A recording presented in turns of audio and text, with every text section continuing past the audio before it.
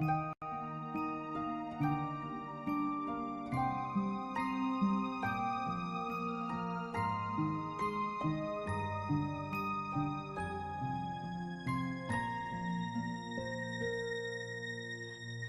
been searching for the miracle all around the world.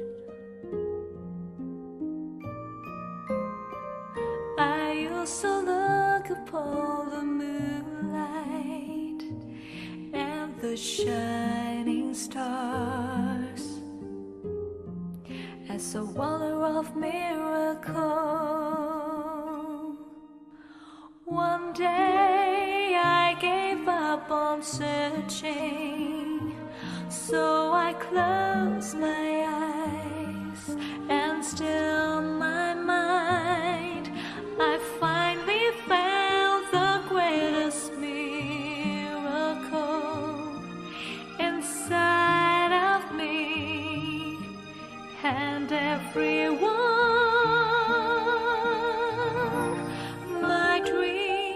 Came true when I found you inside of me.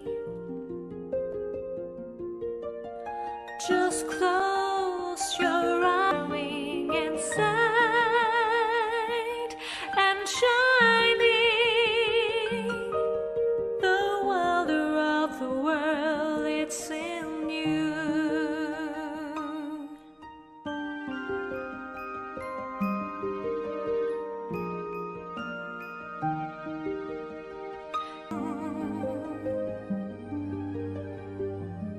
It's in you.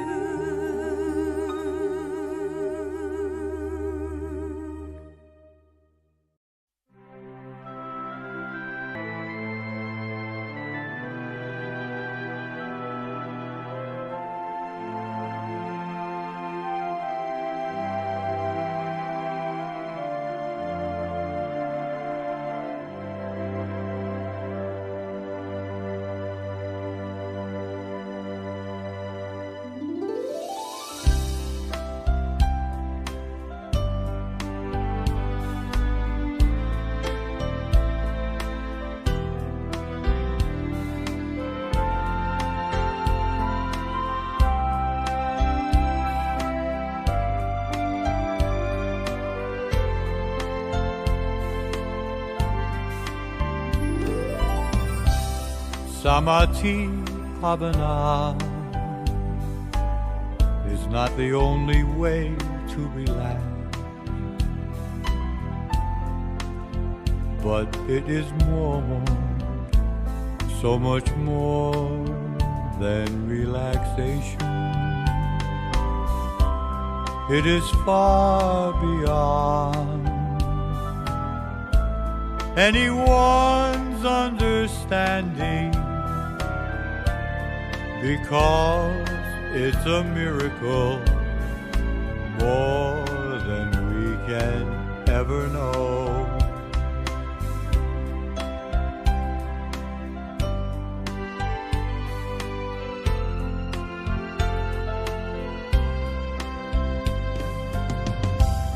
Do you know there is someone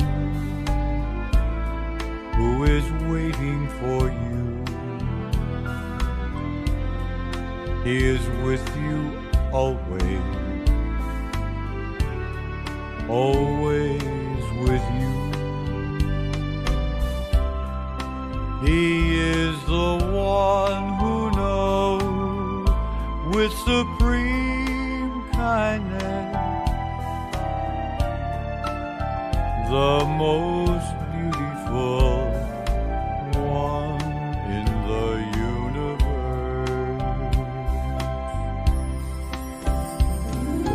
He has the knowledge that you've been searching for, the knowledge to open up your mind to happiness within. The secret of your life life that's been hidden for so long. It will be clear when you become one with Him. There is no one can do it for you. Only you can do it for yourself. You'll awaken every day feeling joyful. You're the one that He is waiting for.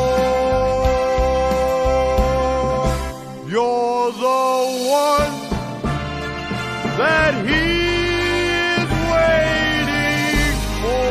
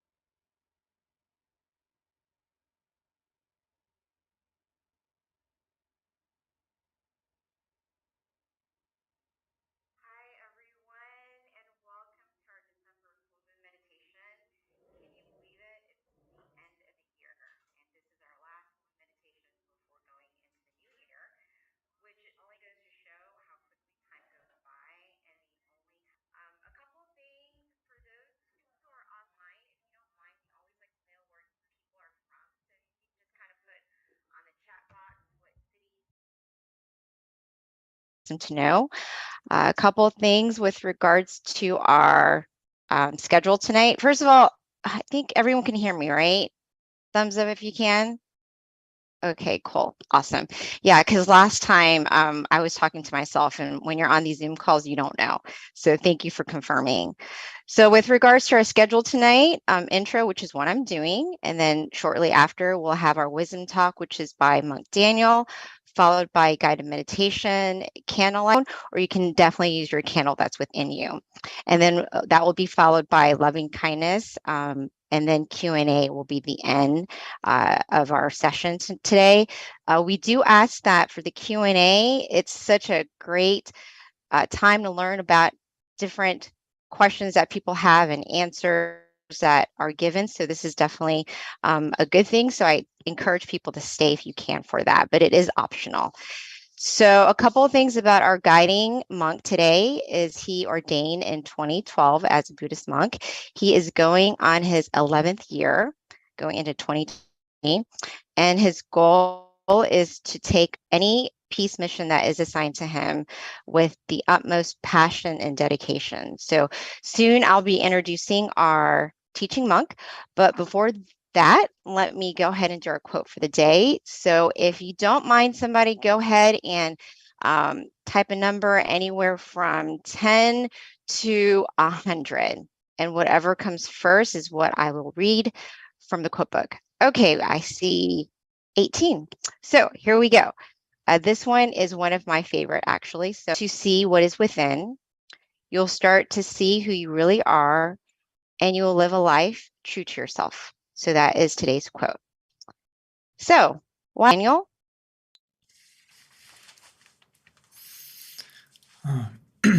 Good evening, everyone in America. It's wonderful to be back as our lovely moderator, Miss B, mentioned, it's already the end of the year. And I feel like we just started together back in January. Myself and Mang Jackie feel like this year has flown by. I don't know if everyone else feels that way.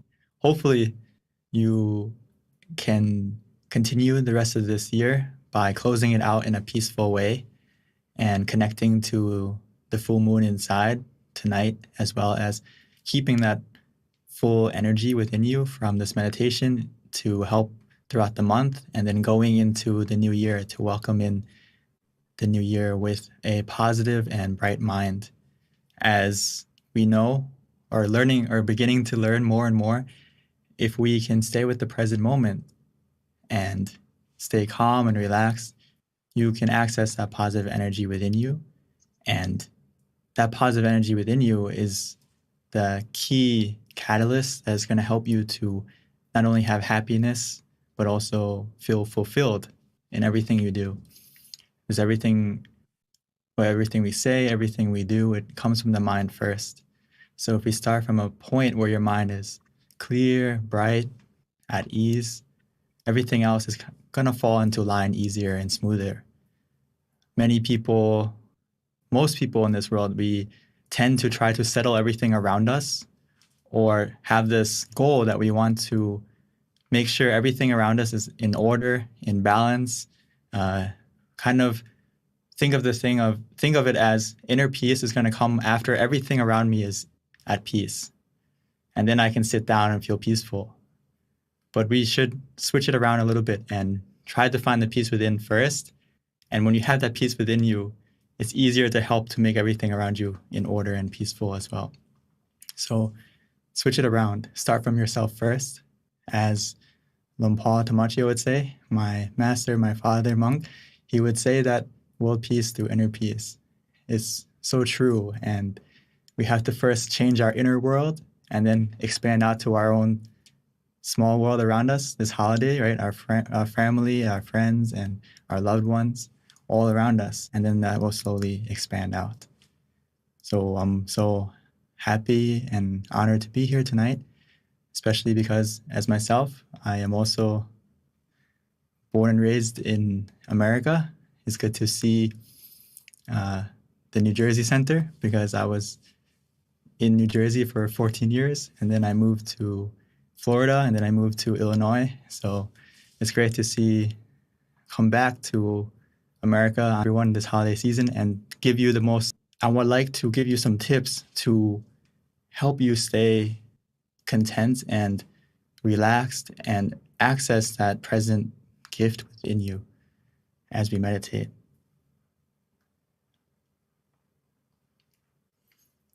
So the true gift that we can give ourselves is by being content, right? If we can stay content, it's going to help our meditation progress naturally and quickly. And it's going to be almost like relaxation, even though it may not be as much as you would expect, but it can increase without you having to use any effort or use any force or rush anything. So to be content, it's all about being in the present. That's the key.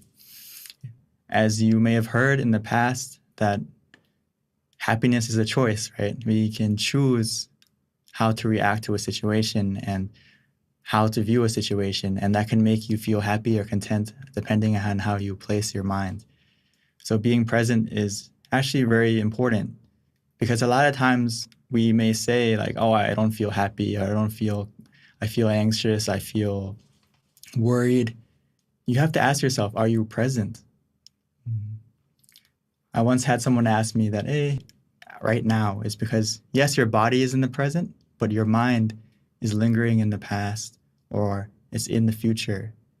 And that thing in the future, or that moment in the past, is the thing that's making you feel unhappy or discontent. So if you can really bring your mind to the present and your body to the present, you're going to realize that right here, right now, you're okay. So remind yourself that in the future.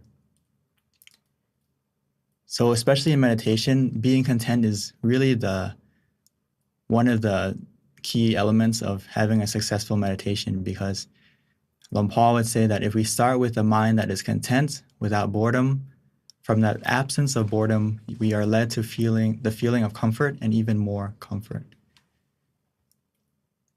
So after you adjust your body to be relaxed and you're beginning to relax your mind, we also have to stay content with what we have. Stay relaxed. Even though we may initially feel a little bit more relaxed after we adjusted the body, if we can stay content with that relaxation, it's going to lead you to more comfort, more relaxation.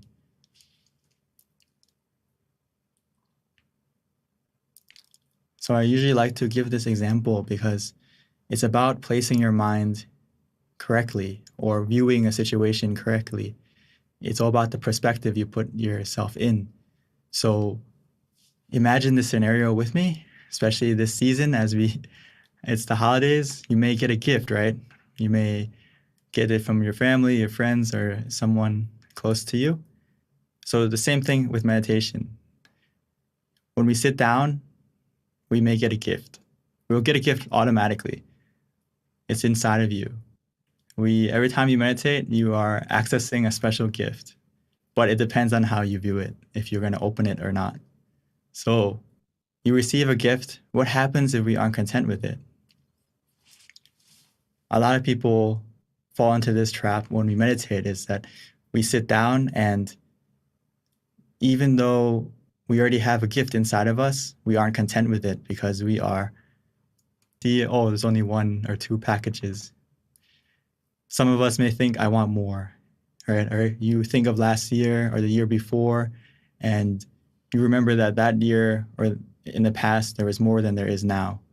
And this happens a lot in meditation when we practice often, or even though it's your first time, we have this expectation, or whether it's coming from the past or we want something bigger.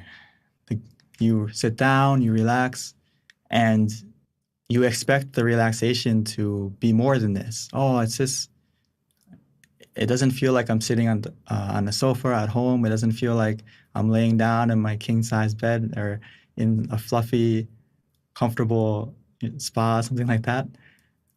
So we want more than what we have. And it takes our mind out of the present, and it takes our relaxation away, and it takes our contentment away. So again, our mind isn't in the present. Our mind is in the past or the future. And what we need to do is stop. Because if you do that, you're comparing. Your mind isn't accepting what you have right in front of you right now. So instead of being content with it, you are dissatisfied, and the relaxation will disappear, even though you have some relaxation. But we're not accepting it. We're not being with the present anymore. So the same situation is that the same scenario is next time this happens, or right now as we meditate in just a moment, is that feel like you're receiving a gift and just accept it without expectation and enjoy your gift. Because just having the opportunity to sit down and relax, as many of you may know, it's hard to find time to sit down and meditate. So right now, just having this opportunity is a gift in itself. And accept it rather than rejecting it right away. Like, oh, I expect something else. Accept it, enjoy it, and just be content with that present. Keep yourself relaxed of both body and mind, and allow yourself to open it rather than comparing to the past or expecting to the future. Allow yourself to be in the present.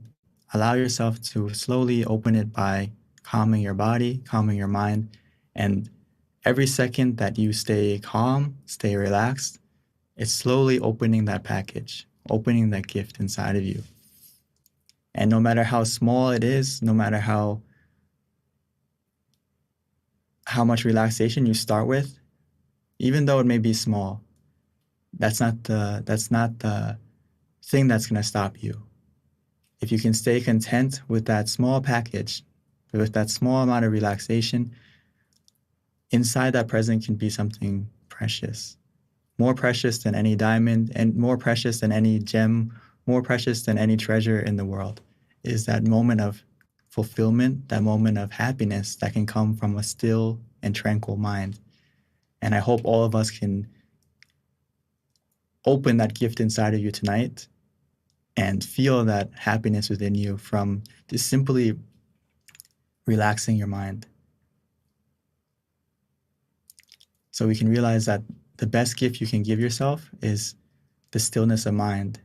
The stillness of mind can become the miracle that you need in the end of this year and to help you to progress into the new year coming around the corner. So we just need to look within tonight together. And you may be wondering, like, how do I stay present if I feel that my mind is wandering or I feel distracted? So of course, we need something to help us. If you can't stay in the present and you realize that you're comparing or you're expecting, the key thing is, I'm sure we've all heard of many methods of meditation, but for now, we can just focus on, no matter the method we use to meditate, whichever way we practice, the principle is being conscious with comfort. These things must go together. So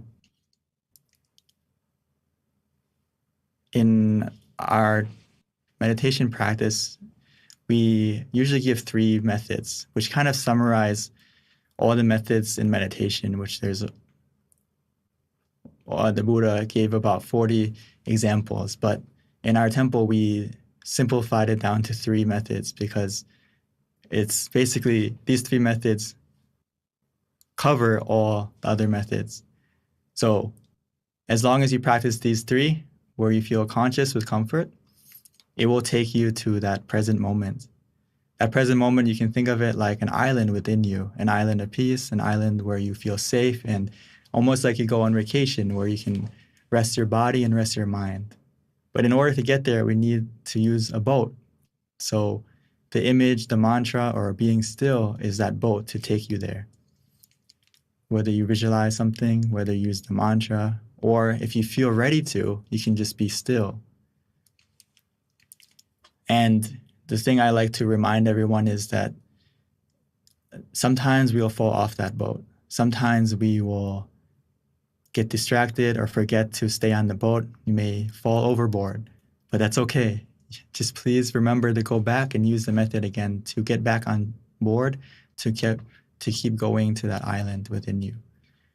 It's a lot like traveling anywhere.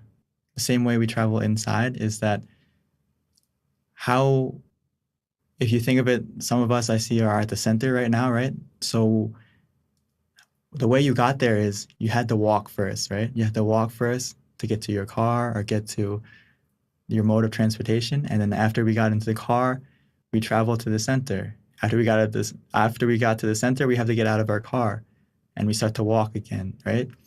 So meditation is very similar. It's changing and adapting to the situation and using the method that is appropriate for the situation. So in the beginning, if your mind is not in the present, it would be very good for you to use the image or the mantra, whichever one is easy for you, and that will take you to the moment of being still.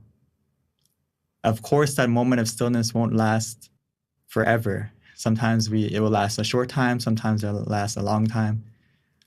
But when it disappears or when it changes to being distracted again, or you don't feel comfortable, you don't feel still again, just go back to using the mantra or the image again to help you stay still, help you to stay in the present again. And another easy way, as we may have heard, is that we have the center of the body, which is in the middle of our abdomen, 2 finger widths above our navel. That is our present. That's where you can find the present. That's where you can open the gift of true happiness, if you can bring your mind there. But don't worry, as long as you use any method where you feel conscious and comfortable, you relax your body and your mind, our mind will go there. This point is the point where your mind is already used to it, because it's the point where your mind wakes up. It's the point where your mind ends the day automatically when we fall asleep. So as we meditate, we can connect to this point rather than being conscious and being comfortable. And an easy way as we meditate is just to take a deep breath. Take a deep breath and follow your breath in. Follow it. I would like you to try to just take a deep breath, follow it inside of you, and see where that breath takes you. You may notice that it almost ends close to that center point inside of you. I would like you to try, or if you maybe it's a little bit difficult in the beginning for you, no problem. Just breathe in and breathe out and relax, and we'll get to that point together.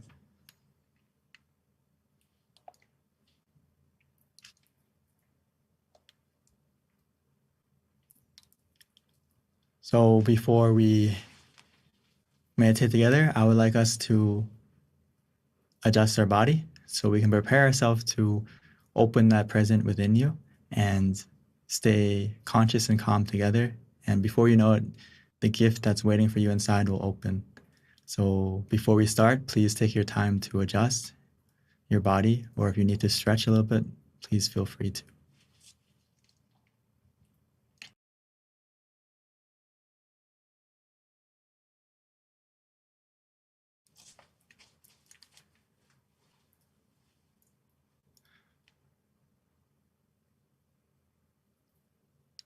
So now it's time for us to slow down, to relax, to take it easy. Don't rush into the meditation. Take your time to find a comfortable and relaxing position.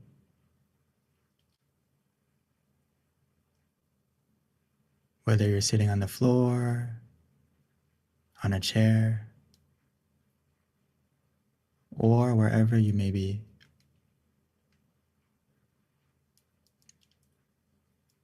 Find the position that feels comfortable for you as we slowly and gently, naturally close your eyes.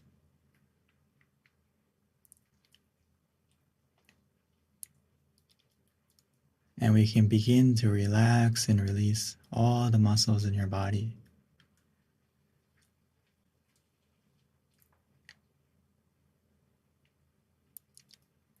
Because relaxation is the heart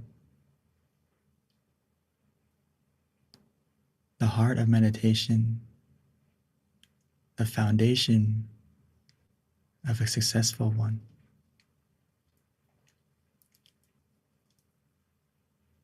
So from the moment we close our eyes and begin to relax our body, our meditation has already begun. The process of going inside to access that true happiness that can only come from the stillness of the mind has already begun.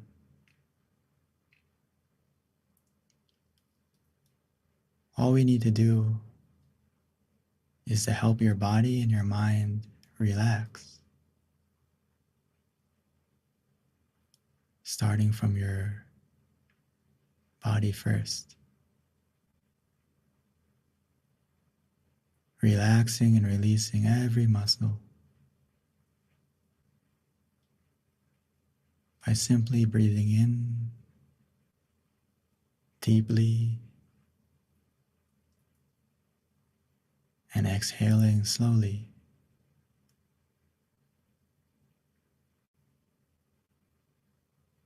As we do this,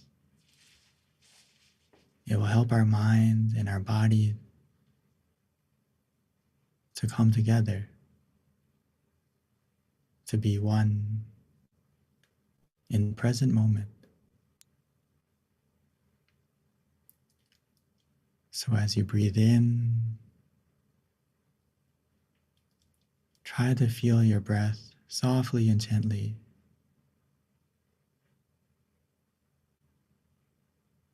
Feeling your breath as it enters your body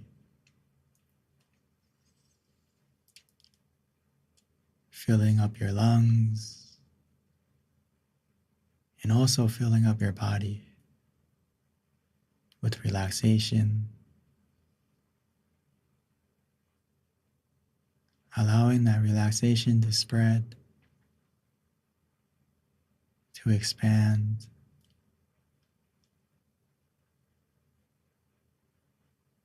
to every corner of your body.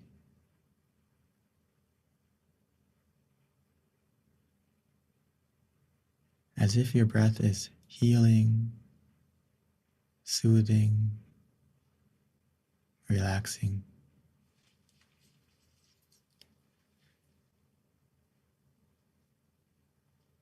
Even when you exhale, allow that relaxation, that soothing and healing energy to come out.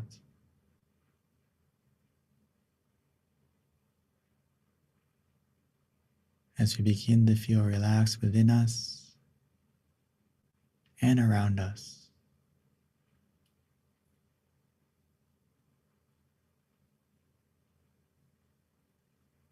The more we relax our body, the more that relaxation will help you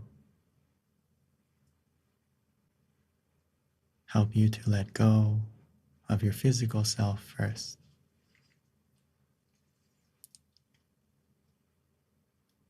This is the power of relaxation. It's the only way to truly let go, both physically and mentally.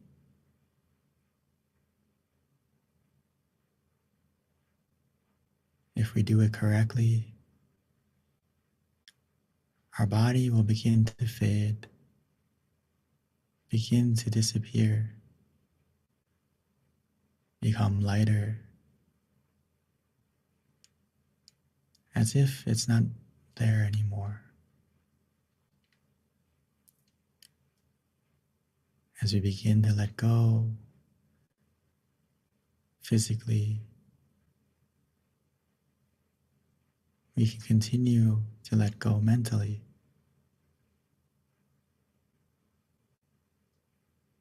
Allowing yourself this golden opportunity to reconnect with the present moment, to open that gift, the special gift that's waiting for you inside, that's always been there, waiting for you to calm your body, calm your mind, and to look within.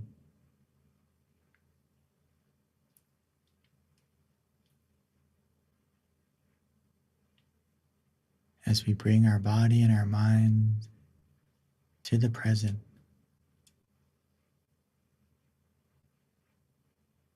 by simply relaxing, letting go of the past, letting go of the future. Bring your mind softly and gently back within you.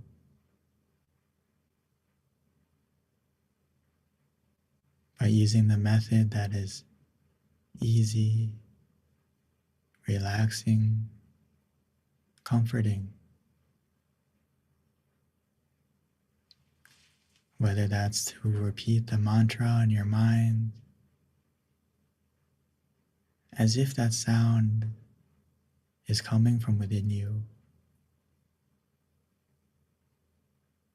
Repeating in your mind softly and gently. Samma araham. Samma araham.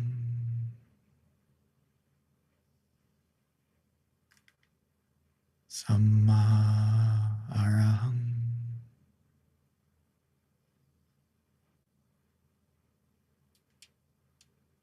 Every time you repeat that mantra, it will help your mind to come back, to be in the present.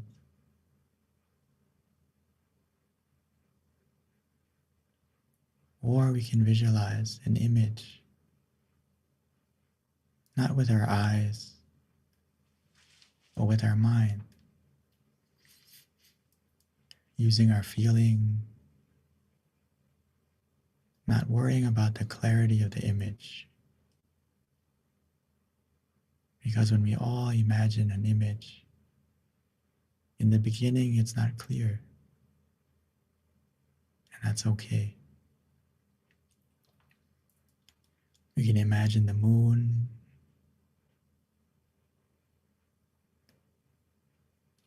we can imagine the sun, a star,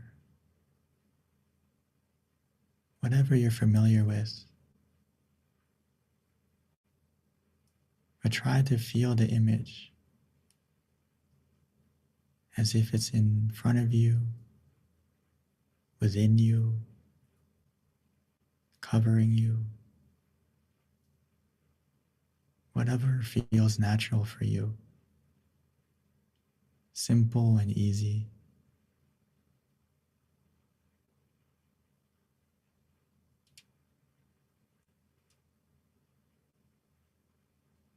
You can imagine it however you like, or wherever you like. The key is it helps you to stay conscious and comfortable.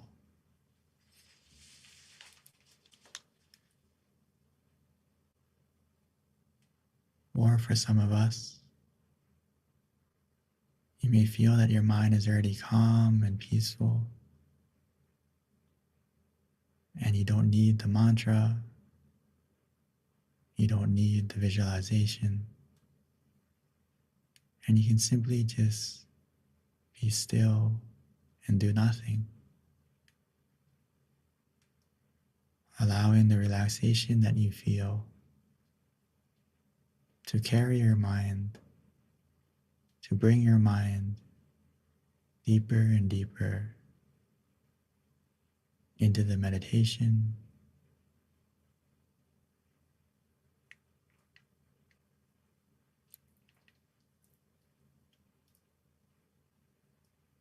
no matter the method you use, as long as it helps you to be conscious and comfortable together, and we stay content, patiently, relaxingly,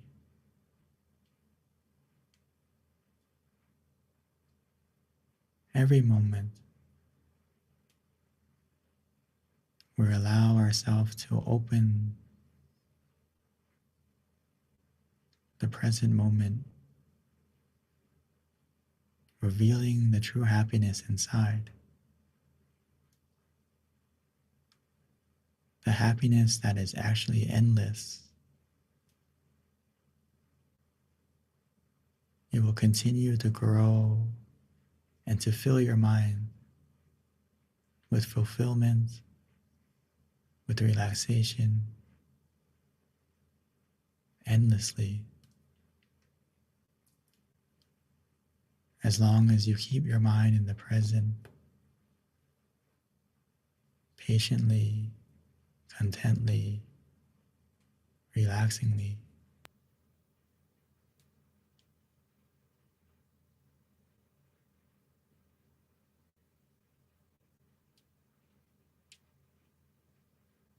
That feeling will continue to grow, to expand.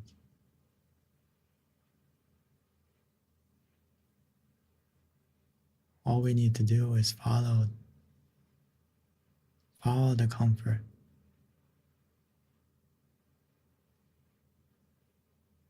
And we will naturally maintain it.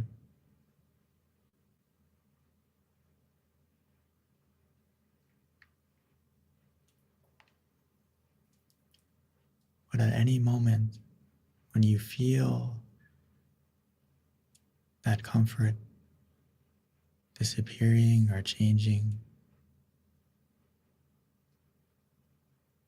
we can always adjust. Simply adjust to what makes you feel conscious and comfortable again.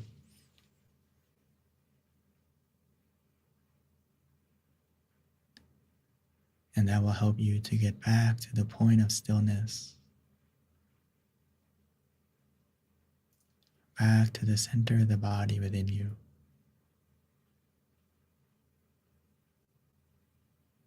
where the gift of true happiness is waiting.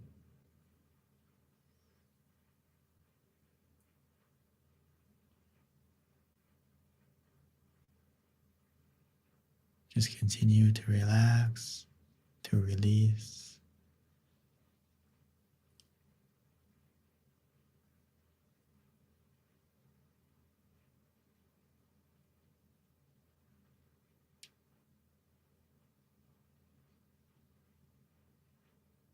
As we continue to relax and to release,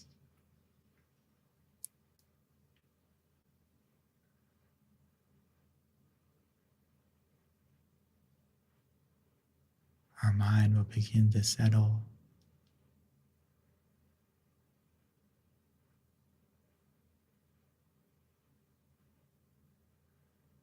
and our mind will begin to be clear and bright,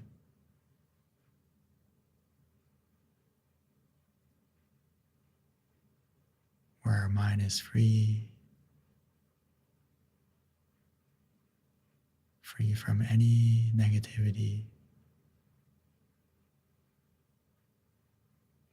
filled with happiness, peacefulness.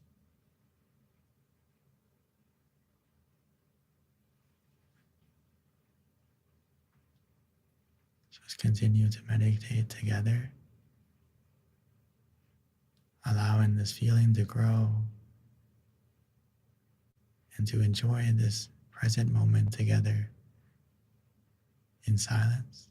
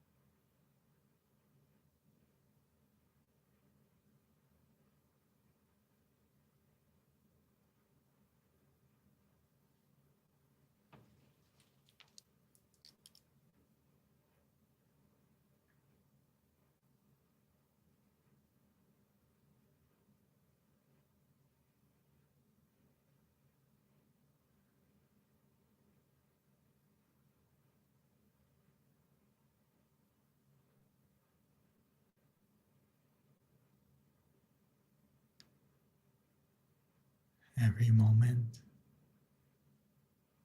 that our mind is conscious and comfortable together, it helps to clear away the negativity, making our mind lit from the inside, a feeling of brightness where we feel clean and refreshed, recharged, rejuvenated, because our mind is free from any negativity, and instead, every moment that we remain calm and relaxed, we fill our mind up with positive energy that you create from within yourself by simply relaxing your body and your mind.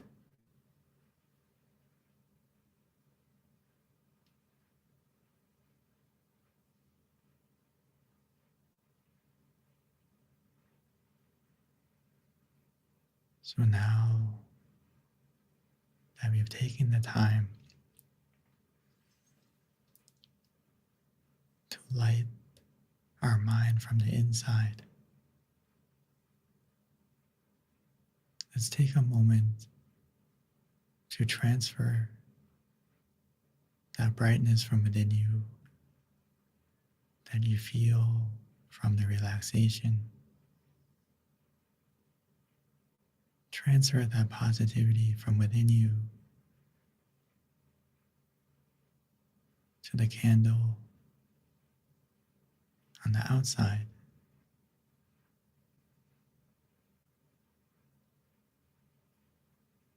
And once we've done that,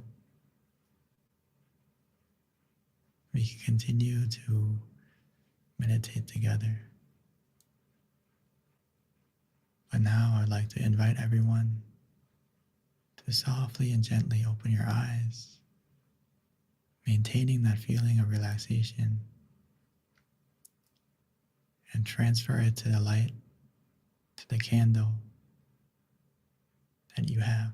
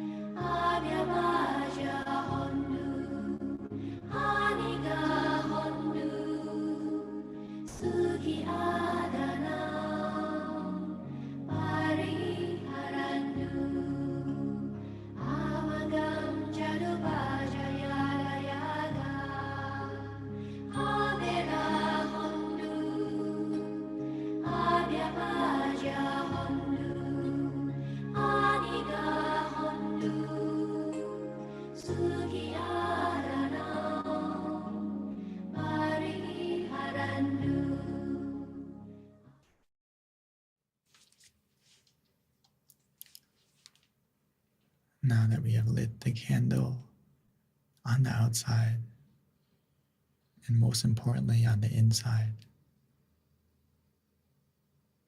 by simply relaxing our body and calming our mind.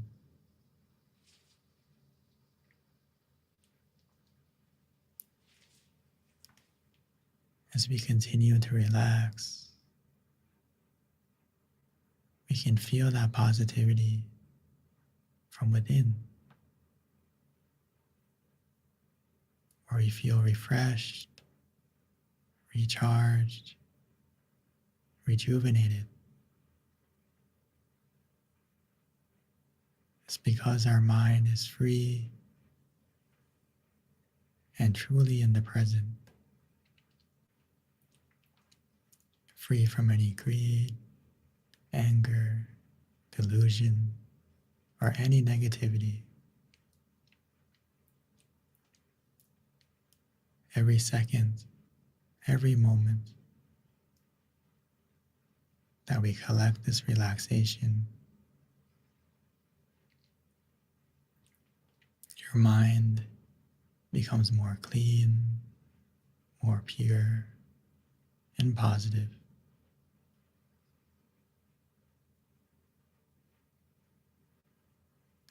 So now that we feel that way from within, we can increase that feeling by sharing it, expanding it out, like the full moon that lights up the night sky, helping to illuminate the darkness for everyone and everything. We can be the same way.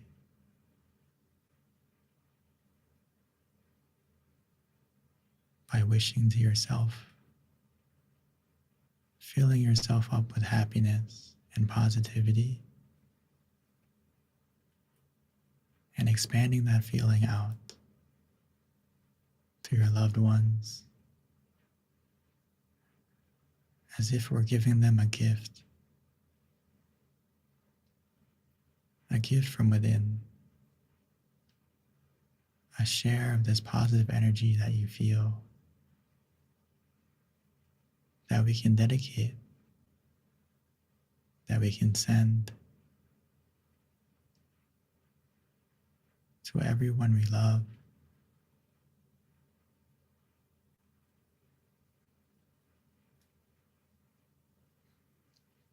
No matter where they may be,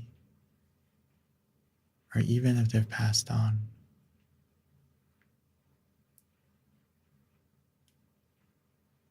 The positivity of the mind can be felt,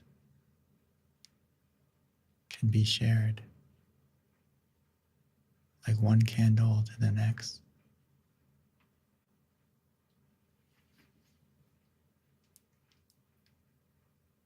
By simply visualizing them, their face, or their name, we can connect to them.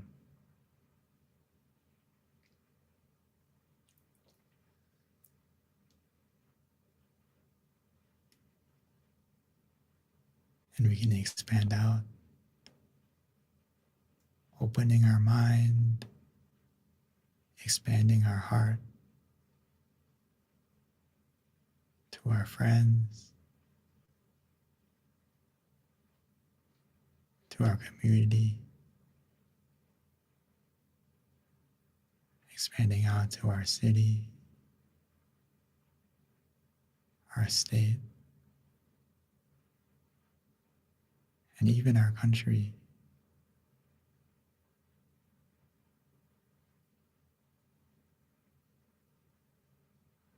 Wishing for everyone in the world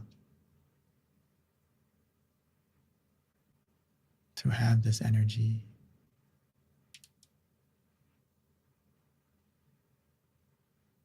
wishing well for everyone and everything, whether we know them or not. Allow the positivity you feel to shine out,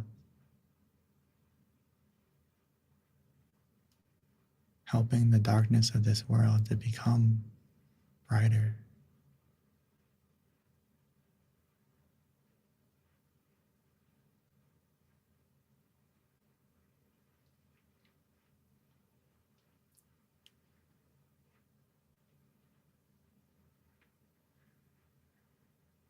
As we think in a positive way,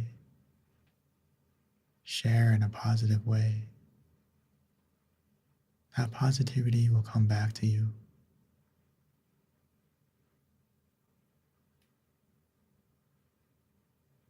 So once we've shared, we can come back to ourselves, come back to where you feel relaxed and calm. Continue to relax your body and your mind,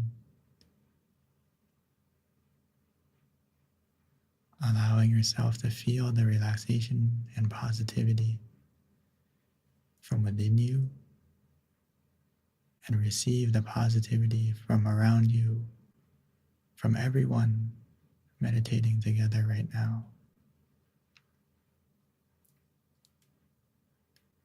Because no matter the distance or the differences,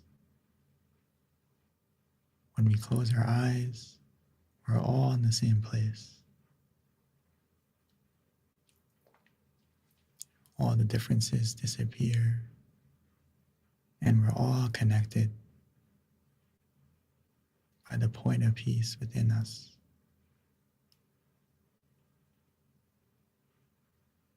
And the more we relax, the more we stay still, you'll be able to feel it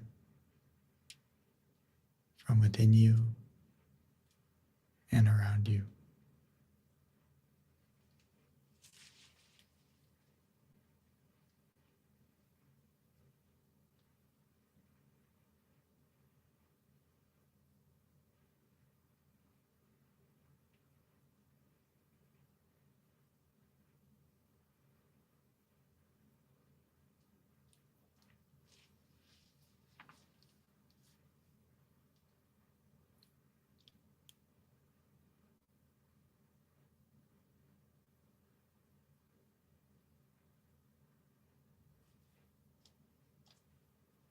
Sape Buddha Balapata Pache Kanang Jayang Palang Arahanta Nate Shirakang Pantami Sabaso Sabaputta Nupavena Sapathamma Nupavena Sapasangha Nupavena Satasoti Pawantu Te.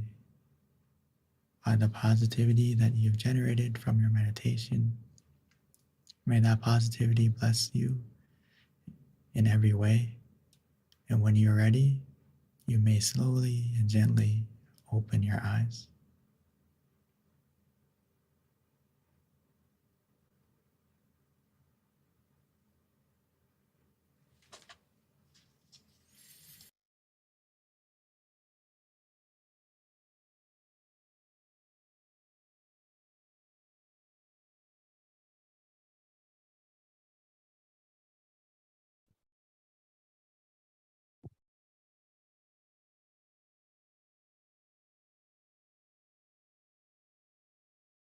Welcome back, everyone. I hope you had a peaceful and relaxing meditation. We're able to open that gift from within you, experience that happiness that's waiting for you from meditation.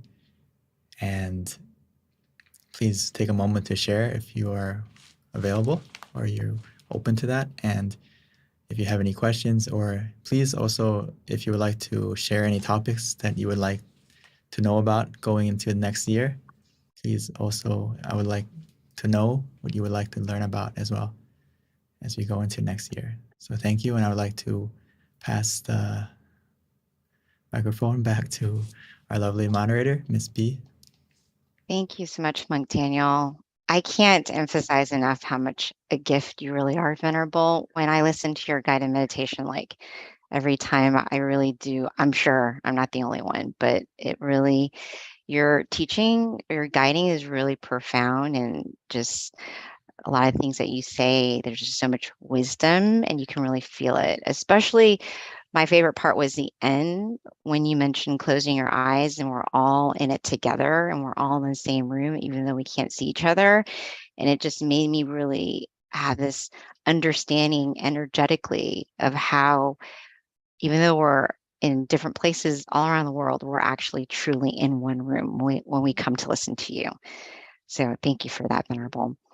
A couple of announcements before transitioning to Q&A, and please don't leave. This is my favorite part because we learn so much from each other when we ask questions, but we do have a feedback form that we'd like to kind of put up for anyone who wants to give us feedback. Please do so. The QRC code is coming up, and this is a great opportunity for us to continue to better ourselves as we continue offering these full moon meditation sessions. Yep, there you go. You can click on it right there on the link. And one thing I wanted to also notate is we've been doing this since 2020. So we're almost going on, I would say, going into 3 years. So this is pretty amazing that we've been offering these full moon meditation sessions monthly for over 2 years now. I'm going on to year 3, so that's pretty cool. And with that, our next full moon meditation is going to be Friday, January 6th. So please mark that on your calendar and join us.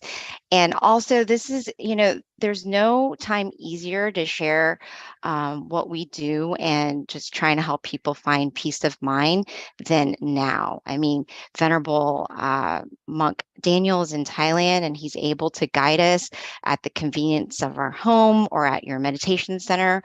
But this is such a great opportunity for people to share this to those that they love, who they know need meditation. All you have to do is pass on the link, pass on the flyer, invite them to join us.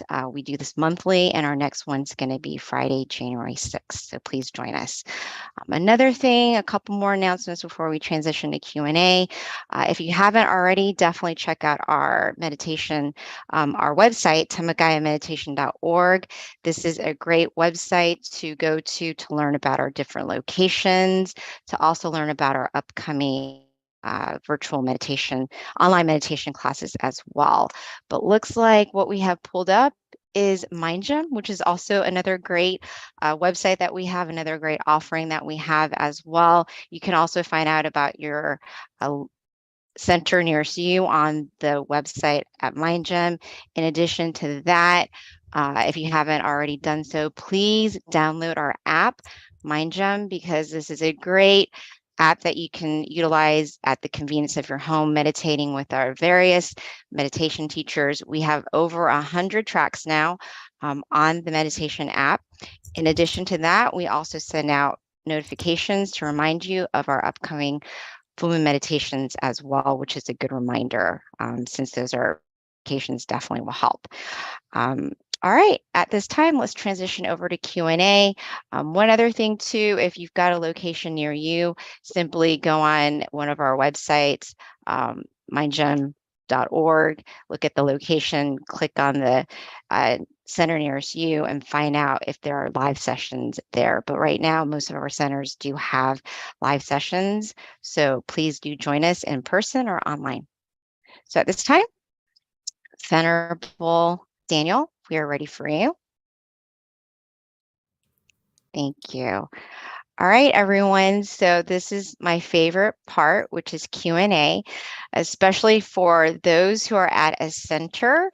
This is a great time to field questions for us so that we can learn from our teacher, Monk Daniel, and get some answers to some questions with regards to meditation, how to improve your meditation, the challenges you might have, how the Venerable's experience can help you. All right. So let me see. So Monk Daniel, I do have a question prepared for you. And I think it's definitely relevant for everyone who's listening to the call, which is when we have a guided meditation with you. It's very easy to meditate. But in our daily lives, what can we do to help kind of like extend that energy, that pure joy that you have when you're meditating into your next practice?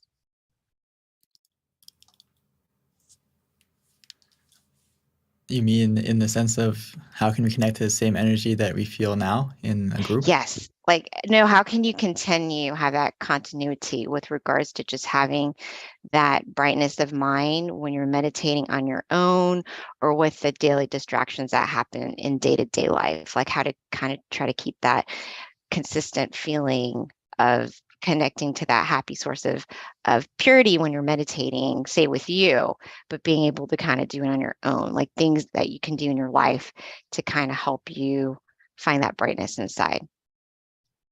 Mhm. Well, the first thing is it's a very good sign that after the meditation, one of the things you may notice is that that positivity will stay with you or stick with you as you open your eyes and go and the world is a little bit more bright. You may feel that way, right? And unfortunately, that feeling doesn't last the whole day. But as we practice, the key thing is consistency throughout the day. And also, whenever you really need to take more time to pause, take more time to connect to that feeling inside you more often. Meditation is a lot like a plant. Your mind needs that watering often, so you can connect to that positivity quickly and smoothly.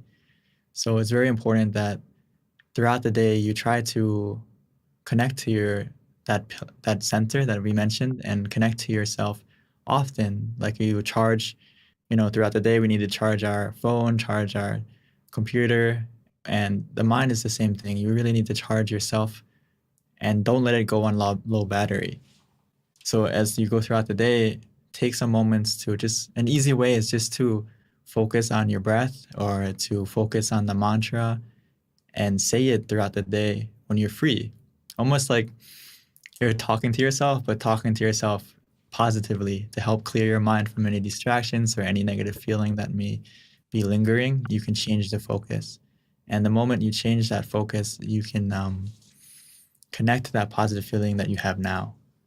And ideally, please come to these big sessions as well, so you can also collect a lot of positivity, not only from yourself, but you may notice that when you meditate as a group, the energy is a lot different.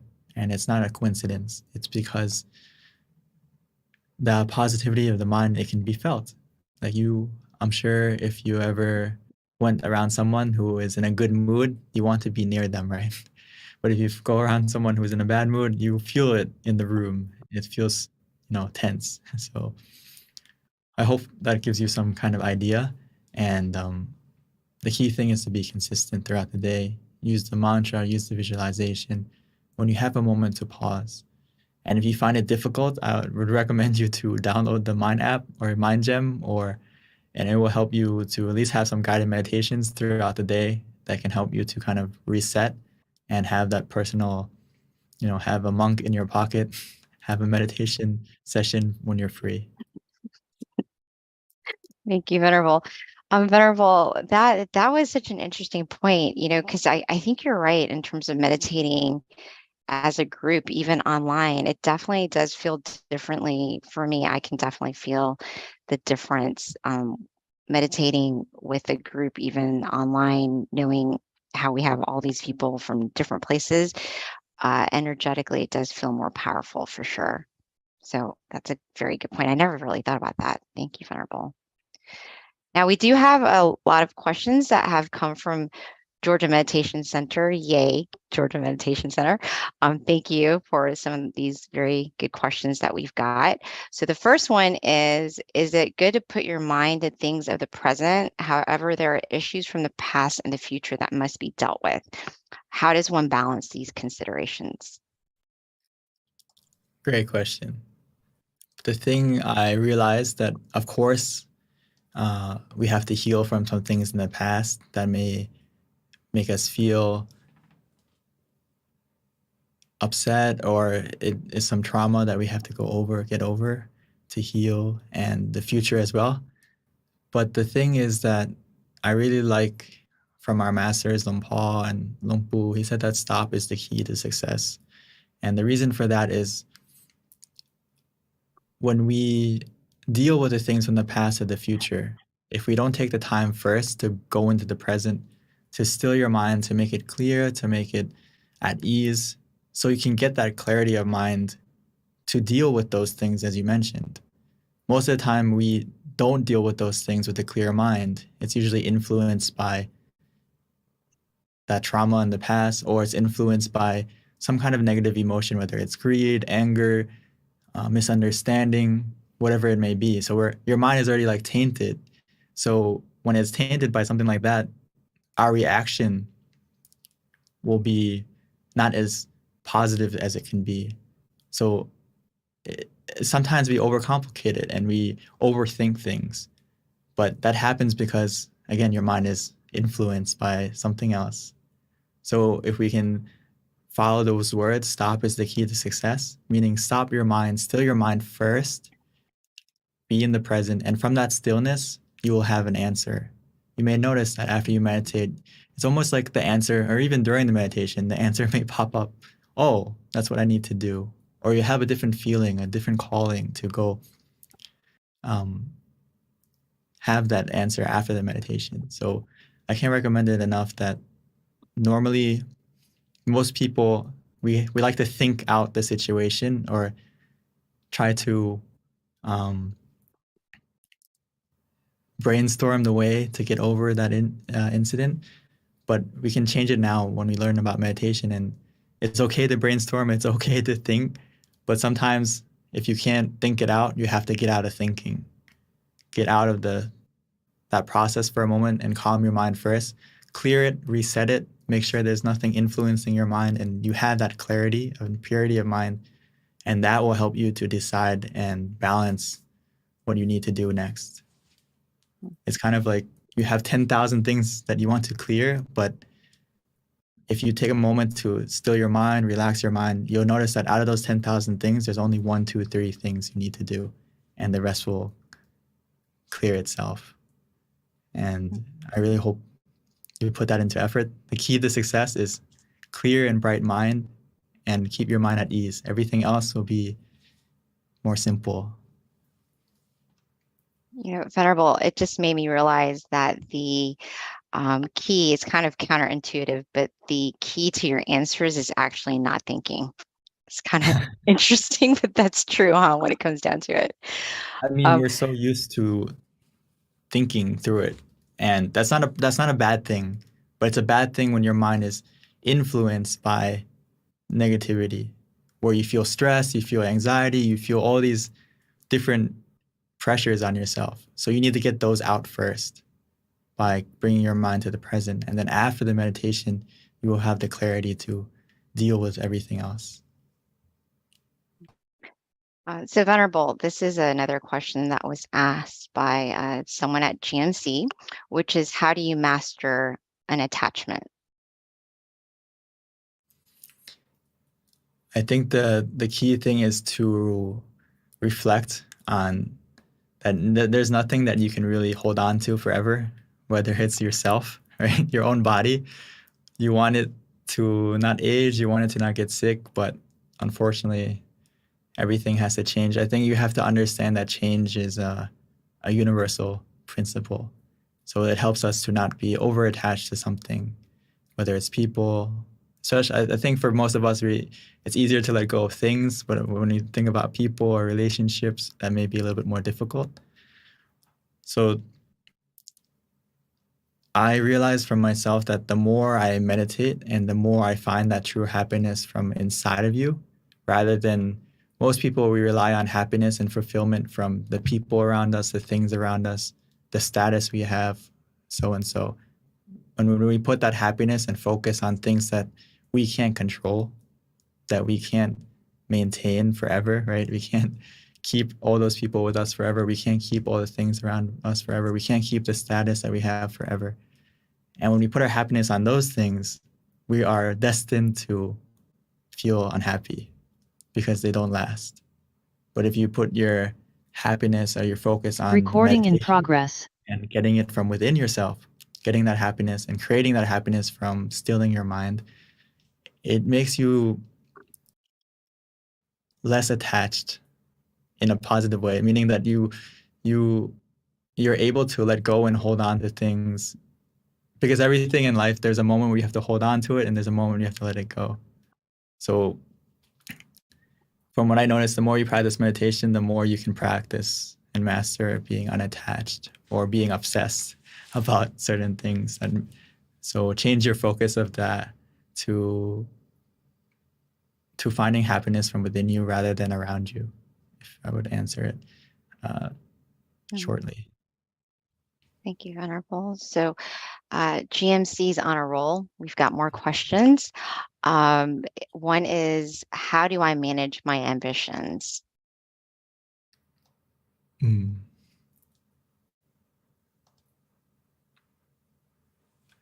I like it. I like this question a lot because it connects to meditation a lot, because we all have ambitions, or we have desire or expectation in our meditation for it to get better, or we've heard about all these. So we have these ambitions that, oh, when I meditate, I can get to that level, or will I be able to get to that level? And this also applies into life, where we have ambitions and goals, right? I like to take it's the same thing to monk life. Sometimes we have this goal that I'm going to ordain for the rest of my life. That's a high ambition. Right. So Luang Por would say, don't worry that far. Worry day by day and make every day the best. And say, I'm going to ordain day by day rather than ordain for life. And what that does is you change your focus to the method rather than the result. Change the focus on how you're going to get there rather than, am I there yet? Am I there yet? So I notice if you do it that way, you won't put too much pressure or anxiety or stress on yourself, and you will live a lot happier. So it's kind of similar to being in the present. It's actually the same thing. Live in the present moment and focus on what can you do day by day, and that will take you to your ambition or to your goal or to your desire, rather than focusing on the desire and the goal or the ambition. And that will only give you a lot of pressure than, am I there yet? And this is the same applies to meditation as well.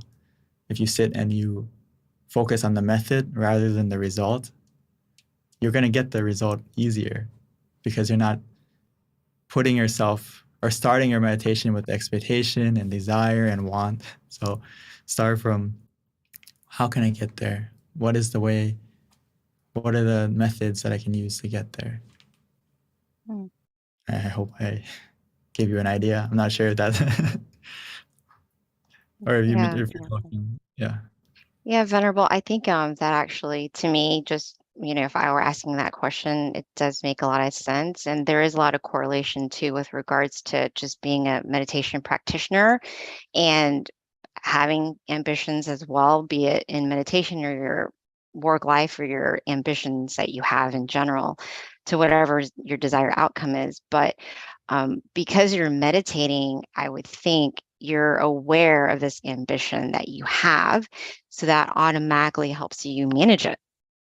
Correct, Venerable? That's to me, that's how it's really connected, is by meditating, you're seeing how ambitious you are, and then you're also being able to identify that, oh, this is actually like not making me happy, it's creating suffering. So let me try to like not be so attached to the outcome because I'm a meditator.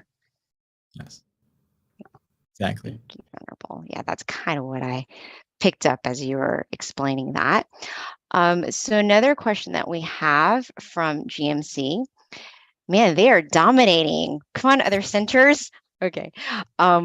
And by the way, I'm associated with the Georgia Meditation Center, so I'm very proud that they're asking all these questions. That's awesome. What if you feel like you can't stop thinking or being distracted by what's around you? And that's another question from GMC as well.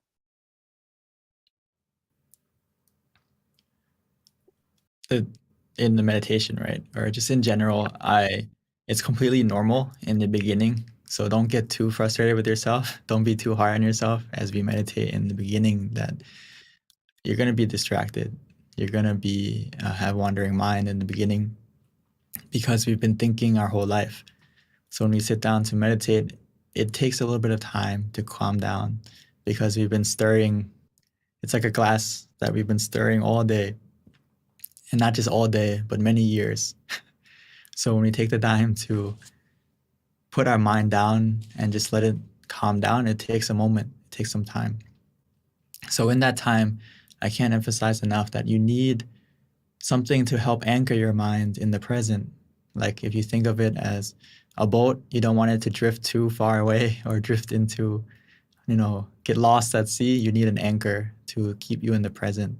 So that's why we use the mantra and the visualization, or even both at the same time, to help you stay here and now.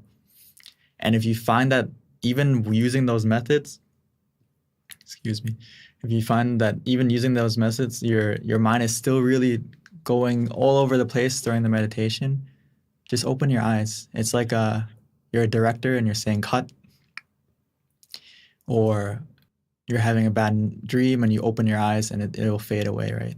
So it's the same thing in the meditation. If the wandering is out of control, the visualization, the mantra is not helping, the easiest way is just to open your eyes. And that will help to cut the process of overthinking for a moment. And once that thinking is gone, we can continue to close our eyes. And as you close your eyes this time, please use the mantra and visualization again from the beginning.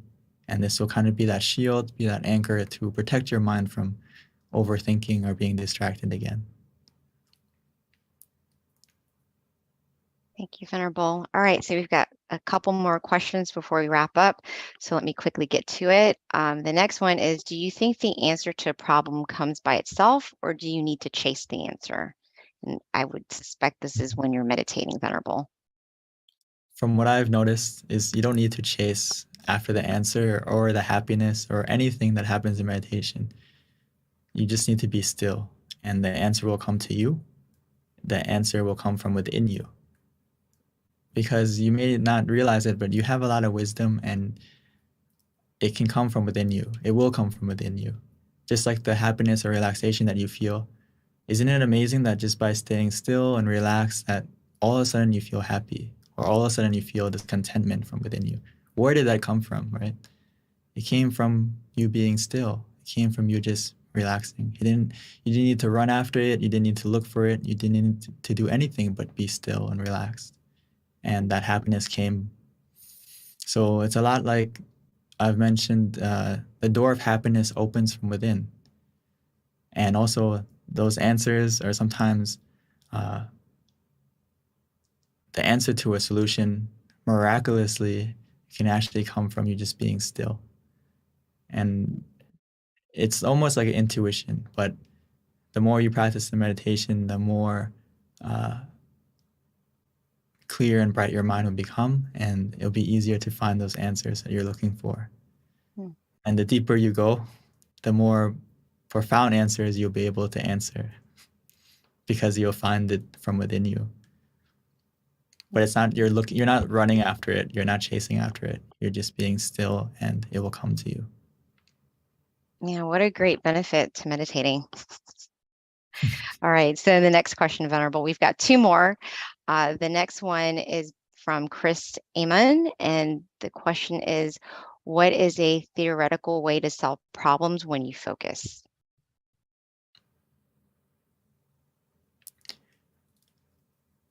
I think the way you can focus more clearly is when we practice meditation, as we mentioned, with the ambitions or with everything, is you become more aware of how you're feeling, and you become more aware of how you are reacting to situations, how you are feeling throughout the meditation, and that will carry out into your daily life.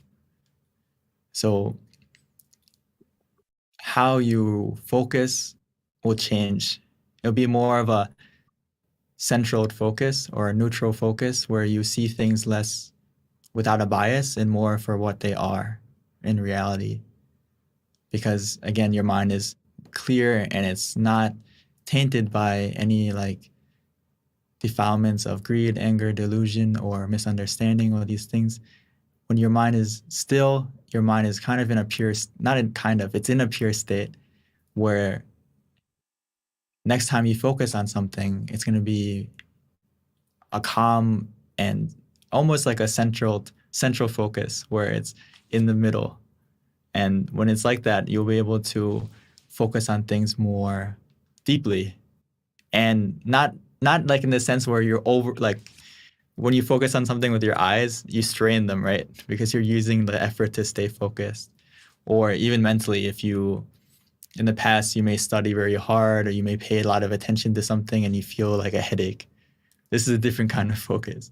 But when you practice being conscious and comfortable together, you'll get a focus where it's clear, and the more you focus, the more calm and relaxed you also feel. Thank you, Venerable. So one last question before we wrap up.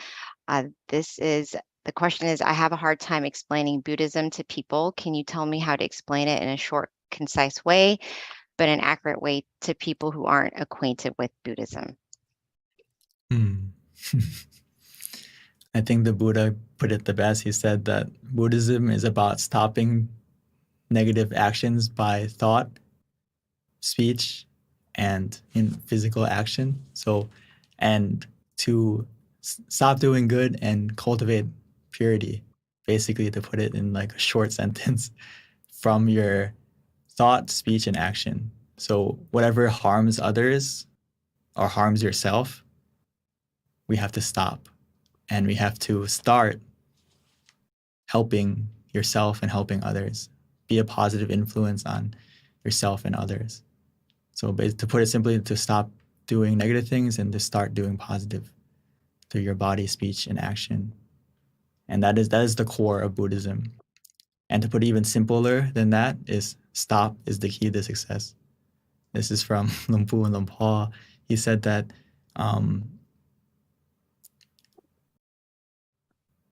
if you summarize all the teachings of the Buddha, it comes down to not being careless. Not being careless and doing evil actions or negative actions. And then to simplify that even more is to stop. Because when you still your mind is free from negativity, that negative influence. And that when your mind is free from that negative influence, when your mind is pure, your speech, your action is pure.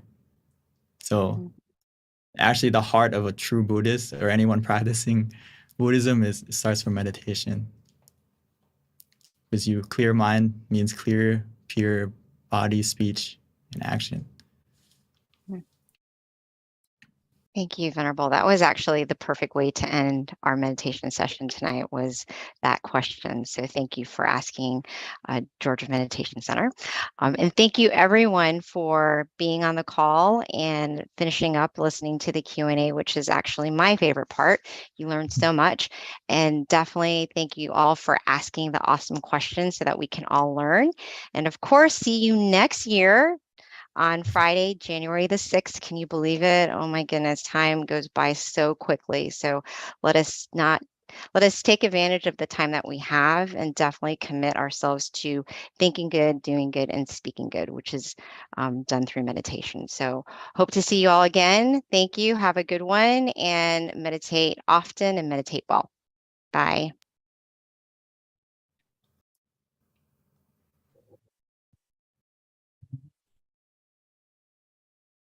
Recording stopped.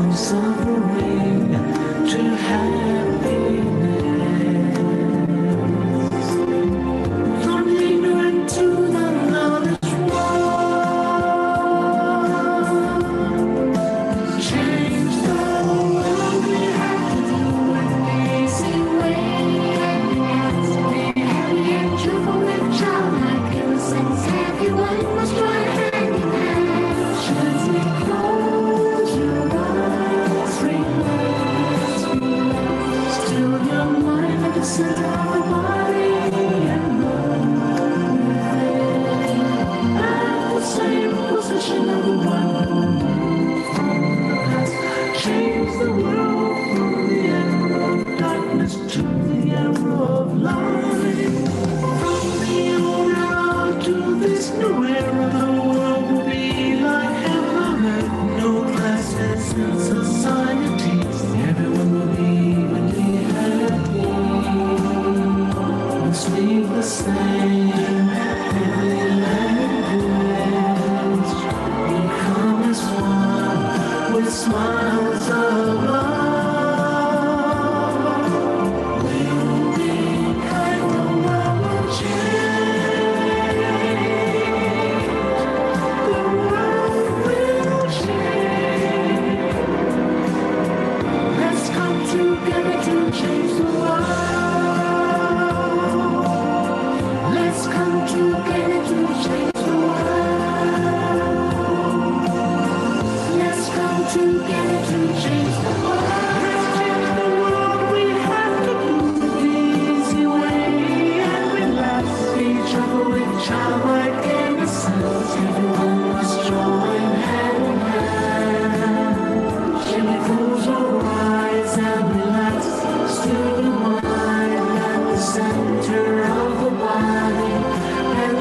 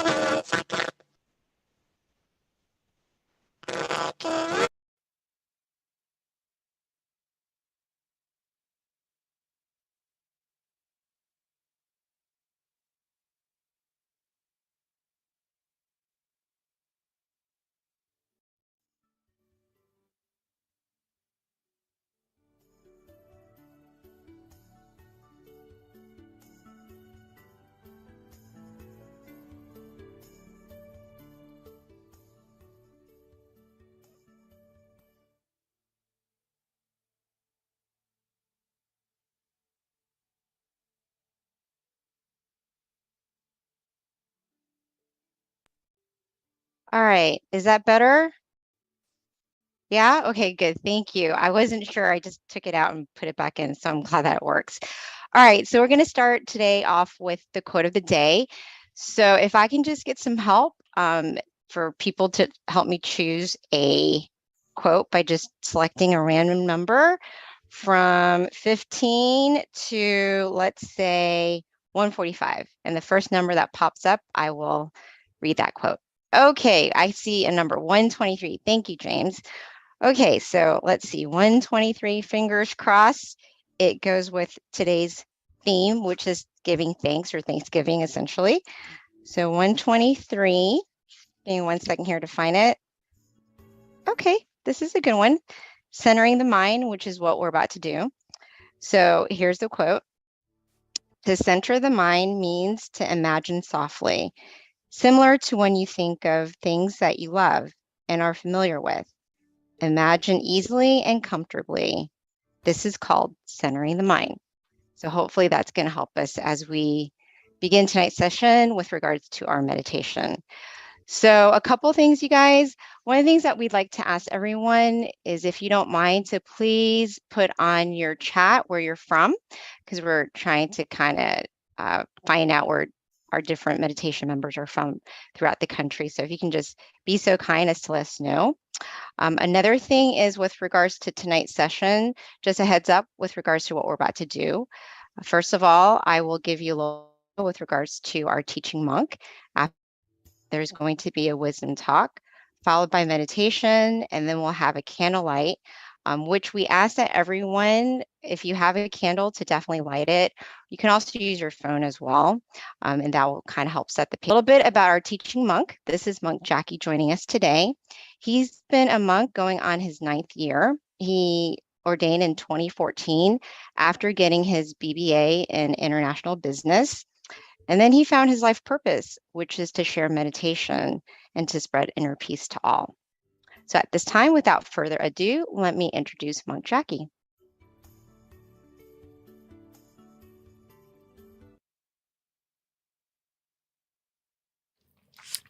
So, good evening, everyone. Nice Right. smiling people. So, good evening, everyone in the US. It's nice to get a chance to come here again to meditate with all of us. Hopefully, you all are staying healthy and staying happy in both your body and your mind. And also, greetings to all of us from all across the world, right, joining. So I'd have to say good morning, good afternoon, and good evening in that sense, right, since everyone's joining here. What we're doing, meditating, is one of the most important things a human could actually do. And I'd like to elaborate on that a little bit more further in our wisdom talk together. But since this month is November, right? It's the month of Thanksgiving. a holiday season that we all love, right? Getting our families together to sit around, enjoy the warmth, the coziness of having our loved ones together, to enjoy the dinner, talk over all the things that we've been through, and just coming together once in a while just to bring that family air, right? That family atmosphere that we all love. And family is a great thing to have. So let's talk a little bit about Thanksgiving and what's it about and what it could be about as well. Okay.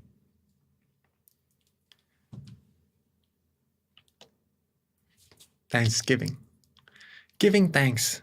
Or what we usually do is to think of the things that we are thankful for, we are grateful for.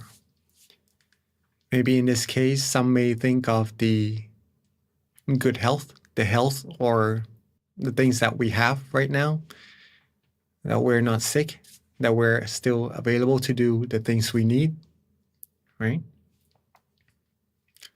Some may also think about their home, to be thankful to have a place to stay, to be thankful to have the family right here joining together in this wonderful holiday that's coming up soon.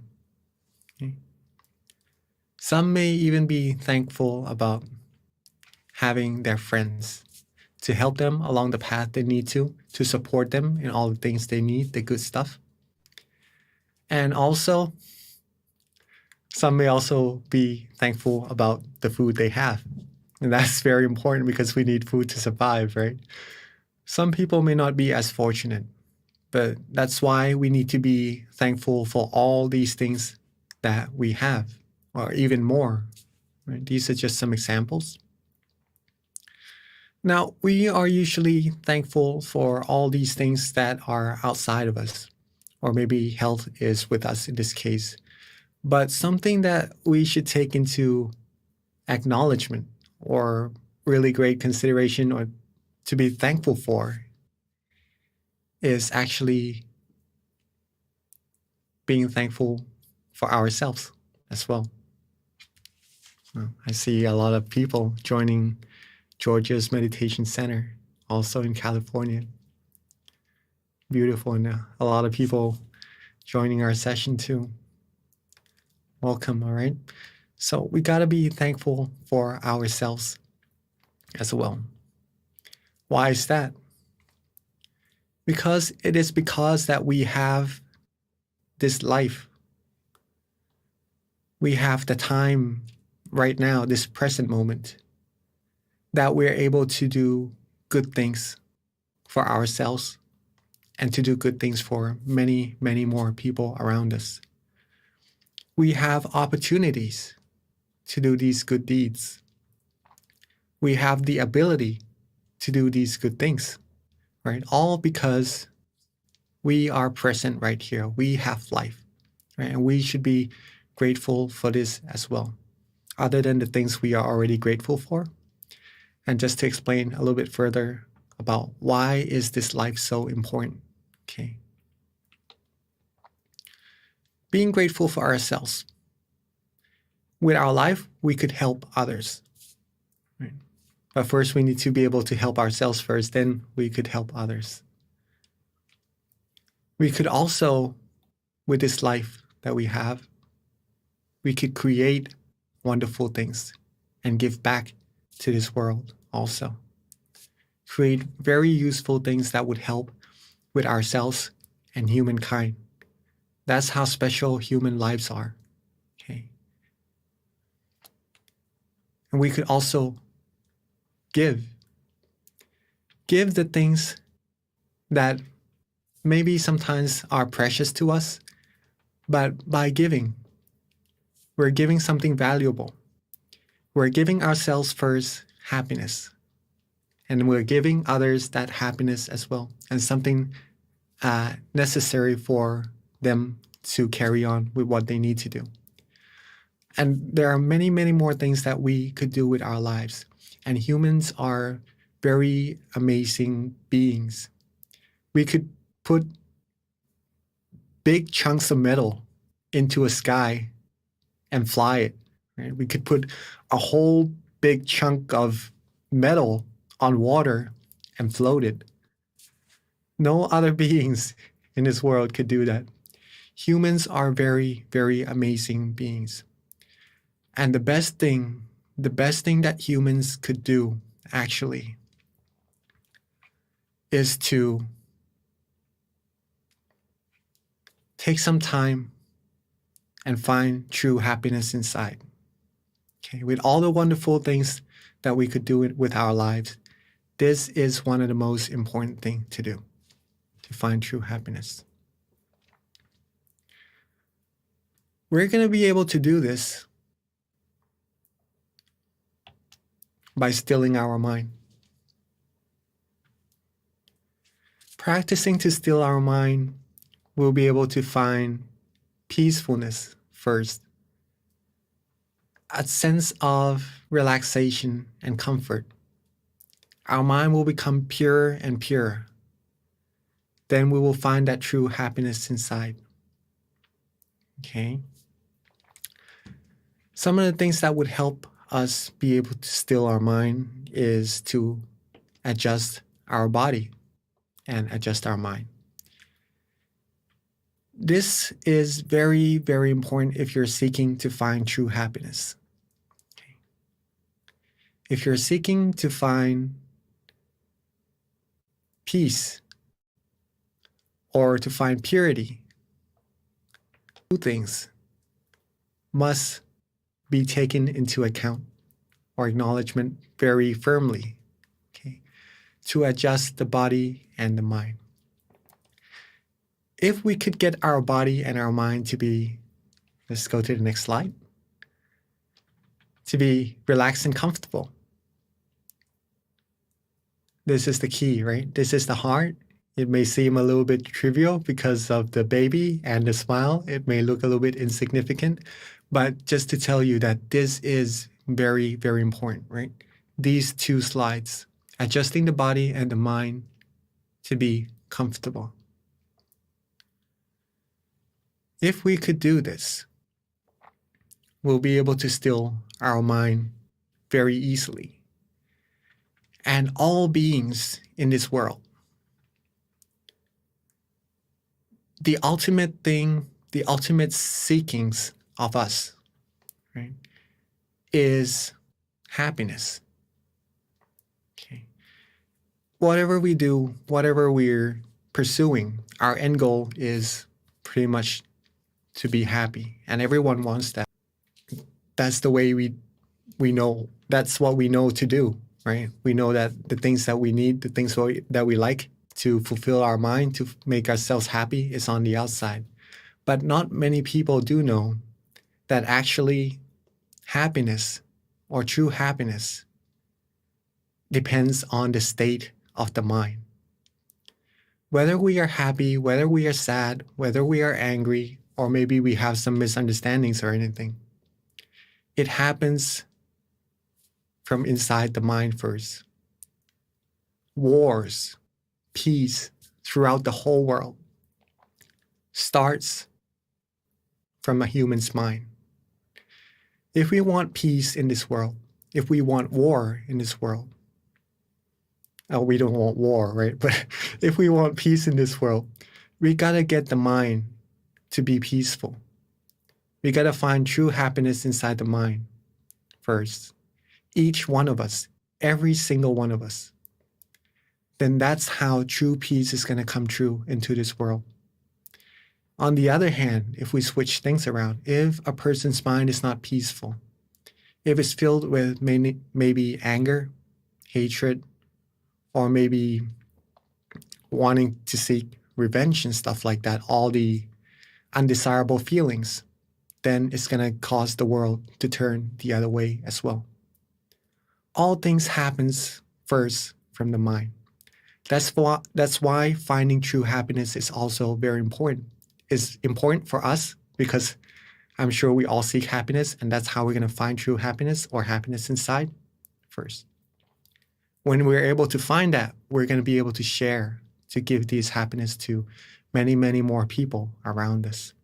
And eventually, if everyone in the world becomes happy, be able to find peace and happiness inside their mind, the world, as it is already beautiful, it's going to be even more beautiful. And it's going to be a world of peace. Peace that is true. True peace, because it doesn't happen from having a set of rules made or having a country having more weapons to stop the other countries from maybe invading or something like that also. It happens because everyone in this world is fulfilled in their mind. Okay. And when they're fulfilled, when you are full, when you eat, there's no need to really find more things to eat, right? At that moment, you just like to share what you have. When we are full in our mind, when we are happy, the desires doesn't want to come in anymore. We do not have greed. We do not have wants in our mind. All that we have is the feeling of positivities and the feeling that we would like to share that happiness with everyone else as well. A little bit before we end our wisdom talk, again, adjusting the body and the mind to be relaxed and comfortable. Very important. We're going to do that in our session together in a little bit.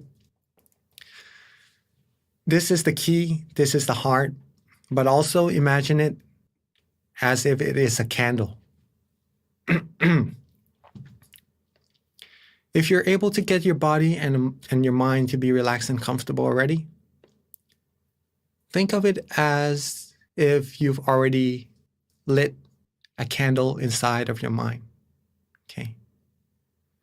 When you close your eyes, it may seem a little bit dark. You can't see anything. But when you've lit the candle, when you've become comfortable and relaxed, that means your mind has already become bright and light on the inside. Even though it's dark, when you have light, you'll be able to see. Okay, so this light, this feeling of comfort is like a guidance, a guide for you to walk through this path of maybe being a little bit hard to see, but if you have this feeling of comfort, you'll be able to walk further and further on the right path inside. Don't let this light go off. Don't let this feeling of comfort go away when you meditate. Keep your mind lit.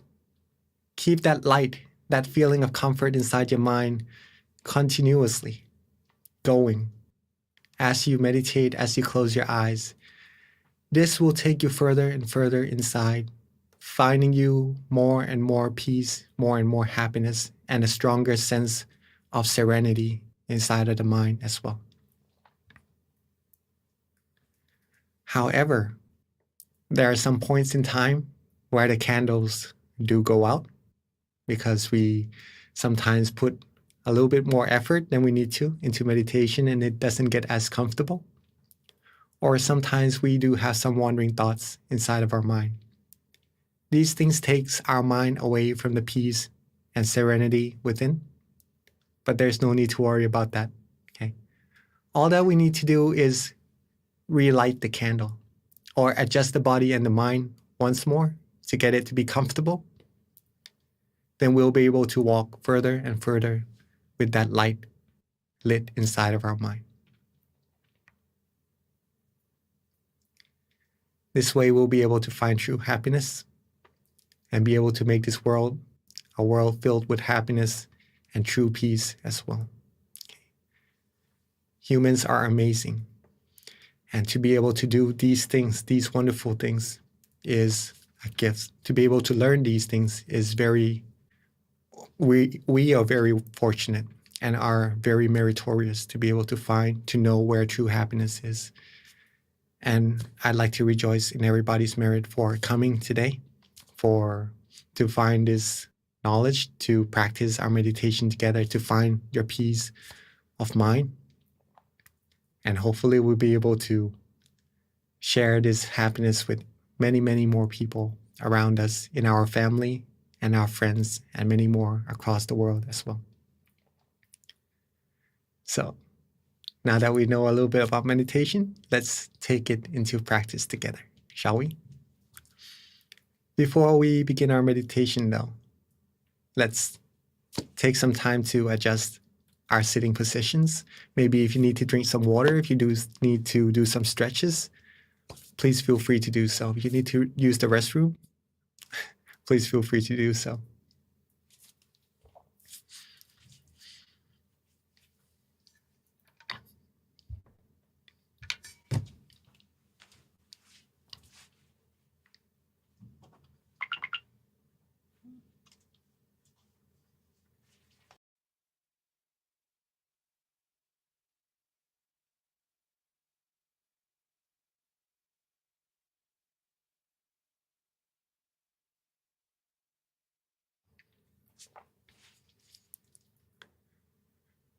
All right.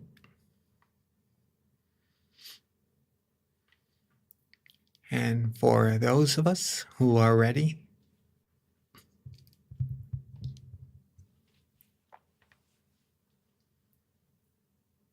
let's begin our meditation together by softly and gently closing our eyes.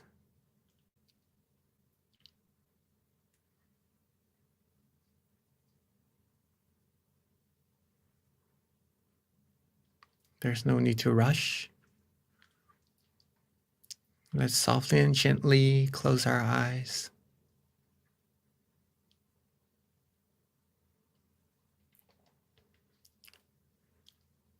There's no need to close our eyes all the way either.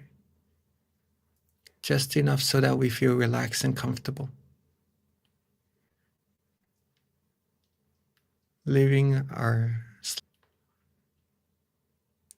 It would help us from putting the extra effort into meditation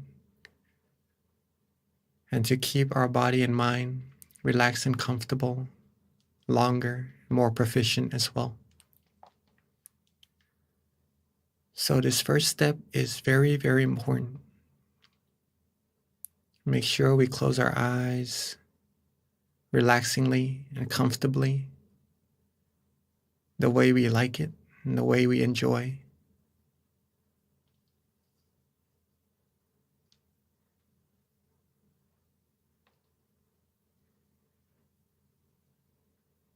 Now let's relax our face.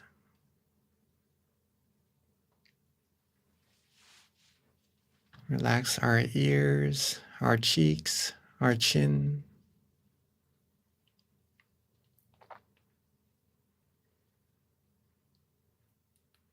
Relax our neck, our shoulders. Our body, our legs, all the way down to the tips of our toes.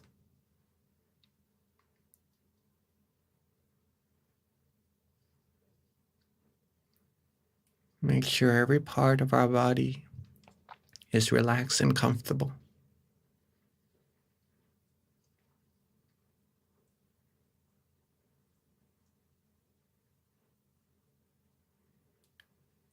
Rest our mind. Let go of everything, any worries, any responsibilities for now.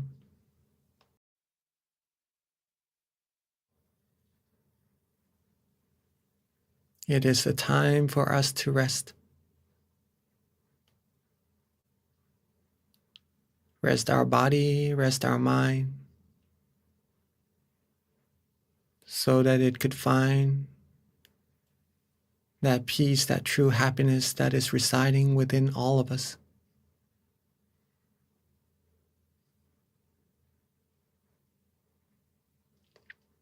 If you are starting to feel relaxed and comfortable, that is a very good indication that you are meditating correctly. And at this moment, your candle inside, the light inside of your mind has already been lit. All that we need to do now is just to relax and just keep this feeling going. Keep on relaxing and don't worry at all about anything.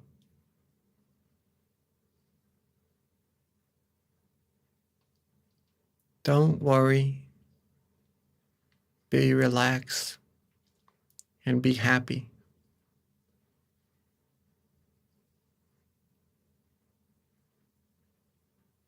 Step by step, little by little, we accumulate more of these feelings.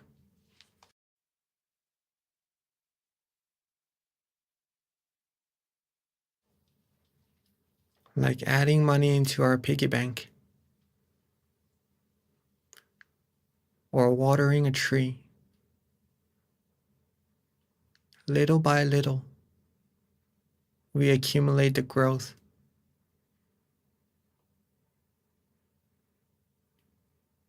And as soon as we know, as soon as we realize our piggy bank or our tree has already been filled or grown to become big and prosperous,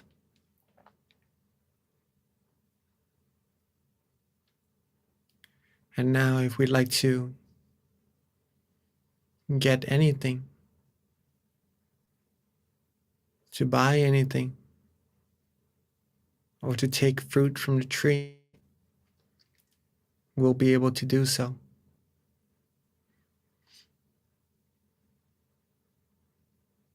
All starts by just relaxing our body and relaxing our mind.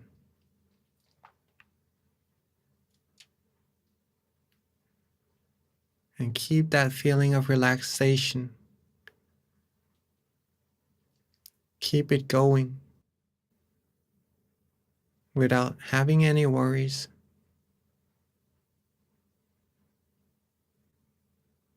Enjoying the moment. Enjoying the present. Enjoying that feeling of brightness shining from within. It is the most important feeling in this world.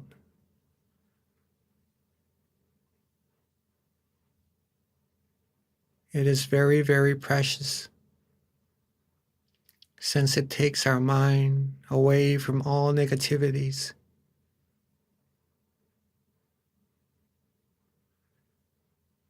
It purifies our mind. It cleanses our mind, and it brings towards us a lot more positivities from the things that we have around us.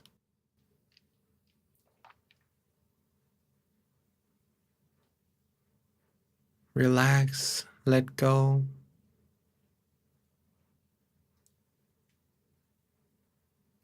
Let the positive energy flow within our mind.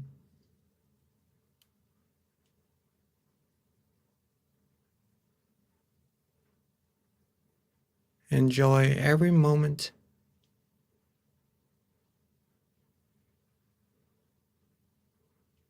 If you're feeling good, if you're feeling right, you feel that you enjoy this feeling of relaxation that you are having right now. And that shows that you are practicing correctly.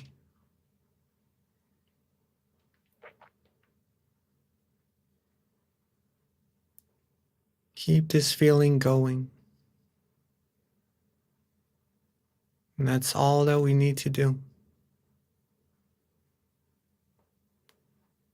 It is like riding a train to a destination where the road is to be relaxed and comfortable. And whether the train reaches the destination or not, when we sit on it, we do not really think too much about it.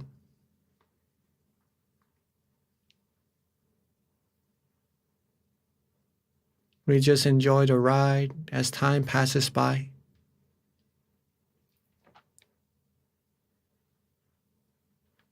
If we're able to do that same thing with our meditation, we just enjoy that ride, enjoy that feeling of comfort inside.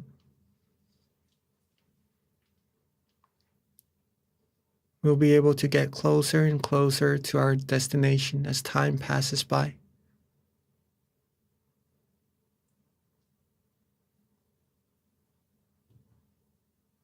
If we do not care much about what goes on inside our meditation,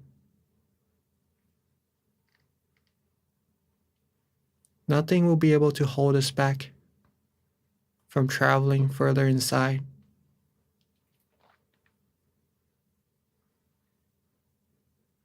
We'll be able to reach our destination easier. Some may start to have some meditation experiences as they're able to be relaxed and comfortable for a longer while.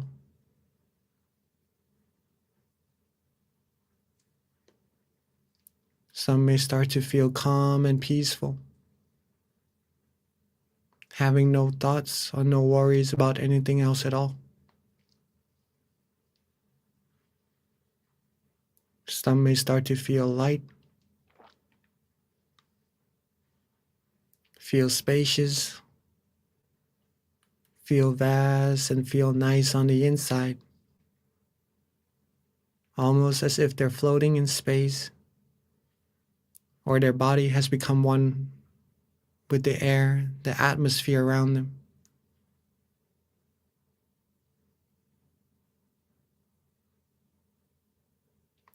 Some may even start to feel some brightness inside. Feel that the mind is flourished. The mind is expanding. It's becoming brighter and brighter, purer and purer inside.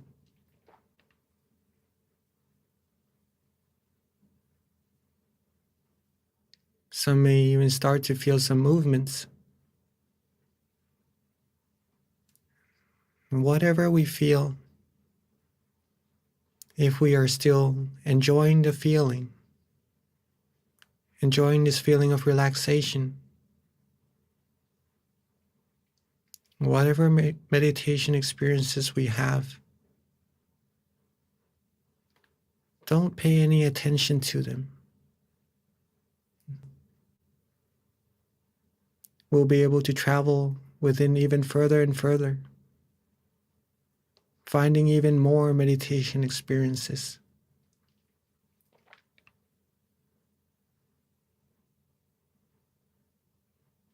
If our mind is not attached to anything, nothing will be able to hold it back from reaching deeper and deeper peace.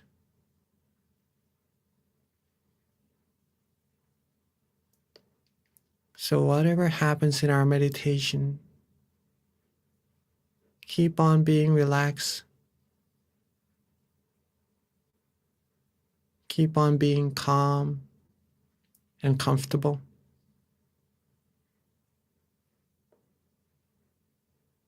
Be neutral with whatever happens, almost as if nothing special is happening inside. Nothing that could take us away from this peace, from this serenity inside. And that's how we're going to be able to still our mind more and more firmly, find more and more purity and positivities, more and more brightness that shines within us. So later on, we could share this brightness with many, many more people. Get them to become happy and bright as well.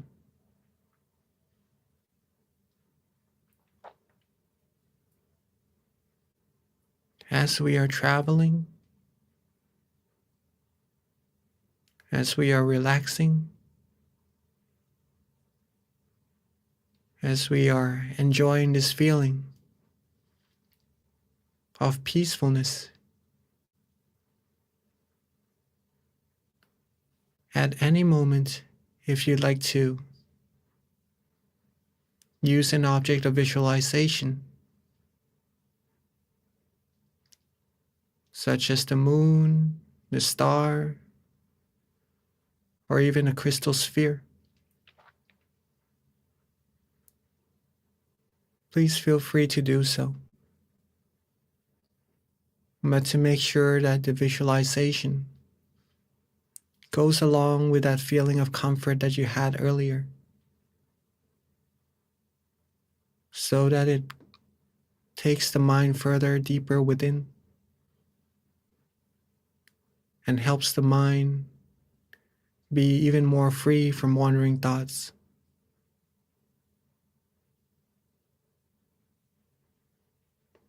Or at any moment, if you'd like to use a mantra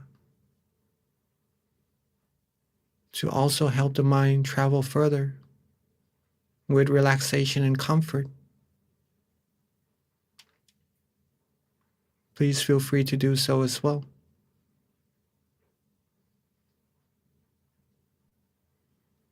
Or if you'd like to just let go and don't worry about anything, be relaxed in body and mind and not use any visualization or mantra, please feel free to do so as well. Whatever helps the mind and the body to be relaxed and comfortable at that certain situation in your meditation, that is the right practice, the right technique we should use at that very moment. See what is best for us. And that's the way we're going to learn about ourselves and our mind as well, as we further progress in our meditation.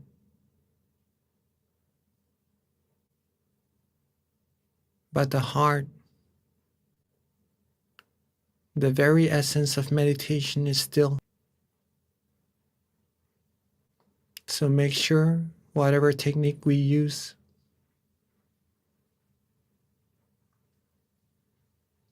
to never lose this feeling.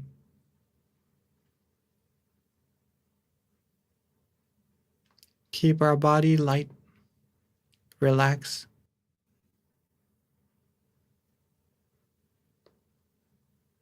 Keep our mind calm and comfortable. Let go of all worries.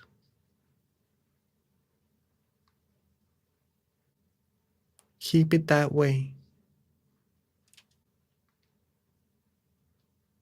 And let us practice meditation. Let us keep ourselves calm and comfortable together in silence for this time being.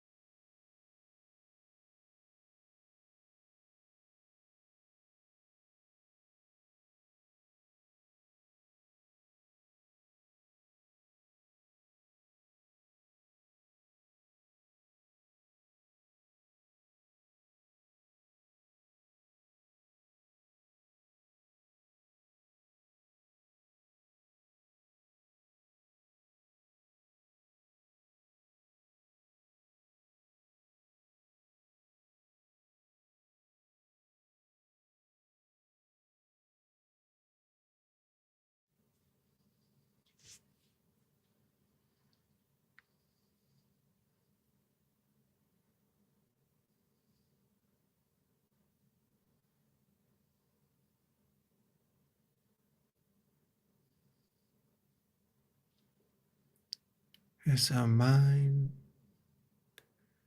has now become more relaxed and comfortable.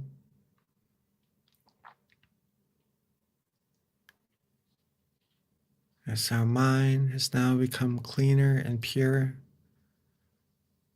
from stilling our mind, from resting our body and our mind together.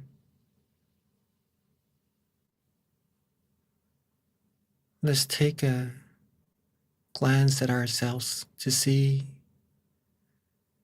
if we are still relaxed and comfortable or not. If so, then keep that smile going on our face. Keep that feeling of relaxation going in our body and our mind. Keep that feeling of expansion or the movement inside of our mind going for us to travel further and further inside to gain more peace energy, more positive energy from the source within.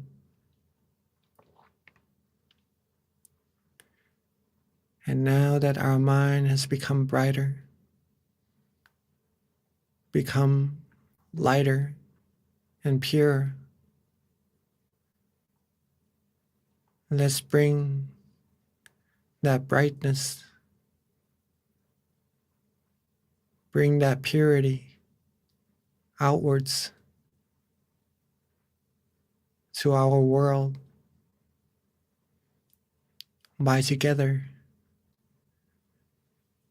lighting our candles that are beside us or in front of us to have it symbolize that brightness, that purity inside of our mind and become closer to a world of peace, the world that everyone has true peace inside of their mind. So I'd like to invite all of us, while being relaxed and comfortable, let's light our candles together.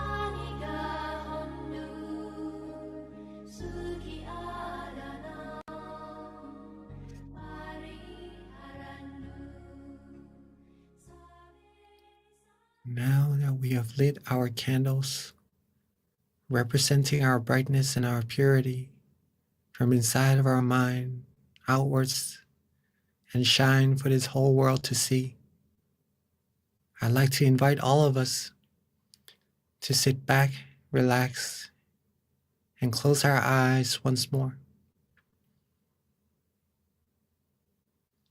Close our eyes relaxingly and comfortably, and reconnect back to that feeling of comfort and purity inside of our mind. Imagine that candle that we've just lit, or the candles together with everyone that everyone has just lit, and bring those brightness inside of our mind, making our mind shining even brighter, even purer. And let's radiate this brightness. Let's expand and spread this brightness outwards, along with our purity and our positive thoughts, our positive wills, to help all of us, all beings in this world, become happy, become free, become pure, free from sufferings and sorrows. Let's expand this brightness outwards, reaching everyone in our temple, in our meditation center, everyone around us. And let's expand it outwards even further to everyone in our community.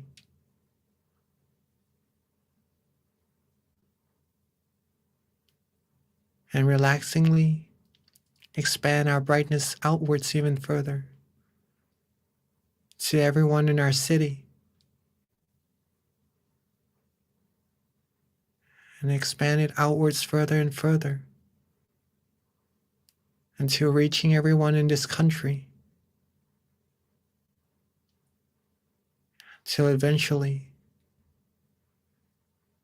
our brightness covers this whole world.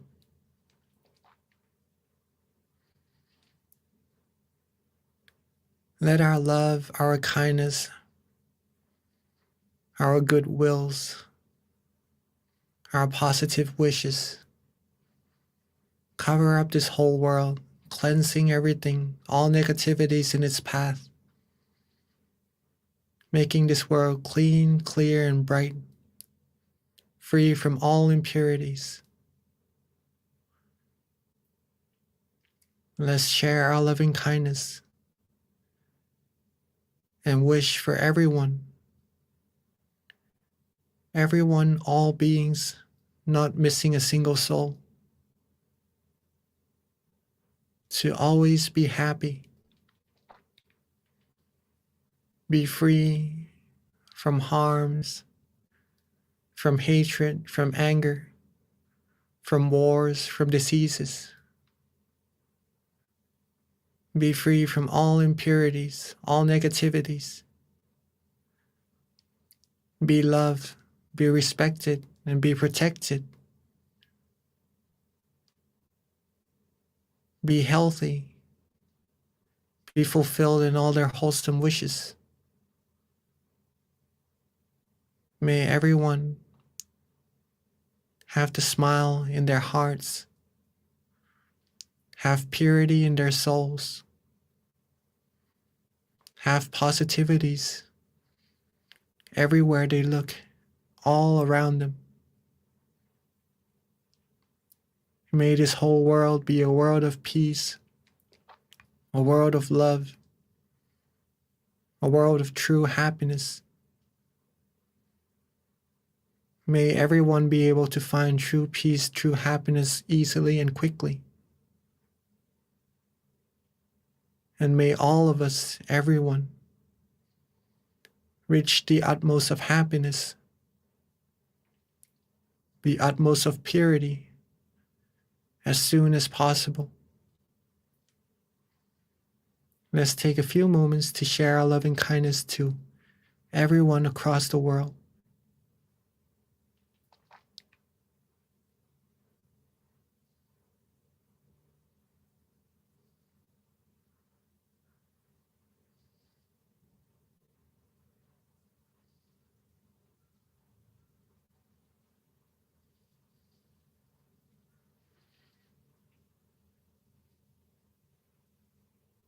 Now that we've shared our loving kindness together with everyone and all beings,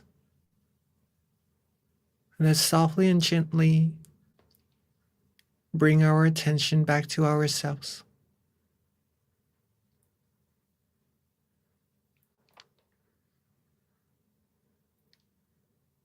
Let's softly and gently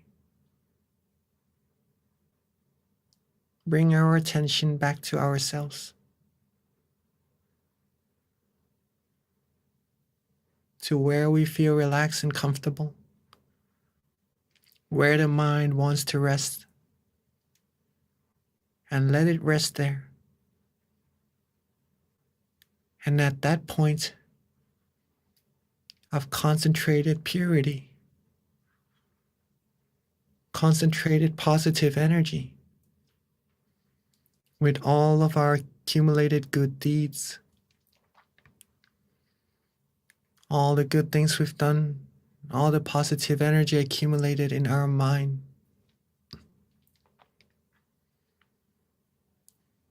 let's wish for ourselves to always be happy, always be healthy, wealthy, successful, fulfilled in all our wholesome wishes, free from all harms, dangers, sufferings, negativities, and impurities, free from anyone who would take us onto the path of ruin, surrounded by good, virtuous, wise people that would help support us, help us reach our goal of happiness quicker and sooner, to support us along the road of righteousness always.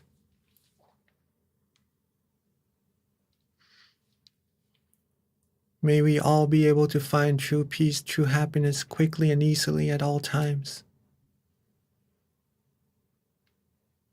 Have the strength in our heart to help ourselves become pure and clean, and to do good things for ourselves, our friends, our family, and for this whole world. To be the role model of righteousness, to be the brightness. And may all of us be able to still our mind quickly and easily, and reach the utmost of purity, the utmost of happiness as quickly as possible. And let's take a few moments to wish for ourselves, for all the wholesome things we need.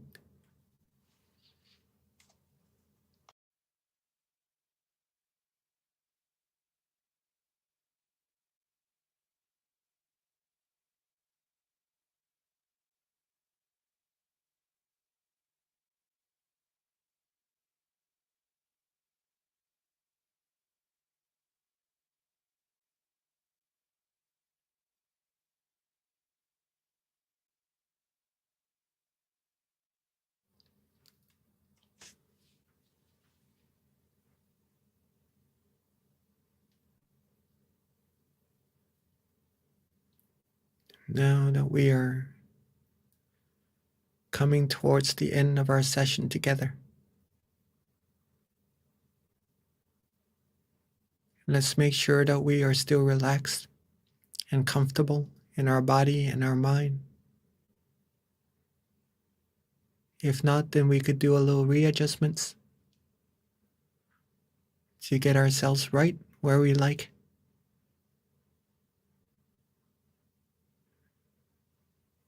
And as we end our session,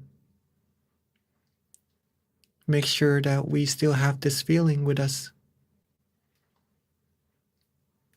To maintain this feeling as long as possible. And to reconnect back to it as often as possible throughout our days. And if we are ready, let's end our session together. And softly and gently open our eyes.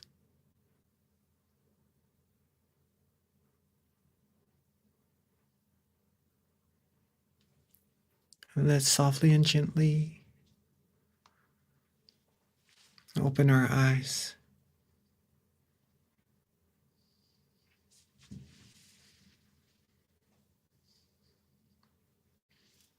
Hope you all had a good and relaxing meditation.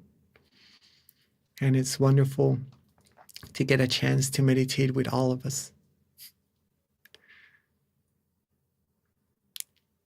Okay, it's very nice to see all of you. Let me pass the mic back to our wonderful moderator, Miss B.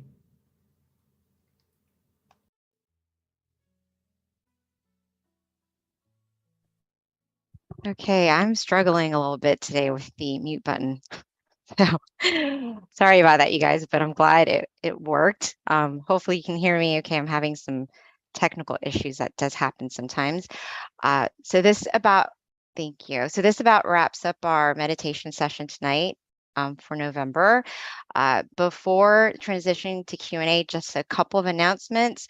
First of all, we do have a survey that we prepared. So if you are online, please do look at the chat. We've got a little link for you to click so that you can fill out the survey and let us know how we're doing. Definitely the feedback's going to help us have future sessions that we can improve on.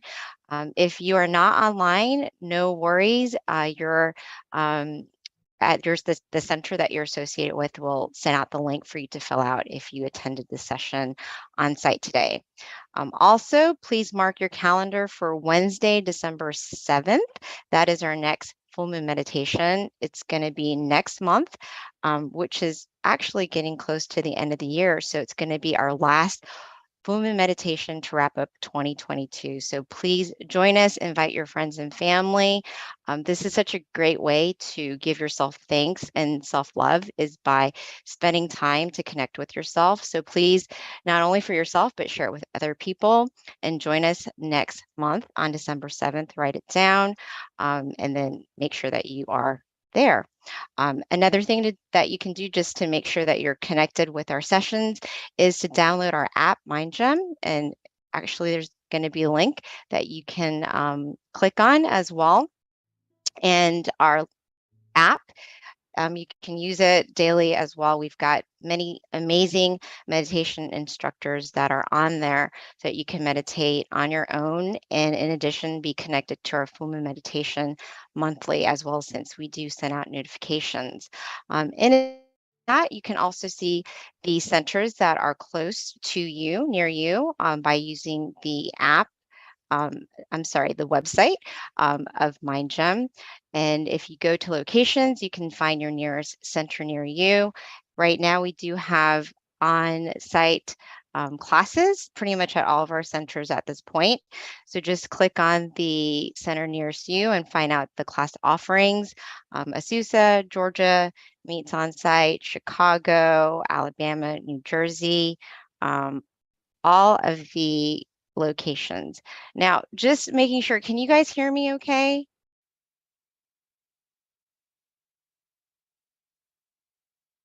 Okay, good. Just wanted to make sure because I can't ever tell. I'm glad that you can hear me because I know I was having problems before.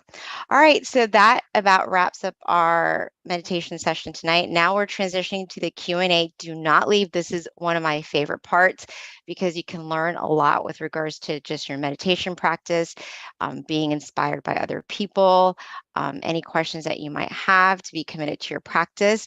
So this is where we invite Monk Jackie back onto the onto the floor, I guess, onto the portal to ask him any questions that you might have. Again, if you can kind of stick with our theme, which is being thankful, that way we can kind of focus on just ways to better ourselves and stay focused to our theme, which is going to be thankful, which can be very general as well. So at this time, please do follow up with any questions that you might have with regards to meditation, being committed to your practice, or anything that at all that you might want to know. And it doesn't have to be focused on a theme either, so that's totally fine. All right, so Venerable, as we wait for people to trickle in with questions, you know, I know the theme is being thankful, and I think something that a lot of people overlook is themselves, you know, and you had touched on this earlier before beginning our session, is being thankful for yourself. But my question to you, just to kind of start things off, is what are ways that you feel that everybody can be thankful for themselves and give yourself self-love? Because I think it's such a topic that is very common, but people don't always know how to take care of themselves. Some of the ways, thank you for that also. Some of the ways that we could be thankful for ourselves is that what I've actually mentioned in the wisdom talk earlier in the session, right, is to be thankful for the opportunities we have at this present moment, right? It's because that we have our lives right now, we have our hands, we have our legs, we could do things with these useful tools, right? We could do great things to others, give help, give necessities, or pretty much invent things, create things that are useful for ourselves or to many, many more people in this world. We have the opportunity right now to do so. And we also have the ability to do so, since humans are very, very capable beings, right? We could do wondrous things. Our master nun, said that humans are amazing beings because they're able to put huge chunks of metal onto the ocean and actually float the metal, right? Some of the things that fascinates me is pretty much putting metal in the sky, making airplanes, and creating all wonderful things for humankind's sake, right? For everyone to live easier, live more happily. All these things shows how very capable humans are, and that we could, if we wanted world peace, we are capable of doing so as well. So these are the opportunities we have, the abilities we have to do so. It's the matter of if we're going to be doing it or not. So to appreciate our lives, to be thankful for what we have, we could use these opportunities, these abilities to the world. These are some of the ideas that we could do so, could take into account or take into practice if you like to, or if you have some even greater ideas, then please feel free to elaborate on it or maybe to take it into practice as well. Yeah, Venerable. So you do have a lot of people definitely commenting and giving thanks for the session in general. So, you know, there are a lot of thankful people. So with regards to just being thankful in general, Venerable, like what about people who have just a little bit more darkness in their mind? Because, you know, realistically, there are so many different people going through different things, and sometimes it is hard to appreciate that you've got the human form, that you have like everything, because no matter what, it's so easy to kind of compare yourself to other people and then feel like, oh, you know, they seem so much happier than me or whatever. So I guess with people like that, how do you kind of help give them a little bit more insight to train yourself to just be thankful with what you have, be content with what you have, and kind of just more focus on your lane instead of just trying to like look at other people? It's always easier, I think, said than done. You know, I do think it's training your mind as well, but it's not always easy to do that either. Mm. These things do take understandings and the openness of the mind also. The person has to be willing to take into their acknowledgement some of the knowledge that we have to be able to clear all these negativities inside of the mind. If this mind is shut from these things, then it is hard to reach in and help to take all these negativities out. So these are where friends, good friends, come into play very crucially, right? Sometimes it is hard. For myself, it took my very virtuous friend. Actually, she's my mom, right? Took her over 20 years to be able to open up my mind towards this path of righteousness to clear the negativities out of my mind. And I know it's very difficult, but we can't avoid it, right? It takes friends, it takes virtuous friends, the people who know what to do to clear out the negativities in the mind, to help those who aren't yet able to do so. Okay. So first thing first, a friend, a very virtuous friend, as we all could be, as we all are, is very crucial to help out with these people who still has negativities in their mind. If they do wish to take out the negativities, then you could then help them understand that the negativities in the mind comes from basically one thing, which is desire. Right? Yes. So if we have this desire, if we're able to get rid of the desire, we're going to be able to get rid of the negativities inside the mind as well. The desires help us to go on and further the other details about what causes the negativities to happen inside the mind. But the root of all of it is desire, right? So if we take the root away, we'll be able to find true happiness inside of the mind. And the way to get rid of that root is one thing only, is to still the mind, right? What we've mentioned earlier in our wisdom talk, if we could still the mind, we could then find true happiness because we're able to get rid of all the negativities inside the mind right to the roots of it. Okay, so stilling the mind, adjusting the body and the mind to be relaxed and comfortable. That's the heart. And keep that light, keep that candle going. Keep that brightness, that comfortable feeling inside of our mind going continuously. We'll be able to get closer and closer to that purity inside of the mind. At first, it may be hard to understand of why do we need to still our mind. If we truly like to help people be happy, right? And some of the things that we could start by doing is just to invite them to come to our full moon meditation together.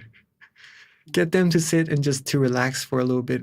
Our teaching monks here who comes to guide you meditation, Monk Daniel and all the other monks in your center are very skilled in meditation. So they could give you some knowledge into how to meditate, right? But first thing first, get them to be relaxed. And when they're relaxed, when they're able to find peace inside their mind, who knows, they might be able to find even more than just peace inside their mind once their mind becomes still. And when they're able to find more than just peace or to know what is actually inside of their mind, that's how their mind gonna open up to more knowledge to help get rid of all negativities and to find peace inside. And then they could become virtuous friends for many, many more people around as well. Hopefully that makes sense. Yeah, Venerable, that was so good, actually. I feel like, I was trying to take notes because I think it's very profound. And one of the things that you mentioned, and I know that there's a question, so I'll get to that too. But one of the things that you mentioned that I thought was very just insightful is the delusion part, because I do feel like there's a lot of people that don't even always have an interest to still their mind. Like they don't even take the time to stop because they are kind of in a rat race. How do you help people like that, Venerable, in terms of people that, they don't even know it, that they need to still their mind? And their days are just kind of ticking by. And Yeah, you just want to be that virtuous friend. Do you just kind of wait until they get, just figure it out, or because to each his own time, right? It may take some work to do so, but one of the things that could help is to help them find the significance of getting some time to relax instead of just working all the time, right? Because even our phones, when working all the time, it needs recharging. So our body, when working all the time, our mind, when working all the time, we need recharging as well. Some of the things we do to recharge is to sleep, right? Or maybe to rest.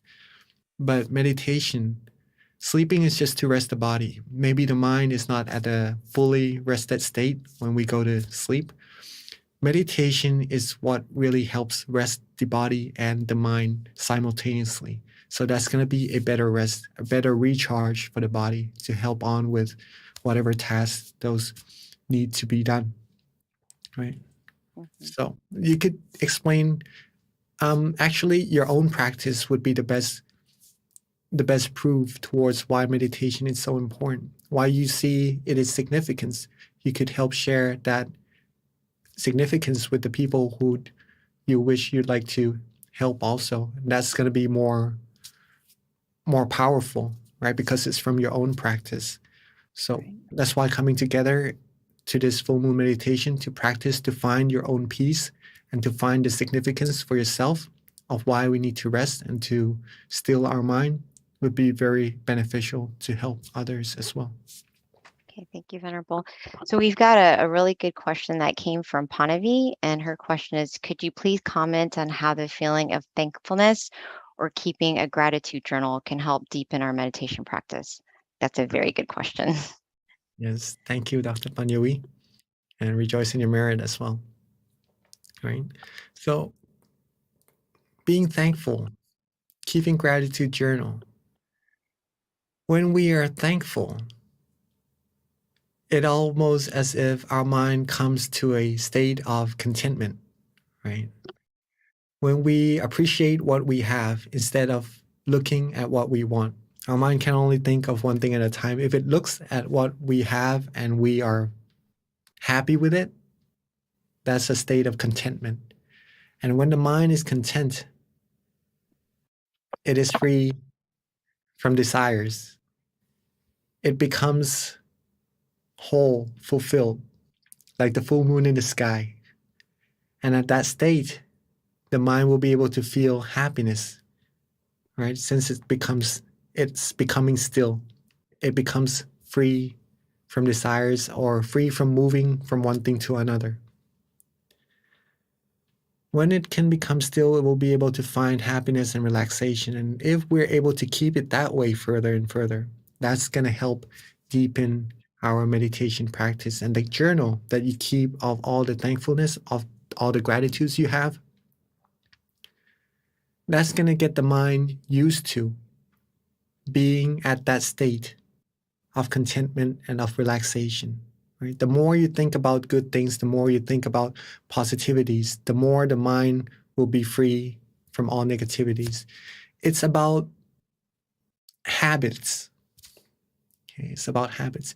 If our mind is constantly thinking about the outside things or maybe thinking about desires, then that's how the habit of the mind is going to be. It's going to be a little bit harder for the mind to become still and to find true happiness. But on the other way, if we train our mind to be content more frequently, to be more thankful, to be happy about what we have, to have gratitude, to have these positive feelings, our mind is going to have the habit of being happy, being still, being relaxed.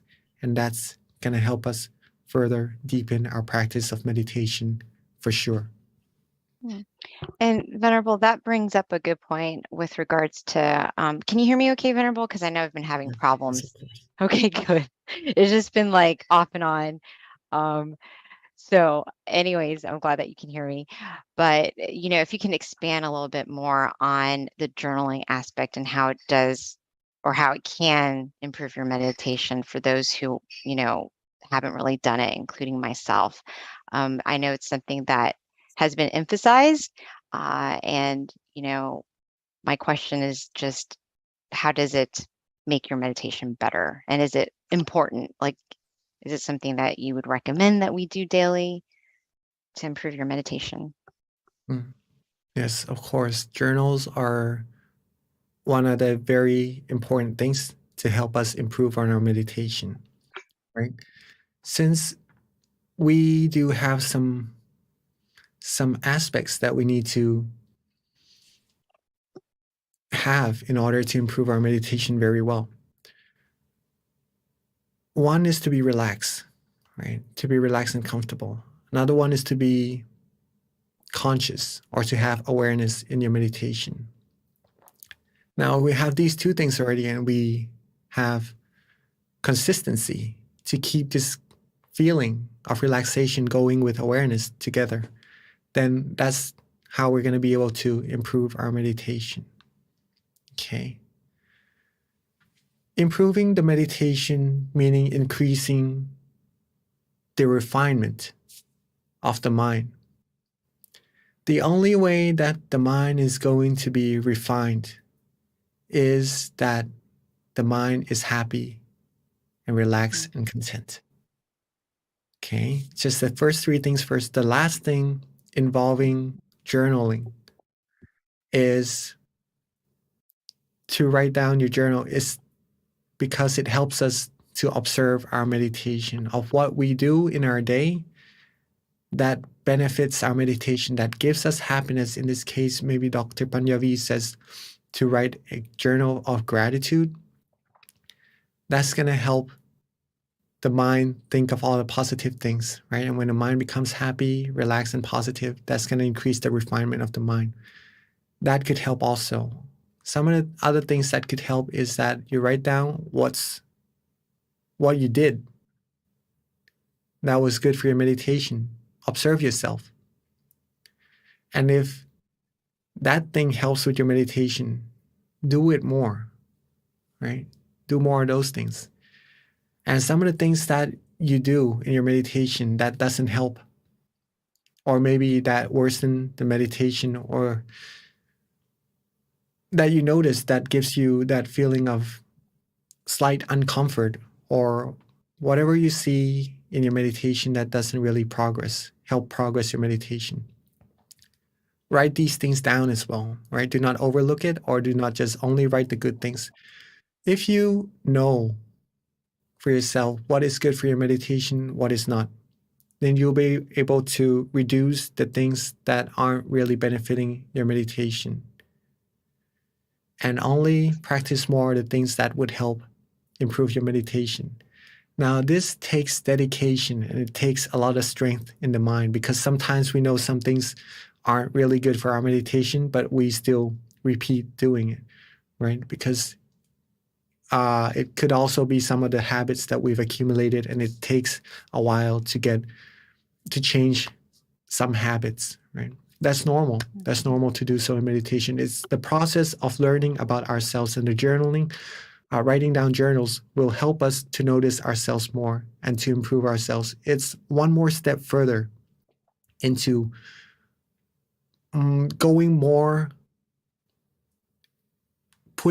effort into the practice of meditation, being more real towards meditation, shows how much you really want to get better in meditation, right? Some people just meditate to relax, to be happy, to be calm.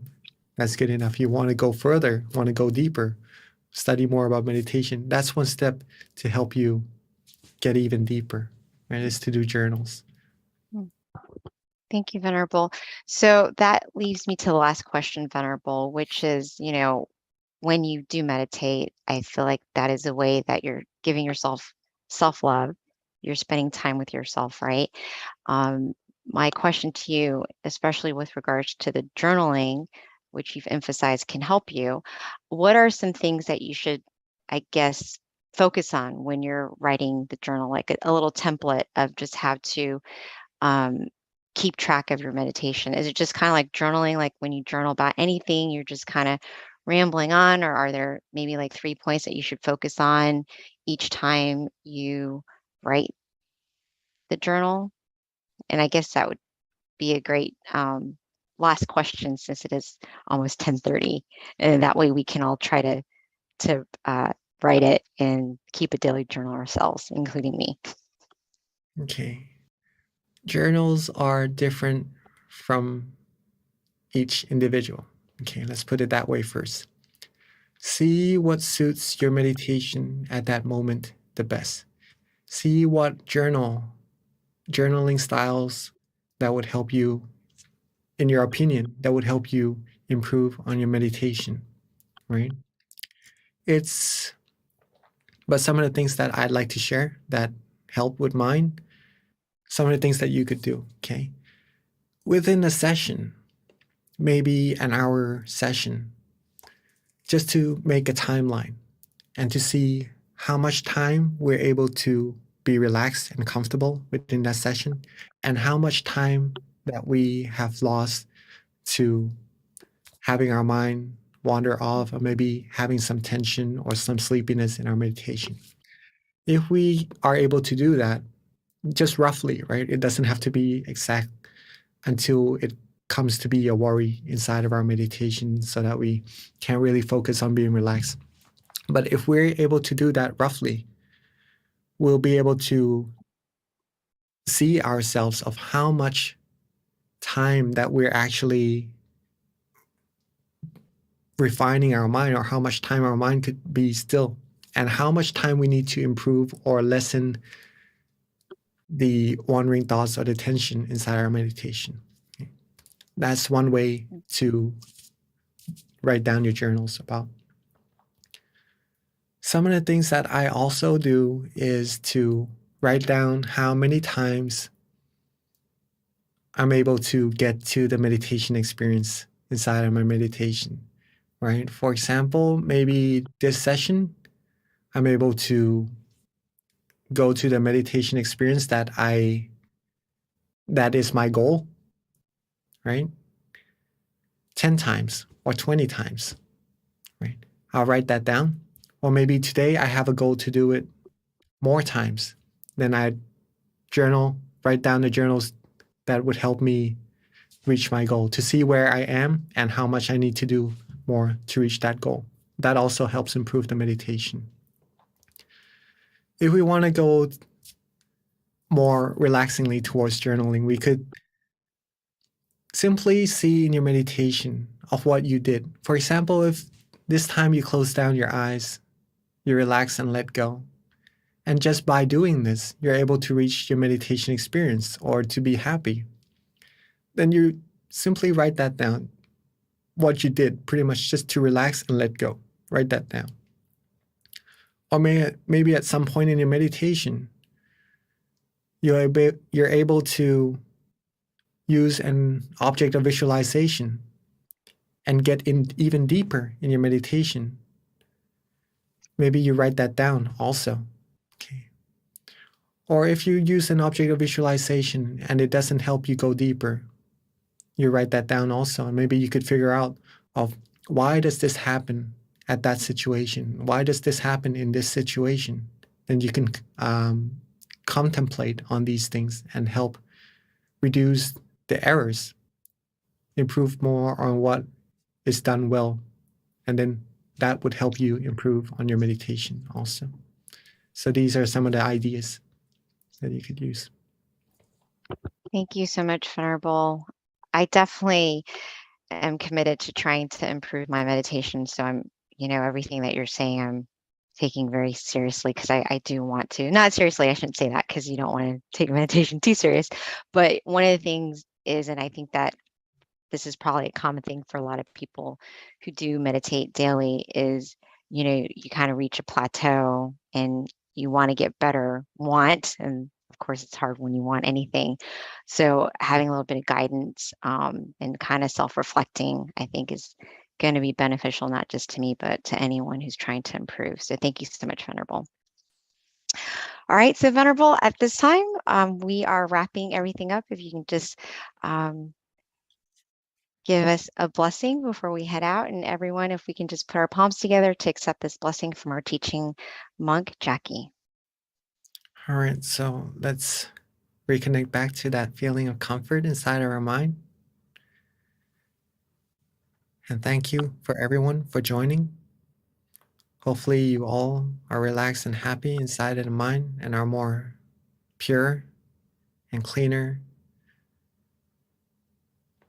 With all these positivities accumulated in our session, all our good deeds, let them all come together into a clean, clear crystal sphere. And let these merits bestow to all of us the greatest of health, wealth, success. May we always be fulfilled in all our wholesome wishes. May we always be free from harms, dangers, all negativities. When we meditate, may we be able to still our mind quickly and easily. May we all reach the utmost of happiness as soon as possible.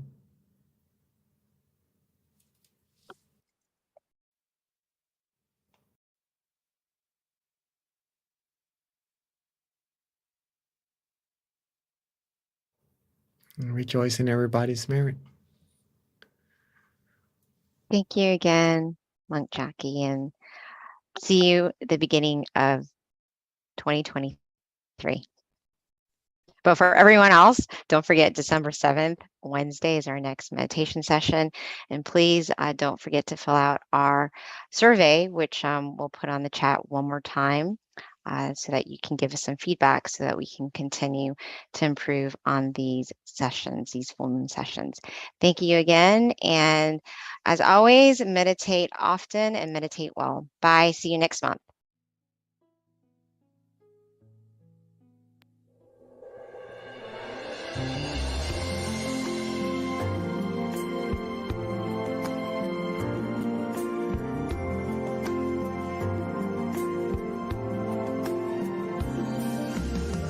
Let's come together to open the new whatever to eliminate all conflicts and differences. It's time for everyone to join hand in hand. At last, now the world's beyond healing. It's time to change the world. As the one who knew in the past,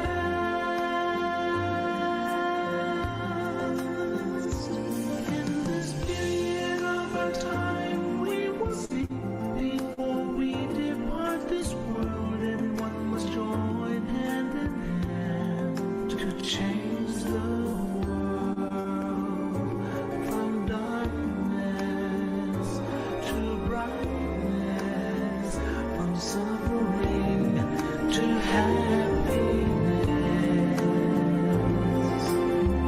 from ignorant to the knowledge world. Change the world, we have to do it the easy way. Be happy and joyful and childlike, innocence. Everyone must join hand in hand. Gently close your eyes, relax, still your mind at the center of the body and move at the same position of the one who moved from the past. Change the world from the era of darkness to the era of light. From the old era to this new era, the world will be like heaven on earth. No classes in society. Everyone will be really happy. We speak the same daily language. Become as one with smiles of love.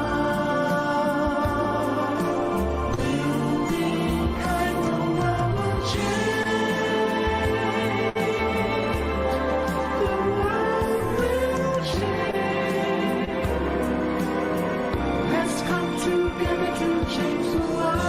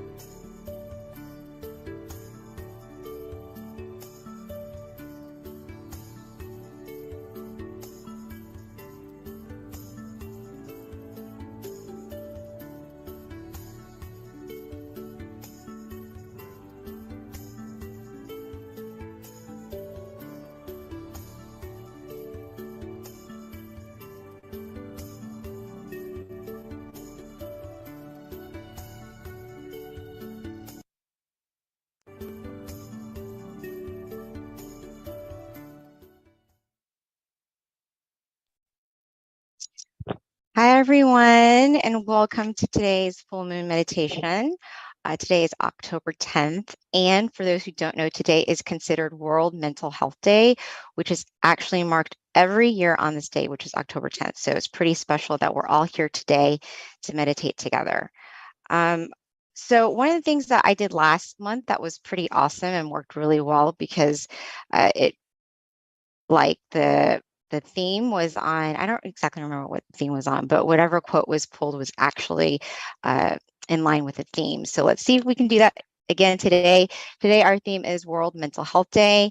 If I can get someone to, let me make sure I've got the chat on so I can see this, but if I can get someone to pick a number from 8 to 150, please.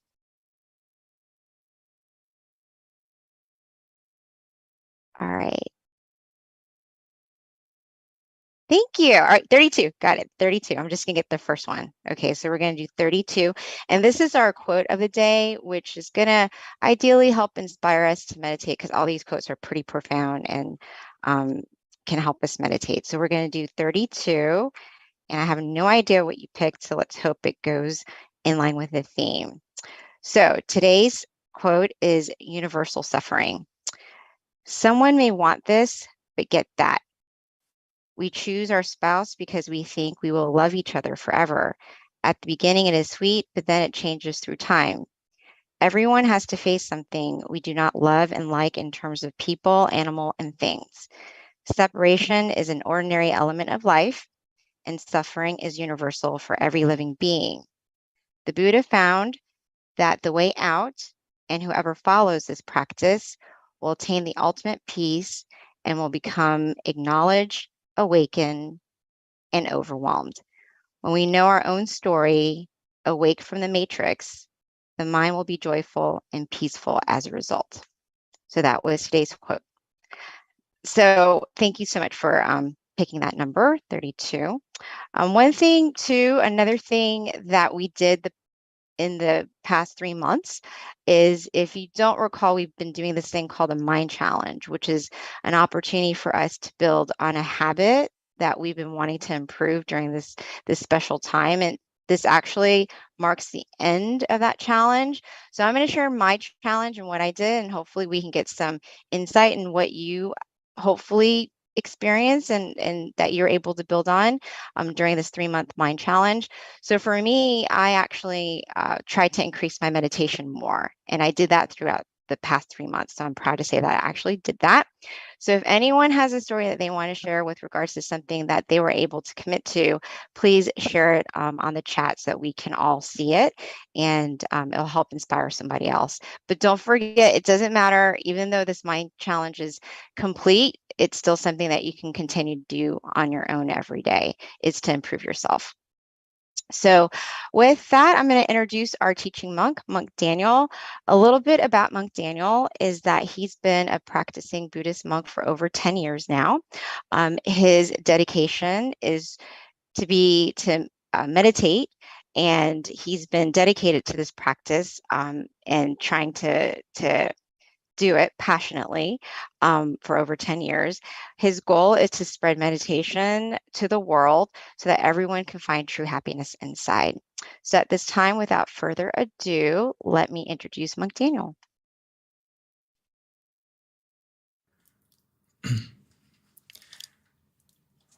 Good evening to everyone in America and all around the world. Good morning from Thailand. It's good to see everyone gathered here today on this full moon. It's a very auspicious day today because not only is it the full moon of this month, which symbolizes the brightest night of this month, as well as the 138th anniversary of our great meditation master, Luang Pu. So for those of us who have been practicing and joining every time and know about the Dhammakaya method, everything that we've been learning and practicing together is from him. So today is a good day to pay respect to him and honor him by taking the time to meditate together. And coincidentally, it's also the 10th of October is also the day of World Mental Health Day. which is, actually in Buddhism, there's nothing coincidental. Everything happens for a reason. So it's special that on Luang Pu's birthday, it's also a day about World Mental Health, because he dedicated his whole life for mental health, spending every day from the day he ordained until the day he passed away. He never missed a day of meditation. And he dedicated his life to understanding it and teaching it and giving us the knowledge to now, over 138 years later. So we are taking the steps in the right direction for ourselves to look after our mental health, which, as we know, nowadays, now than ever, we really need to look after that. As we are starting to learn about it more in the Western world, maybe in the East, we've known about it for a little bit, but in the West, we're still learning step by step on how can we develop our mental health and look after it. As our lovely monitor, Miss B, mentioned a moment ago, right? We just finished our challenge, our Mind Gym challenge, right, for the 3 months.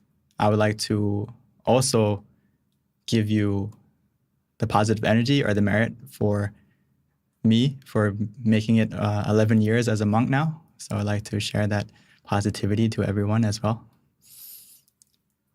Anyway, let's learn about today about how can we take care of our mental health.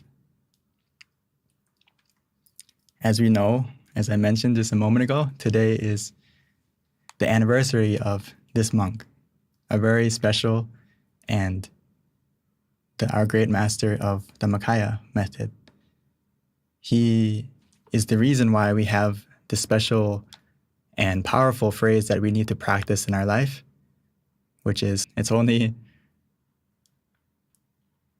a couple words, right? It's only 5 words.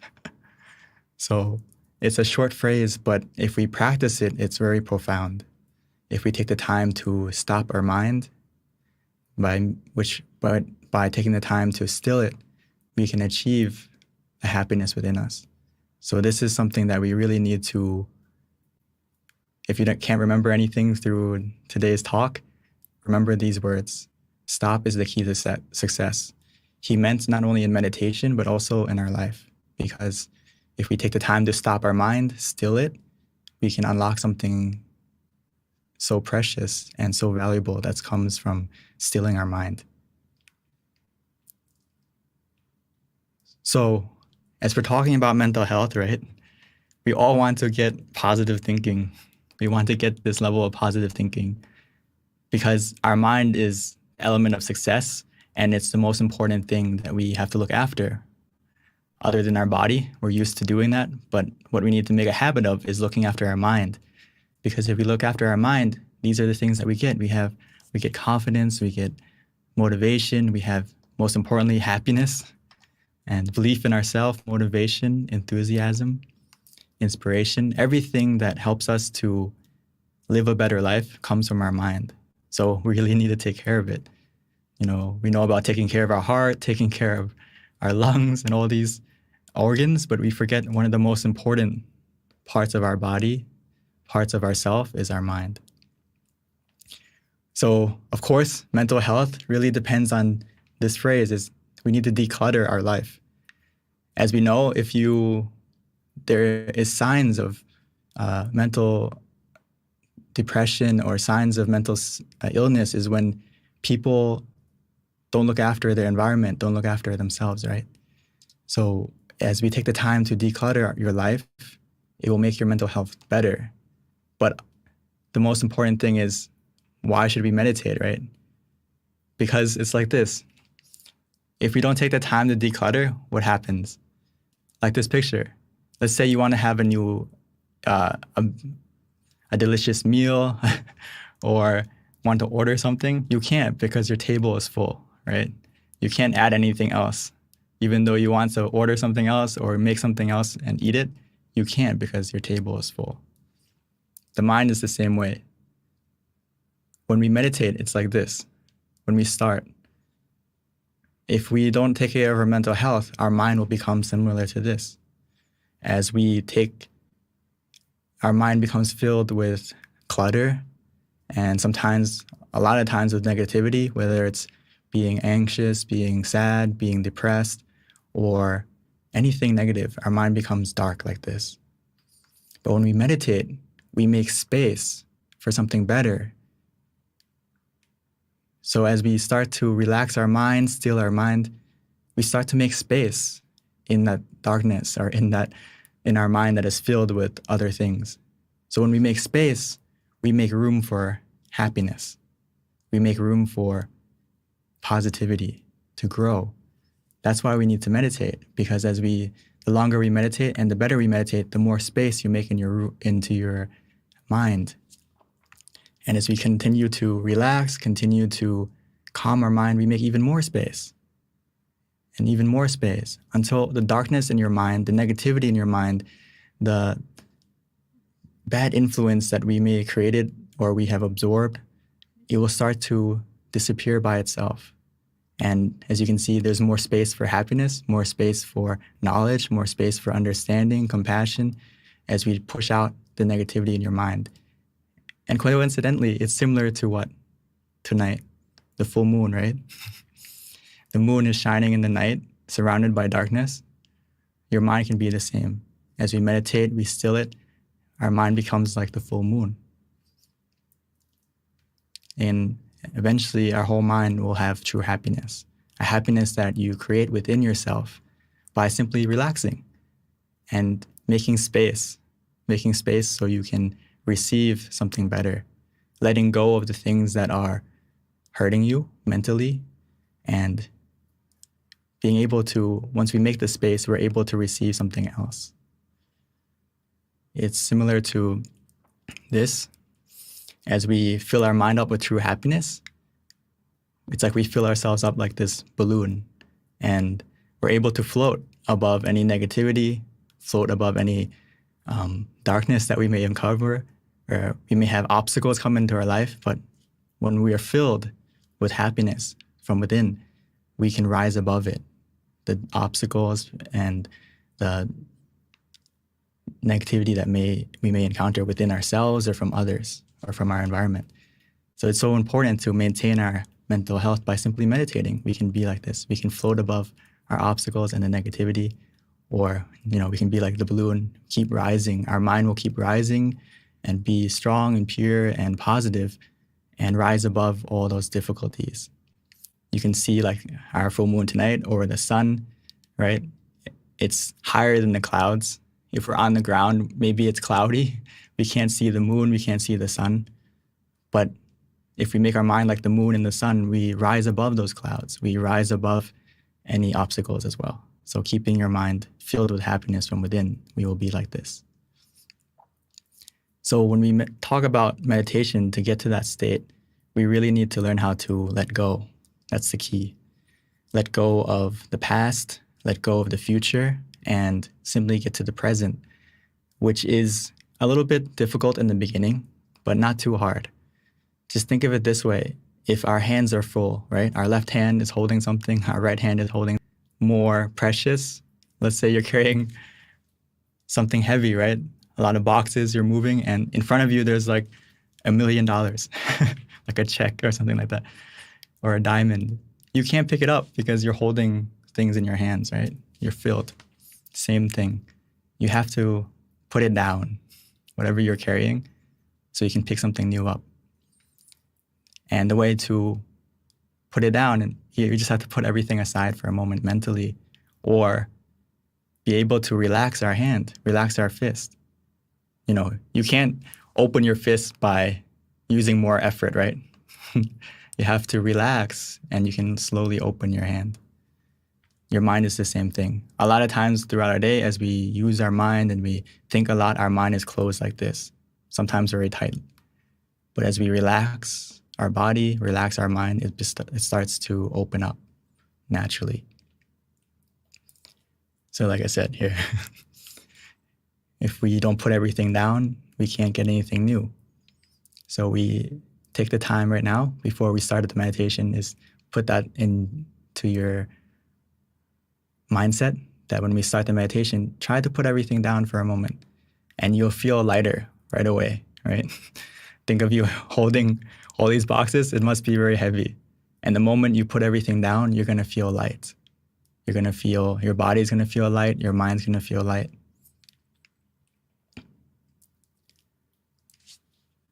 So as Luang Pu said, right, stop is the key to success. And when we do that, our mind becomes to be still. So when we still the mind, we begin the change within yourself to look after your mental health, right? And to make your life positive. We may think that, hey, how can making my mind still or stopping my mind be the key to success?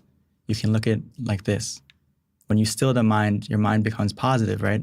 It fills up with happiness, like we mentioned. And when your mind is positive, your speech will be positive. Your action will be positive. Your habit will be positive. And of course, what you do as a habit becomes your destiny.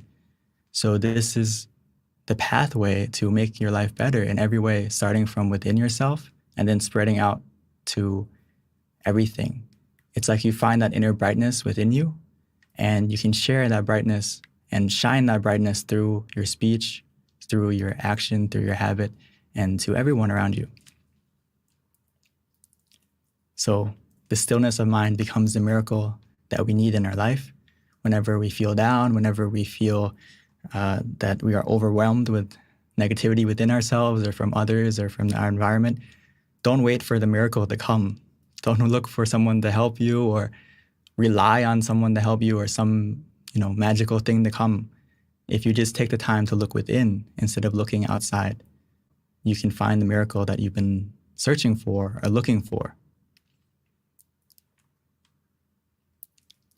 Just remember this recipe. It's not a secret. Most recipes, we like to keep it in the family or keep it as a secret. We don't want to spread it.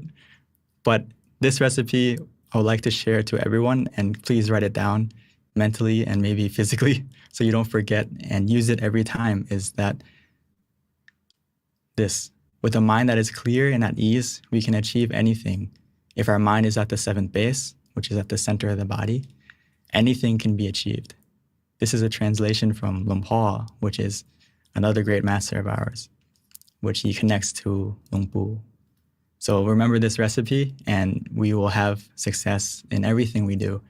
And I always use this as when I feel overwhelmed, when I feel stressed, I feel uneasy. I always remind myself, hey, I need to clear my mind, make it at ease, keep it bright, and then everything else, we're going to be able to see the solution and know what to do next.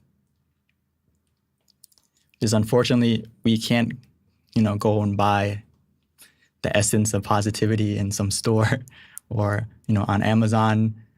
Unfortunately, there's no deal to buy it, but you can create it within yourself following that recipe. And every time you meditate, every second that you calm your mind down more, it's like you're filling yourself up with this positive essence.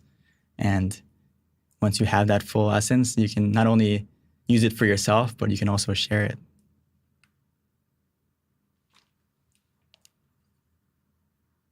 All we need to do right now to do that is have a comfortable body and comfortable mind. This is the foundation that we can't skip. We mention it every time, but sometimes the small things go a long way. Remember that before we start the meditation now, keep your body comfortable the best you can. You can stretch a moment or adjust yourself to a comfortable position that works for you. So it's very important to adjust the body to prepare yourself. So, sometimes we have to take a sip of tea, some coffee, some water to freshen you up. Maybe in the future, before you come to meditate, you can take a shower. And most of us tonight, we've already taken a shower, so we're probably fresh and alert and ready to meditate. And of course, a small stretching can go a long way. And the comfortable mind part, this is a little bit more difficult, but actually easy if we just do in the 30 minutes that we're going to meditate together is the time for yourself. So not time to think, just put everything down and learn to let go. Learn to let go, like this picture. If you hold on to the lantern, everything in life, there's a moment for us to hold on to it and let go. Nothing in life, like the quote in the beginning, right? universal suffering. It may sound a little bit pessimistic, but it's the truth. Everything we encounter, we have separation. But that doesn't mean it has to be negative. There's a time for everything that we have to hold on to and let go, right? The bird has to leave the nest eventually, right? Your children have to grow up. Your parents have to pass away. This is reality. But as you can see, like the lantern, if you hold on to it too long, what happens? It burns, right? It burns up and it hurts you. So eventually, when the lantern fills up with the energy, with the oxygen, right? With the gas, we have to let it go. And when we let it go, it floats up and it lights up the night, right? So as we let go, it actually creates something more beautiful as well, making the light, spreading the light to the sky, and we get to see that event happen. So sometimes we have to let go, and when we let go, we actually may feel better, and we may be able to experience something new. So right now, all we need to do is change our focus to comfort, and we can do that by using the mantra, using the visualization to help you change your focus. And now all we need to do is follow the comfort. Follow the comfort. That's it. If you can't remember anything, just follow what makes you feel comfortable.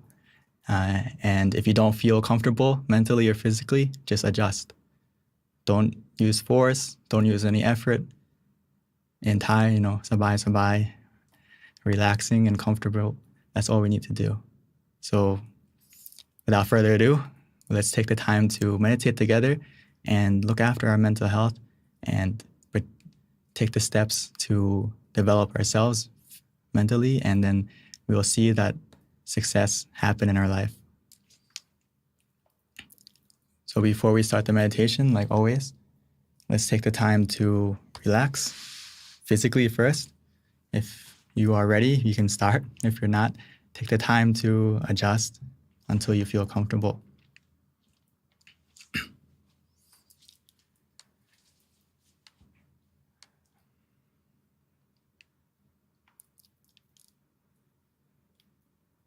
So like always, no matter how many times we meditate, or especially if this is your first time, take it easy, take it slow. No need to rush. Right now, it's time for us to rest. Right now, it's time for us to look after ourselves, to look after our mental health. As we try to follow and understand the wisdom from Luang Pu, the great meditation master, where he said, stop is the key to success. That process begins right now, as we take the time to adjust our body, finding a position that is comfortable, relaxing.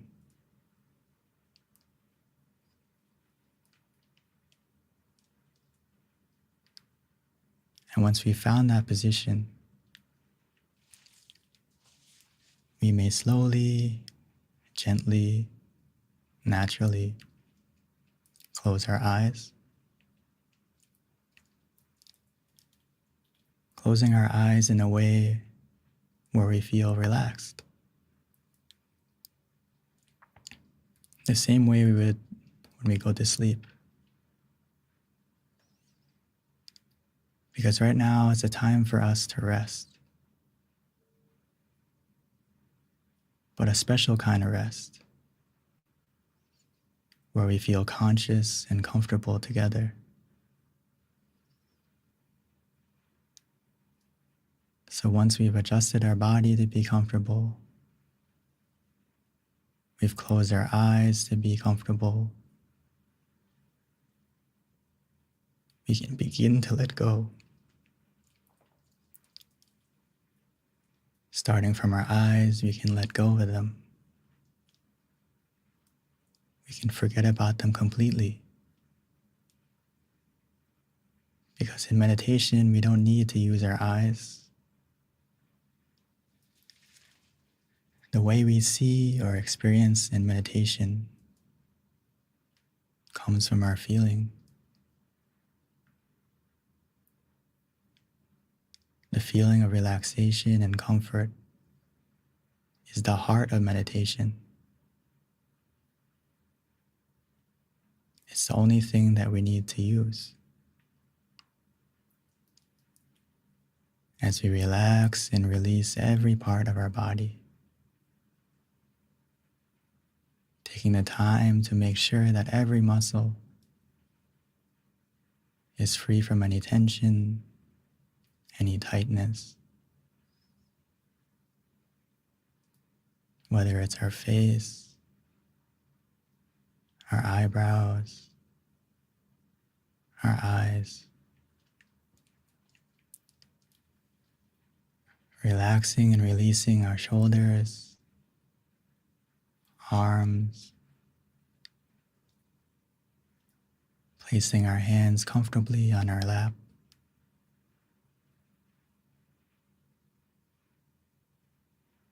releasing and relaxing down our back, legs, all the way down to your feet.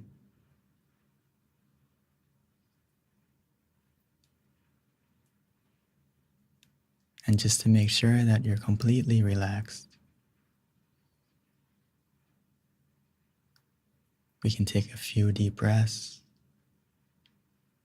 breathing in deeply, exhaling slowly, trying to feel your breath as you breathe in. As that breath enters your body, filling up your lungs with relaxation, allowing that relaxation to spread from your lungs to every corner of your body.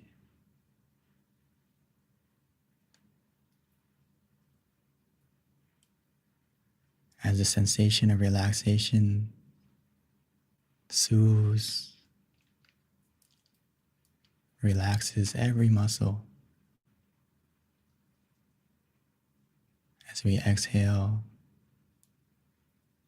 allowing all the tension, any hidden stress or tightness to leave, to fade away, to disappear, leaving us only with relaxation within us, around us. You may notice the more we relax, the more our body will begin to fade away, becoming one with the relaxation that we feel.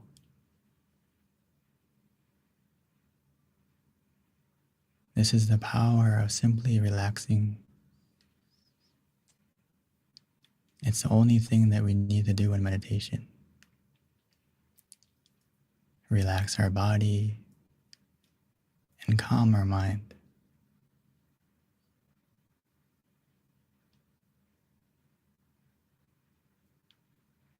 As we relax our body, our mind will have the foundation to begin the process to become still. Now all we need to do is let go mentally. We need to stop carrying all our burdens, all our worries, and even our responsibilities. Put everything aside. Right now, the only responsibility we have is to ourselves.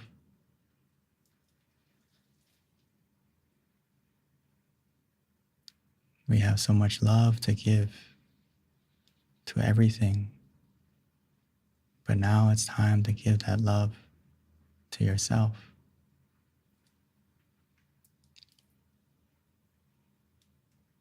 We don't need to wait for everything in our life to fall into place. We need to make sure that our mind is in the right place first, in the positive place within you. We can connect to that space easily and simply by following the words of Luang Pu. Stop is the key to success. In order to stop, we need to relax. We need to use a method that is easy, comforting, relaxing for you. Whether it's to use the mantra, repeating in our mind the special, powerful mantra from Luang Pu, Samma Arahang, Samma Arahang, Samma Arahang. Samma meaning purity, Arahang meaning freedom. So as we use that mantra, our mind is becoming more pure, more free, as we make space, clearing out the clutter, clearing out the darkness and negativity within our mind.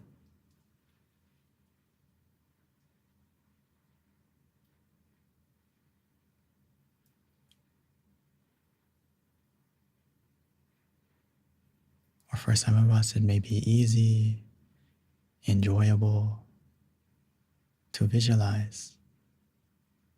Visualizing the full moon tonight, shining within you, in front of you, covering you, however you like. Or you can imagine the sun. For those of us who are familiar with Luang Pu, you can even imagine him.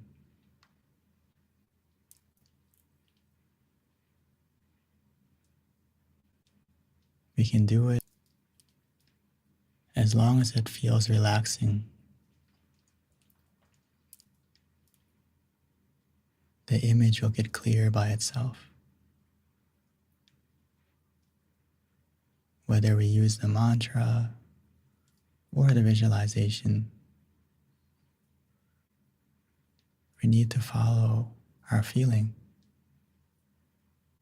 follow the comfort. We will know for ourselves if we're practicing correctly, because we will feel more comfortable. It will feel easy, calming, relaxing, refreshing.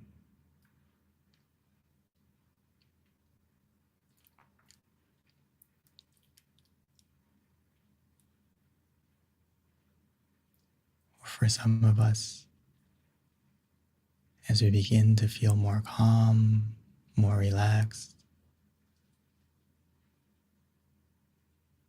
where we feel conscious and comfortable together, every moment, every second that passes by,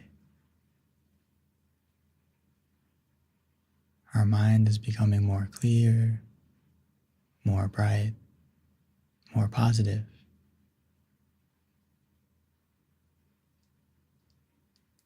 as we clear the space in our mind, we make room for the happiness to grow. We make room for the positivity, which will begin to enter our mind.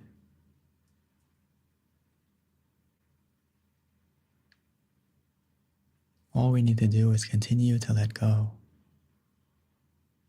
by relaxing and releasing.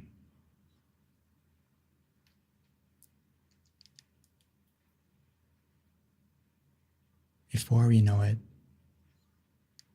we will feel for ourselves that we just want to do nothing. We just want to let go and allow the comfort to carry us, to bring us to the point that we can access anytime, anywhere.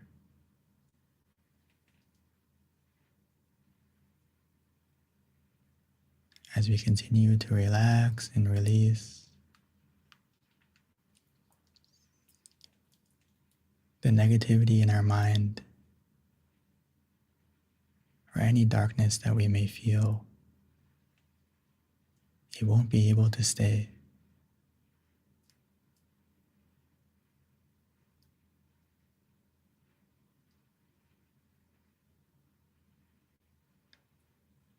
Because stop is the key to success. The more we still our mind, the more we stop the negativity and we start the positivity within you.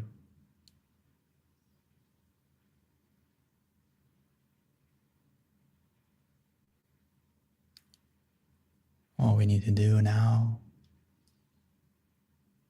is to be patient, to be content, keeping our mind in the present,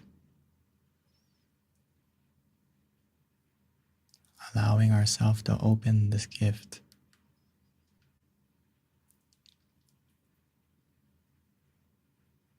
And the happiness within you will come naturally on its own as our mind will become full of brightness, full of happiness, full like the moon tonight.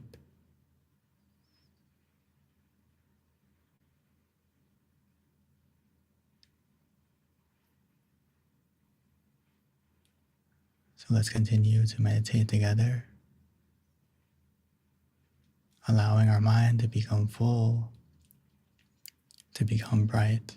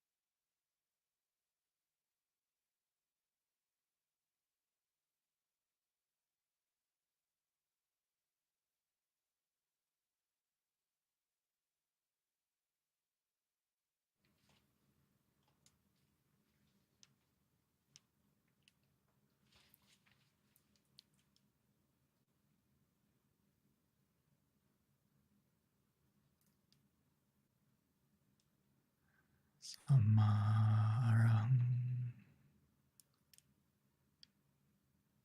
Samma Arahang. Every moment, every second that we collect the moments of stillness,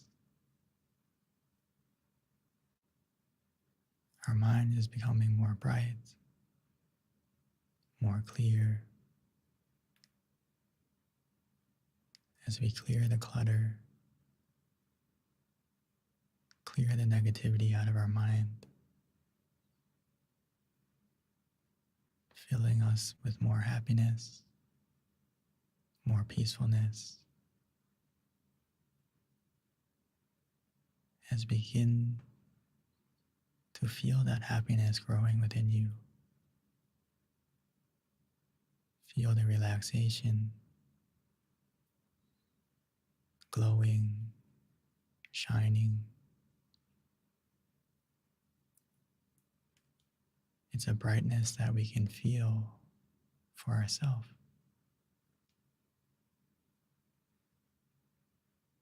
A brightness that we can experience and even see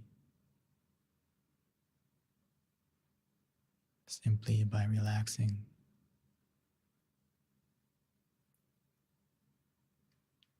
And now that we have taken the time to light that brightness within you,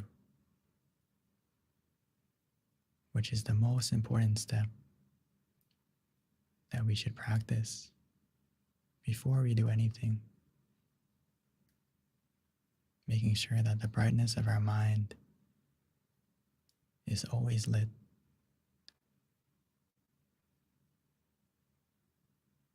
Shining like a candle,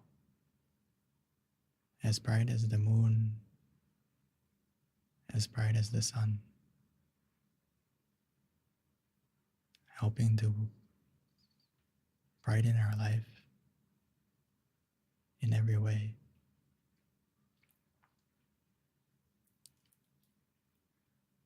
And now that we have lit that brightness within us, it's time for us to softly and gently light the candle on the outside.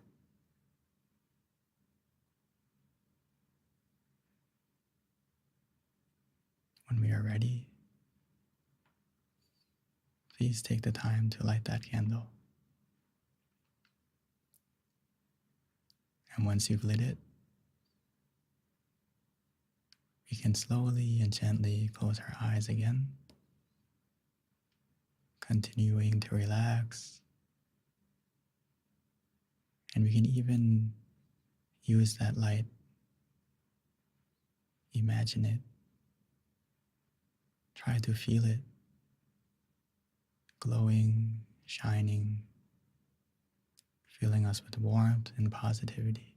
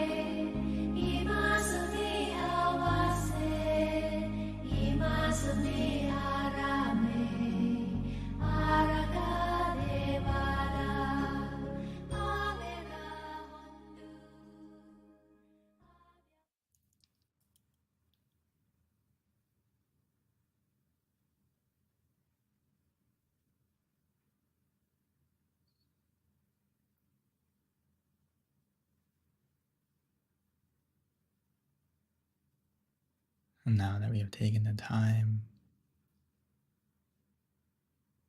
to still our mind, making space for the true happiness to grow. As we fill our mind up with positivity,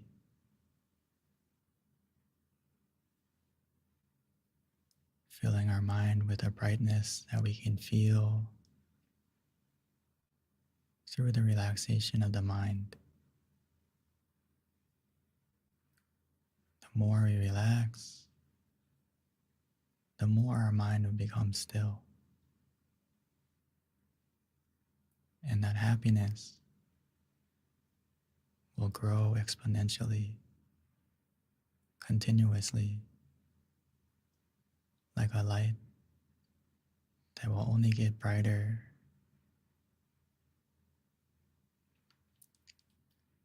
And that brightness is a purity of mind that is free from all negativity, free from greed, anger, delusion.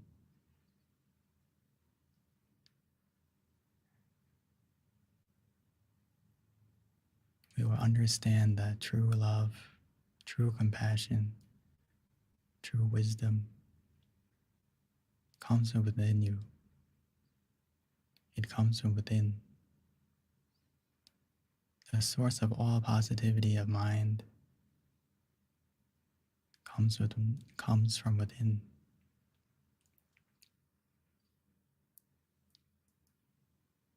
As we go to that source, we allow it to grow, and only then can we spread it. Now that our mind is filled, we can spread that positivity that we feel, spreading our love and kindness, dedicating this energy to our loved ones. For those of us who are familiar with Lung Pu, we can even dedicate this positivity to him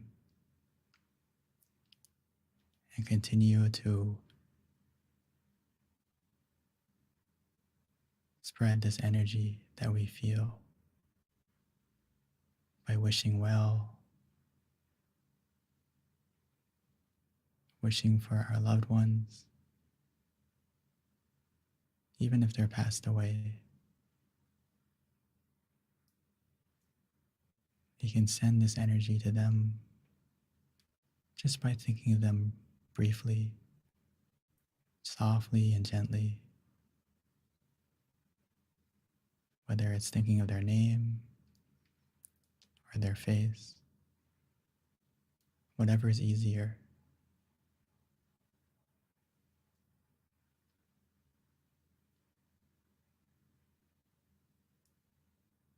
Allowing that positive feeling within you to grow, to expand, covering us with the sensation of relaxation radiating from you.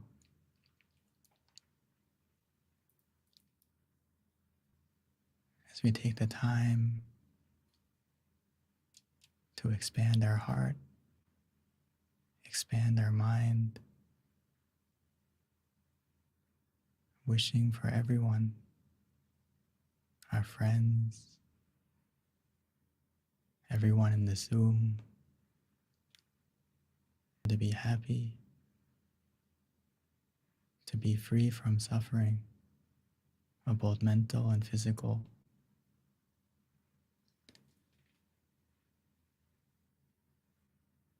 As we think in a positive way and we send out this feeling, that positivity will come back to you, making our mind feel more bright, just like one candle, as it lights the next, it continues to light the next candle and the next candle.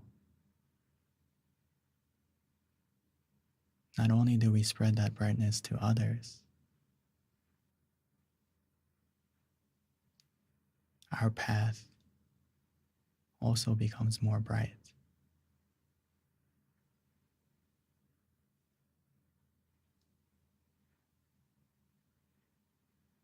So right now, continue to spread out.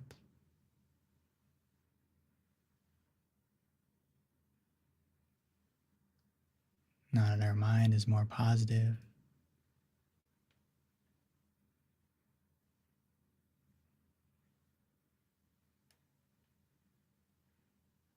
we have taken the time to make ourselves better. And a better you means a better world. As we can spread this positivity to our own small world first, to our family, to our friends, to the community, one person at a time.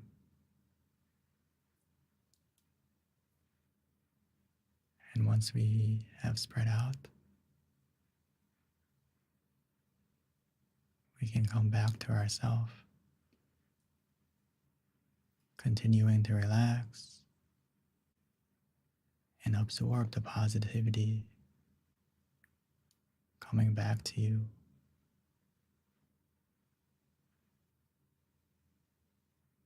And just enjoy the stillness and relaxation for a moment again.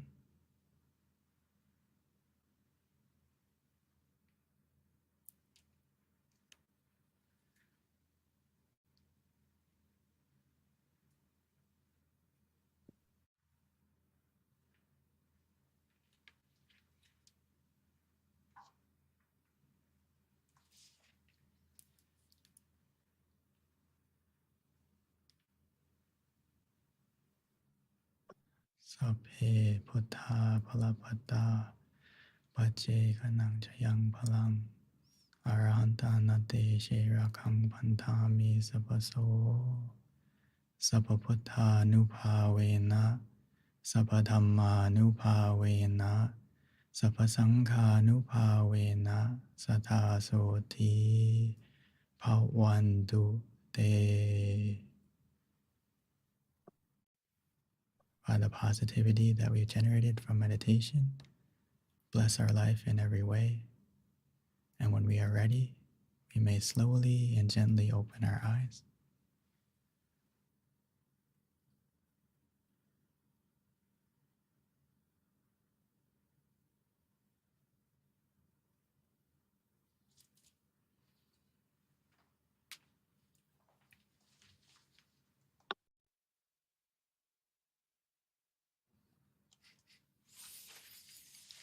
Welcome back, everyone. Hopefully everyone can get in touch with your own full moon within yourself first. And then tonight you can go out and enjoy the full moon in the sky. The most important full moon is the one within you that you can connect to anytime, anywhere. So I'd like to pass the mic back to Miss B. Thank you so much, Venerable. That was so peaceful. And especially on a day like today being World Mental Health Day, that meditation was just very profound, at least for me. So thank you. I really enjoyed it. We do want to ask everyone, if you don't mind putting in the chat your experience and let us know how you felt about today's meditation. And also if you can include your city state as well. We like to know where our members are from. In addition, we do want to continue to improve our sessions. So please enter. We're going to have a link shortly pop up Thank you for sharing that, Sumana. With regards to feedback, there's going to be a barcode that you can click on and then share your feedback with us. Now, this does wrap up our session tonight for the meditation session, but please don't go anywhere because this is my favorite part, which is the Q&A. So stay tuned for that. Just a couple of announcements first. Our next full moon meditation is going to be on November 8th, which is a Tuesday. So please mark that down on your calendar and join us. And then also, if you haven't already, please check out our website, mindgem.org. This is a great place where you can stay in touch with us, download our app, either on iOS or Android. And again, we send notifications when we have upcoming full moon meditations. So it's a great way to keep in touch with us and join our sessions monthly. And also, we do have on-site meditation class offerings in our various centers. So you can also connect on that as well on the MindGem page if you go to locations. Pretty much most of our centers are meeting, so just click on your respective center and then find out kind of what their class offering is. So this wraps up our the announcements, and next we're going to transition over to Q&A. So Venerable Monk Daniel will be joining us, and then we open the floor up to questions from everyone with regards to your meditation experience. Today's theme is World Mental Health Day. So, maybe if we can kind of stick to the theme, that'd be great. And this is a great opportunity to learn from each other, and questions really kind of help you have more insight. You might not even think about it, but when someone else asks that question, you actually learn something. So at this time, we'd love to open it to the floor to see if you have any questions that our teaching monk can answer. All right. Don't have any questions yet, Venerable, but I'm sure that they will trickle in. I can also go back to the questions that we had on hold from last month as well. So I'll have that handy. But while we're waiting for others to ask questions, I do have one that pertains to today's, and just want to get a perspective from you, Venerable, in terms of like the stress and pressures of work that make mental health not so easy, in terms of the anxiety that happens and trying to like meet deadlines and what have you. I know meditation is supposed to help you in terms of just like trying to have more balance, but outside of that, how do you kind of lessen the pressure and the anxiety, even though you know that your world isn't going to collapse? Even if you are a meditator, sometimes it's hard to really kind of take a step back and not let these pressures and responsibilities kind of weigh you down. Okay, great question. I think everyone experiences this, myself included. I'm not immune to anxiety or pressure as well. But what I've noticed is that a lot of the times as we practice meditation, we kind of only use it when we come to meditate.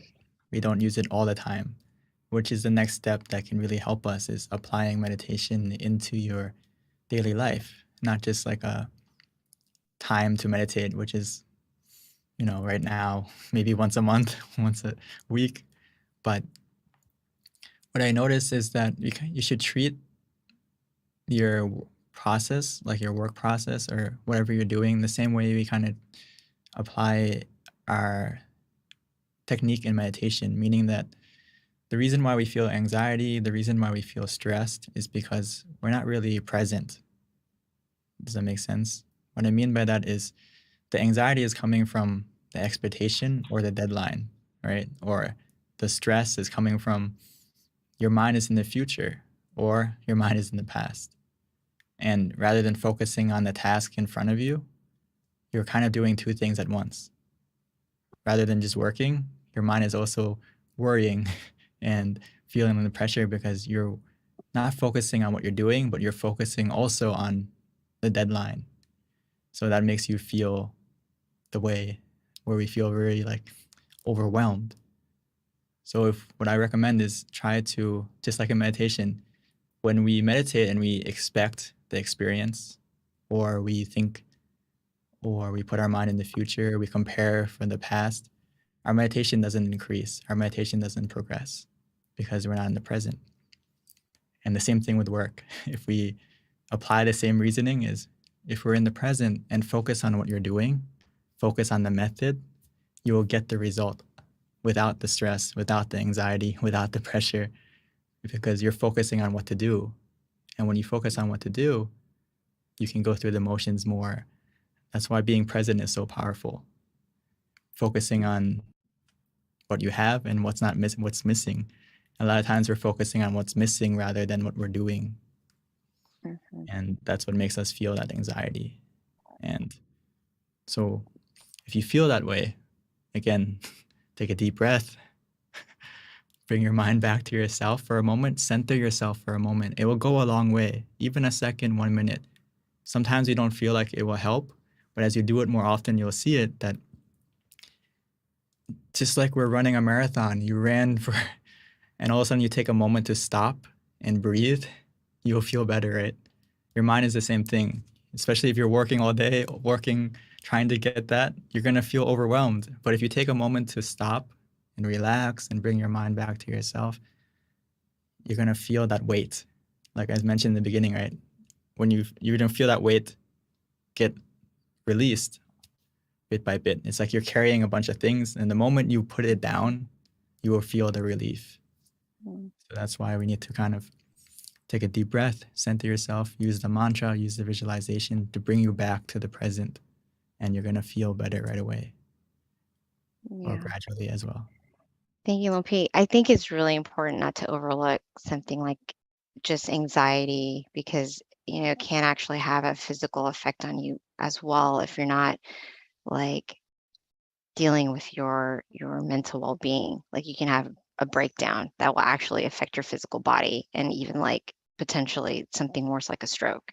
So it's really important to have these tools to really like help yourself when you need it. So thank you so much, Venerable. Now, we did have questions trickle in, Venerable. One question that came in, actually a few. Let me go ahead and get to it. So this is a question that came from the Georgia Meditation Center. Thank you guys for representing. So as much as I focus and let go in meditation, all of my responsibilities are constantly coming up. How do I truly let go? That's a very relevant question to the theme as well. Our first responsibility is to ourselves, to calm ourselves first. And then as we do that, we have that positive mindset to look after the rest of our responsibilities better. So, of course, when the responsibilities come up, we have to use the method that helps to shield your mind, meaning that sometimes just relaxing isn't enough in the beginning of the session. In meditation, the end goal is to do nothing. But in the beginning, we have to do something for some of us to get to that state of nothingness, where your mind is blank, when your mind is still. So if you feel that the responsibilities are coming up, there's a couple of things that we can do. The first one, especially if it's distracting, is try to use the mantra or use the visualization to kind of block out your mind from thinking about those responsibilities. Because the good thing about our mind is that it can only focus on one thing at a time. Even though it may feel like we can think of 1,000 things, it's only because it's jumping from one thing to the next thing to the next thing. So as we stop that jumping, we need to think of the mantra instead, or the visualization, or even both at the same time if we feel like we can do it relaxingly. And it will help you to kind of build that shield or barrier and it's like an anchor that keeps your mind from drifting away. It keeps your mind inside. So use the mantra and the visualization to block out that. And if you feel that that's not working, then we can go to the next step is just open your eyes. Open your eyes and it will help to cut the thinking. It's like a director. If you say cut, the movie stops, right? They stop filming, stop everything. And in the beginning, sometimes we have to open our eyes often, but it will help it's better than continuing with the process of thinking because it's like a habit. The moment you stop it, by opening your eyes, the habit can stop. The bad habit can stop. And don't worry about restarting often because we still, the process or the progression that you had in the meditation didn't disappear, because if you continue to meditate with that wandering mind, it actually, we're not really progressing. So the best thing to do is just to cut it out as soon as possible. So those are two things that you can try, and it will get better gradually. And before it, you know, it's gonna exponentially get better. So, Venerable, that was actually a pretty good question. And, you know, your answer kind of like made me think of something myself with regards to the wandering mind when you meditate. So when you're sitting down to meditate and you do have a wandering mind, do you think there are moments in there where you're actually meditating? Or if you're just having wandering thoughts, is it just kind of like a waste because you really didn't meditate? What is your take on that? There is moments between the wandering that are moments of more calm, and those are moments that we are progressing. But in the moments where you are wandering truly, where your mind is, you know, thinking of this or that, it's not really progression. It's like you fell off the path. So even though you're still walking, you're walking in the wrong direction, or Mm. not going in the right direction. So that's why the sooner you realize is a good step. You realize so you can adjust, and the sooner you adjust, the sooner you come back on the right path and start walking in the right direction again. Oh, wow, that makes a lot of sense. So you're still walking, but you're just not walking in the path to the destination. Yes. Oh, okay, that's pretty awesome. Thank you for that analogy, Venerable. All right, so our next question comes from New Jersey, and I think this is a good question too, quite relevant to our theme. Thank you guys for these awesome questions. How to create a positive mindset and make a good connection between body and mind for people who are suffering mental disability. This is it depends on how severe the mental disability is, but in most states,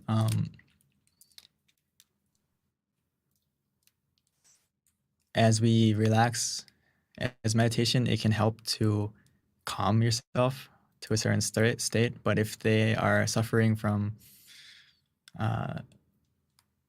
very strong mental disability, it's not that they won't benefit from meditation, but it won't be as strong, if that makes sense.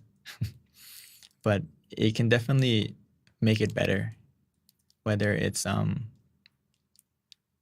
anxiety or depression. It can get better from the meditation. But for the mental disability that is more physical, meaning that there's severe trauma to the brain or something like that, it could be a little bit difficult to meditate. But the best thing that they can do is, if they have the mental capacity to repeat the mantra, that can definitely help. And for us, as a friend or as a family member, we can also meditate and send the positive energy that you feel and dedicate it to them. And that can also help to benefit them. So hopefully that gives some kind of perspective. Thank you, Venerable. So our next question is from someone from California, Andrea. Being from California, how do you think social media affects young adults and teens' mental health, in specific with comparison from others? This is the biggest challenge right now in our generation and in the future generations, is as technology grows and develops, our mental health goes down if we rely on it for our happiness. And that's the problem for teens, young adults, and I don't think just young adults, I think for anyone who, or whether it's any age, if they rely on social media as their source of happiness, their source of gratification, their source of achievement, fulfillment, they're only going to suffer, because in Buddhist philosophy, or just in general, nothing lasts forever. Everything is impermanent. The follows don't always come. The likes don't always come. Sometimes they come, sometimes they go. So it's not a constant happiness. And most of the time, it's suffering that we feel. And So for those of us who, the more we can use social media in a positive way, but as I said, if we use it as our main source of happiness, our main source of fulfillment, it's only going to make us suffer mentally. So you really need to take a break from it. If it's, detox from social media, a lot of people feel better, right? Who's anyone's ever been on a meditation retreat for 7 days, 5 days, or even longer than that, even a day where you just put your phone away and don't look at it for a day, you feel better, right?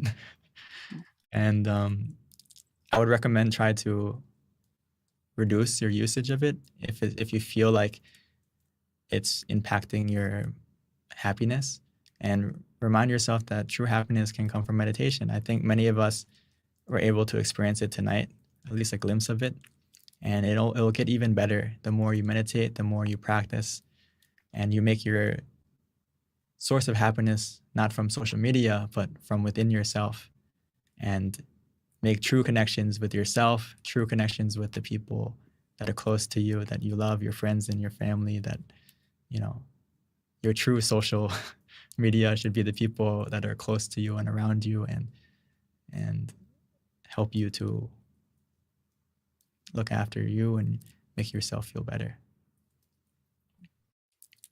So those simply, if social media does have an effect on your mental health, more negative than in most cases. Yeah.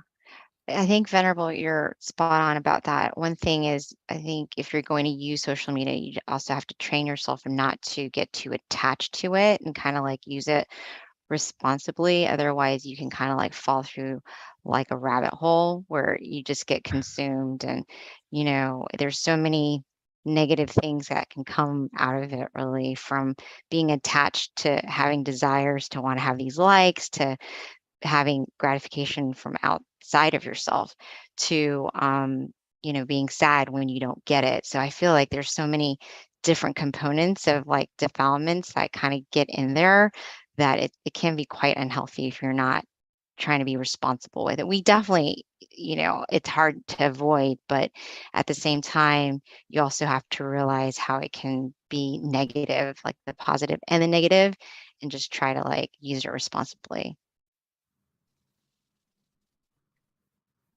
So, Venerable, another question that we have, this is from last month that we can bring up to try to get some of the ones that we had that we weren't able to address. This one is how to have a peaceful resolution to meditation. A timer isn't pleasant when it sounds. If I try to time myself, then my mind will not be fully meditating, but thinking about how much time I have left to meditate. Great question. I think first, you shouldn't use a timer, exactly. Go by your feeling. When you want to make a resolution, or when you want to spread your love and kindness, or anything in that way, what I use, or what you should do, is basically fill yourself up with relaxation first, fill yourself up with happiness first, and then you can use the resolution, do the love and kindness, meaning that feel for yourself. Don't worry about when am I going to make the resolution. When you feel still, when you feel calm, and at that moment, you should try to to do the resolution. When you feel for yourself that, okay, I'm okay, I'm ready, I feel calm, I feel still, and you feel for yourself that this is the right time. And then at that time, we can do the resolution. So it doesn't necessarily need to be at the end. It doesn't necessarily it can be at any time that you feel comfortable, or you feel for yourself that, okay, I feel good now. Ideally, after you feel more good, you feel more calm, you feel more positive, that's a good time to make a resolution, because your mind is in a good state. So, Venerable, when it comes to time, do you have like a suggested amount of time you recommend for people to meditate, in terms of when, on average, your mind might still? Is there kind of like a standard on that by any chance? It depends on how quickly you can let go. So if you can let go easily and quickly, you can really get deep in your meditation. And again, it's not necessarily about the time you meditate, but the time that your mind is still, which is like the essence of a good meditation. So if it's 1 second of stillness, that's a long way. Some people meditate for an hour, but they don't even get a second. So even though you meditated for a minute and you got a second of stillness, that's a huge step. But ideally, if you can meditate more, of course, it gives you more opportunity to get moments of stillness. So if you can meditate, at least 30 minutes to an hour a day, I think that can really go a long way to help you collect more moments of stillness. But that doesn't necessarily mean that you have to meditate an hour like at once, but you can split it up throughout the day. 5 minutes there, 10 minutes here, depending on your feeling. Again, go by your comfort, go by what makes you feel relaxed. And again, don't set a timer. Kind of just sit according to how long you feel comfortable. And when you feel like, okay, I no longer physically comfortable, no longer, then maybe you can take a break and come back later and collect some more time in the future. So there's no real standard, but ideally go according to what makes you feel comfortable. And if it still feel comfortable, just keep going and it will get better. So, Venerable, what about for those people who've been meditating daily for a very long time and you start to feel like it's quite routine and you almost feel like, it's just kind of mechanical? How do you encourage them to, I feel like in the beginning when you're meditating, you get excited or you're really into it and it's easier to meditate and you feel very happy and content because it's still so new. But then when you've been doing it for a long time, it gets, like I said, mechanical that you don't even know if you're really progressing. How would you be able to, like, what would you recommend people who've been meditating a long time in terms of how to just be on the right track, I guess? Or are they on the right track? Because you still should be consistent in your practice, even if you're not feeling that super joyful feeling that you've had before, but you're still meditating to try to get to that feeling at some point just by doing it consistently. This is the different obstacle that people get as you practice meditation consistently. And Oh, good. So it's normal. I'm so glad because you're not the only I one. kind of feel like that's what's happening to me these days. Everyone experiences this, myself included. As we meditate 5 hours a day, 6 hours a day, if you turn it into a mechanical, it may feel strange. And the reason why it feels mechanical or feels like a routine,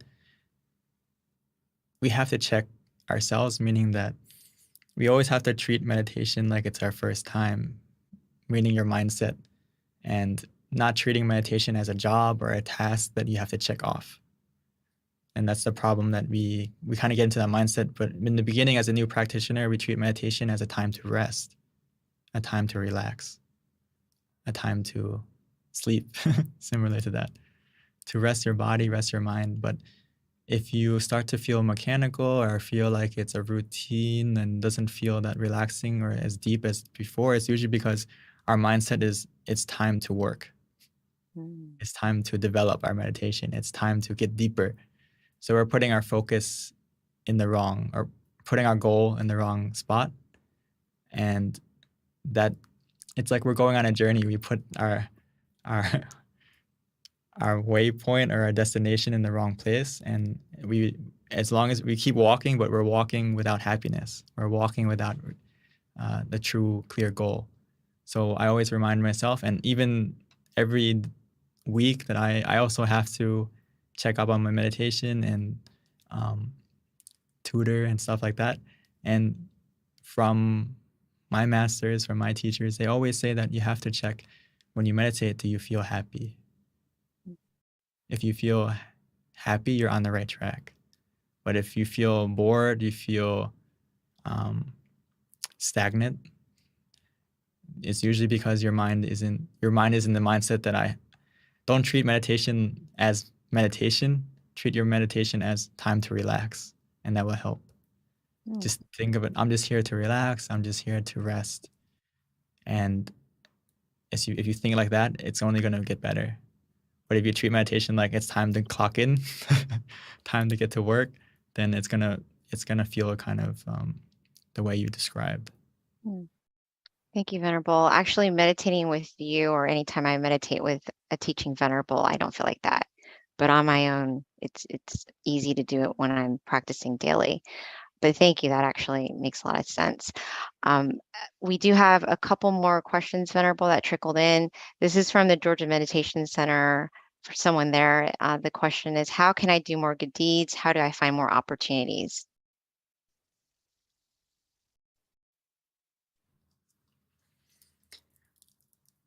One of the best good deeds you can do is your mind first. When you meditate, that's actually a good deed. And actually, it's actually a very powerful good deed that some people overlook because it's not something you can tangibly see in the beginning. That, oh, if I do this, it's going to get better, right? If you help someone or you physically do something, you can see it and you feel like you're actually doing something.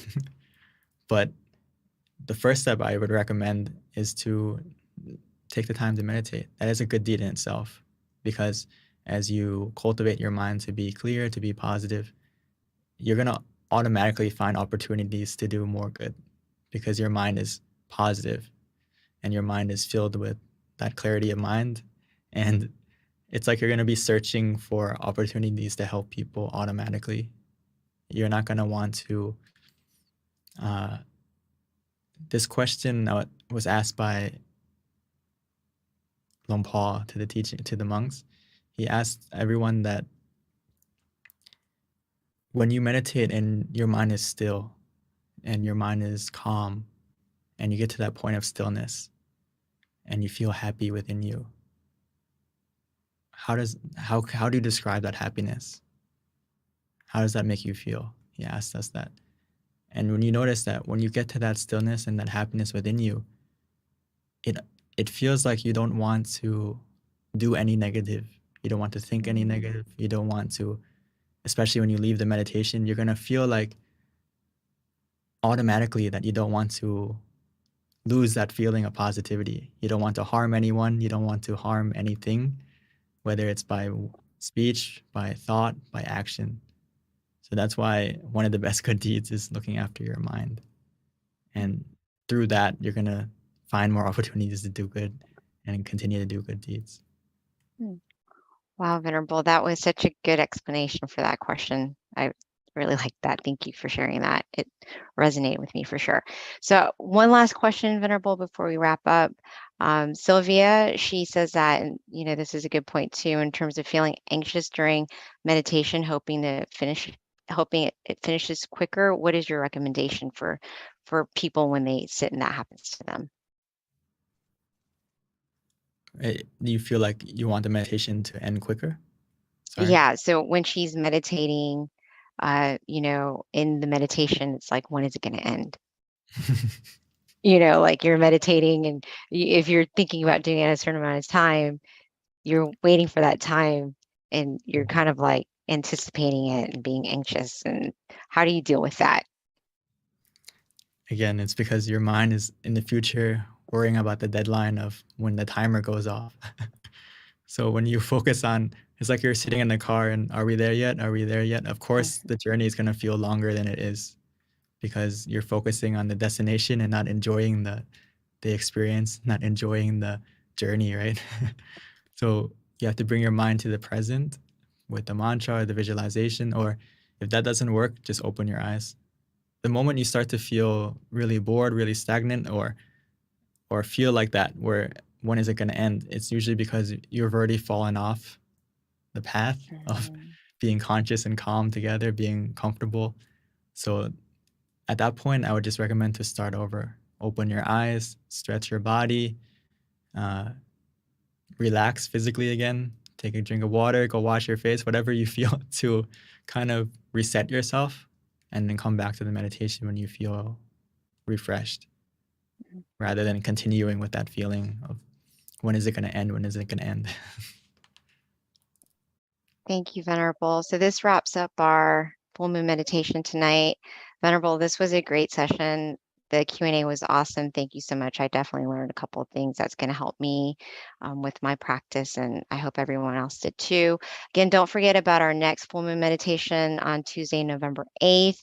And at this time, we're going to accept a blessing from our teaching Venerable to end tonight's session. Don't forget to please to fill out the feedback form. There's a link on the chat for people to fill it out so that we can know how we're doing and how we can get better. So at this time, let us pay respect to our teaching Venerable, who will give us blessing. And oh yes, there's the QR code for the feedback. All right. So Monk Daniel. Okay. All right. By the positivity that you have generated within you by taking the time to meditate, and all the positive deeds that you have done in the past, whether it's by your action, by your thought, by your speech, may all that positivity come and bless you and guide you, filling your life with happiness, success, helping us to stay healthy of both body and mind, free from any danger, free from any obstacles, or even if we encounter any obstacles, may be able to overcome them easily with the positivity that we have. May that positivity follow you, protect you always. And most importantly, when you come to meditate, may you be able to still your mind and connect to the source of true happiness within you quickly and easily and very soon. Thank you so much, Venerable, again, for your guided meditation and your wisdom. Really appreciate it. It was a beautiful meditation tonight. And again, everyone, hope to see you again next month. Stay connected to us. Continue to come back, invite your friends, and please don't forget to fill out the feedback so that we've got that so we can continue to improve.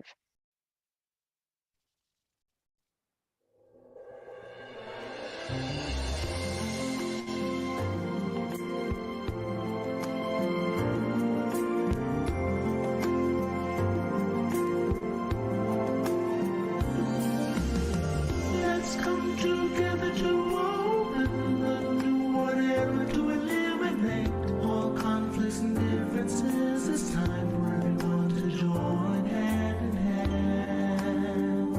At last, now the world's beyond healing. It's time to change the world. As the one who knew in the past,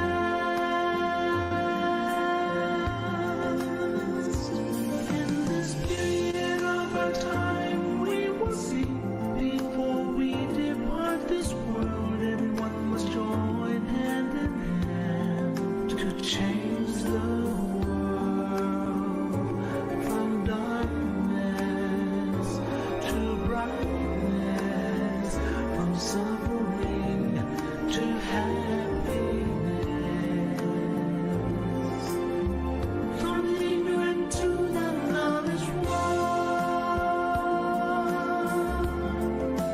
Change the world, we have to do it easy way. Be happy and joyful with childlike innocence. Everyone must join hand in hand. Gently close your eyes, relax, relax. Still your mind at the center of the body and move within. At the same position of the one who knew from the past. Change the world from the era of darkness to the era of light. From the old era to this new era, the world will be like heaven on earth. No classes in society. Everyone will be really happy. We speak the same heavenly language. Become as one with smiles of love. We'll be kind, the world will change. The world will change. Let's come together to change the world. Let's come together to change the world.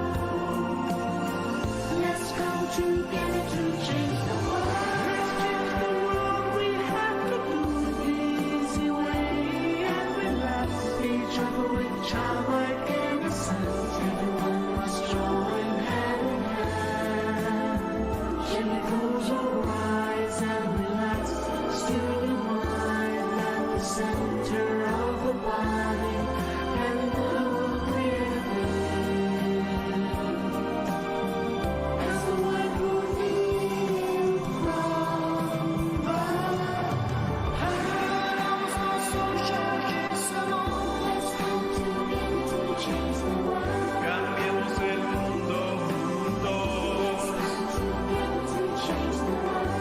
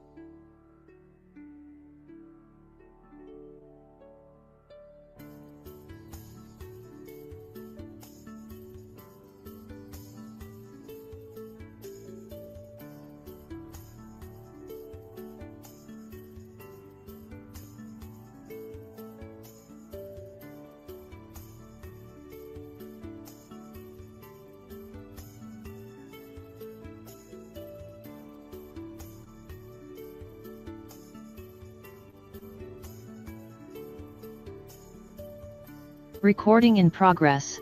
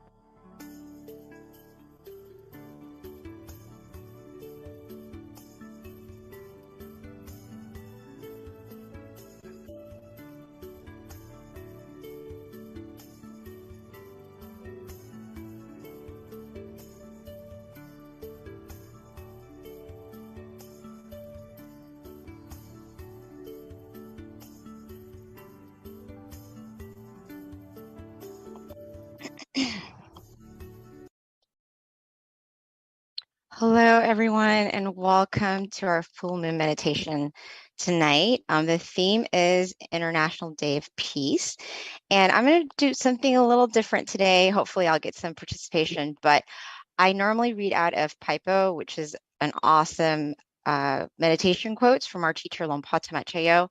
And normally I have one already picked out, but I was hoping to field it from the audience. So if you can pick a number, whatever number I get, the very first one, I'm going to read the quote in the book. So if you can just pick a number from 1 to, let's just say 130. So if I can get someone to just throw in a number out there. Oh, thank you. I saw 53.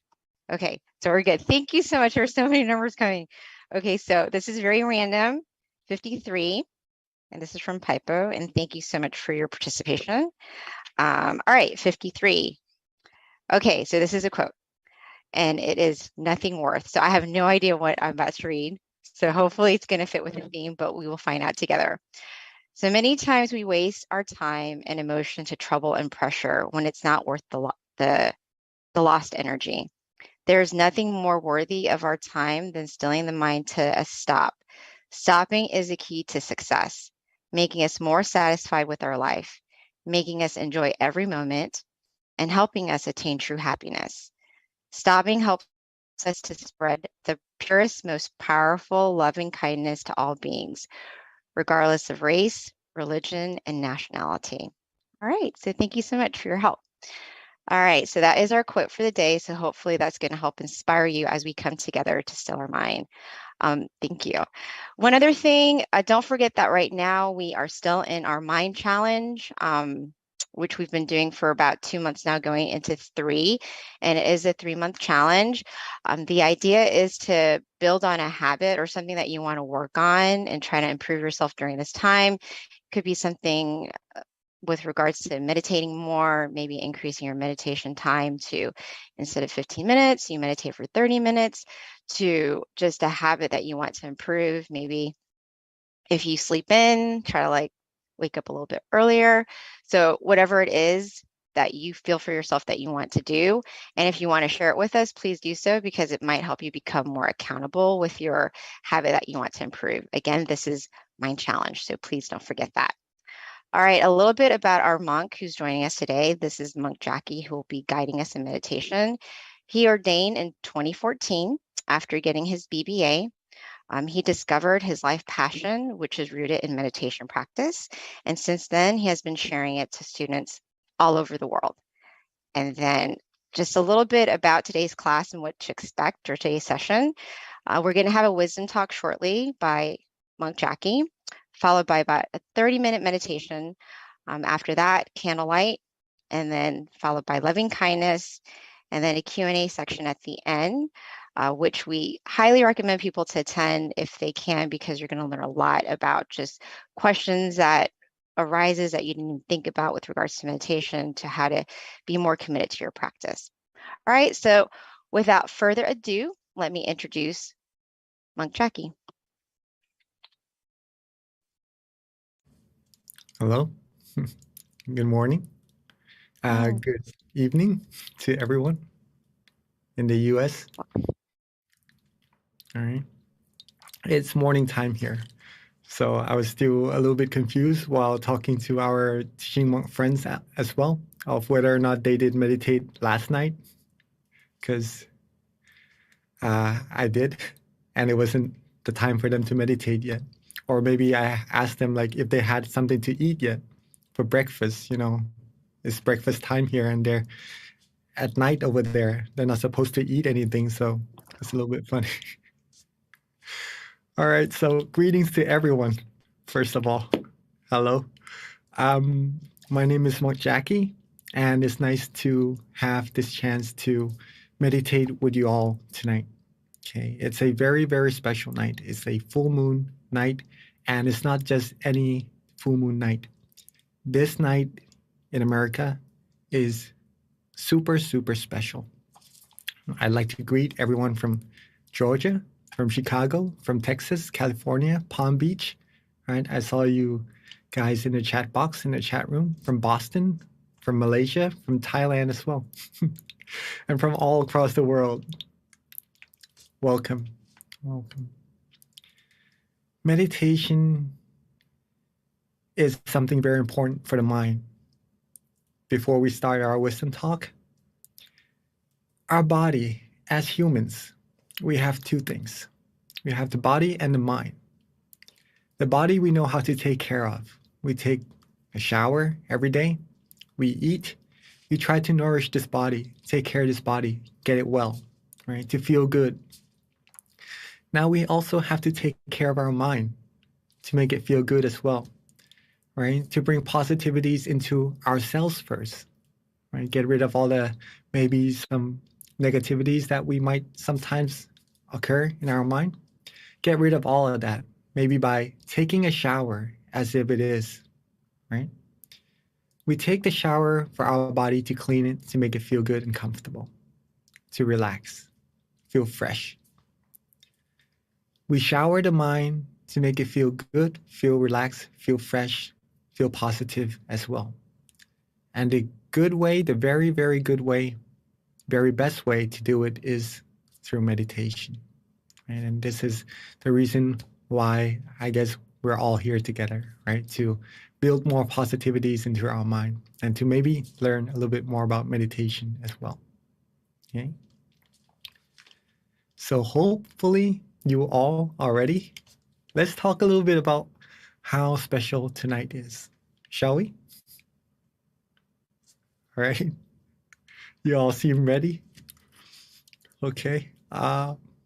Tonight is a full moon night, very round moon. Okay. But not any typical full moon night, because 105 years ago, something very special happened. Exactly the same lunar moon, same lunar month, right? There was one person sitting in a chapel. Sorry, I can't really put my face up here for now, just for this picture. This person, he tried so hard. He has been ordained for 12 years, almost 12 years, right? And he tried so hard to find what the Lord Buddha has learned during his time. Okay. The true peace, the wisdom inside of the body. He was searching, and on this night, 105 years ago, he put his life on the line. He said, if I don't learn or don't attain, offer my life to the Lord Buddha and just risk his life there. And so he did. He sat down, closed his eyes, and started meditating. The night went on, and he kept on meditating. His knees hurt, everything, the body ached, everything hurt. But at one point, he was able to relieve all that pain, and his mind became still. And he was able to reach the wisdom, the true peace within. Okay. And this true peace, this wisdom was lost 2,000 years ago. The time that the Lord Buddha passed away was around 2,500 years ago. But the wisdom of meditation was lost 500 years after that. Okay. The wisdom became vague and then it was lost. So around 2,000 years ago, the wisdom was lost. And it was then rediscovered from this monk 105 years ago during this full moon night.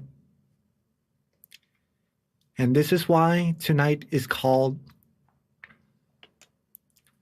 the 105th anniversary of the rediscovering of this inner peace wisdom.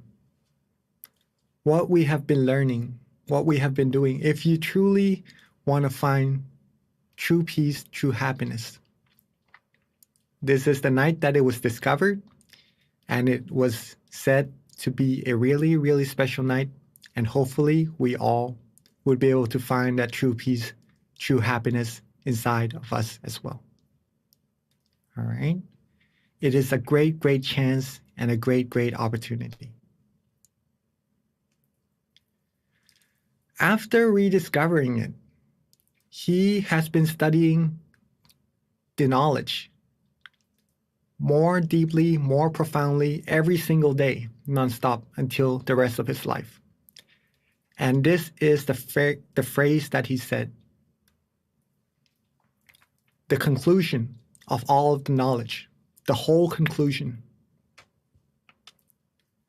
Stop. This word stop is the key to success. Stop means stopping the mind. All right? Stopping the mind is the key to success. Now,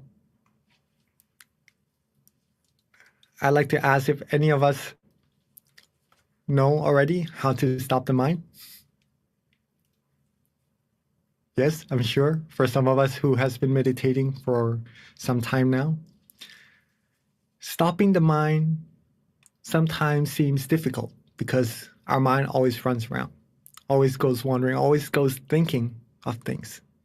It's like a monkey sometimes, right? Jumping from one branch to another.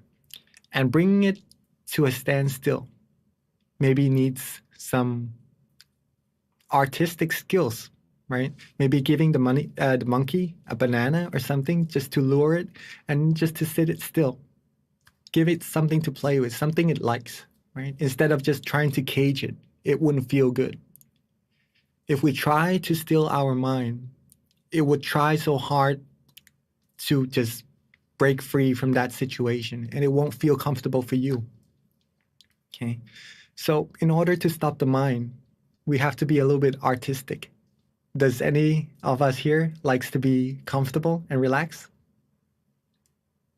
Yes, I see some noddings. Yes, thank you, Pat. Thank you, Dawn. And hopefully we all at Georgia as well. I can't really see each one of us, but sure we all like to be comfortable, right?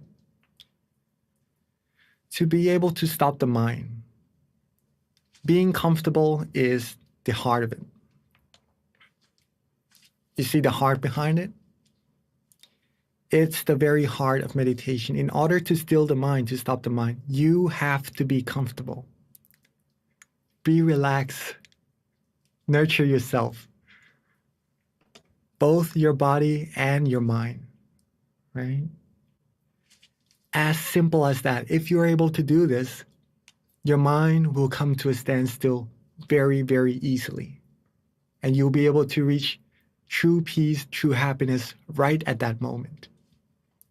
But it doesn't just stay there. If you're able to keep it comfortable and relaxed, it will go deeper and deeper. You'll find deeper happiness as well. Just a little bit to share on how we could get our body and mind to be comfortable, if that is interesting to all of us. Okay, Let's talk a little bit about the body first. We all are different, right? Some of us may like to sit on a couch, a sofa, a chair, right? A comfortable seat. Feel free to do so if it feels comfortable for your body, all right? Some of us may like to sit on the floor, on a cushion on the floor, an asana.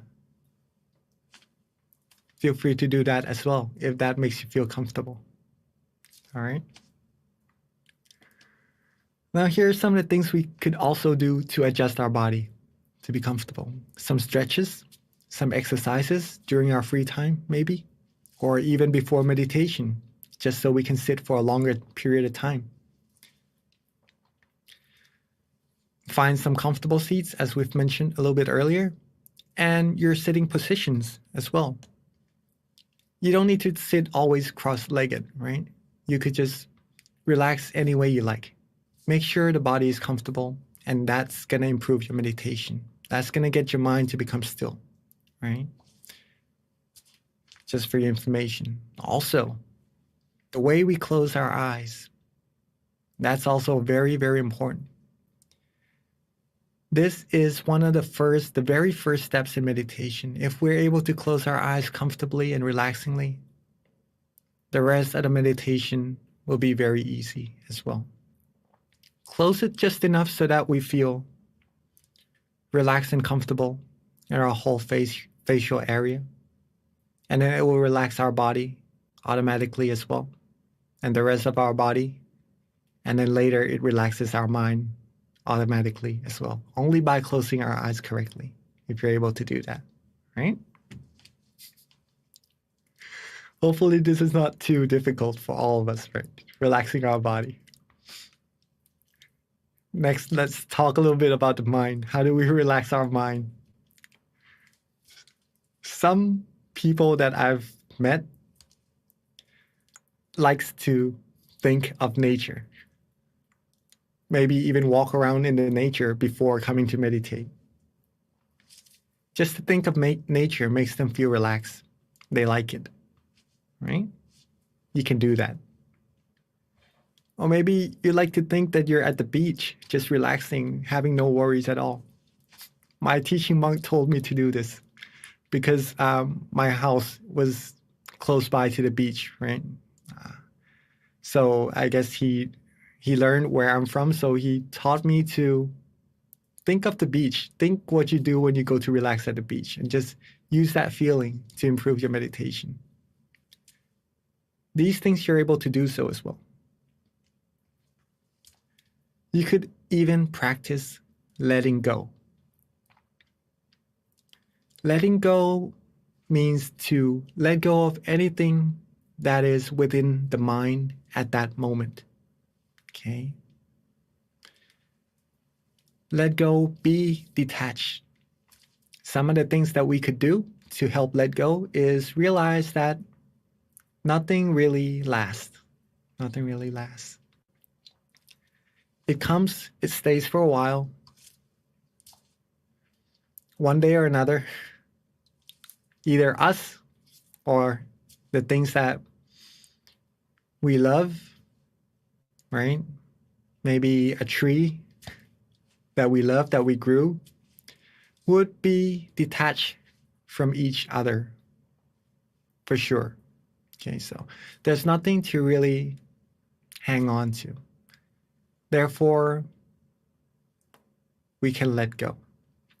If we're able to do this, our mind, from holding something, maybe even if we know it or not, holding something light or heavy, maybe some burdens that we accidentally acquired during the day. If we're able to let go, our mind will be light, soft.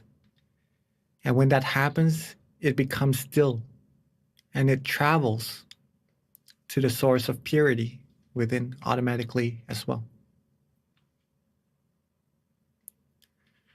Now, all these things are called methods. Simple, right? Each of us, everyone here, would probably have your own method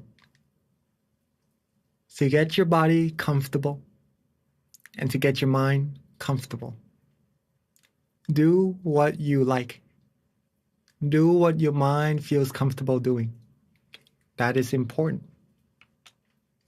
Learn more about ourselves. That's meditation. The method leads us to being comfortable. Okay? But then sometimes, only sometimes, we lose the comfort. Maybe from putting a little bit more effort into our meditation than what we need,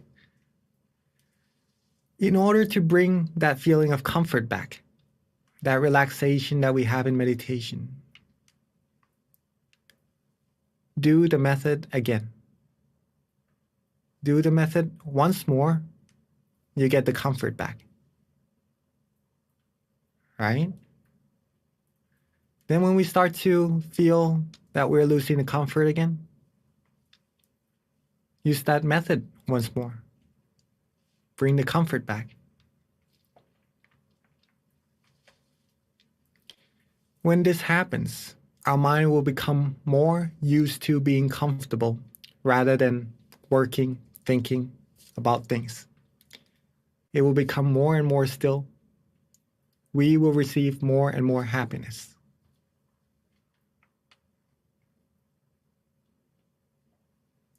And this inner peace, this inner happiness is international. It's international, right?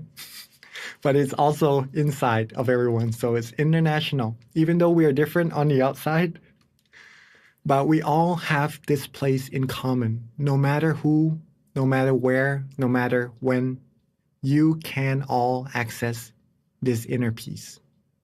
Okay. Hopefully this is simple enough for all of us to understand.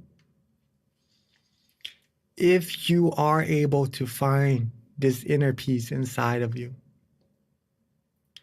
no matter who you meet, you'll be able to share it with them, get them to find this peace inside of them as well. The more people with peace inside of the mind, that's how world peace will be able to come true. All right. I guess that's about a good enough amount of wisdom talk. All right. Hope that was interesting. Now, the important part is what we're about to do, to take all of these things into practice. All right. So let's begin with that. Before we begin our meditation, once again, get your body ready. Be relaxed and comfortable. Maybe if you need, drink some water. If you need to use the restroom, feel free to do so. If you need to move around, find yourself a comfortable position, please do so as well. Let's take a few moments to adjust our body before we begin, right?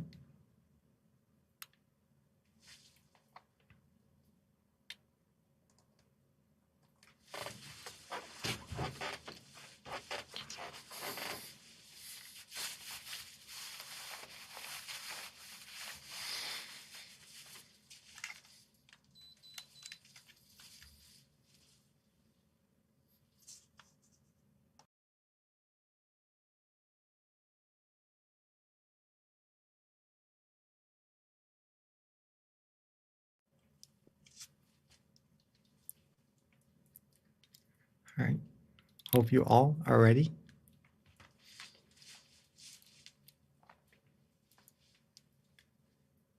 When we are ready, we can softly and gently begin by slowly closing our eyes.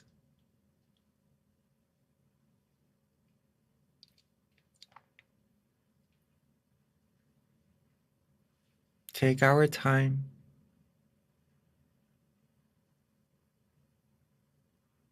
There's no need to rush at all. softly and gently close our eyes.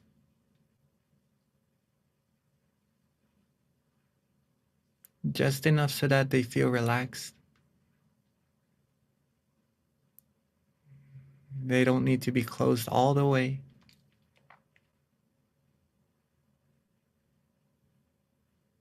Just enough so that you feel relaxed,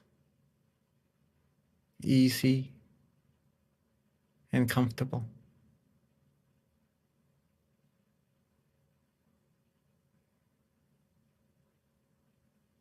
Once our eyes is relaxed, comfortable,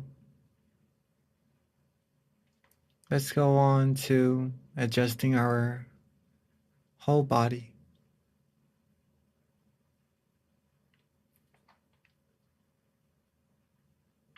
Let's take our time, relax our head, our forehead,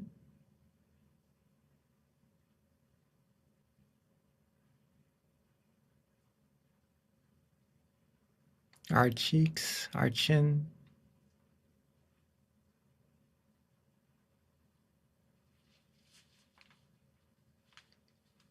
relax our neck, our shoulders,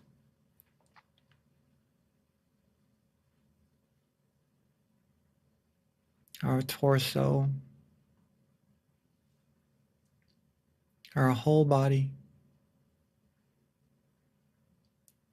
all the way down to the tips of our toes.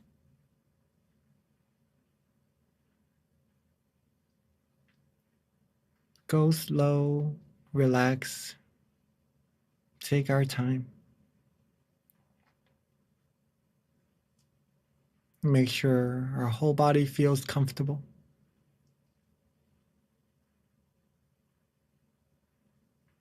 There is no tension whatsoever.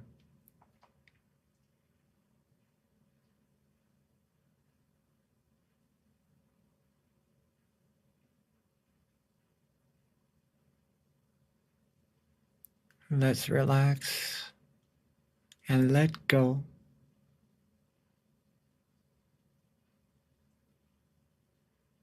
Let go of all worries for now.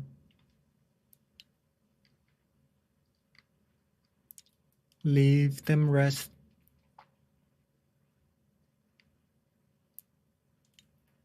Rest them aside and just be free.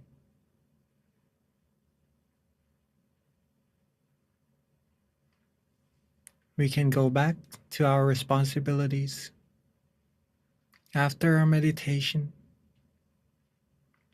But for now, let's let them all go.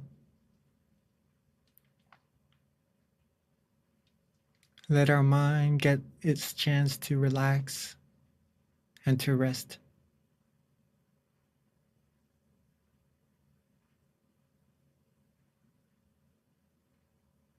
If any of us would like to think of a place you like, such as nature,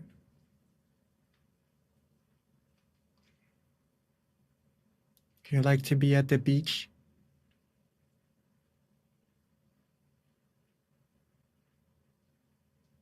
maybe some of us would like to be in the mountains.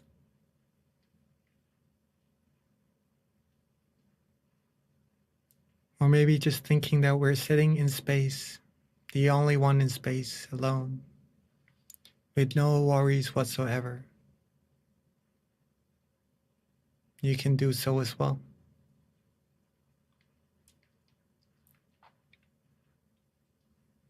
Simply let everything go.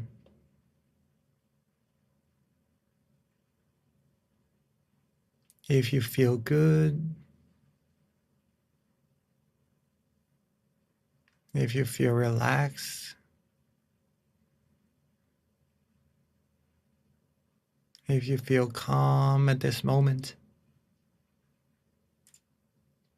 it shows that you're meditating correctly.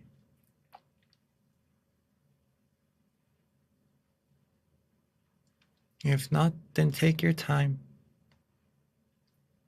Do some more adjustments.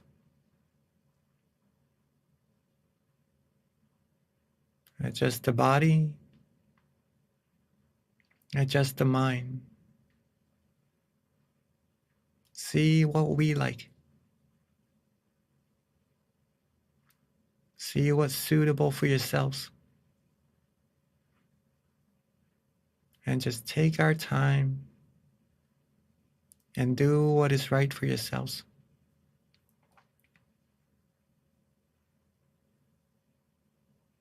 Relax.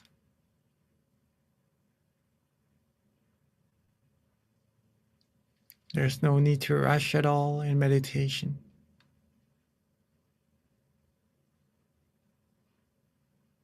Relax and have no worries at all.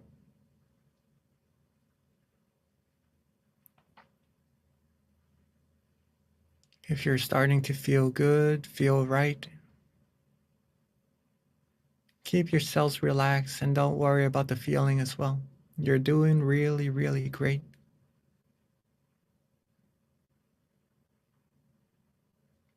You would know for yourself whether or not that this feeling that you're having right now, you like or not. If you feel good, you're satisfied, you're happy with the feeling, and that is it. That is really, really good. Keep that feeling going. Keep this light, this peace shining inside. Keep this feeling of comfort alive by just being relaxed and letting our mind free. That's all that we need to do.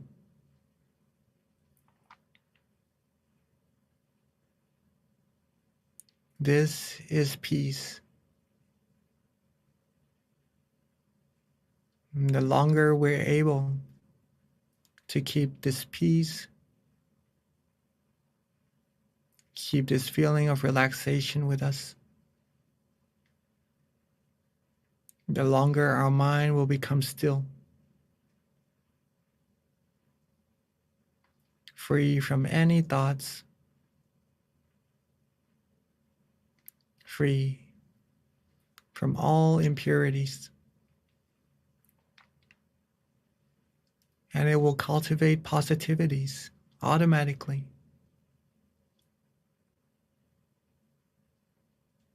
We will start to feel fresher, cleaner, purer as time passes by without us having to do any more.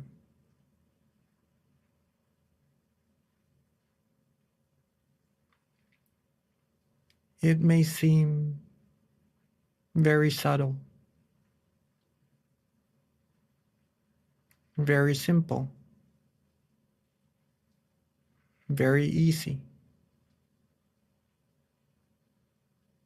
maybe too easy.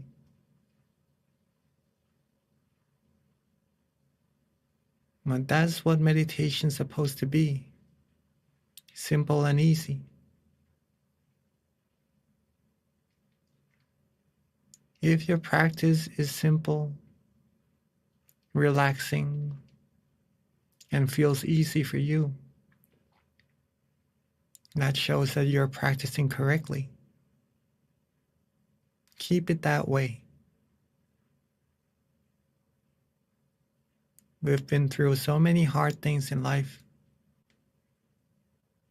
Now it's time to nurture ourselves. Feel relaxed, feel peaceful, feel easy.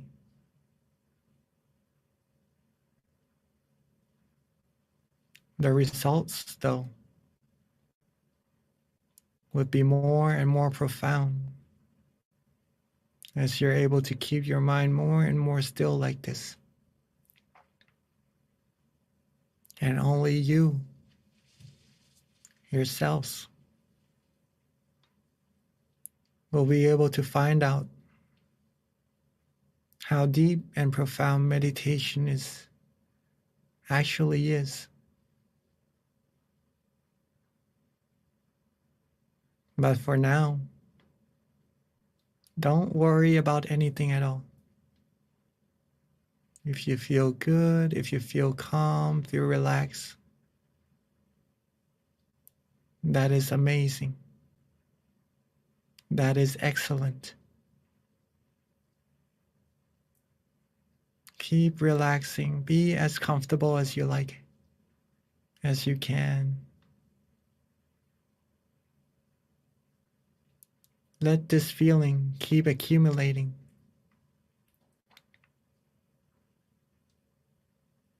Let our mind become pure, cleaner, as time passes by, all on its own.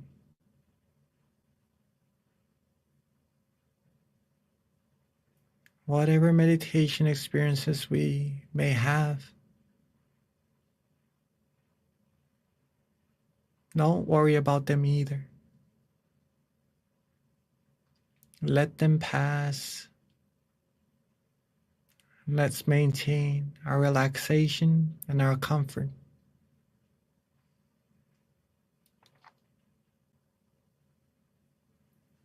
This comfort, this relaxation is the heart of meditation.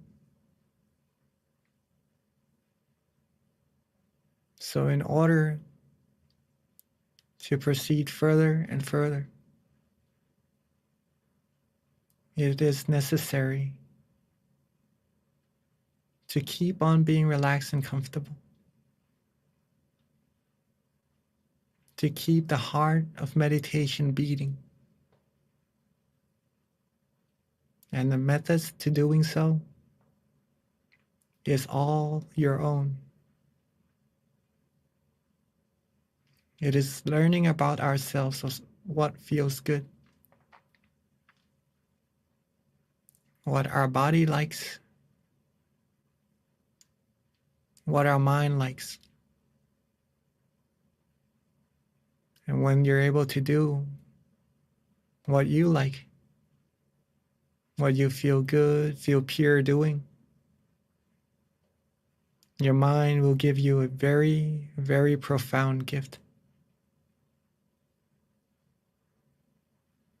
And more gifts as time passes by.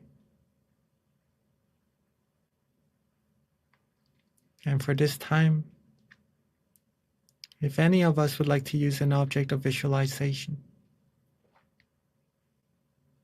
such as the moon, the star, a crystal sphere,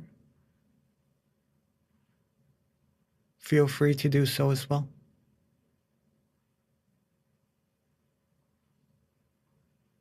But make sure that your visualization is relaxing and comfortable as well.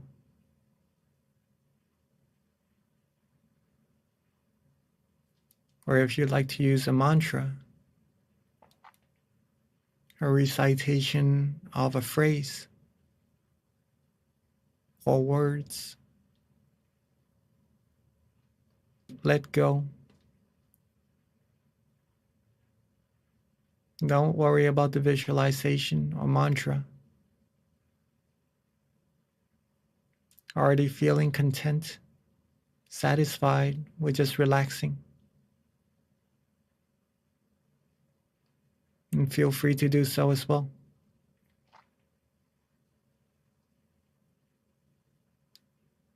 And let's keep ourselves nice, calm, cool and easy, and relaxed as we are going through this very, very special night,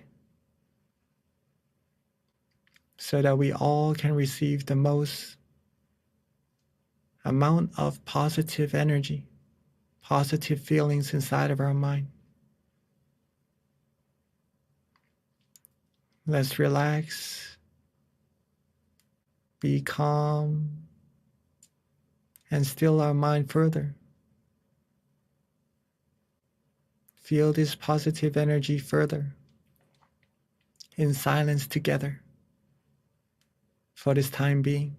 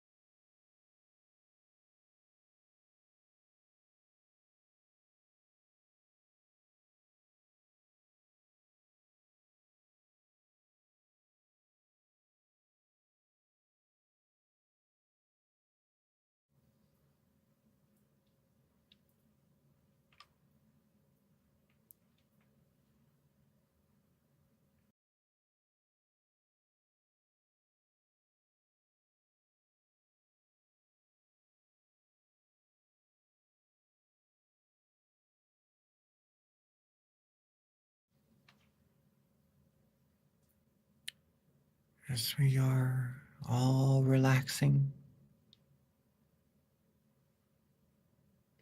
as we are feeling the peace energy building inside of our minds.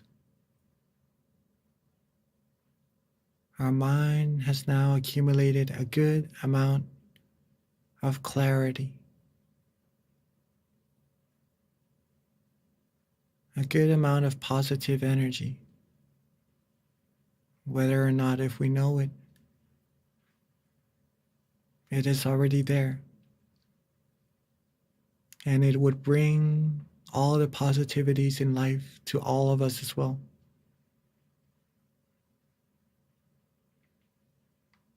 And as we are feeling calm, relaxed, light, bright, and shining inside, it is time for us all to bring this brightness on the inside, outwards, to light our candles, for it to symbolize that our mind now has become clean, clear, and bright on the inside.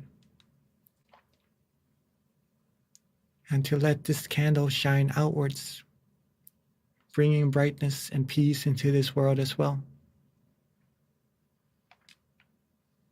So if you all are ready, let me invite all of us to bring this peace energy with us outwards, and let's light our candles all together.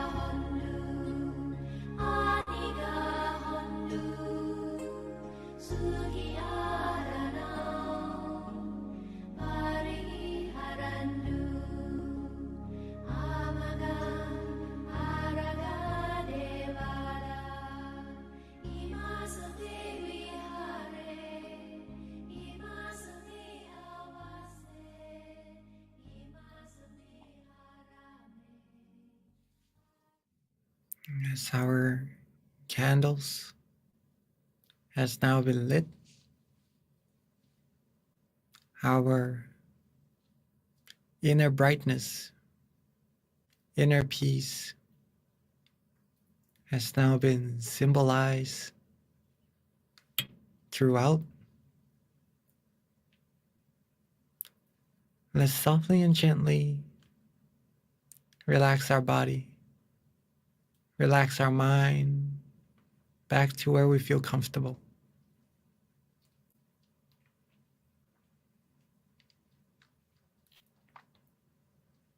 Take our time, relax our body and mind.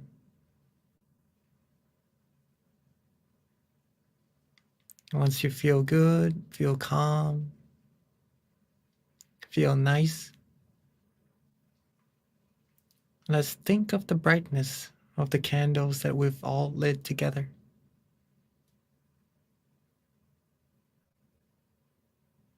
Think of these candles and bring them inside, into our minds where we feel comfortable. And let these candles, along with the peacefulness inside of our mind,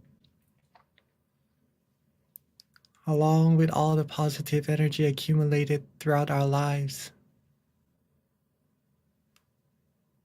let it come together into a clean, clear crystal sphere, a bright, shining crystal sphere, a crystal sphere of peace, of love, of compassion. And relaxingly, let's radiate its brilliance outwards.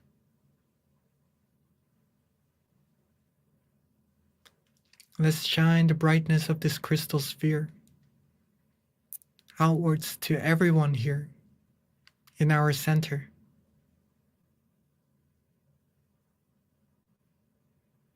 Share the brightness, share the love, the kindness with everyone here in our Zoom room.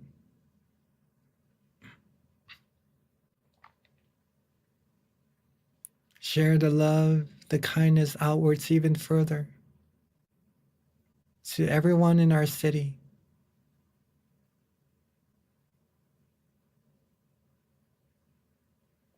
And let's radiate our brilliance outwards even more. Outwards, reaching everyone in our country.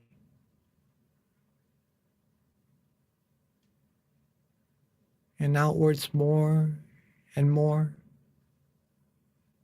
until reaching our whole world.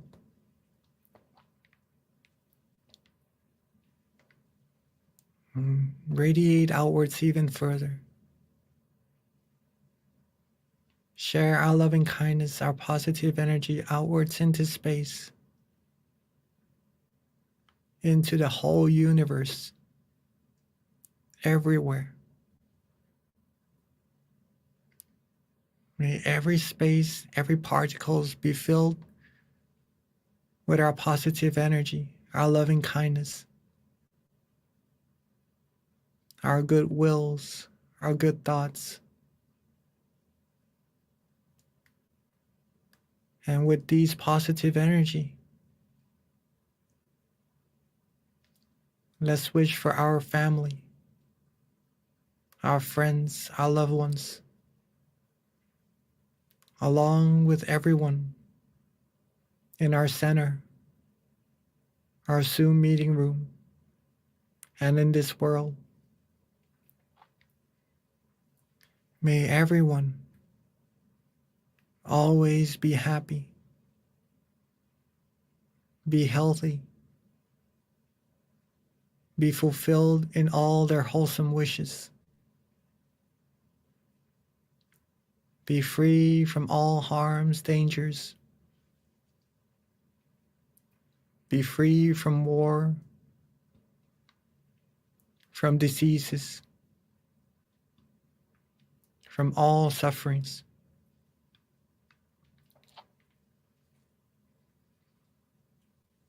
May everyone be able to find true peace, true happiness quickly and easily. May everyone have love and kindness for each other.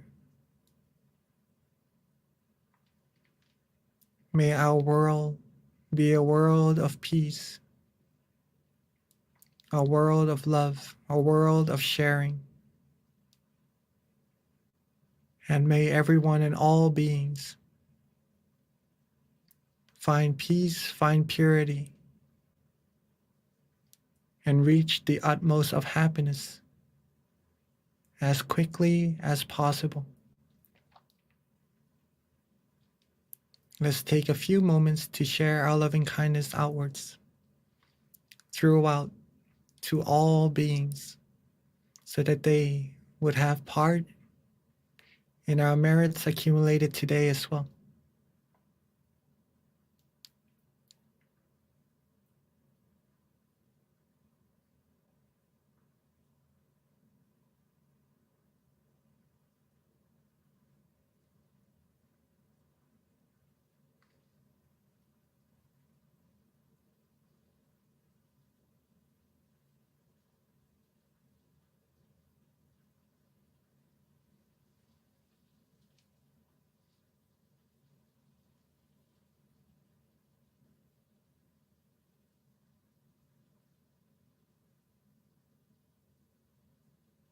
Now that we've shared our loving kindness to all beings together,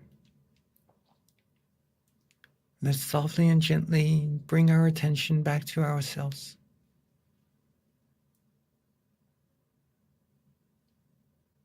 Calmly and gently, softly and relaxingly, bring our attention back to ourselves.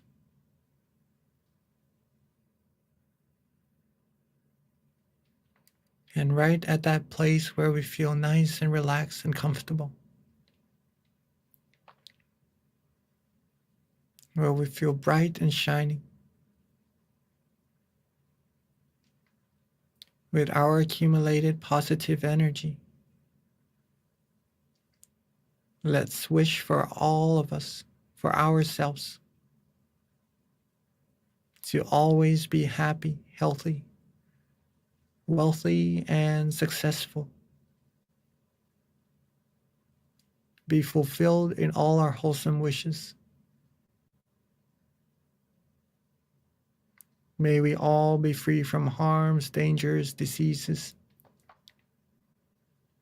Be free from all negativities, impurities. May we all be loved, respected, and protected.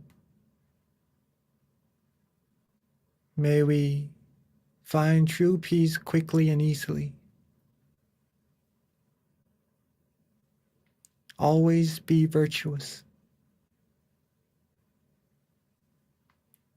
And may we all reach the utmost of happiness as soon as possible. Let's take a few moments to wish for ourselves for all the wholesome things we need.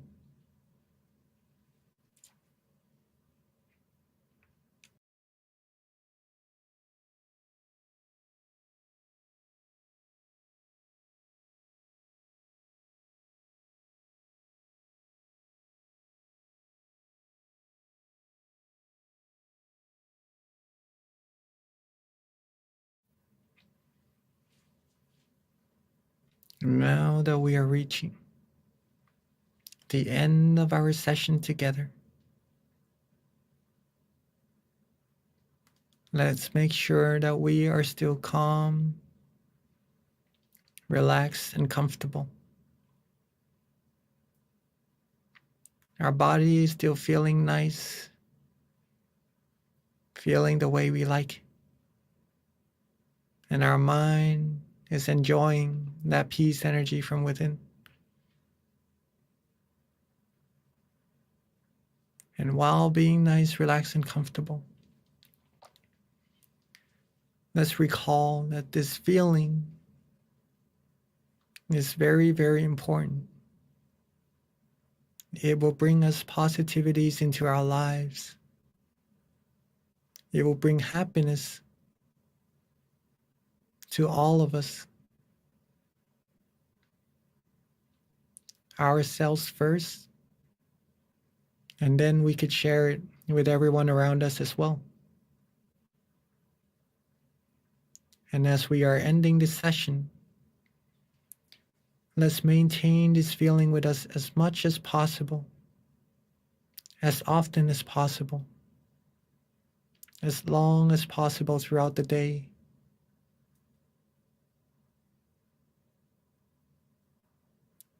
And then when we are ready, we could end this meditation session together by softly and gently opening our eyes.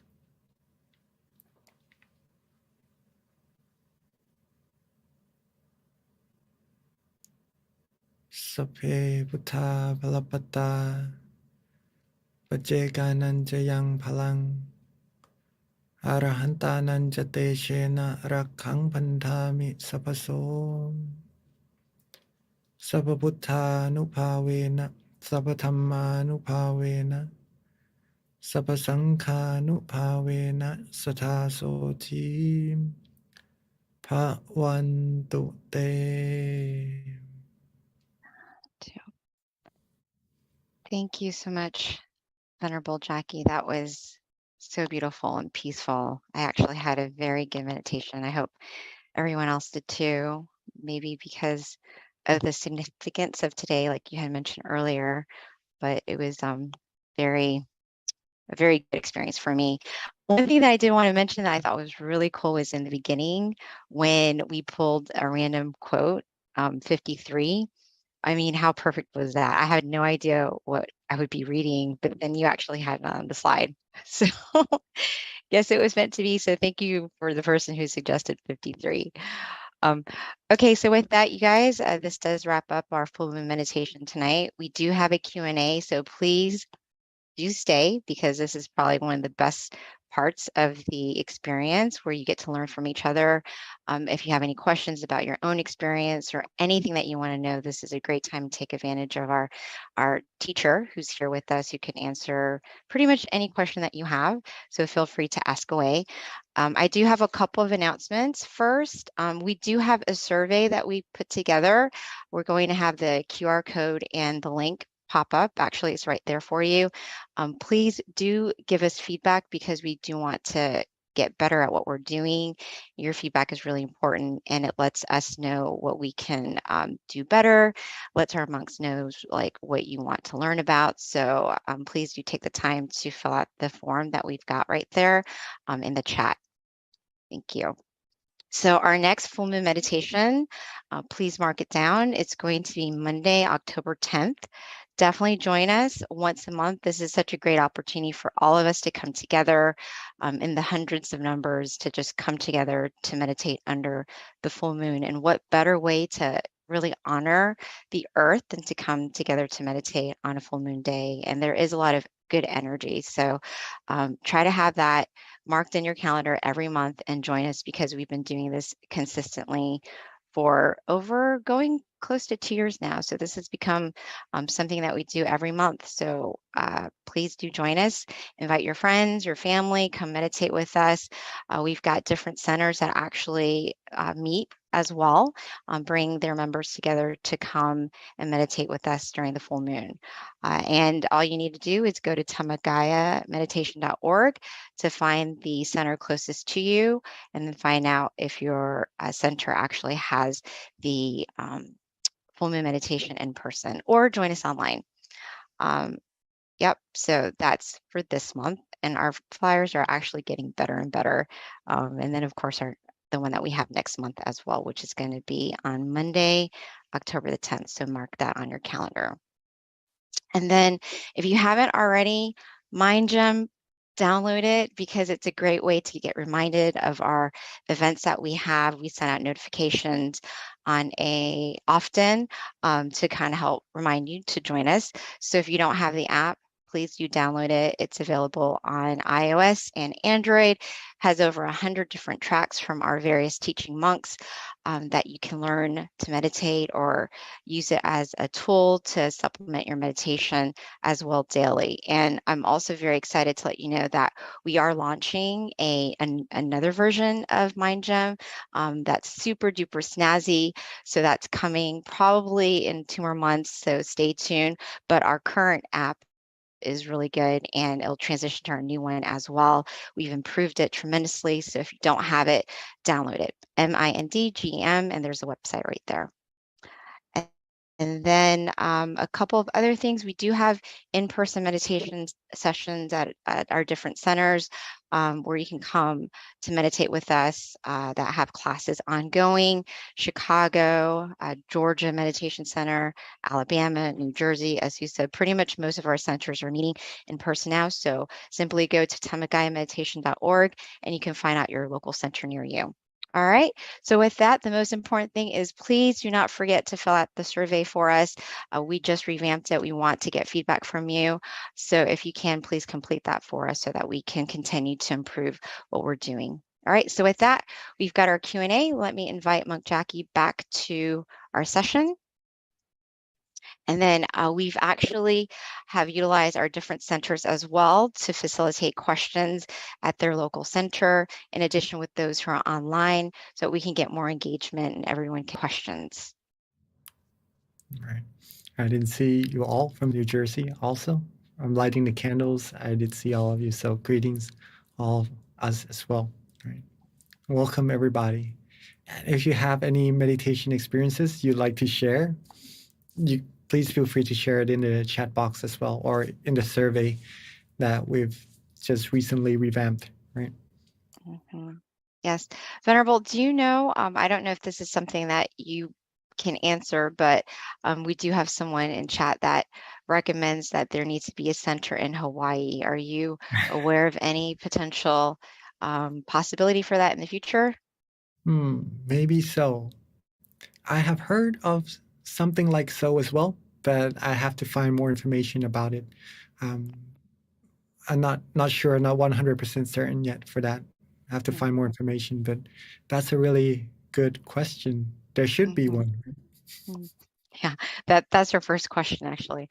Venerable, while we are waiting for questions to funnel in, what is your recommendation with regards to how to continue to improve your meditation on days when you don't really feel like you're meditating well?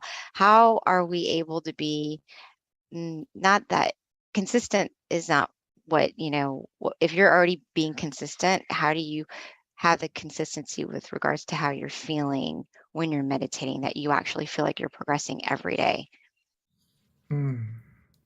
That's a very nice question, because sometimes we need something to let us know whether or not if we are improving or not, right? Some motivations maybe. Well, first of all, if you're meditating, if consistency maybe not as good, the next day maybe a little bit less, the next day could be more, right? But if you're meditating, you are improving. You're improving. If you're not meditating, and that's gonna be a little hard to improve, right? Consistency is very, very important. Other than being comfortable, consistency is one element that we 100% need to take into acknowledgement, that it could be another heart of meditation, if that sounds all right with all of us, right? Comfort is the heart already. Consistency, keeping that heart beating, will keep your meditation going, right? That's the first part, right? How do we know if we're improving? The second part to it. If we're meditating, we are also observing, right? Observing means we have to find out what we do, what we did in our meditation that gave us improvements, that made us feel good. The methods, right? The methods. If we learn what makes us feel good, do more of those things. do more of those things. Now, sometimes we may do something in our meditation also that may be not as correct as the previous ones and causes us to feel somewhat a little tension, or maybe sometimes have even more wandering thoughts. In this case, also observe. Observe what caused that and reduce some of those things that we did. If we observe what we did in our meditation, whether it gives us positive results or not so positive results, we'll be able to learn from our practice and then improve more and more. Some indications that would let you know whether or not you're improving is that if you are feeling that meditation is easier or not. If you feel it is easier than before, I'm able to get to that feeling of relaxation more quickly, right? Without as much effort, with less effort, that means your meditation is improving. Writing down your meditation experiences, like what we're sharing here in our chat box, is also another very important thing to observe ourselves whether or not we're improving. Okay. If we meditate today together right now, maybe we have some feelings of lightness, of relaxation. We could write these meditation experiences down, right? Maybe tomorrow we meditate again, and maybe we have some other meditation experiences. Write those down as well. And then you'll be able to come back, take a look at what experiences in meditation that you had. And first of all, be proud of yourselves that you're able to get there. And then we could learn what we have and what we could do to improve. And maybe we get more things and we could learn what we did on that day that led our meditation to being a little bit more special. And we notice that, we improve on that. That's how we notice our improvements, and that's how we're going to be able to improve more in our meditation. Thank you, Venerable. Venerable, so in addition to that question, just to kind of add to that a little bit further is, how do you know, like when you're dozing off in meditation? For someone who's new, maybe, they're not really sure if they're sleeping or if they're actually meditating. So that's actually a pretty good question. That comes from GMC. That's actually very, very good. It's very funny as well for me, for myself, because during my first years of meditation, I didn't know at all. We had a meditation session after lunch around 1 o'clock to 4 o'clock, so 3 hours of meditation. My method was to keep my mind at the center of the body. I didn't really learn about being comfortable yet at that moment, just to keep my mind there as much as possible. When I meditated, I felt good. And then when the end of the meditation session comes, I had good meditation experiences. But in between, I had no idea of what happened at all. But I thought that I was doing good, right? Until my teaching monks started to come and do some tutoring, right? They taught me how to observe myself. And one of the things that should be noticed is during the time that we are not certain in our meditation, if we are awake or not. That uncertainty is the indication that we might have dozed off a little bit in our meditation. If you are 100% certain in your meditation that you are awake throughout, that already proves to yourself that you are doing well, that you're not dozing off. You know for yourself. But if you have any uncertainty, whether or not maybe I have dozed off a little bit or not during meditation, that's one indication that you could go back and take a look. Or maybe how long, write it down as well. That would help. And then improve on that. See what happens. Mm-hmm. So Venerable, that kind of brings a question in my mind with regards to when you're meditating. Isn't there like an in-between part of like being awake and aware, like right in the middle, and that's meditation? Is that correct? So it does it could feel like you're sleeping, but you're actually really progressing, or is that just me overthinking it? No, that's actually very good. Remember what I said a little bit earlier just now? I had some good feelings Mhm. during the beginning of meditation, and then I had really good meditation experiences at the end. But in Right. between, I'm not sure what happened, right? Because I dozed Oh, off. okay. Yeah, I dozed off. My awareness was down, but my comfort was at its maximum, right? I was feeling right, really relaxed. right. I've been there before too. Yeah. Okay. Uh, yeah, pretty much that, because you're feeling really relaxed, maybe feeling a little bit tired as well. So you may fall asleep in your meditation, but Right. the awareness is not there. Ah, yeah, yeah. At the end of the session, when you're starting to wake up, right, you're gaining awareness back. And right where it comes into balance, when you are awake, when you are aware and feeling really comfortable, almost as if you just woke up, right? Yeah. That spot, that connection between awareness and comfort brings you that meditation experience when your mind is focused at the right amount as well. Yeah. It's almost balanced. Yes, yes. Yeah. If you are able Okay. to catch that feeling, if you're able to notice that feeling and keep that feeling for a longer periods of time, you'll be able to go deeper and deeper into your meditation. Okay, thank you, Venerable. So we do have, hopefully we'll be able to answer most of these questions that have come through. But the next question is, and I think this is a good question too, that is probably a lot of other people might have a similar question, which is, how do I get unstuck on anger and disappointment when someone has wronged me? Okay. Yes. Again, very good question. Mm, practice meditation. Learn this feeling of comfort, right? Bring your mind back to that feeling more often. You'll be able to let go of all the undesired feelings more easily, right? Instead of keeping it with you, we'll be able to learn how to let go, let it out of the mind, and then keep that peacefulness within our minds. The thing is, the method that I've mentioned earlier in our talk before the session, if you remember, the method brings us the comfort. Okay. So if we're starting to lose the comfort and anger and other undesired feelings are starting to come in instead, use the method. Again, relax your body. Maybe at that moment we aren't able to really relax our body, relax our mind. Think of a crystal sphere, maybe a moon, a star, or maybe just let go. Do what you did in your meditation that led you to feeling comfortable.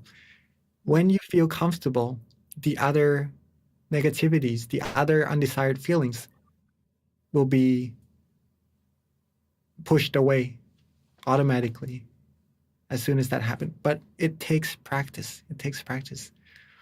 And be proud of yourselves that you're able to not burst out, be able to still maintain that calmness inside of your mind. That's a good indication that you have trained your mind well already and that you have high morale. Keep that with you and extend your practice of your mind further and further. Now, instead of just holding it back, let it go and put peace, put happiness in front. Feel good, feel happy. Whatever people do to you that may have wronged you, one thing you could do also is share loving kindness, right? Our teaching monk, our master taught to think of it as if may everyone on earth be happy, right? Every time we wake up, share loving kindness. We are lucky that we're still breathing. We're lucky that we're still alive. May everyone be happy. Don't be angry at them, right? May they all be happy. And we one day will sure depart from all of this. And before that happens, accumulate as much happiness or as much purity inside of our minds as possible. Okay? Do this. This is our main mission. Try that, and nothing else will be a burden. Keep ourselves happy. Thank you, Venerable. So I'm going to kind of bounce around in terms of some of the questions, and hopefully we can get to all of them. This one is really interesting. We'd like to get some insight from you on this, Venerable. So it says, this is a question, is during meditation, I saw myself in a bright light. Even with my eyes open now, I feel bright, light, free, and at peace. How can I keep this positive experience going long after finishing my meditation? You're doing really well already. You're keeping that even though with your eyes opened already. To be able to keep it further, keep on being relaxed, right? Don't worry about the experience. Don't worry about the experience. If it comes, that's really good. That shows that you're meditating very, very correctly. And all of us will be able to experience similar experiences as well if we're being relaxed and calm in our meditation. Superb. Be proud of yourselves first. But if it goes away, don't worry about it either. There are more to be experienced. Okay. Remember what you did, the method, again, that led you to feeling comfortable and relaxed. Do the method, keep being comfortable, keep the heart of meditation beating. Don't worry about the experiences. Keep being relaxed. That will lead you further and deeper. Thank you, Venerable. All right, so another question has to do with more like physical comfort and maybe getting some suggestions on how to make it better. So this question has to do with my neck muscle was relaxed initially, but got tired towards the end of meditation. It seems that I could not detect when the muscle started to become tense. Do you have any suggestions? It is normal, right? It is normal at first. Not a suggestion yet, but just to let you know. If we're in one same position for a long time, for a human body, we will ache for sure. That's humans, right? What we can do, there's not really a need to detect of when it would come, okay? Or else you're gonna be a little bit worried about the aches in your meditation. And in meditation, we're supposed to be worry-free, okay? So don't worry about it. Although my suggestion would be when you start to notice your neck feeling a little bit achy, don't worry about your meditation experience. The body is needing to be adjusted a little bit. So you could move your neck around, do some massaging, right? Find a headrest maybe, just to make your neck feel a little bit more comfortable. Get your body comfortable first, and then your mind will be comfortable once again. Readjust, get back on track, and then continue from there. Don't worry when it's gonna ache again. When it happens, readjust, do some stretching. Then we can always start again in meditation. Resetting, starting again doesn't mean starting back right from the beginning. It's like we're on our journey to our destination, but when maybe we're riding our bicycle, right?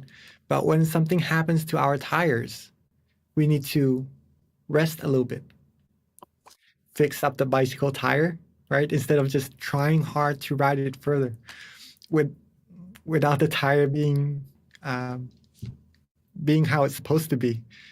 It will just destroy the bicycle even more, right? So rest for a little bit, fix up that ache, fix up that tire. Then when you're ready, when your body is comfortable, when your mind is relaxed again, we're starting again from where the bicycle was left off, right? Then we continue our journey from there. It's not starting back from our home. We still have our distance accumulated. We're just continuing from there, but stopping and readjusting is just fixing up a little bit, and then we continue from there. All right, hopefully that answers your question. So, Venerable, what do you say to those of us who have this like fixation in our mind that like resetting kind of takes you to the beginning? You know, like how do you change that mentality? Even though teachers tell you reset, it's like still continuing from right where you left off. I think it's like logically you just think that you're starting all over again, so you don't want to like open your eyes. If I had something to write on right now with me, I think it would be even better. But for now, I'm going to share with you what I did, right?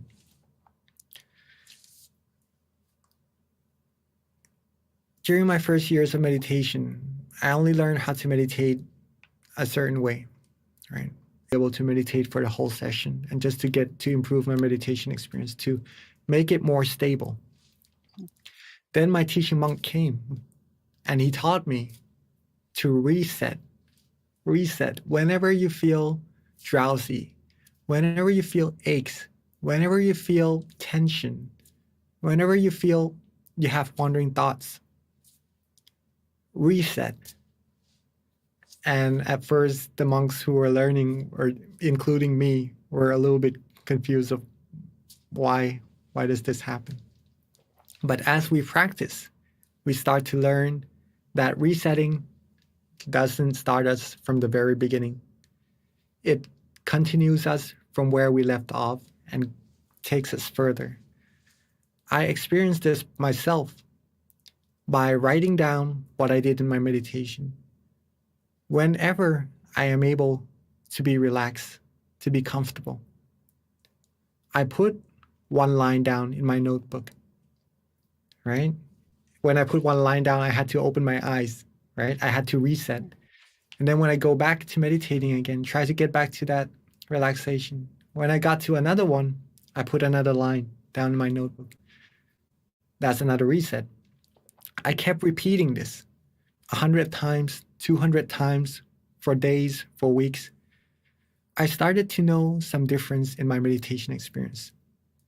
Every time I reset, it becomes easier. I become more skillful at getting to that relaxation, right? I'm practicing how to meditate. Instead of just one whole hour, I practice one time and try to maintain. I'm practicing hundreds of times now in one session. That improves me a whole lot quicker. Also, my meditation experience didn't just stay at being relaxed and comfortable. It improved. After a few hundred times, I started to notice some differences in my meditation experiences. And that's a proof to myself first, that resetting helps you improve for sure, 100%, but do it when you need it, okay? Along with my friends, they're practicing the same things and they are improving as well. And no matter how many people we share, resetting and being comfortable with, they're able to improve their meditation as well. Try it for yourself. See how many times you are able to, first of all, keep your relaxation for a good period of time, but when you need to, reset, relax, and come back to that feeling of comfort. Keep going. See how your meditation experience improve. Thank you, Venerable. So we have like many questions that kind of flooded right as you were speaking. So I'm going to go ahead and save these questions since it's already 10:30 and we do need to wrap up, but please do join us again next month. Your question will be in a repository and we'll bring it up. So join us and you'll get your question answered. So at this time, Venerable, if you can give us a blessing, and those of you online or at the centers, if we can just put our hands together to accept the blessing at this time.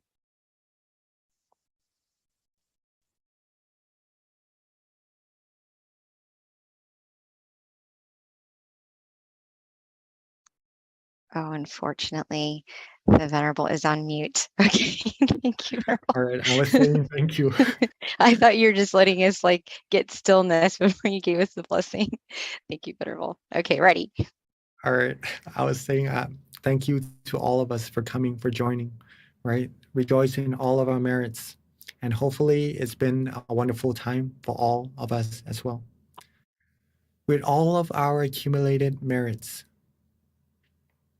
with that positive energy of ours, throughout our whole lifetime. Let them all come together and bear fruit to all of us,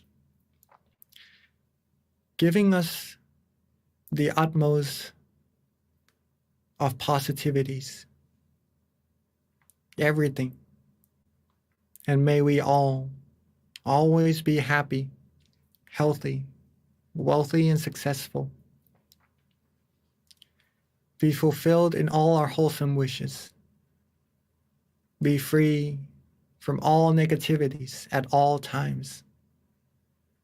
May we all find true peace, true happiness, inner brightness quickly and easily, and reach the utmost of happiness, of purity, as soon as possible.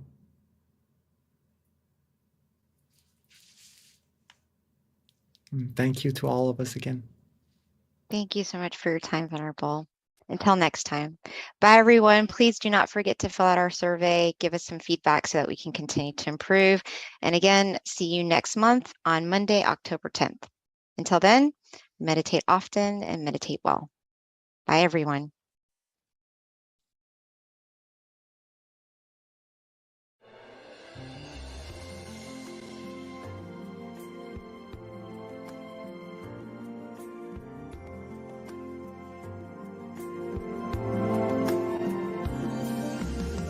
Let's come together to open the new whatever to eliminate all conflicts and differences. It's time for everyone to join hand in hand. At last, now the world's beyond healing. It's time to change the world. As the one who knew in the past,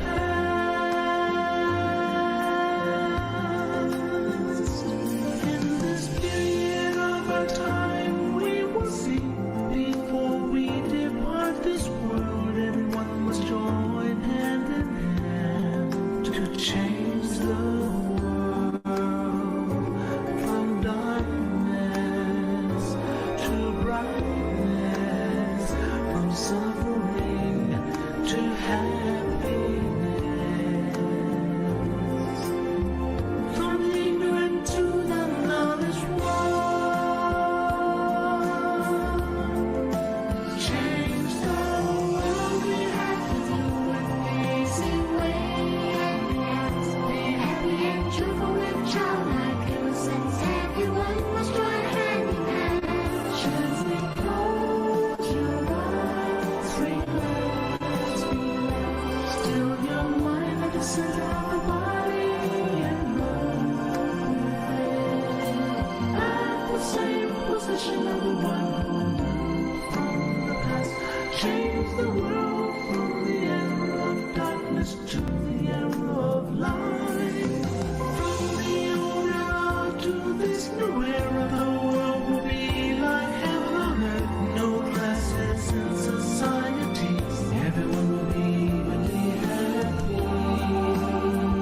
We speak the same heavenly language. We come as one with smiles of love. We'll be kind, the world will change. The world will change. Let's come together to change the world. Let's come together to change the world. Let's come together to change the world. Change the world, we have to do it the easy way and relax. Be gentle with childlike innocence. Everyone must join hand in hand.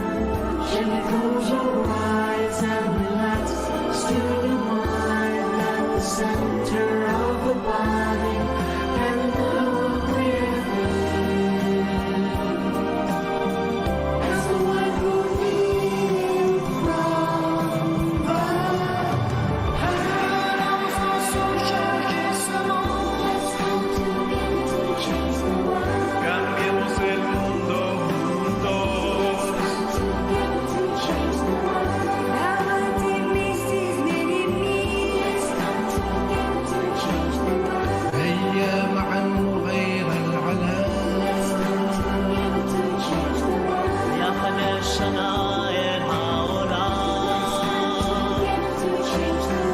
让我们来一起改变世界。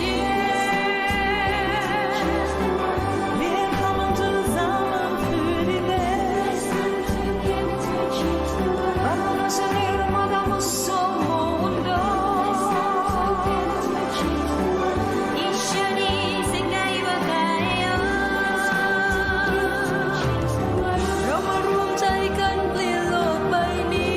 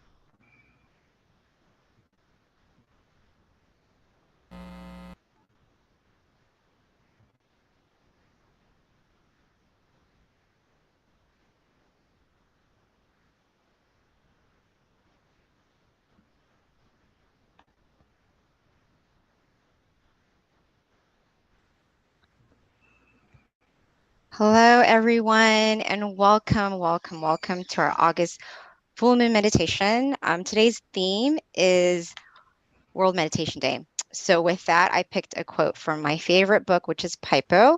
I don't know if I ever mentioned this before. I think I have in the past, but Paipo stands for peace in, peace out, just for anyone who might be curious. So the quote is fitting to the theme, and the quote is, "We are the light." So when we become the light, the world will be brighter. We are lucky to have seen the light before many, so we must share it with them, starting from the smallest world we know, our family. Then expand to our workplace and be bright and brighter wherever we go. So I thought that was very appropriate for our theme with regards to trying to be that light so that we can help not only the people around us, but eventually extending it to our community and even eventually to the world. So that is the quote today. A couple of things before we get started with our meditation tonight.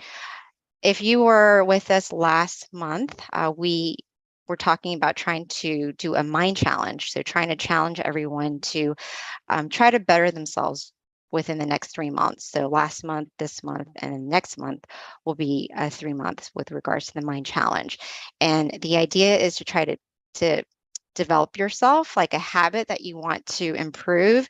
It could be meditating more, like increasing your meditation to 10 minutes. If you're already meditating 20 minutes, maybe meditate 30 minutes, to something about yourself that you want to change. Maybe if you like to wake up late, try to get up a little bit earlier. Whatever it is your challenge that you want to improve. So we really encourage it during this period. And last month, we asked everyone to share what that challenge might be for you, that habit that you might want to improve. That way you kind of end up, you can possibly encourage yourself more if you kind of put it out there, and it'll help you become more accountable sometimes. So if you want to share it with us, please put it in the chat if you feel like it's going to help you with your challenge. And then another thing, our teaching monk today is Monk Daniel. So excited that he's with us. I love meditating with him. A little bit with regards to our teaching monk. He's been a Buddhist monk since 2012 to present. He has been with the goal to spread meditation to the world, and that's kind of what he's doing now with us today. And also to whatever inner peace mission that he's given, to do it with his whole heart. So he is definitely an awesome teacher. I'm so excited that we have him here today. And at this time, we'd like to transition it over to our teaching venerable, Monk Daniel.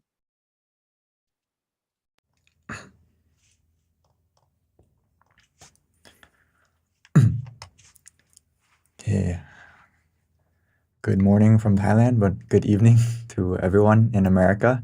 It's wonderful to see everyone again tonight on the full moon, which is a very special time, actually. I get the question a lot. Why do we need to come and meditate on the full moon? What's so important about it? But I like to explain it this way, is as we come together on the full moon, it's the brightest night, because it symbolizes that even in darkness, there can still be light. The full moon is that example, is even though there's some clouds, even though it's dark, the moon is still shining. And sometimes we just need to wait for the clouds to go away and we'll see the moon. And most importantly, no matter where we are in the world, no matter what belief we have, what age, whatever it is, all the differences are gone because we all share the same moon. So right now, as we come together, we have to connect to that moon as an example, as it helps to make the night brighter, the brightest night. We also have to develop our mind to be clear. But tonight, we will be like the moon, trying to make our mind bright and clear, free from any clouds of anger, greed, delusion, free from any wandering thoughts, any distractions. Those clouds can go away when we come and we practice meditation together tonight. And most importantly, when we come together as a community, as there's hundreds of us together, when we come and meditate together on this full moon, the positivity generated, it multiplies with each and every one of us, as we all have the same goal. As we close our eyes, it's funny because we're all over in different places, different rooms, different, some of us maybe even different countries. When we close our eyes, we're all in the same place, all in the same room, and we all have the same goal: to cultivate our mind, make our mind clear and bright together. So that's a positivity that grows and multiplies with each and every one of us coming together tonight. And you may notice that as you meditate together as a group, even though we're separated, but as I said, we're connected together with the same goal, same power of the mind connected. And you may notice that tonight you may meditate a little bit deeper than normal, a little bit easier than normal. And that's because it's not just a symbol, but it's also something that we can connect to, the energy that we can connect to tonight. So I am honored to have the opportunity to see everyone and meet everyone tonight, to help us to all go and connect to that inner peace within us and find our inner moon. As our lovely moderator mentioned already, right, that this theme is about World Meditation Day, which passed on the 6th. But World Meditation Day shouldn't just be, one day. Ideally, myself and all my teaching monks, all the people who practice meditation deeply, I believe that we would like everyone to practice meditation not just only one day when it's meditation day, World Meditation Day, but we would like everyone to practice every day. So we can continue with that theme today. That World Meditation Day was established on a day that was actually very tragic and horrific. If you go back to August 6th in the past, in 1945, which was the day when the atomic bomb was dropped on Japan, which is horrible, and we see the destruction of that happening. So what we need to reflect on that day is that why that happened is because the root of that was the greed, anger, and delusion in people's minds, taking over and expanding throughout the world, causing conflict, causing war, and 1 second. I think someone's mic is still not muted. I'm not sure if someone could help mute.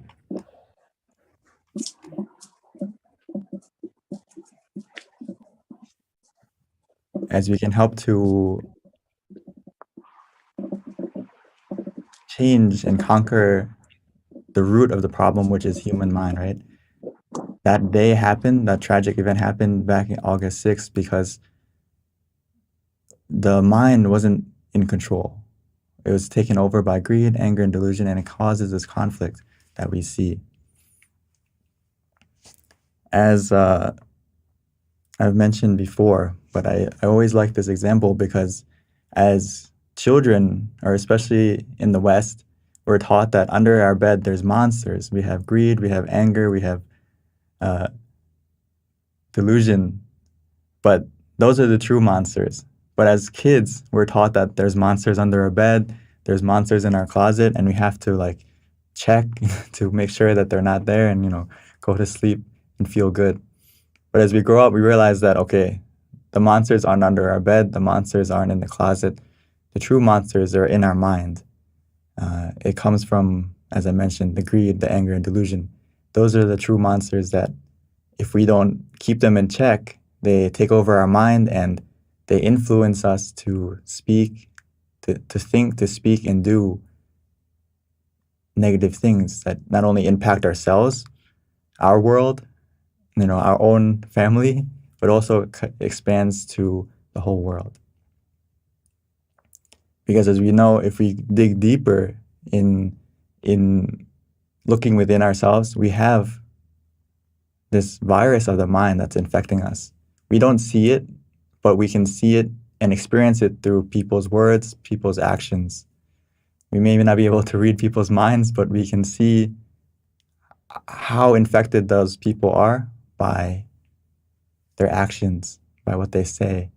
And only through meditation will we be able to go and clean and get rid of that virus of the mind to make sure that the conflict that we have in this world, whether it's between, it's the small conflicts with your own family, with your own friends, your coworkers, as we have this, world, we have our own world, but the sphere of influence that we influence is actually multiplied as we go throughout our lives.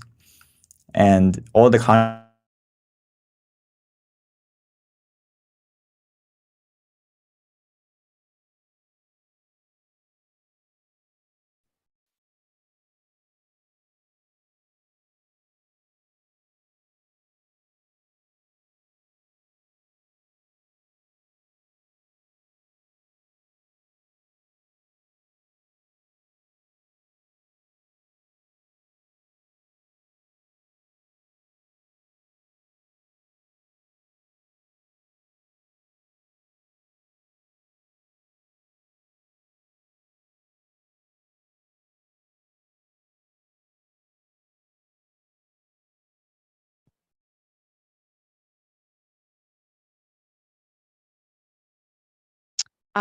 I am not sure, but can someone put in chat if you Oh, can hear? sorry. Okay, excellent. Thank you, Venerable. I wasn't sure if it was just me.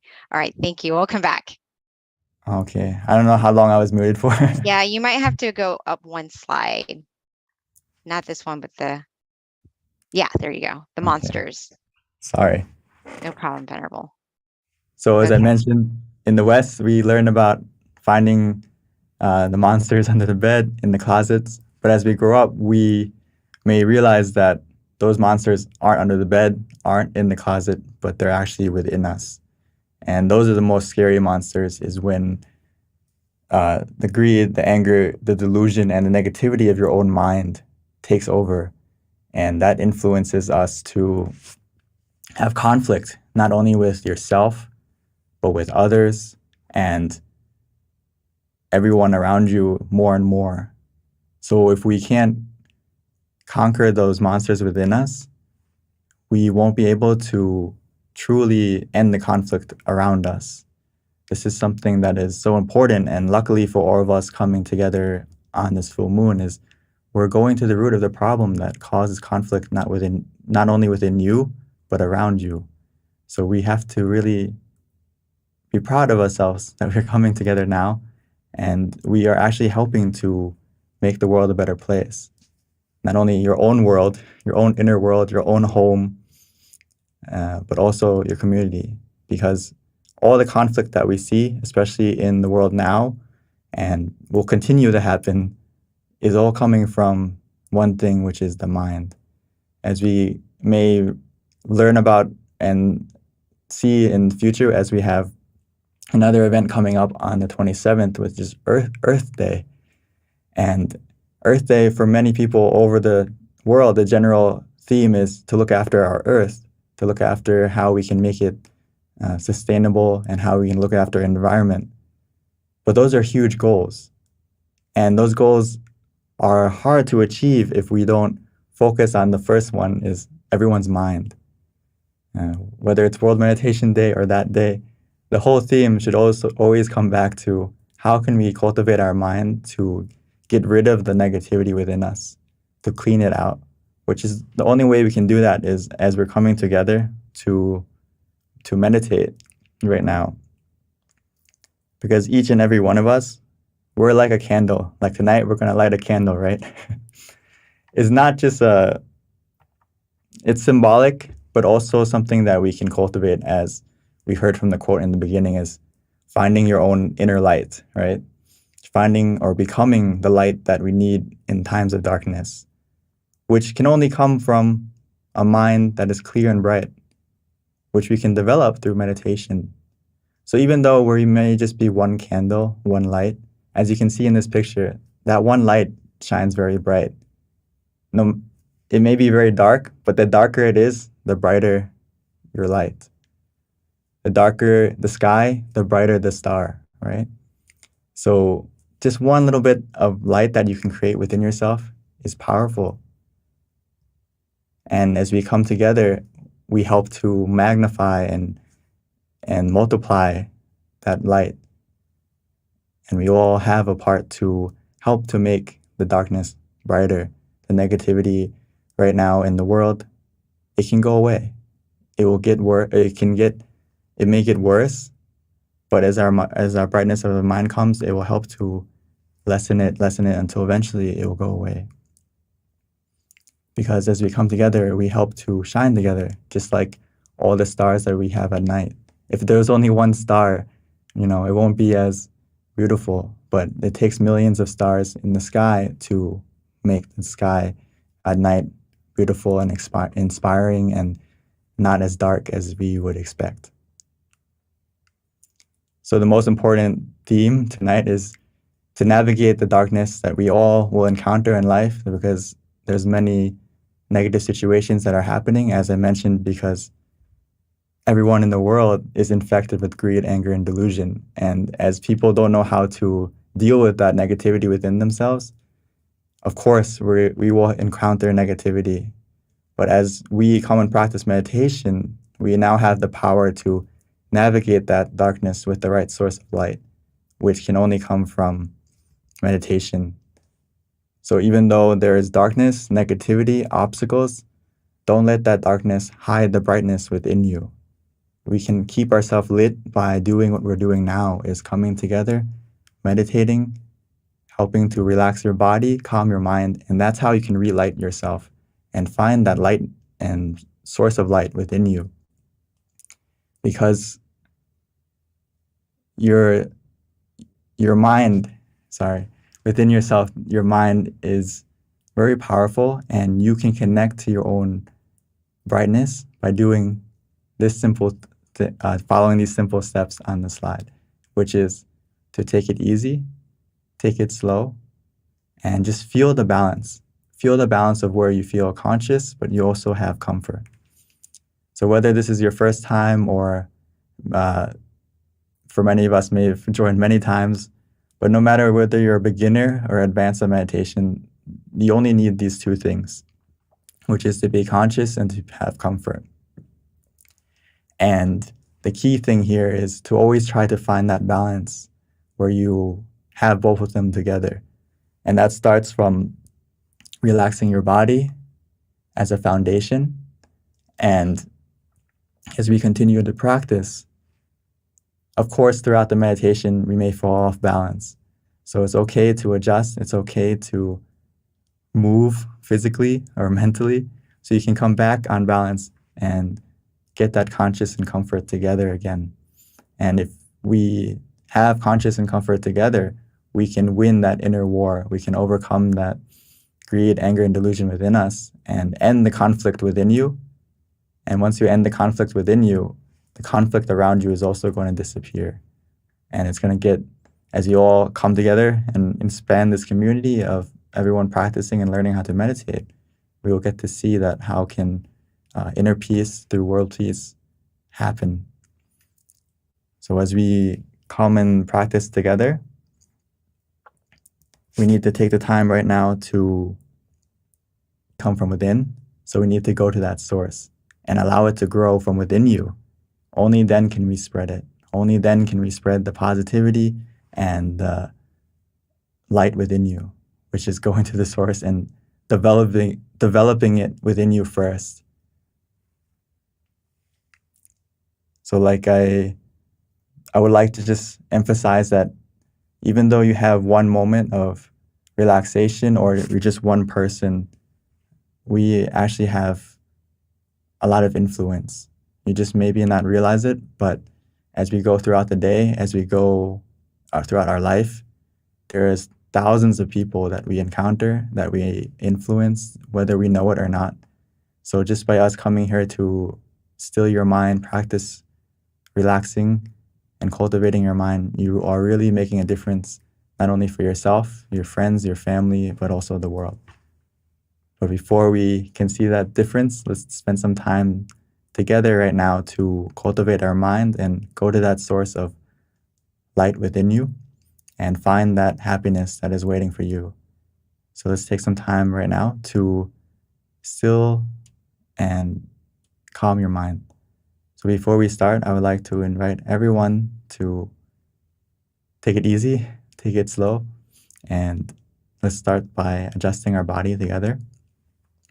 For those of you who need to stretch a little bit or move around a little bit, please feel free right now.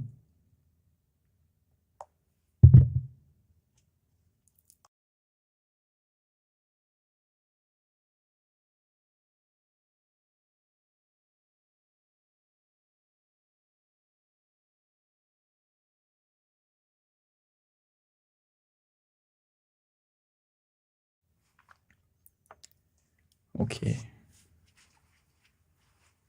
So let's take some time together to become the light that we need, which we can attain easily and simply.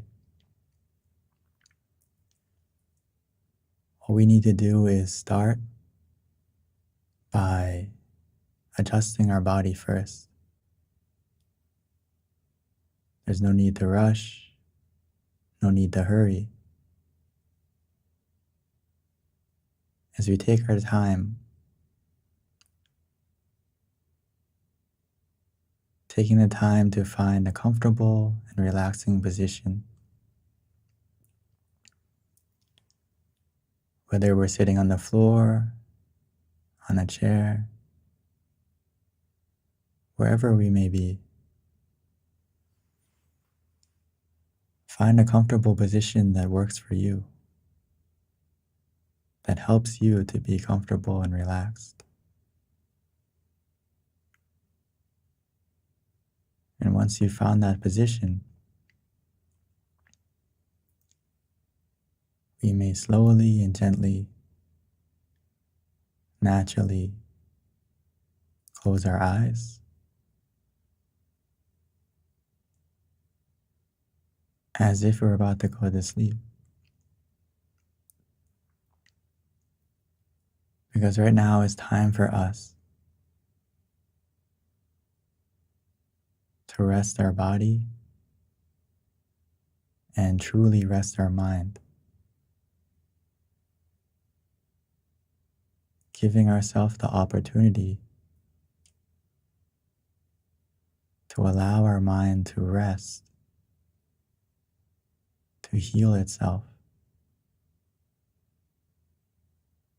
which it will automatically and naturally as we just simply give it time.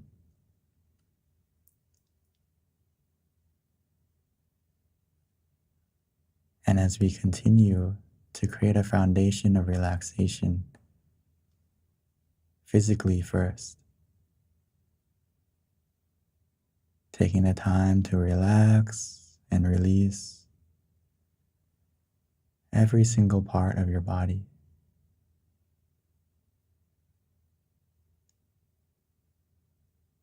Making sure that we are free from any tension, any tightness.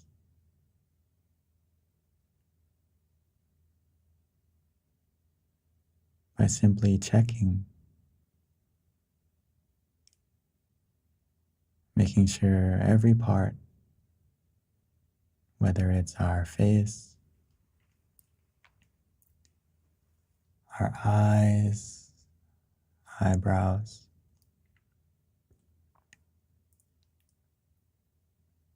relaxing and releasing our shoulders,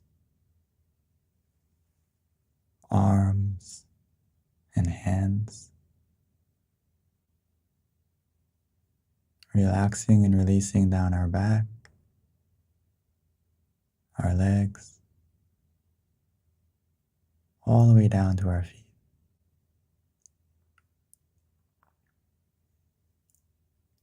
And just put a small, content smile on your face, as if we're welcoming, accepting, embracing the relaxation that is beginning to grow.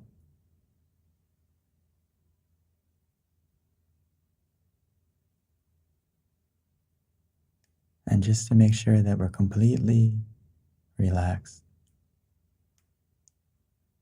we can take a few deep breaths, breathing in and out,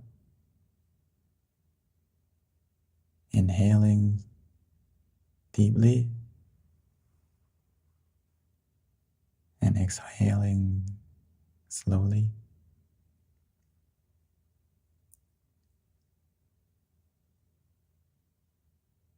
Try to put your attention softly and gently as your breath enters your body, filling it with relaxation as it expands throughout your body.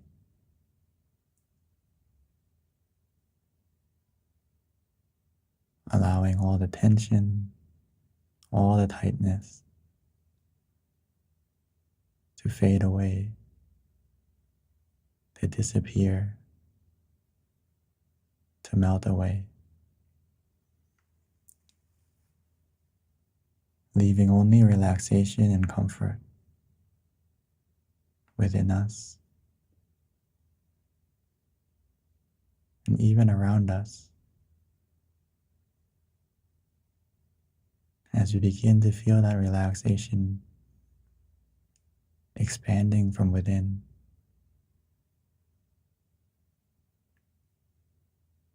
the more we relax our body, the easier it is for our mind to calm down.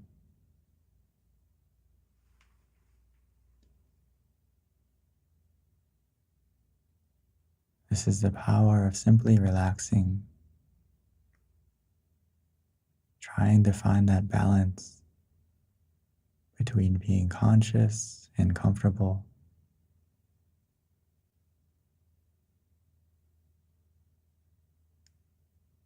The more we relax,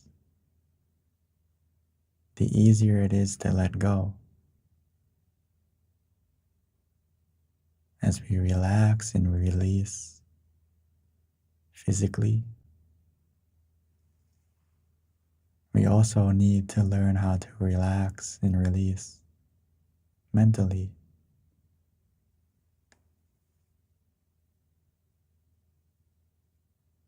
Which we can do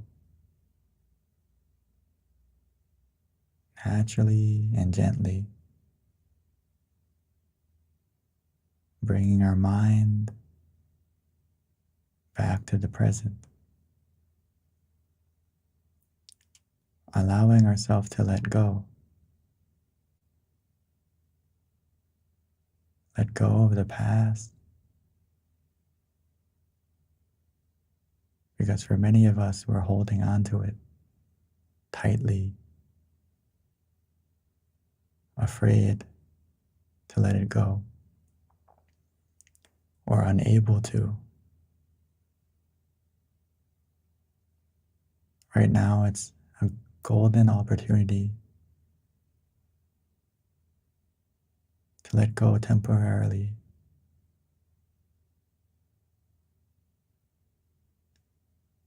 Whether we're holding on to the past, grasping for the future, now it's time for us to just let go so we can receive something better that is waiting for you, within you. It's always been there.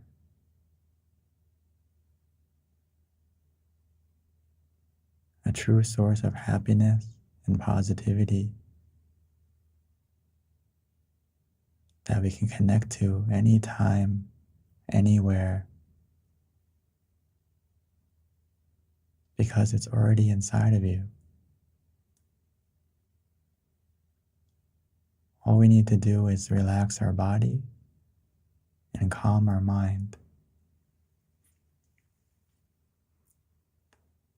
allowing your mind to fall into the right place.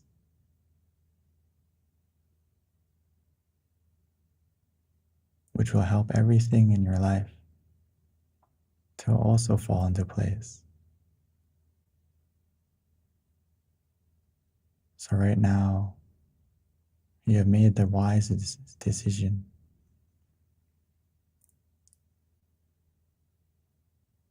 to let go of everything so we can receive peace of mind. We can connect to that peace by using whatever method that you find easy and relaxing. Whether it's to use the mantra, repeating softly and gently in your mind, as if it's coming from within you, resonating, repeating softly in your mind, Samma Arahang, Samma Arahang, Samma Arahang.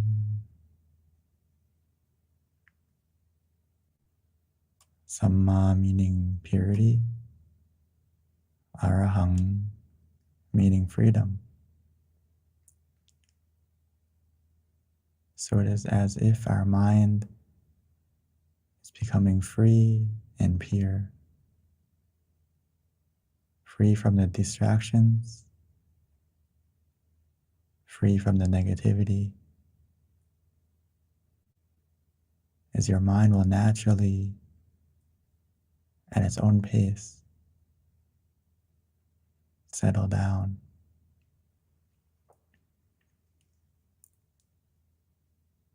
Or for some of us, it's easy and simple, relaxing,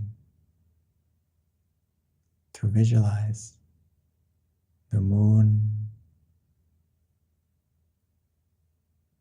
or tonight, the full moon. We can use it as an example, imagining it within you the best you can. Even though it's not clear, that's fine. It's natural when we use our mind to visualize that initially the image won't be clear.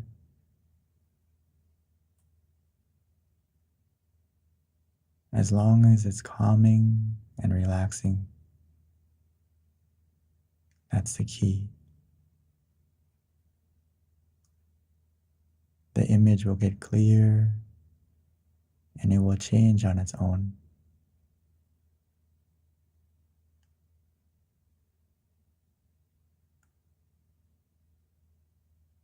Whether we use the mantra or the visualization, for some of us, we may feel like we just want to let go. We already feel relaxed and calm. We can do just that. Follow your feeling. Do what you feel is right.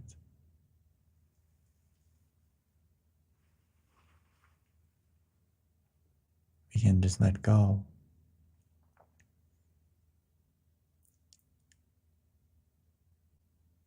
Allowing the relaxation and comfort we feel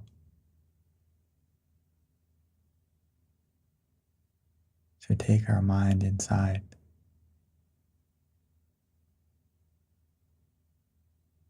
As long as we have that balance where we feel conscious and comfortable together,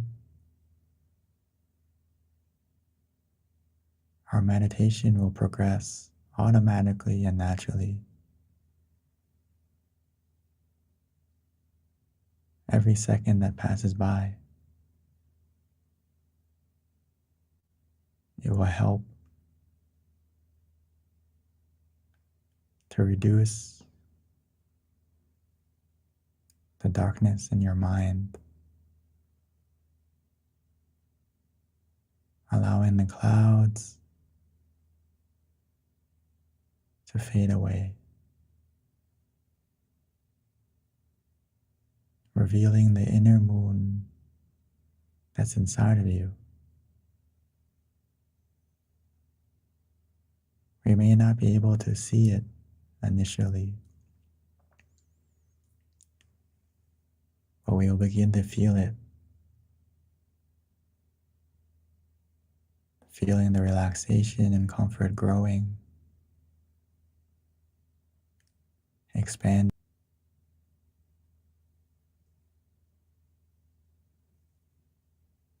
It will continue to grow, to gather,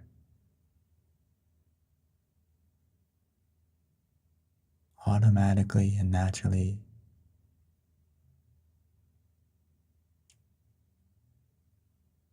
As long as we have that balance where we feel conscious and comfortable together.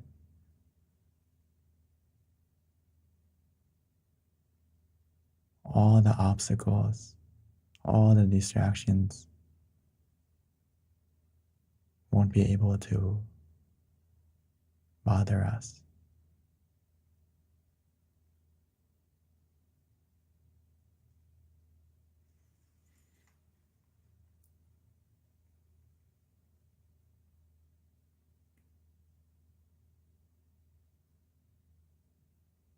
So continue with that feeling.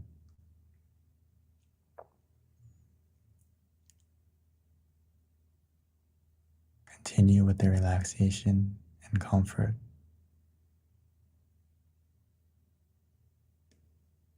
As your mind will become clear, bright, and positive.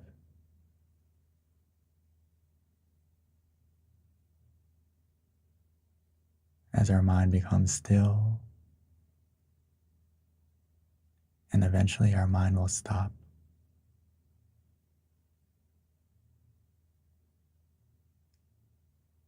When our mind stops,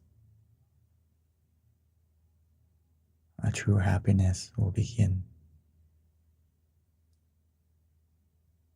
starting from a spark of contentment and igniting into a happiness that we have never felt before, but that has always been waiting for you.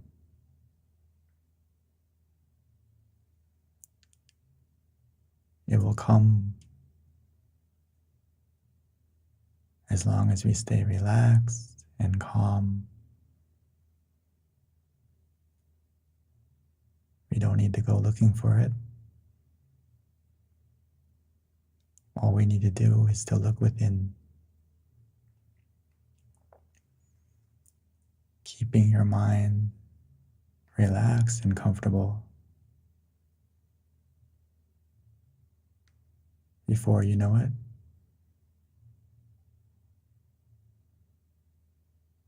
we will feel it.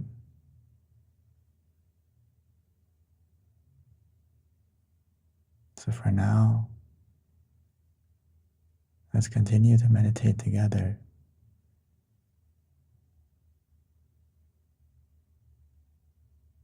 Every second that passes by is a precious moment that we can collect together as we become the light that we need.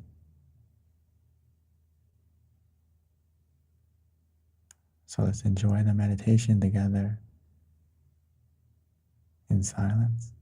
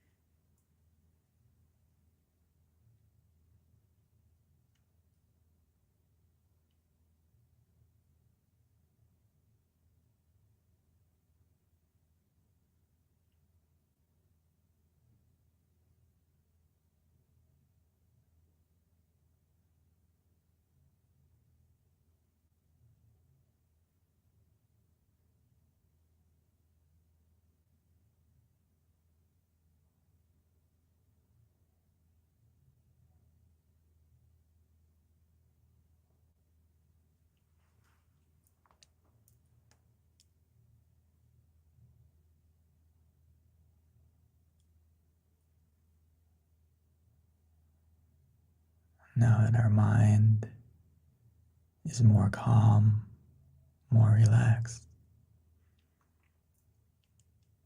that we take in the time to light our inner brightness, lighting it with relaxation and comfort. Now that we have lit our inner candle, our inner brightness, let's take this opportunity to transfer that brightness, that positivity within you, transferring it from within and expanding it out. So we can take a moment together to light our candle in front of us.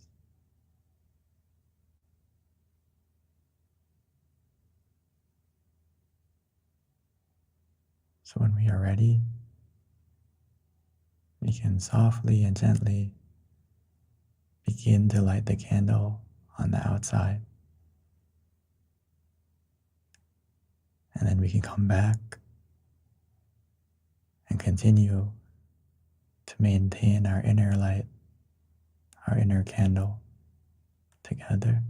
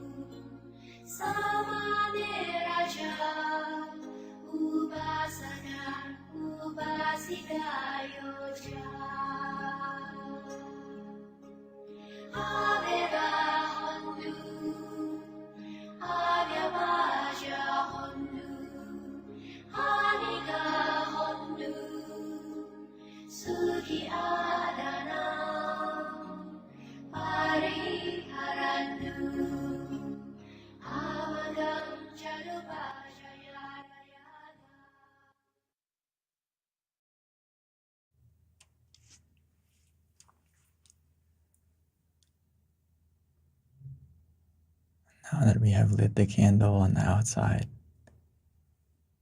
as well as lit the candle within us,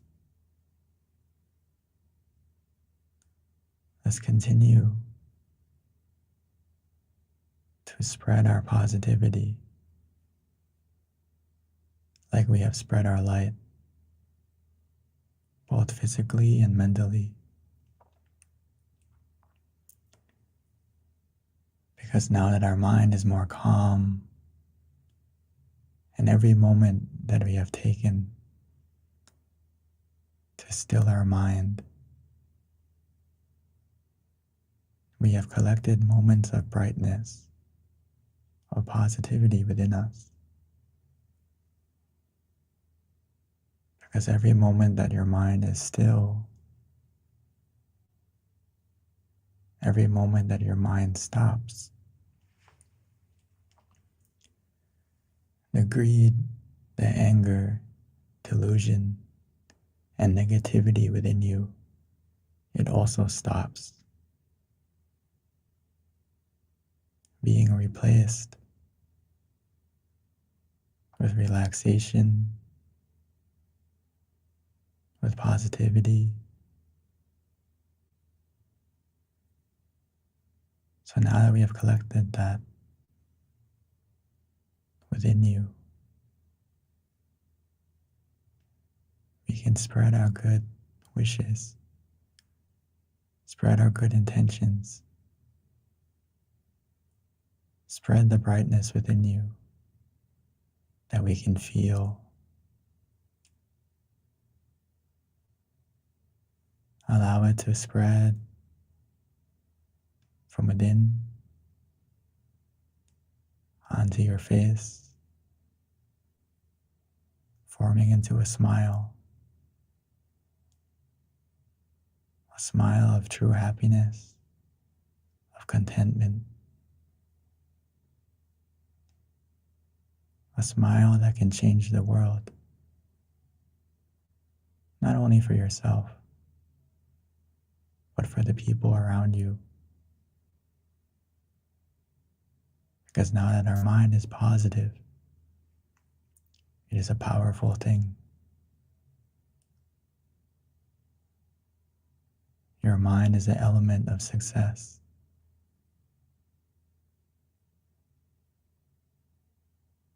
So use it wisely right now.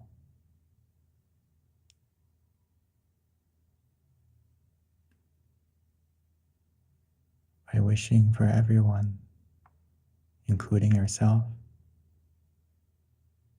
your family, your loved ones,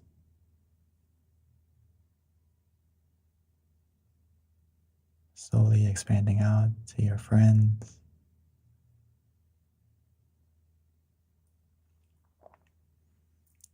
expanding out to everyone in the Zoom, everyone listening right now together. No matter the differences, when we close our eyes, we're all in the same place, connected by the peace and relaxation within you.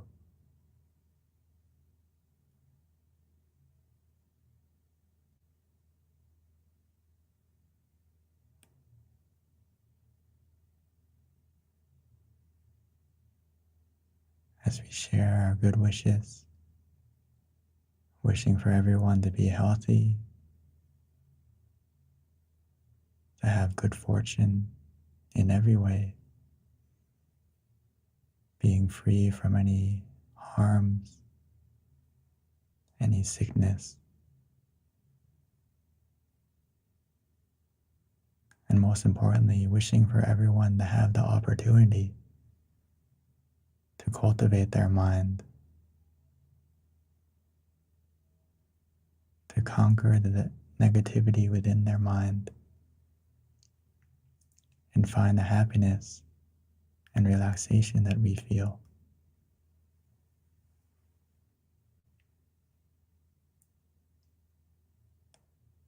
Even though it's just a wish,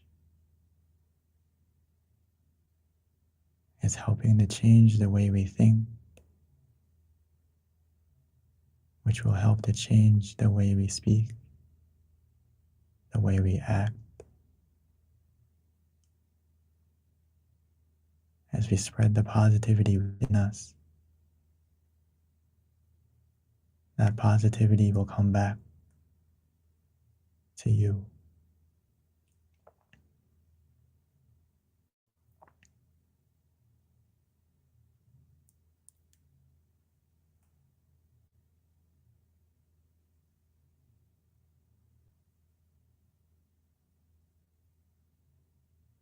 So let's continue for a moment,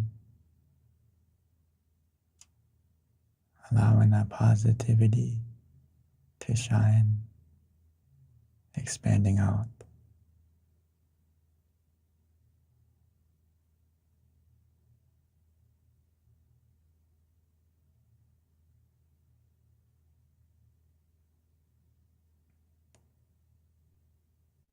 And once we finish wishing,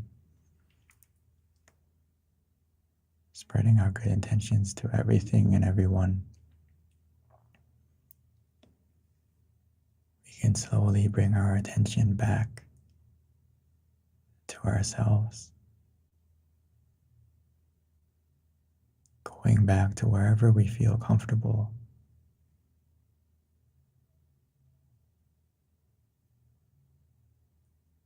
Feeling that comfort and relaxation within you again.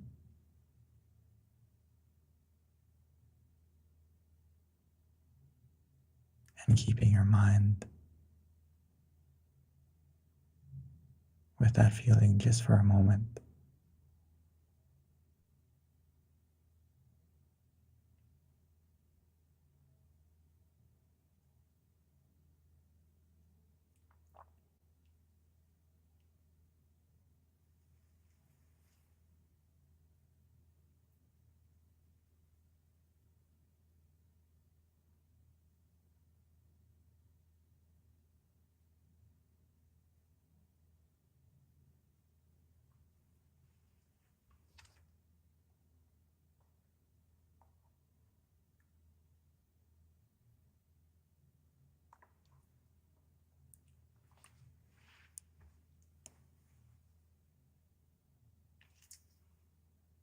Sabbe buddha palapata vajje ganang chayang palang arahanta nate sherakang pantami sabaso sabbabuddha nupavena sabbadhamma nupavena sabbasangha nupavena satha soti bhavantu te.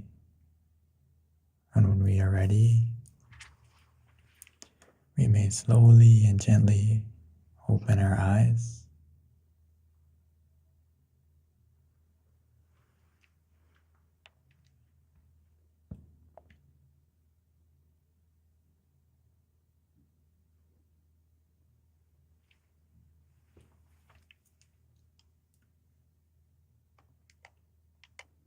Thank you, Venerable Daniel. So everyone, we do have a couple of announcements before we transition to Q&A. Just to let you know, for those who need to hop off, that's totally fine, we understand, but the Q&A is actually one of the best parts of the session, so you don't want to miss it. You can learn so much, so I do definitely encourage you to stay on, and it's about half an hour. So for those who have questions, please be ready. This is a great time to ask our teaching monk with regards to your experience or anything that you want to know with regards to meditation.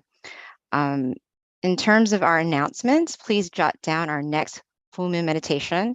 It's going to be next month, September 10th on a Saturday. So please jot that down, join us, invite your friends, family, everyone in your household, extend it outwards. It doesn't matter where you are. You can all join us online to meditate with us together.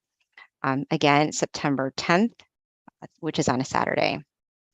Also, if you haven't been on it yet, our tamagayameditation.org website, we encourage everyone to visit this page.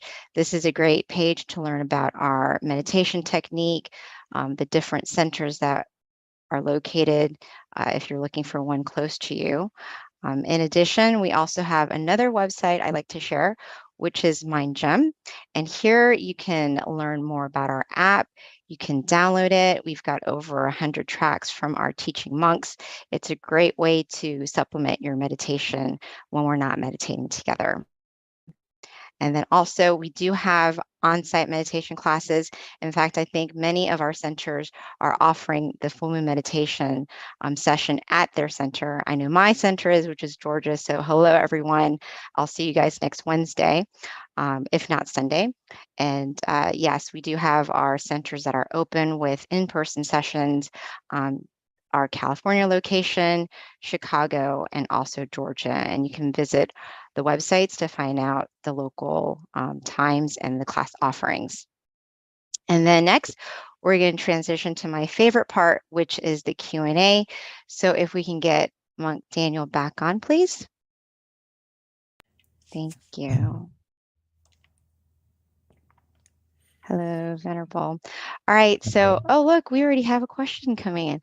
So this is the part where if you've got a question, please enter it in chat. And those of you in Georgia, please represent us. If you have a question, let John know and he will facilitate it. Nan will actually type it in, or we can open it up to the floor, whatever is easiest. And that goes for any of the centers as well. But you can also put it on chat if you've got a question that way. So we've got one from Amy, and her question is, when letting go of the past and sending those in our past love, what is the best way to forget and completely release them and fully let go forever, even with bad memories or when bad memories arise? And this is life, it happens. I think that's what that meant. Whilst life happens. I've never used that word, sorry.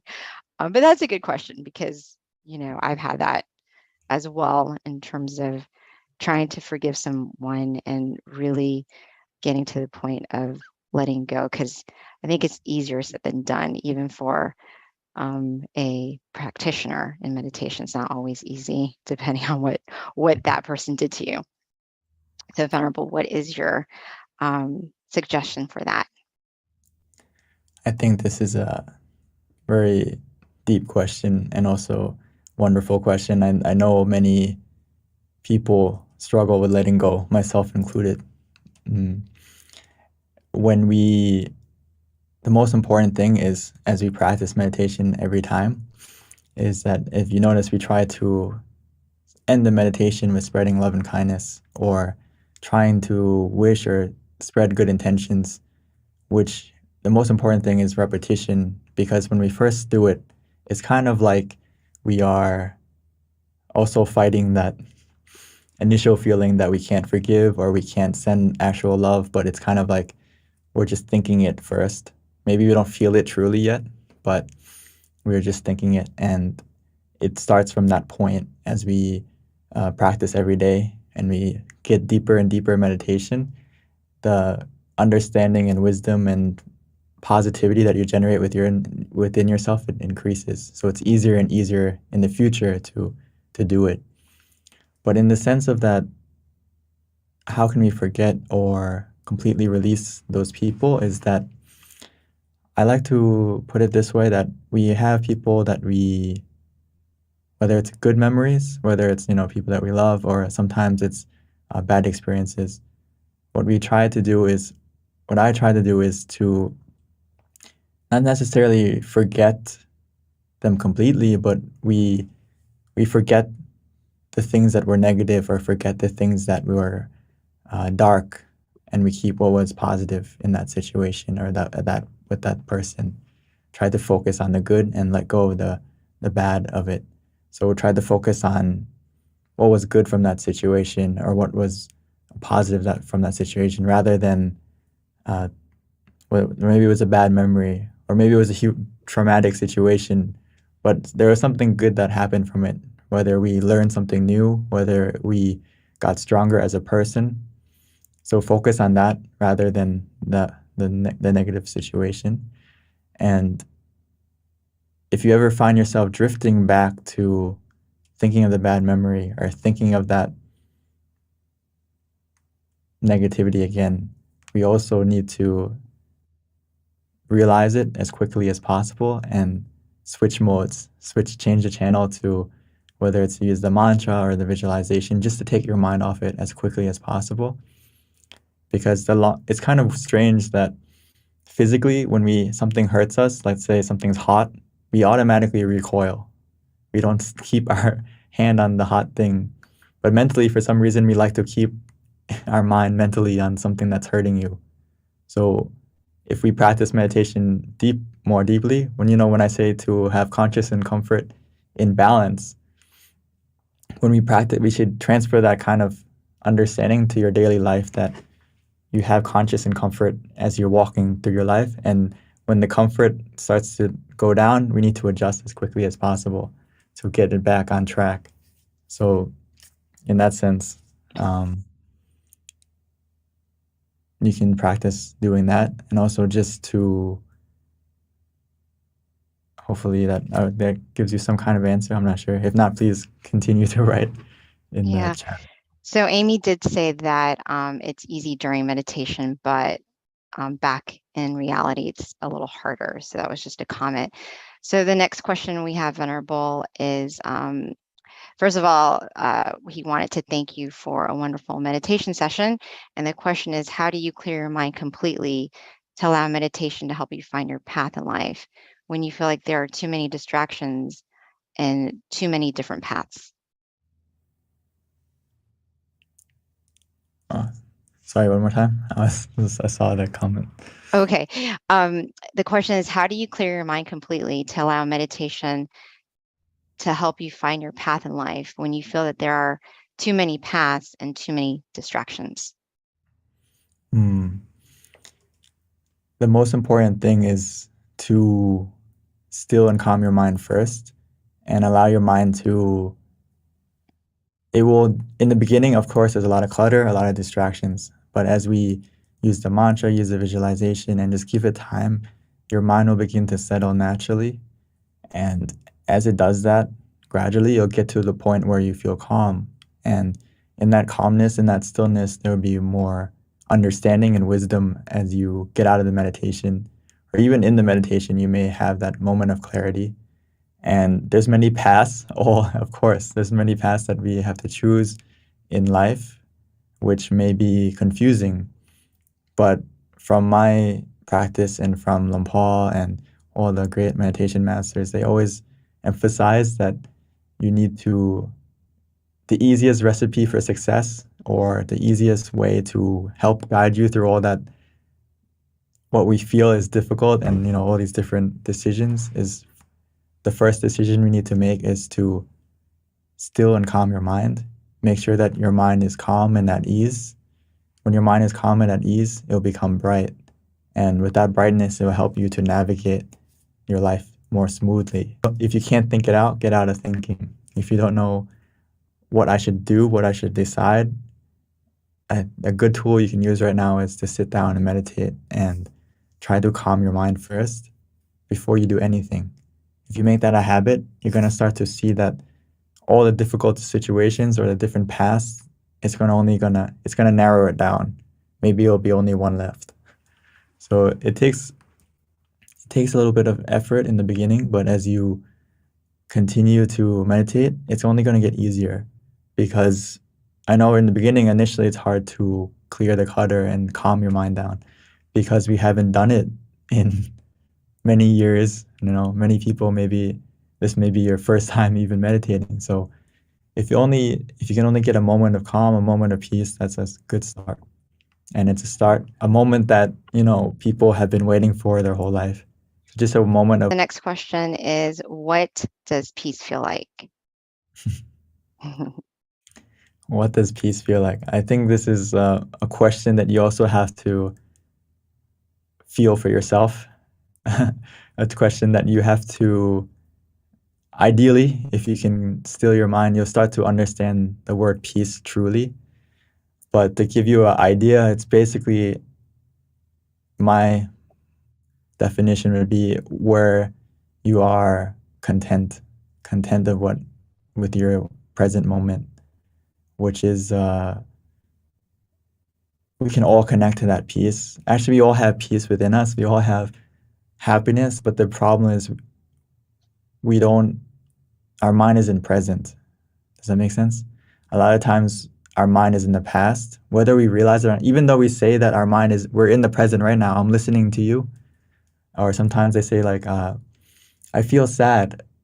Even though I'm in the present, I feel sad.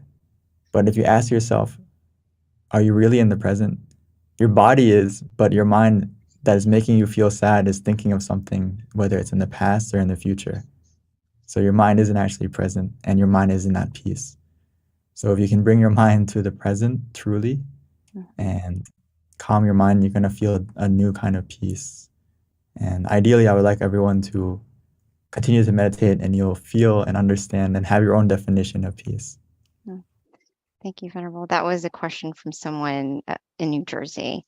And then we have a question from someone in Georgia. And the question is, how can I gain more awareness and learn from my mistakes? Well, you're taking the first steps right now by meditating. And this is the best way to develop mindfulness, because as we meditate and we have to feel that balance of being conscious and having comfort, right? We're not using our eyes, we're using our feeling and using our awareness. So we're developing that mental capability to be in touch of how you're feeling as you're practicing the meditation. And as we practice that skill in the meditation and we open our eyes and we continue to live our life, that habit of being aware of how you feel, being aware of your emotions, it will grow and get stronger.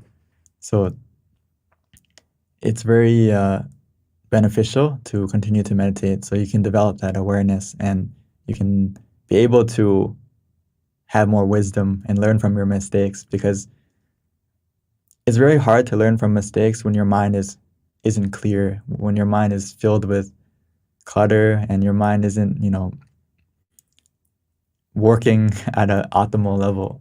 So when you practice meditation, it helps to get rid of the clutter, makes your mind clear. So when you do make a mistake, you can see it, you can reflect on it. But a lot of times, if we don't practice meditation, your mind is filled with clutter, your mind is very dark. So you just keep repeating the same mistakes. So you're doing it right now. You're learning how to learn from your mistakes and you're increasing your awareness right now by coming to meditate. So please continue to not just meditate on the full moon day, but every day. And you're going to start to see a new kind of awareness automatically happen just by meditating more frequently. Venerable, so we have so many good questions flowing through. I hope we have a chance to answer them all today. But here's a good question too. And it's, what is your definition of the human connection and what advice do you have in obtaining it? This can be answered many ways, the human connection. I would say that from our practice, from my master Lumpata Machio, my father monk, he would always say that, no matter the person, no matter the differences, the beliefs, we all have this kind of common ground, which is the center of the body. We all have this point within us, which is, the exact point. You may not have to focus exactly right now where it is, but generally that center of the body is, at the 2-finger widths above your navel in the center of your abdomen. But in practice, we can connect to that point by just relaxing and allowing your mind to settle down. It will go there automatically. But when talking about human connection is that no matter where you are in the world, we all have that point. No matter who you are, what age you are, as long as you are a human, you have that point.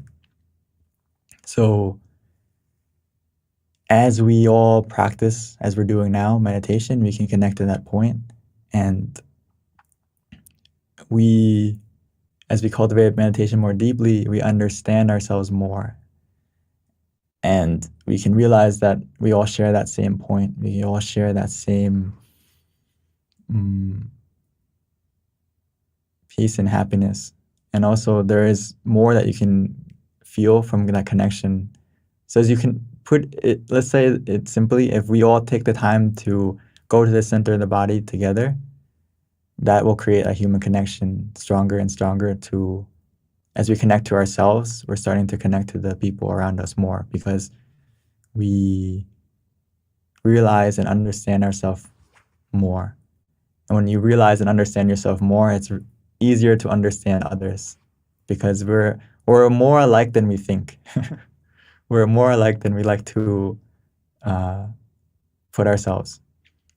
To put it like that. We all have same emotions, right? Just different degrees of it. We all have love, we all have anger. But when we understand ourselves more, it's easier to accept others too. When they get angry at us, right? Or something like that, it's easier to realize, okay, we are same. We're not that different. So I Yeah, would we say that, yeah. agree. Yeah, we all kind of essentially want the same thing too, right? Venerable, like everyone's looking for Yeah. that Everyone is looking, peace of mind, okay, happiness. to conclude, if the human connection is happiness.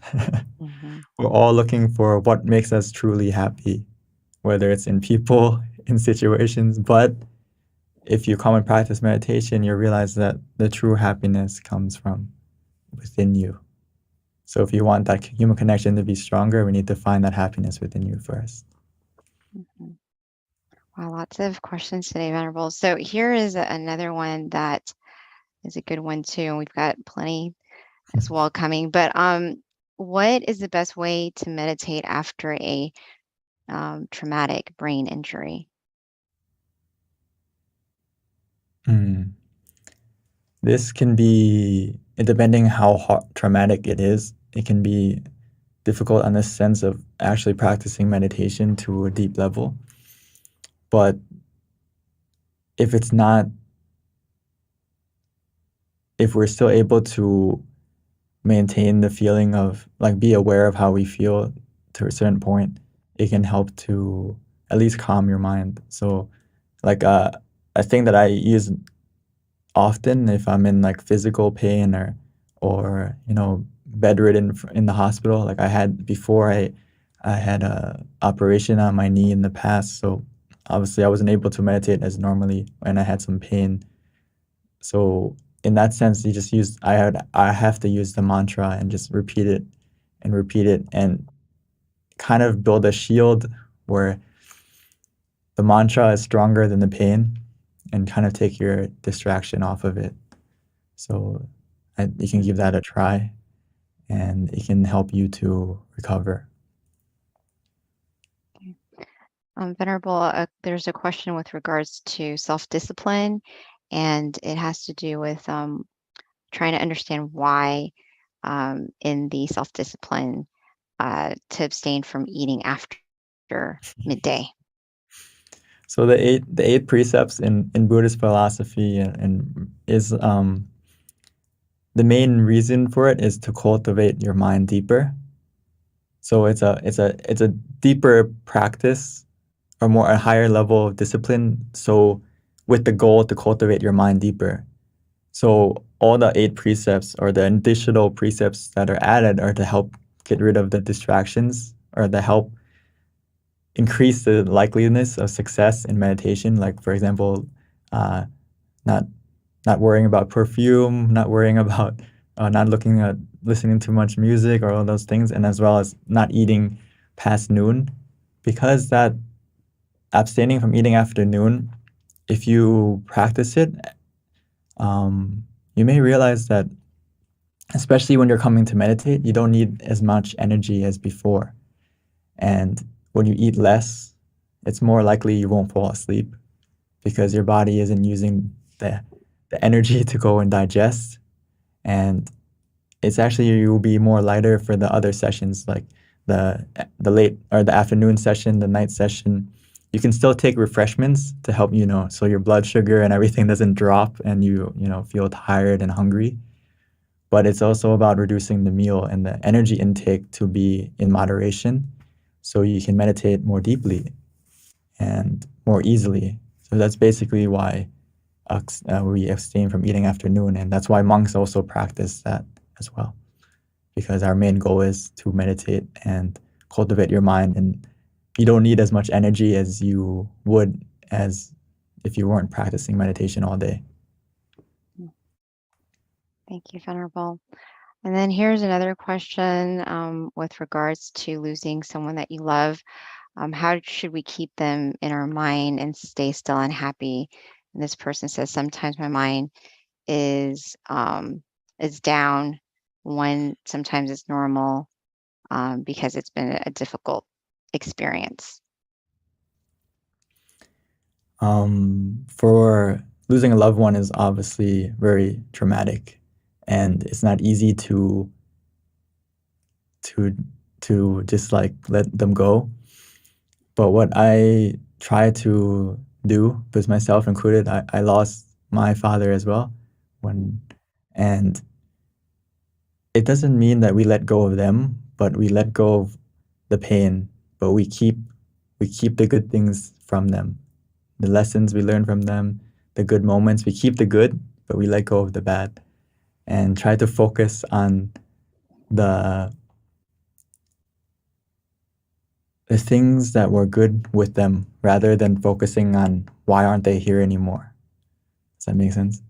So focus on the positive things that you had with them rather than why aren't they here. And we also have to realize that if they were here, they would want us to be happy, right? So I don't think they would want us to focus on the things that are the sadness of that they're not here. If you focus on what they did or what they taught or what they gave us, it's like they're with you anyway. So it's not like we're letting them go. They're obviously they're going to stay with us, and try to focus on the good times rather than the times of why aren't they here anymore. And most importantly, sometimes we need to focus on, we have many people that we love that are around us here right now. So focus on the people that are still here, that love you. They're all around you. And love the people and care about the people that are still here as well. Focus on them too. That can help you to kind of let go of the pain as well of the people in the past that you may not be able to let go of them, but realize that around you there's many people and many things that make you happy as well, and try to focus on that. If it's not possible or you find yourself slipping and feeling devastated, then it's time to meditate. Try to go and sit down and meditate and use the mantra, use the visualization to kind of be like a barrier or a shield to keep your mind, an anchor to keep your mind in the present and not go back to the negativity of the past. So Venerable, it's not there easy. was, oh yeah, that's always a hard one. It's something that it's like you see it, it's a part of reality, and it's just something that everyone has to deal with. It's not pretty, but it's part of life, and we just have to learn to be content and realize that one day it will be us. And so we have to try to use our time as wisely as possible and accumulate as much goodness, because that's all we really have is our actions, and do those good things and think about the person that is no longer here and its energy, they can actually receive it. Right, Venerable Daniel? Yeah. Okay. So here's a question. It's a little lengthy, so I'm just going to kind of summarize it. But this person feels that she's been trying to share her light to her mother, but it seems like her mom and her are having, her mom's refusing it or not really accepting it. And she says, why is it so difficult for you to be able to share it with your parents, but yet it's easy to do it with your, she's having an easier time sharing it with her coworkers and friends, but not her family members. And maybe in this sense, maybe the light means just good deeds. I don't know. She didn't really specify, but she just said she's having a hard time sharing her light with the people that she loves. I would say that you shouldn't have to worry too much about, are we actually spreading it to them, because we are physically here because of them. So like your blood, your body is from them. So everything we do, which is positive or that energy, it can go back to them automatically. Actually, that's why it's actually very important in in Buddhism that as a child to do merit to your blood relatives, because you're connected through that blood and that connection automatically. And even though you may feel that the connection isn't strong, it's actually strong. It is strong. So don't worry too much about it. Hey, I can't. Am I connecting to them? Just try to softly and gently think of them. If you can't think of their face, just think of their name, and that's enough. That's enough to connect. You already have. It's like a Wi-Fi. It's like you already have the password to connect. You just need to get in range. If you get into range, you'll connect automatically. And the way to get into range is just to have a little hint to connect to them, whether it's their name or if you can think of their face. Imagine their face. Thank you, Venerable. So that wraps up our meditation session tonight. It is 10:30. We would like to invite everyone who is still on the call to please take a couple of minutes to fill out our survey. It's going to show up in the link shortly. At least it's supposed to, fingers crossed. And if you can fill out the link, the survey, and let us know what you felt about today's session so that we can improve it. For everyone else, goodbye. Please mark down September 11th next month, and we will see you again then. And also, we do have a couple people that are staying on to actually meet with Monk Daniel to give feedback to him directly. For anyone who'd like to participate, please let us know. We'd love to have feedback from everyone who has a time to do it. But other than that, at this time, let us accept a blessing from our teaching Venerable before we wrap up the session. So Venerable. And I like to put my hands together and my palms together and accept the blessing. With the positivity that you have generated within yourself by taking the time to still and calm your mind. Every moment that you do that, your mind creates a positivity within you. It's like a sphere of positivity glowing within you that will help to collect and accumulate all the positive things that you have done in the past. And may that positive energy within you help to bless your life in every way, to be healthy, to be fortunate, to be happy. May you be able to overcome all the obstacles that you encounter with this positivity, with this brightness within you. May this brightness help to guide you, to protect you in every way. And most importantly, may it help you to attain deeper and more profound meditation experiences within you easily and quickly, very soon. Thank you so much, Venerable Monk Daniel. And at this time, the link is on the chat. So if you can take some time to fill it out. Again, we will see you next month on the 10th. Bye, everyone. Have a nice night.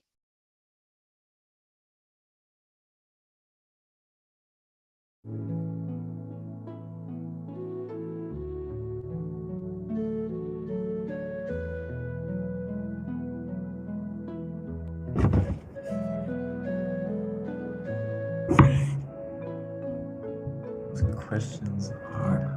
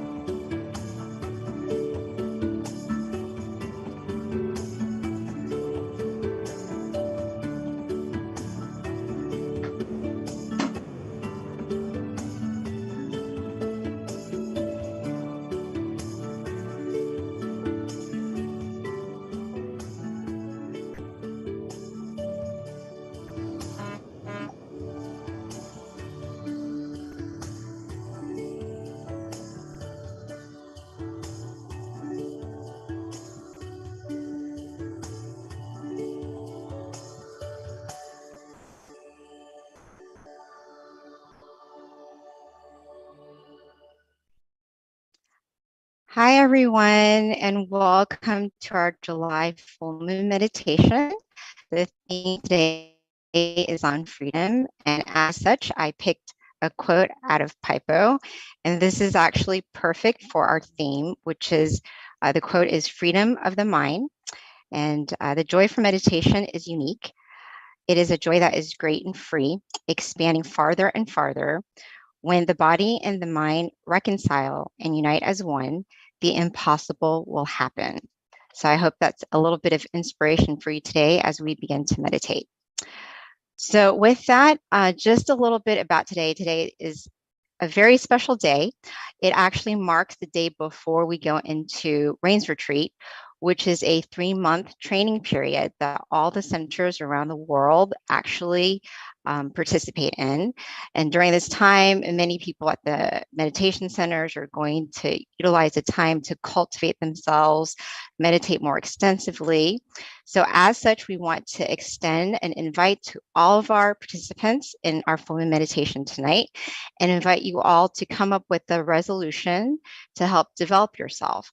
So it can be something as easy as working on a habit that you want to improve on, such as maybe if you sleep late in the morning, like you wake up late, possibly you can train yourself to wake up a little bit early during this 3-month, if that's your resolution that you want to develop.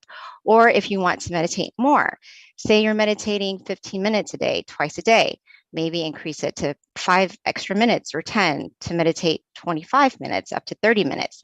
So whatever the resolution is for you, it is something that we would like to extend an invite for you to cultivate yourself. If you have something in mind and you want to go ahead and share it with us so that you feel a little bit more accountable for your resolution, then feel free to do so. All right. So with that, just a little bit about our teaching monk, Monk Jackie. He is a Buddhist monk. He ordained in 2014 after graduating college, with his passion being to cultivate himself through daily practice of meditation and sharing this knowledge with all of his students. So at this time, let me introduce Monk Jackie.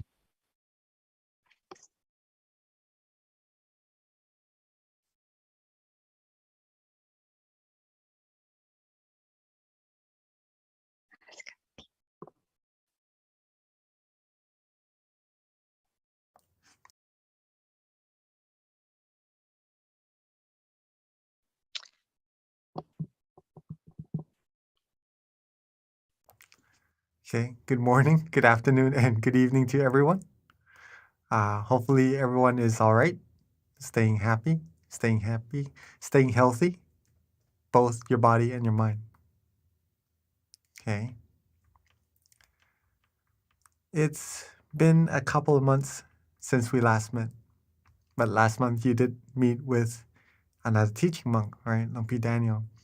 We come together every full moon night to do our meditations, to purify our minds, to become bright on the inside so that we could shine out to the whole world and make this whole world brighter, even brighter than it already is, right? Today is another full moon day, a full moon night over there in the US. But this month is related to freedom. Okay.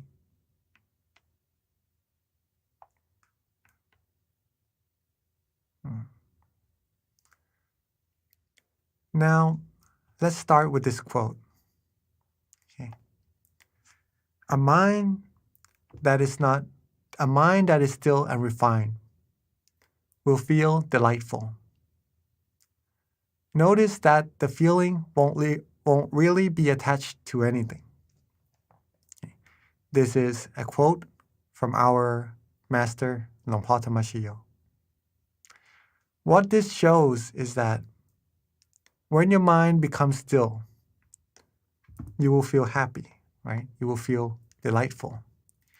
And at that state of mind, you won't really feel of thinking about anything else.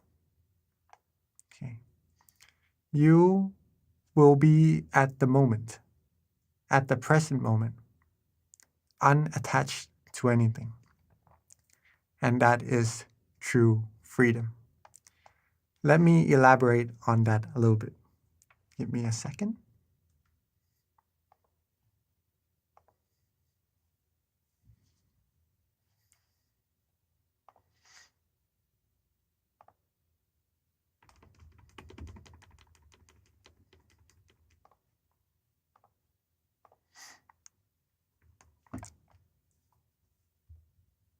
Okay.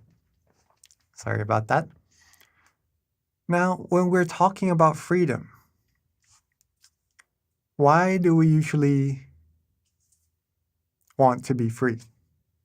Okay.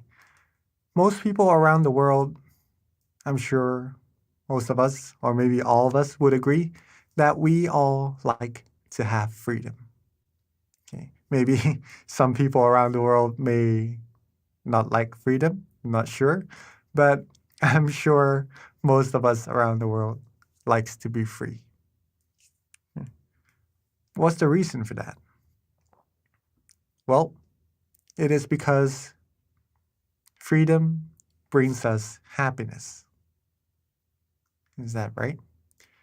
We would be able to do whatever we want, do whatever we feel we like, and that would bring us happiness.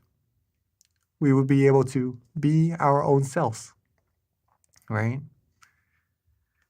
This was once what I thought about freedom before I found out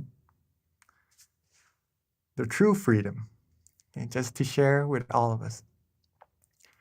One of my goals in life when I was studying in university was to have my own freedom, right? To be free from having to, well, basically stay at home, to do my own things, to not have to rely on people around me, so that I would be happy, so that I basically could do what I like, right? And I'm sure everyone here likes to do whatever they like. but that happiness is a type of happiness that comes and stays for a while, and then it goes away. Okay? We may have the sense of freedom. We may have the sense of freedom, but it is a freedom that relies us on other things around us, right? If we do not have them, if we cannot do them, maybe we won't feel the happiness we long for. Now, this true sense of freedom that I have found, instead of just being free, doing whatever we want, we simply walk a path. There's a path for this freedom. That means that there's some things that we have to do, have to follow, in order for us to reach that true freedom. Okay. I'll explain this path a little bit later. Okay. It is not a path that we can see with our own eyes. It is not a path that we can see with our own eyes. It is not anywhere on earth. It is a very, very special path. It is a path that we can find inside of ourselves, right? It is very close. It is right here inside of ourselves. But this path to freedom is a little bit dark. I don't know if you like darkness, but it's a little bit hard to see where to go in this path. Okay. Now, if it's not really visible, or is there nothing we can see, what can we do to go through or to walk correctly along this path and not go off course, right?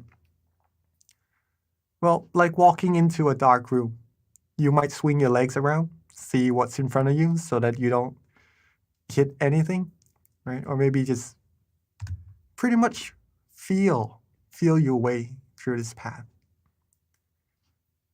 This is very important, right? Because we can't see. We have to use our senses.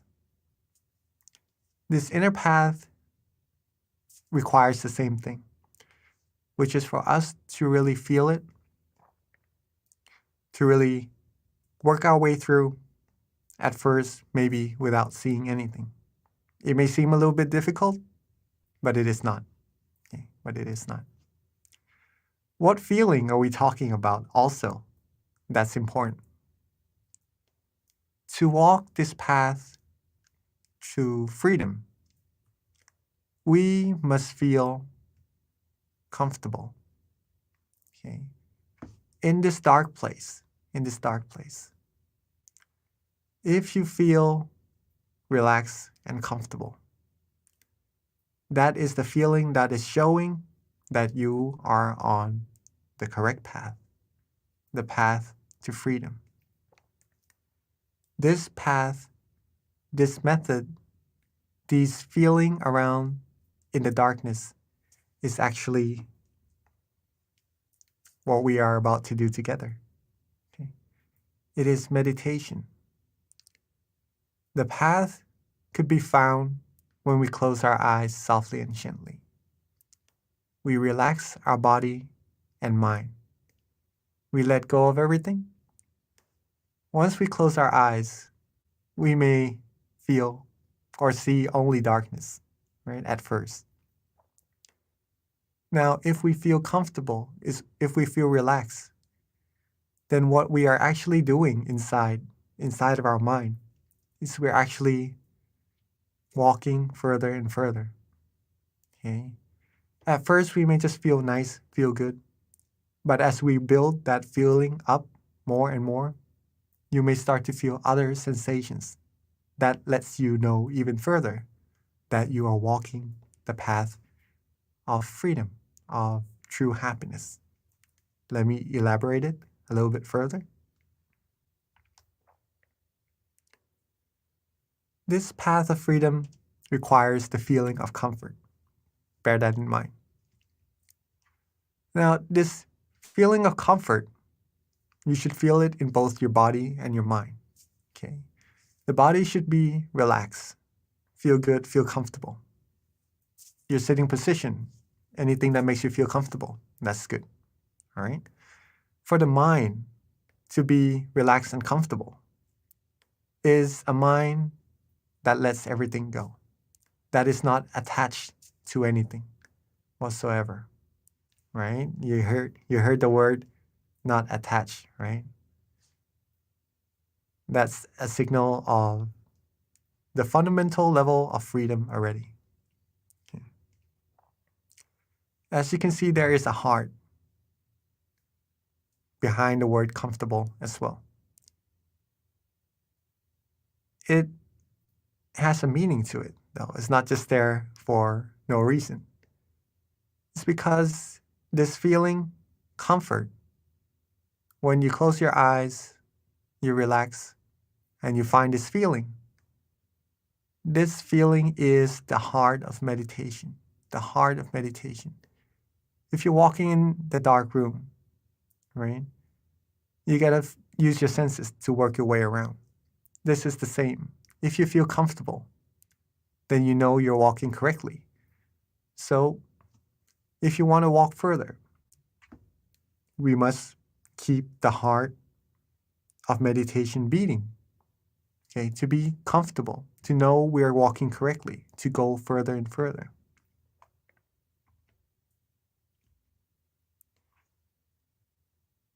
If we feel comfortable at first of body and mind, we might just enjoy the feeling at that moment.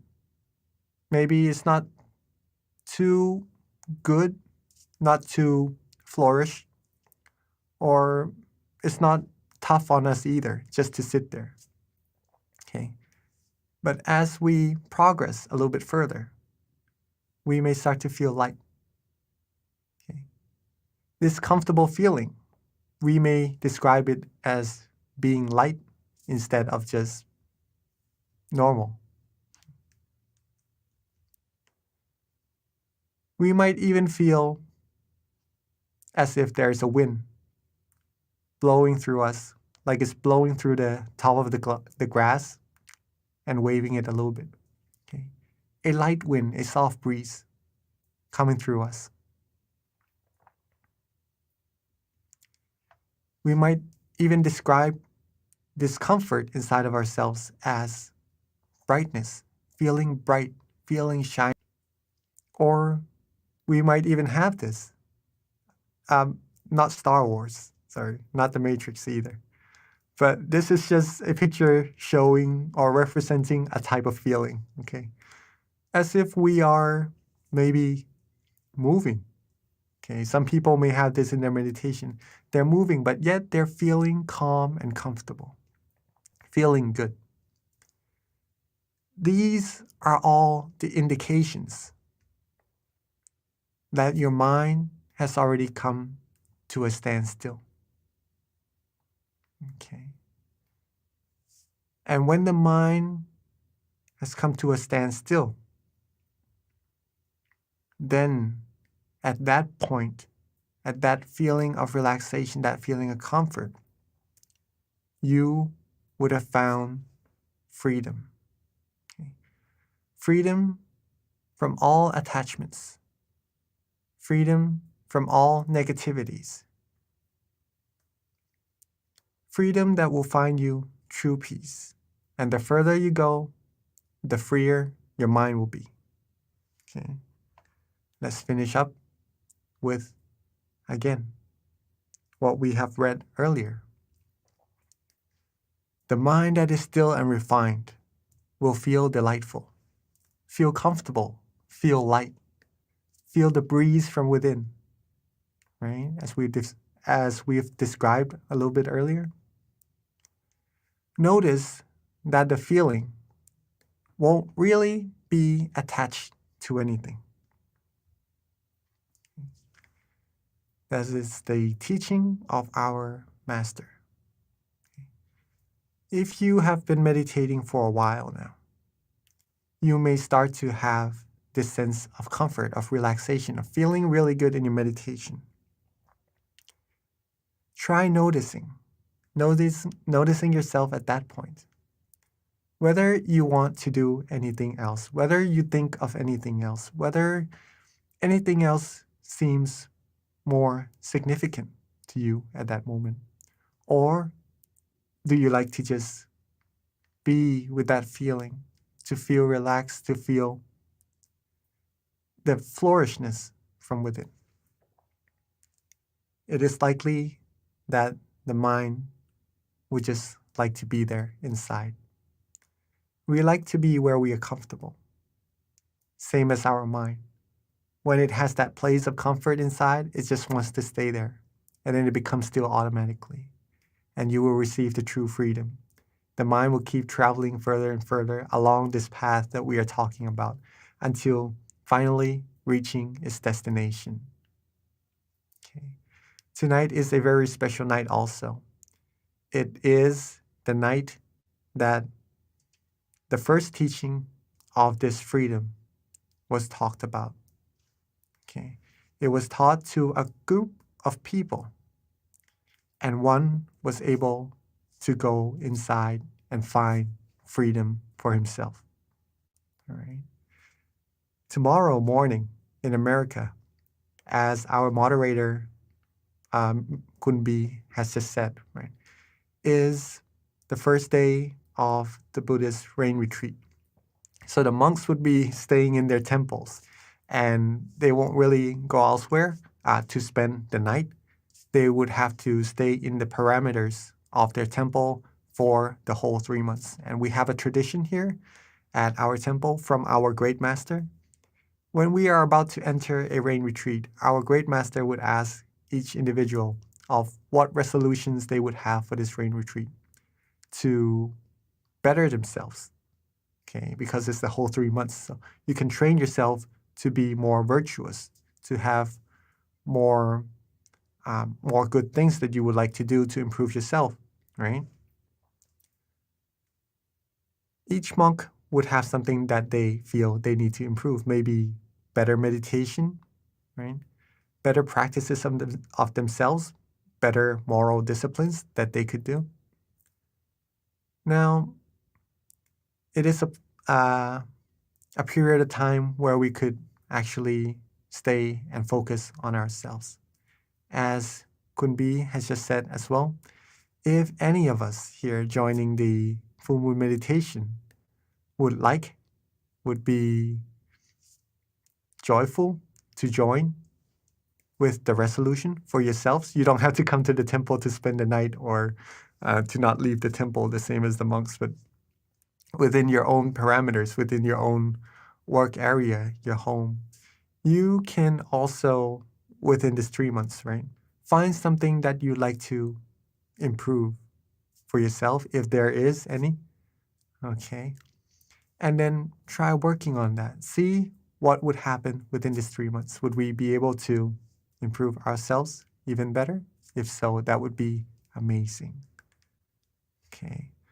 We've just done a whole bunch of knowledge sharing right now. Hopefully, you all are ready to join that path of freedom inside. So, before we get ready to clean our mind and to find true happiness inside, remember that the heart of meditation is to be comfortable in both body and mind. Okay. So, let's get our body relaxed and comfortable. Find your most comfortable sittings, right? Get your body right. Maybe drink some water even. Move around a little bit if you need. And then we'll start our meditation shortly.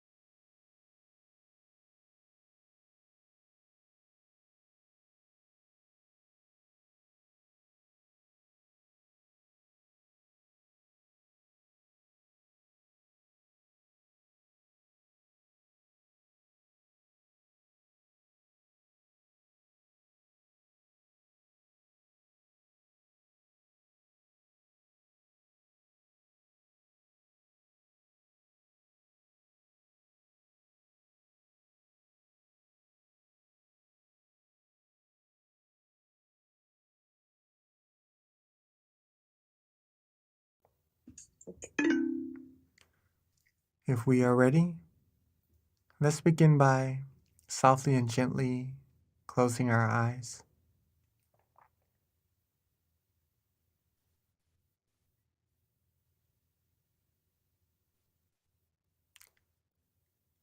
Softly and gently rest our eyes, rest our face, rest our head, rest our cheeks, our chin, rest our neck.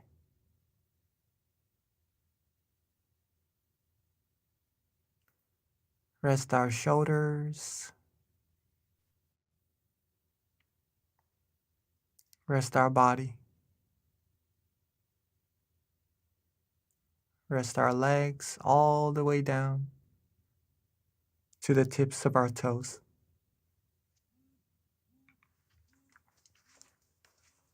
Relax every part of our body. Make sure there's no tension whatsoever in any part of our body at all.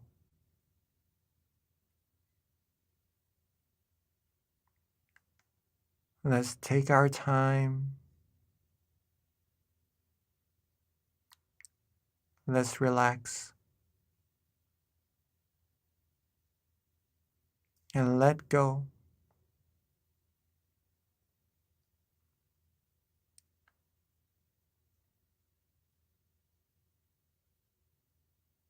Feel that relaxation from within. Make sure our eyes are closed properly. Make sure we are relaxed the way we rest our eyelids.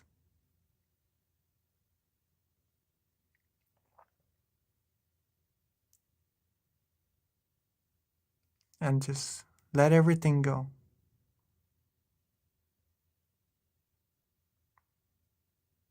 Be relaxed. Be calm. Now, as we've talked about earlier, this path inside could be a little bit dark at first. But as long as you feel good, you feel relaxed, you are good. You are walking the path correctly.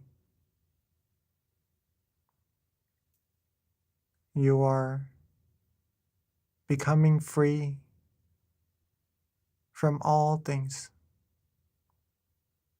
from all attachments, from all worries, all burdens,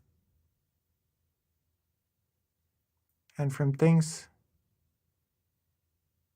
that one day we would depart from.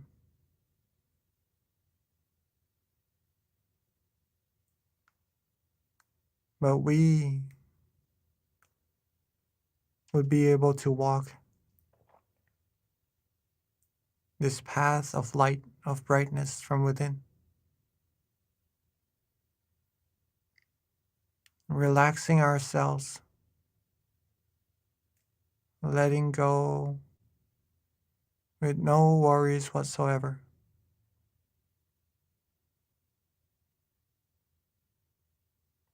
And at this point, you can notice yourself, if your mind likes this feeling or not. Does your mind enjoy this relaxation or not? And whether or not you are thinking of other things. You like this feeling. You like this moment. Not really wanting to do anything else. And that shows that you have found a sense of true happiness already.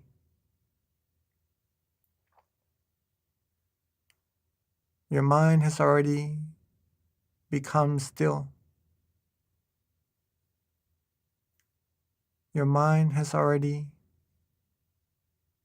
been free from things that could take the happiness away from us.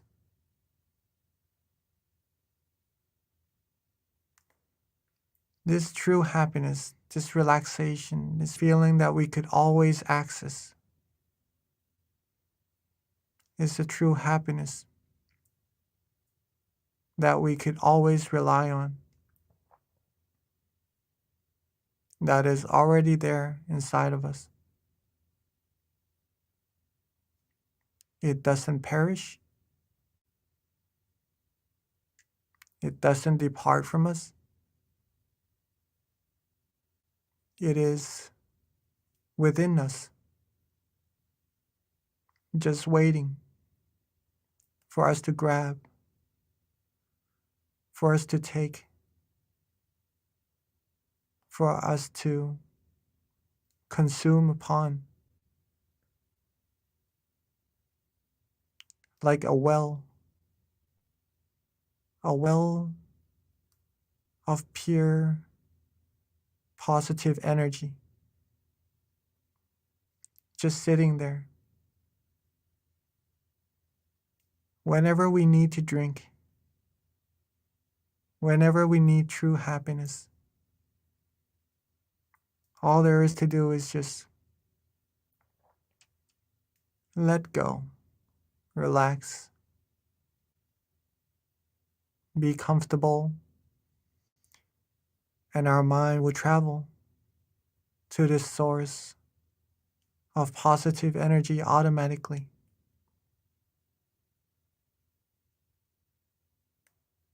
We will find that it is very refreshing, this energy.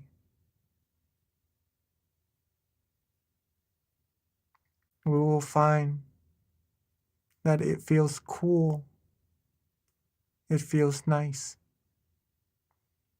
it feels rejuvenating.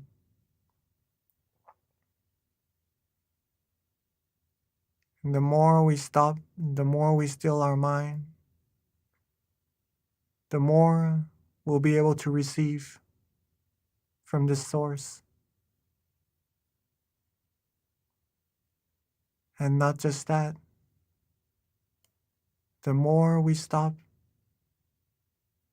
the more we still our mind, the more the happiness would arise as well.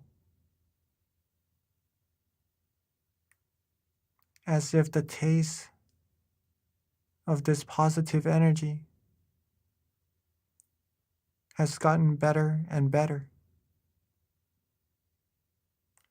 capturing our mind stronger and stronger towards it, taking us deeper and deeper, more happier, purer, feels even more flourish and rejuvenating as time goes by.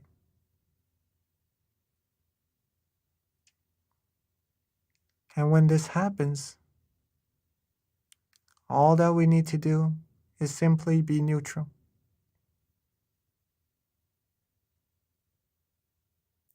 There's no need to do anything at all. Be relaxed. Be calm. Whatever happens, let it be. Let it go. The more we're able to be unattached and free, the further we'll be able to travel through this path, this middle path, further inside until reaching the source of true happiness that we are sensing right now.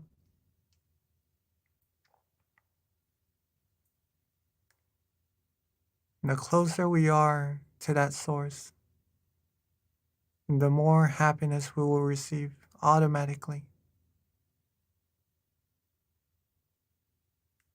It will be like a magnet drawing our attention, drawing our mind,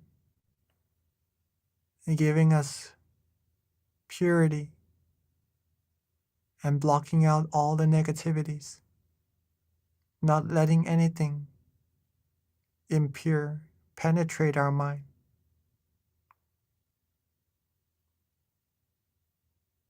So let's relax. Let's be calm. Let's let go and have no worries whatsoever. Keep this heart of meditation beating. Keep your body and mind comfortable. As soon as we start to feel any lesser in comfort, you can always adjust. Adjust your body, adjust your mind again. Get it back to being comfortable. Softly and gently, without any rush, without any worries. Let's just enjoy this feeling, this flow of positive energy inside of us, this feeling of lightness, of brightness even, on this full moon night together, the night, the very special night that the first teaching of freedom was taught, of true freedom. Let's cultivate as much purity as we can. Let's rejuvenate our mind as much as we can. Let's take from this well. Let's drink from this infinite source of happiness as much as we can, so that we could bring more positivities to ourselves and everyone around us, eventually to this whole world. Let's relax ourselves. Let's be calm. Be neutral. Whatever happens, let it be. Let it go. And let's flow inside of our minds further and further.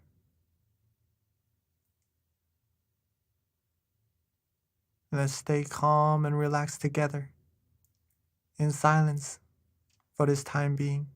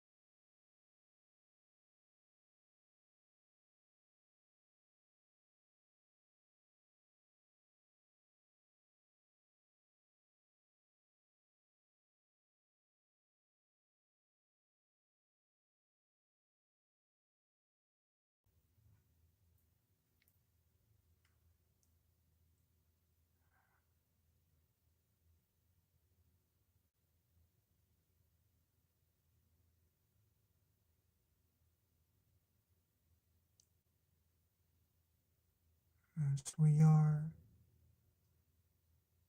relaxing,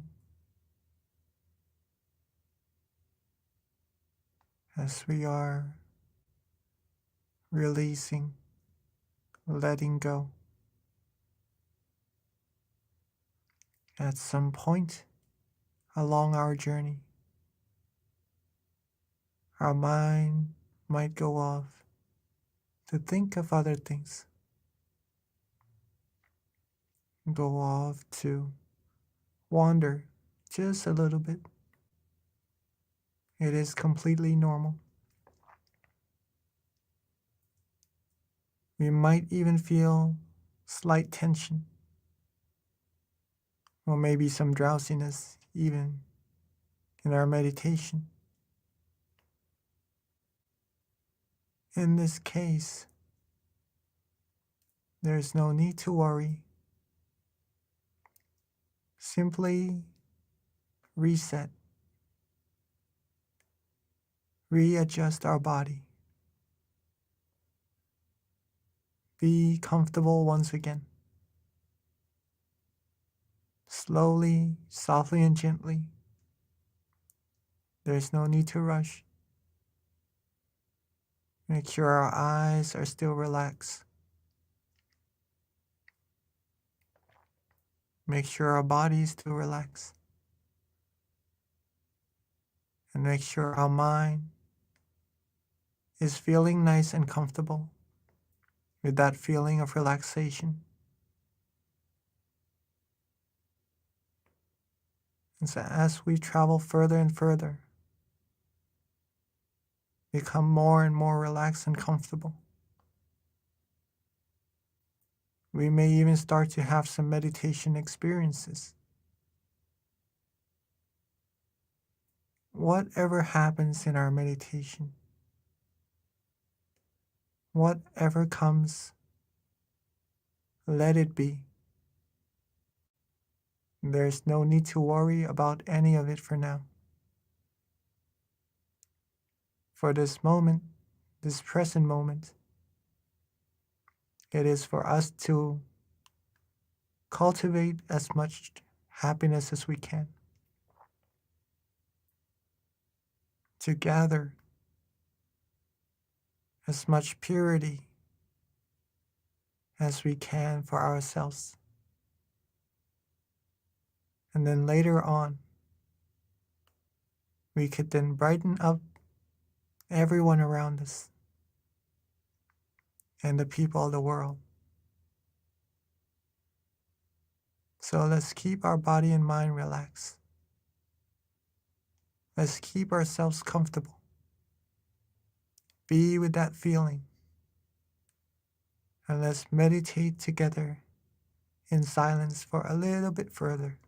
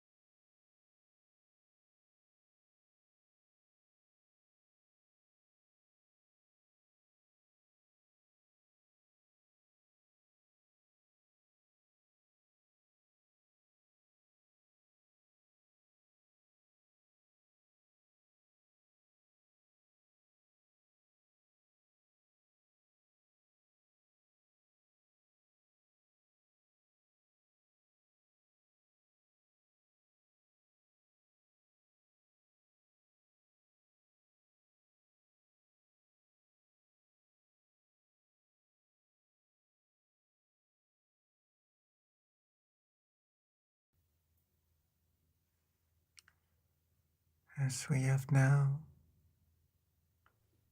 accumulated a good amount of positive energy inside of our minds,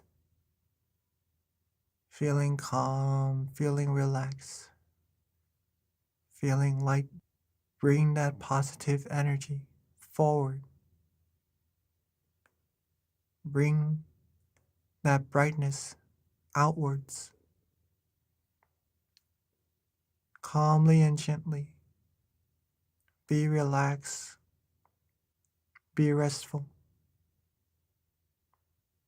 Let's softly and gently open our eyes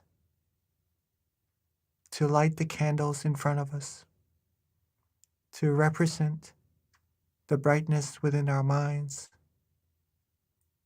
to represent the purity of our minds together.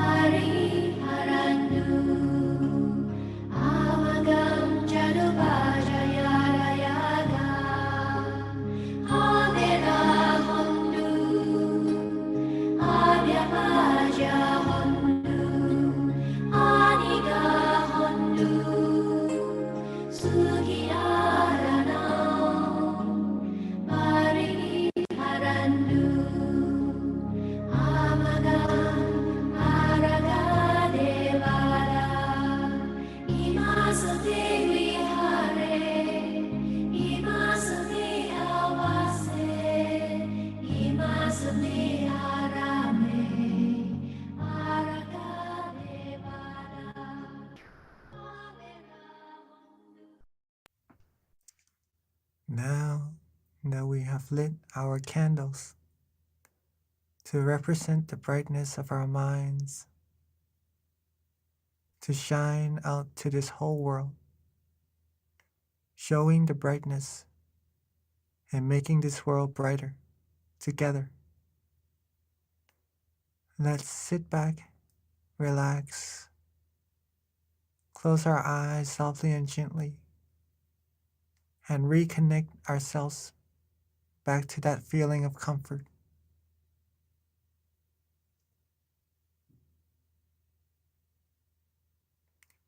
Take our time, relax, and be comfortable as we are being bright and shining on the inside right now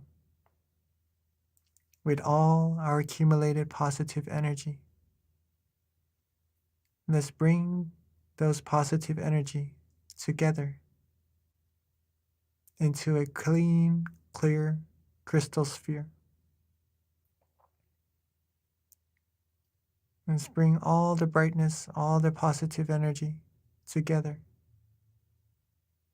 to build up a clean, clear crystal sphere, locating where we feel it is comfortable for us. Relax, be calm, and let's radiate the brilliance of that crystal sphere softly and gently outwards.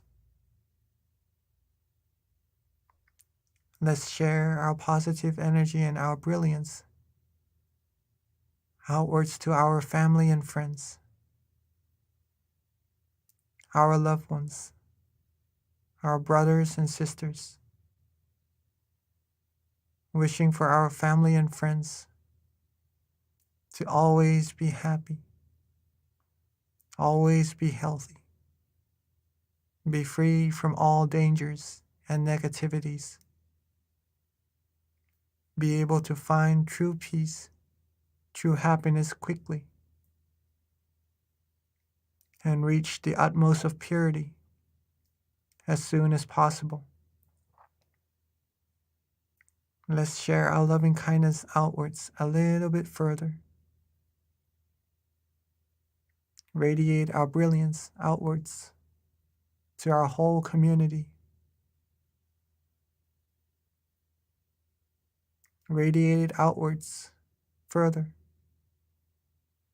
reaching our city. Outwards further, reaching our country. And outwards further, covering our whole world. Seeing this world clean, clear, and bright, and shining. Seeing everyone in this world clean, clear, and bright, and shining as well. And with all of our accumulated positive energy, let's wish for everyone to always be happy, always be healthy,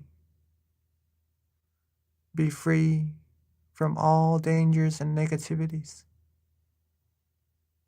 be free from harms, diseases, wars, be free from all disputes. May everyone on earth be able to find true happiness quickly and reach the utmost of freedom, the utmost of purity as soon as possible. And let's take a few moments to share our loving kindness outwards, infinitely, reaching all beings, wishing for all beings, all the wholesome things, in silence.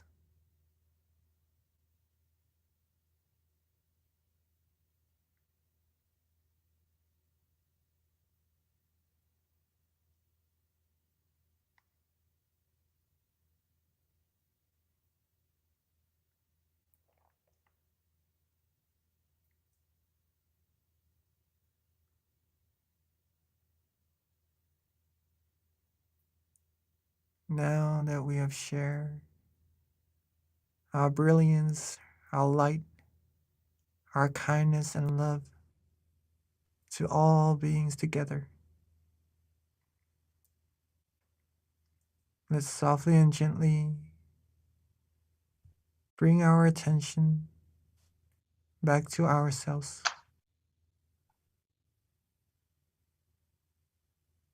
Let's rest our mind with ourselves where it feels comfortable.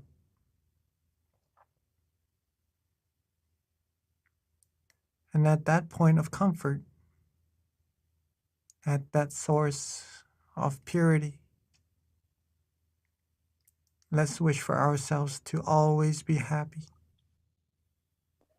always be healthy, be calm, be clean, be pure, be free from all negativities, be free from all harms, dangers, diseases, free from anyone who would try to harm us, free from the path to ruin. May us all be surrounded by good, virtuous, wise people. Always travel the path of righteousness. May we all find true peace, true happiness, quickly and easily. Reach the utmost of purity, the utmost of brightness, as soon as possible. And let's spend this moment to wish for ourselves for all the wholesome things we need.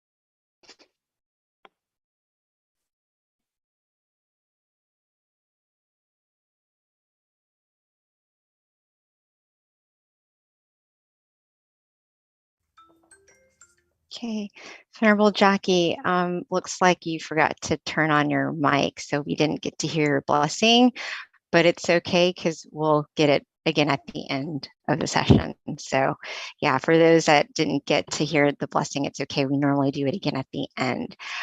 So with that, I do have a couple of announcements before transitioning to our Q&A. And this does wrap up our July full moon meditation for those who need to hop off. The announcements, there's a few, so bear with me. First of all, our next full moon meditation is going to be on August 11th. That's on a Thursday, so please jot that down. Please do join us and definitely invite your friends and family to discover this inner happiness within as well. Next month, it will be Monk Daniel who will be guiding the meditation session. Another thing, our tamakayameditation.org website, if you haven't gone on it yet, definitely check it out. You can find out like the nearest center closest to you. Not only that, you can learn more about our meditation technique by visiting this website, tamakayameditation.org. Again, it lists all of our US centers, and you can find your nearest center closest to you, in addition to just information on our upcoming events as well. Our next website is MindGem, which is very close to my heart. If you haven't already done so, please download our app, MindGem. It's on iOS and Android, and this is a great tool to supplement your meditation when you're at home, and also to stay in touch with our meditation events that we have upcoming as well. And then as of right now, all of our centers are meeting and having on-site meditation classes. So check out your center nearest you to find out the calendar of those online on-site meditation classes. We do have a special event that's happening in California. It is going to be on July 30th. It's a candlelight meditation and vigil. I actually got to experience this in Georgia myself with Venerable Michael and Venerable Nick. Amazing experience. You're not going to want to miss it. It's actually one of the last events that Venerable Michael and Nick will have before returning to Thailand. So if you're in California, definitely you don't want to miss this event. So please mark that down on your calendar and join. In addition to that, those who are in Georgia, we will have a intensive meditation training for 2 weeks from July 18th through the 30th, where you can meditate with our monks every day from 7:30 to 8:30. In addition to that, on our Wednesday classes, we will be meeting at 7 o'clock, even though we will meditate with our monks at 7:30. And that's going to be Wednesday, the 24th and the 31st. And then also, just a few more announcements. We do have a Guinness World Record that we're trying to make, which is to participate, just send a picture of yourself meditating. And then if you can go to meditationphoto.com to submit your photo. And then we are now ready for our Q&A, which is actually one of my favorite parts of our sessions because you can learn so much from people's questions, and our monks who are extremely knowledgeable when it comes to answering questions with regards to meditation or any challenges that you have. So at this time, Venerable Jackie. Hello, Venerable. And also, this is a engaging opportunity, so please do submit your questions via chat, or if you're on site, you can ask the moderator and they will type it in or ask the question on your behalf. By the way, so let's see. Yes, Venerable? Yes. Yes, if you have any questions or if you'd like to share any of your meditation experiences, please feel free to do so, right? You could maybe raise your hand so that we know that you would like to share, okay? Just to share with you a little bit during that maybe silent moment that we had after lighting the candles. If you felt good in your meditation, if you feel relaxed and calm, that is really good. Reconnecting with your inner light, right? When you feel that, you can share that with everyone around the earth, your family and friends, your loved ones, okay? So that they could have part in that energy as well, that positive energy. Okay. Do we have any questions? Could be. Not yet, Venerable, but it'll probably start to trickle in soon. Lisa Langley did. She said that she thought that the meditations start at 9. It just depends on where you're at because we have all time zones essentially. So you'd have to check your location, but we've got people all over the world actually who join this. But if you're in Eastern Standard Time, it is at 9 o'clock. Yes. So Venerable, I have a question prepared as we're waiting for some questions to trickle in. And I think it's a very, it's actually a question that I'm quite curious about. So I definitely want your input on this, which is when it comes to upholding morality, one being to not lie, right? But, what about white lies? I just want to hear your input on that. If you tell a white lie, are you breaking a precept? Because, in some ways you're not harming anyone from that white lie, but it is a lie. So I just want to get your input on that. Yeah, I would say if it is a lie, it is a lie, right? So Mhm. it is best to tell the truth. That is pretty much the the whole thing, right? The bottom line. So even though we would like for someone to feel good and to not to hurt their feelings, right? You may try to speak the truth, but in a more compromising way as well. Okay, if that helps. But to lie and to talk about it in a distorted way mm, wouldn't really be recommended, in my opinion. Right. Okay. Thank you, Venerable. Because it was, it was a little debatable because the answer was if it doesn't harm someone, then it's okay. And it didn't really sit well with me. So I just wasn't sure because that makes sense too. But, thank you for clarifying, Venerable. All right. So we do So have, mhm, yes, we do have a questions. Just to add a little bit to your question earlier.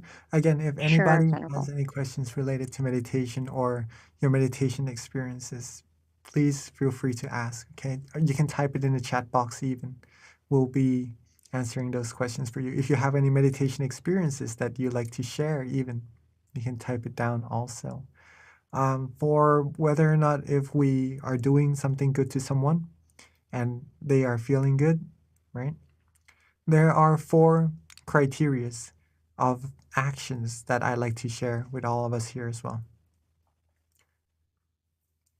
The first criteria is that if we do something that hurts other people and also hurts ourselves, okay, then that is not ideal. We're not really supposed to do that at all. So, recommended not to do. Okay. The second thing is if we hurt others, but we make ourselves happy. Okay? It is good for us, but it hurts the others. That's not really ideal either. So if we can refrain from those actions, that would be really good. Number 3, if we make other people happy, but we hurt ourselves, maybe in this term, there are many ways, right? Sometimes we may feel that it is all right for us, but in fact, it could be diminishing our morality or something like that. Okay, that is another way of hurting ourselves. Okay, that is not ideal either, right? To make someone else happy, but to make ourselves suffer. Okay, so not really recommended to do that. The last thing, number 4, if other people are happy and it makes us happy as well, then that is what we should do, right? Mhm. Maybe there are ways that we could compromise our projection or what we do to get these win and win situations. It may be difficult sometimes, but if it could be done, truly done, then that is the most ideal. These are the most ideal actions that we could actually do. Thank you, Venerable. That actually really resonated. Thank you. So we do have a question with regards to meditation, which is why is it important to meditate on a full moon day? From Akasid, right? Mhm. Yes. First of all, let's say full moon only comes once in a month, right? And it is quite special compared to the other types of moon we have in the sky, because the full moon is a whole moon. It eliminates the darkness in the sky. Okay, it shines brighter than all the stars.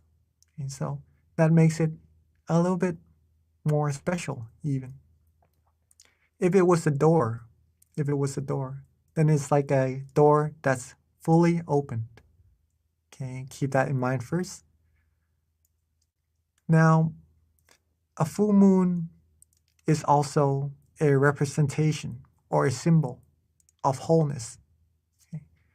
It is a good opportunity for us all to come together as a whole, right? To do good deeds, to make good in humanity, right? And with this event,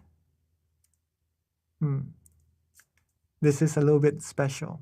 With this full moon, like the open door that I just mentioned earlier, the amount of positive energy accumulated on the full moon day, especially, would be quite more significant, okay, compared to maybe on every other day, right? But the amount of positive energy accumulated doesn't only depend on the moon.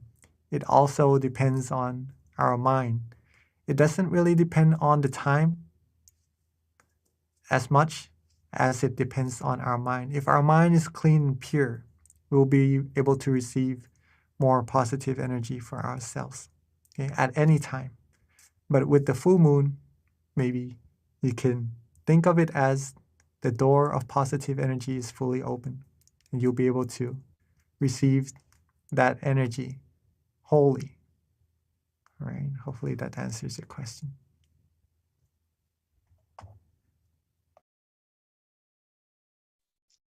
Thank you, Venerable. I think that's a common question. So that's, it's important to know why as well. So there is another question that has come through, not really pertaining to meditation, but more about beliefs, and your opinion on this. But how do you stay with somebody if you're in a partnership with someone who has a different belief system than you?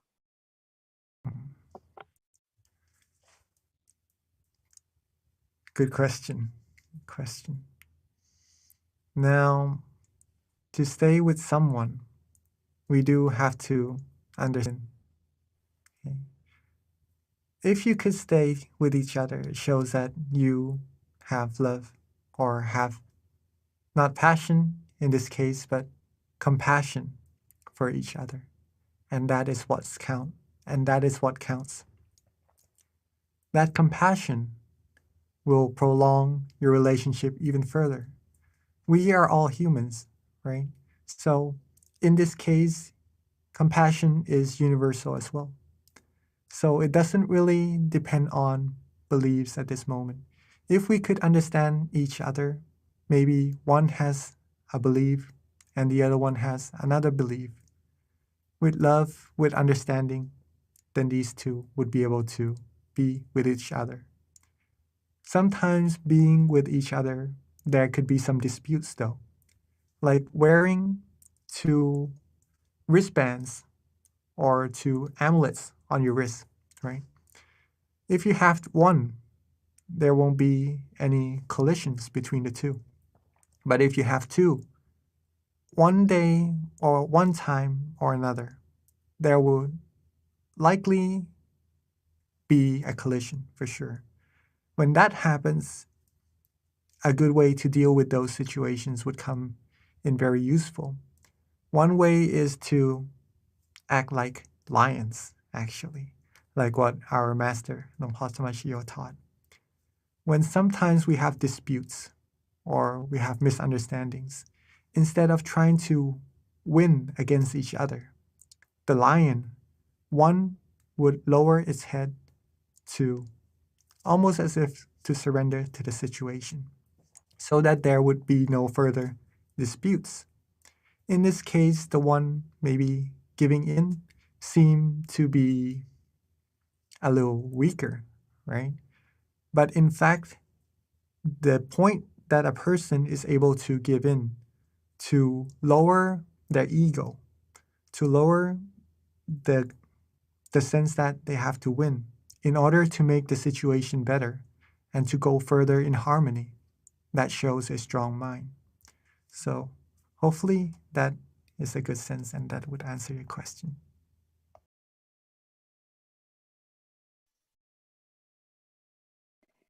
Thank you, Venerable. Yes, that was I think that's quite a relevant question for many people in our world, and who are members of our center.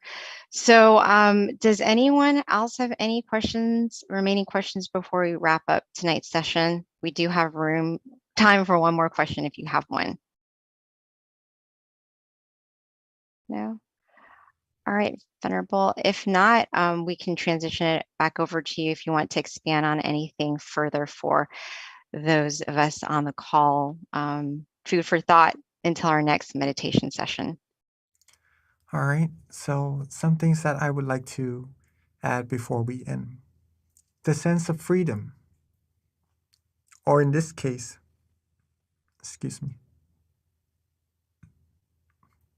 the sense of being independence, right? Talking about Independence Day.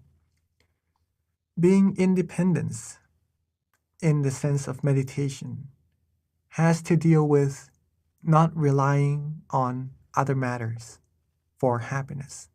We do not have to find some things on the outside for happiness. Then we would not really be truly free, right? Even though we can do anything that we want, but we would still need a reliance on something on the outside to make us happy. True independence comes from a mind that is unattached to anything. Okay? When the mind is free from all things, you'll be able to find the true happiness on its own. When you're able to find true happiness or find happiness on your own, you are truly independent, right? You would be the source of happiness that could help others around you be happy as well. Practice your meditation. Practice being calm, being relaxed, being happy. That is very important. Hopefully you enjoy the meditation session and continue to be happy throughout the days and to be the light to the whole world also. Right? And with all our accumulated merit, let these positive energy come together and bear fruit to all of us,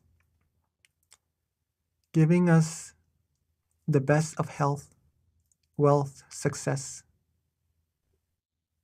the wholesomeness, and all the virtuous and all the virtualities. May we all be fulfilled in all our wholesome wishes. May we find true peace quickly and easily, and reach the utmost of purity as soon as possible.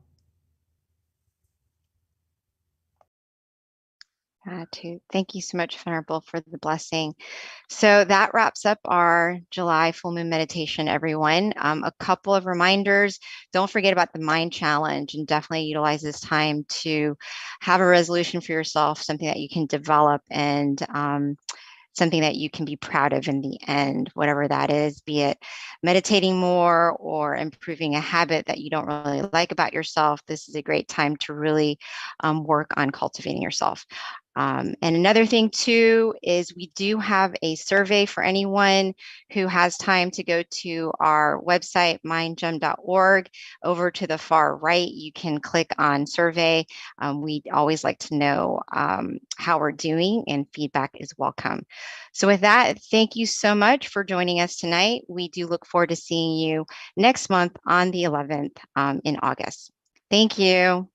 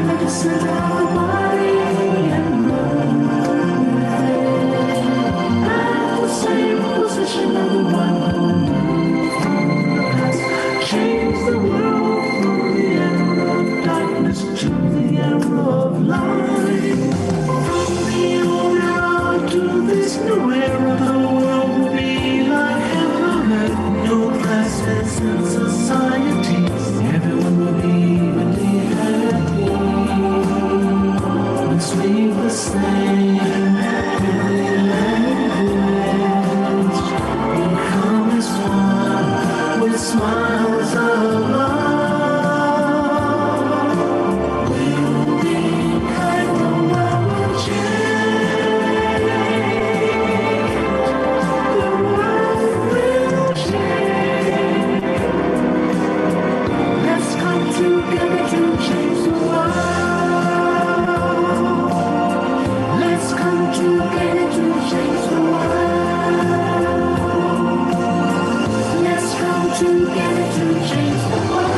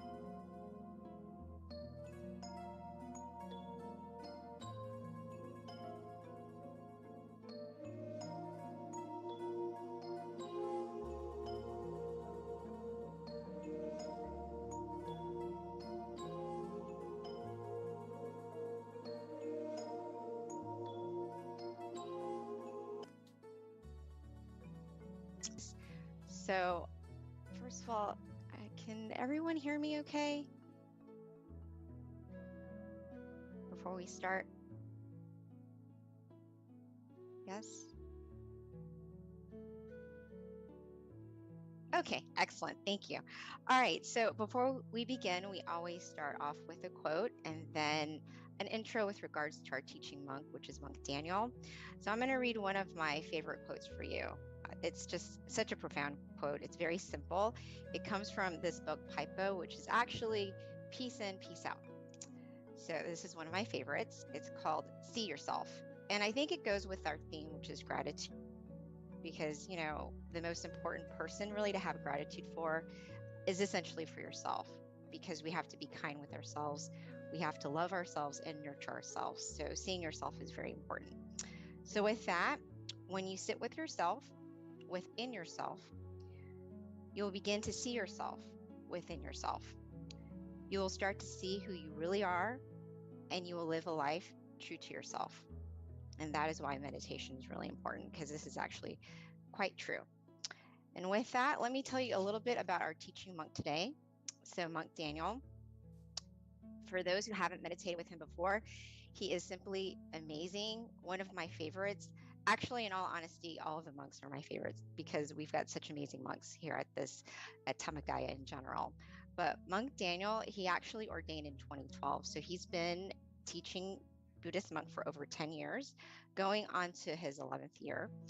His goal is to pretty much help with any peace projects that he's assigned with his greatest potential. And he's been training monks and staff and people from all around the world to find true inner peace.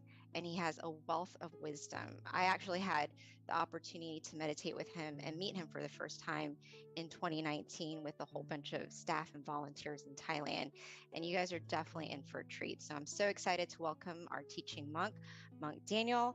But before we transition over to him, a couple of announcements or a couple of things to keep in mind.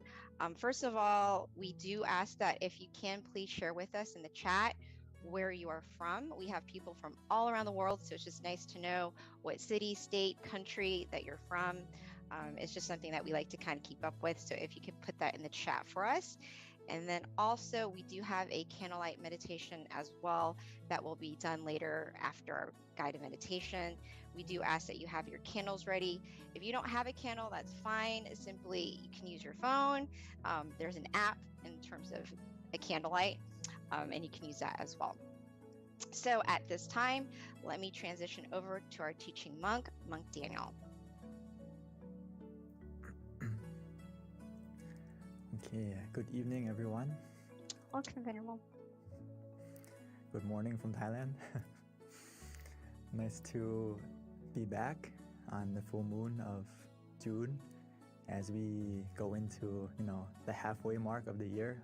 Before we know it, it's already the 6th month of the year. So time really flies by, right? So true. So it's a very good time to reflect as we're halfway through the year. How's it going, right? As today's theme is about gratitude, and also in June, there's a special day that we have, right? In June, we have Father's Day in America, right? So not only should we have gratitude for our parents and especially our father in this month, but we should have gratitude for something very important that they gave us, our parents, our father, and we got the most important gift the moment we were born, which is life.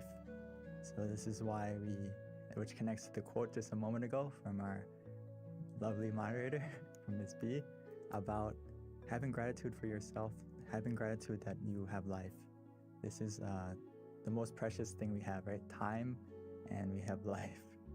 So we still have an opportunity to make things better. We still have an opportunity, as my master would say, Lom Paul, is have opportunity to train your mind, to get to know yourself, understand yourself truly, and acquire this true happiness that's waiting for you within you. So this is something that is so precious, even though not everything is perfect, but we still have life to make things better. So this is something that we should be so grateful for, that even though then it's something that we practice as a homework from Lampal, is like when you wake up in the morning, the first thing you should do is reflect and meditate for a moment and just appreciate that I have another day, I have another morning. You know, every morning we're born again, we have another chance to keep doing good and another chance to cultivate our mind, to unlock that hidden potential within you. So I'm very happy that everyone's here tonight on full moon, because we can be just like the full moon and shine. Even though we're surrounded by darkness, we can be the full moon and shine to illuminate that night, make it, you know, such a beautiful and auspicious time. We can be just like the full moon.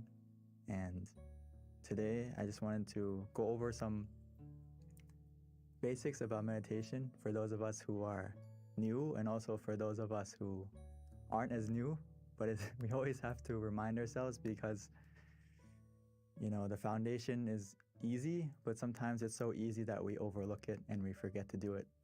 So, but first, like I said, something we should practice every morning when we wake up is our first blessing of the day is that I woke up today. So instead of hurrying up to, you know, turn off the alarm clock and rushing to get ready to go to work or to start a day, start your day peacefully and calmly, and just sit up, and before you get out of bed, start your day in a positive note and reflect on how lucky you are to have another chance, another opportunity. So it's the first blessing to be grateful for, right? We have another day. And why is it so grateful? Because we have another opportunity to not only go through our life and do everything, but one of the things that we should love and take into consideration is to practice our mind and to cultivate our mind to become, as the Buddha would say, it's so important. And he would say that whatever precious jewel there is in the heavenly worlds, there is nothing comparable to one who is awakened. So we have this precious jewel within us that we can attain, and it's not just a physical jewel. It's a happiness and something that's so precious that we can attain within ourselves. So every day that we have another chance to train ourselves and meditate, we can get to this precious treasure that's waiting for you inside, which is just being able to control your mind, be able to be in control and understand yourself. This is something that we need to focus more on in life, because the stillness of mind can become our miracle. We just need to look within. And a lot of times in life, we are always searching for something on the outside to help us, to be our miracle, or depending on something or someone to come along to make our life better. But actually, if we practice the stillness of mind, we can become the miracle we need for ourselves and also for the people around us. We just need to look in the right place. So for all of us here, all almost 300, 400 of us, you are looking in the right place. You are starting in the right place to meditate and to still your mind so you can find that unlimited potential that's waiting for you inside. So just like today, it's the full moon, right? The full moon is a good example, because when we meditate, it's very important to do something, which is what? To adjust your body and adjust your mind. That is this foundation that we have to always do, and sometimes we kind of rush through it. So I can't emphasize enough that we need to always adjust our body, adjust our mind to be relaxed and comfortable, suitable to meditate further.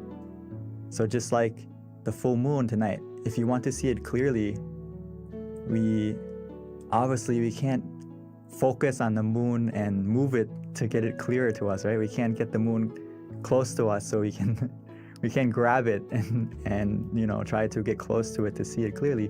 We need to use the right tool, and we need to adjust the telescope correctly so we can see the moon clearly. If you want to, look at the details and see it more clearly than we can see with our eyes. So the same thing is true in meditation, is we don't adjust the picture or we don't adjust the experience that we see. We adjust our body and our mind so that the picture we see or the experience that happens will become clearer not just visually, but also the feeling will become clearer. Does that make sense? So don't try to skip the steps. If you want to see the full moon, we need to use the right tool. Use the telescope to see it clearly and adjust the telescope to see it clearly. So every time we meditate, it's the same. We need to adjust our body and adjust our mind. Not skip that step. Otherwise, the experience or what we see or what we feel is not going to get clear. The feeling and also the image isn't going to be clear. So we always have to adjust at the right place. Adjust your mind, adjust your body.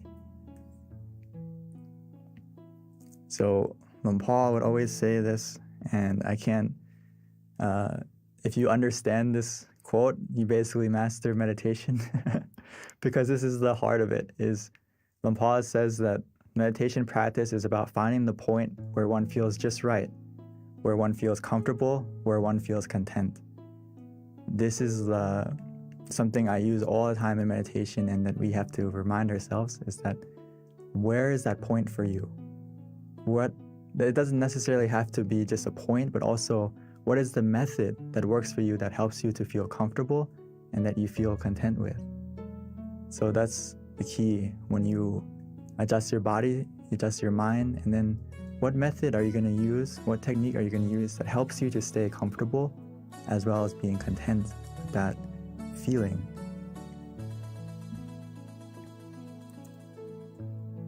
So as we find that point of where we feel comfortable, where we feel relaxed, where we feel physically and mentally comfortable, and we stay at that point contently, what's going to happen is your mind is going to slowly declutter itself.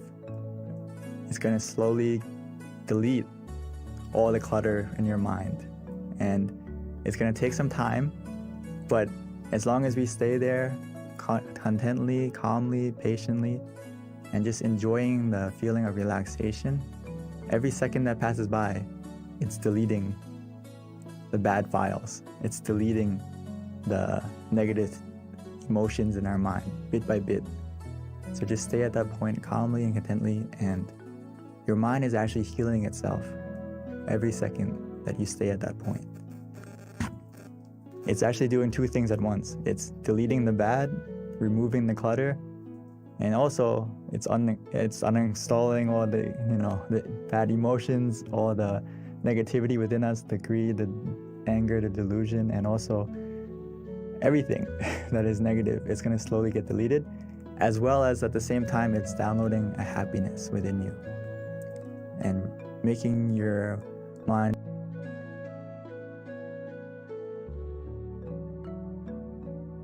filled with happiness and peacefulness. Or at the bare minimum, you're going to feel neutral. And even though you feel neutral, this process is already happening as well. As long as we stay content, stay patient, and embrace the meditation at that moment, and just trust that your mind is healing itself. As long as you feel calm, you feel comfortable, you feel relaxed. So like I said, we always need to check. We always need to check our body and our mind. What makes us ready to meditate? Always have to check every time you meditate. And how we do that is physically, we always have to make sure that we feel calm, relaxed, and comfortable. As you can see in the picture, she's sitting very nicely with the back straight, but this is the standard position. But if you don't feel comfortable in that position, it's okay. Start from what position works for you, and we can always adjust according to how you feel, and just go with your own flow. Go with how you feel. If you feel relaxed, you feel comfortable, you need to adjust, feel free. because it's the foundation of making your mind calm and relaxed as well. Always go back to making sure physically you're as comfortable as you can be. And your mind, how can you adjust your mind?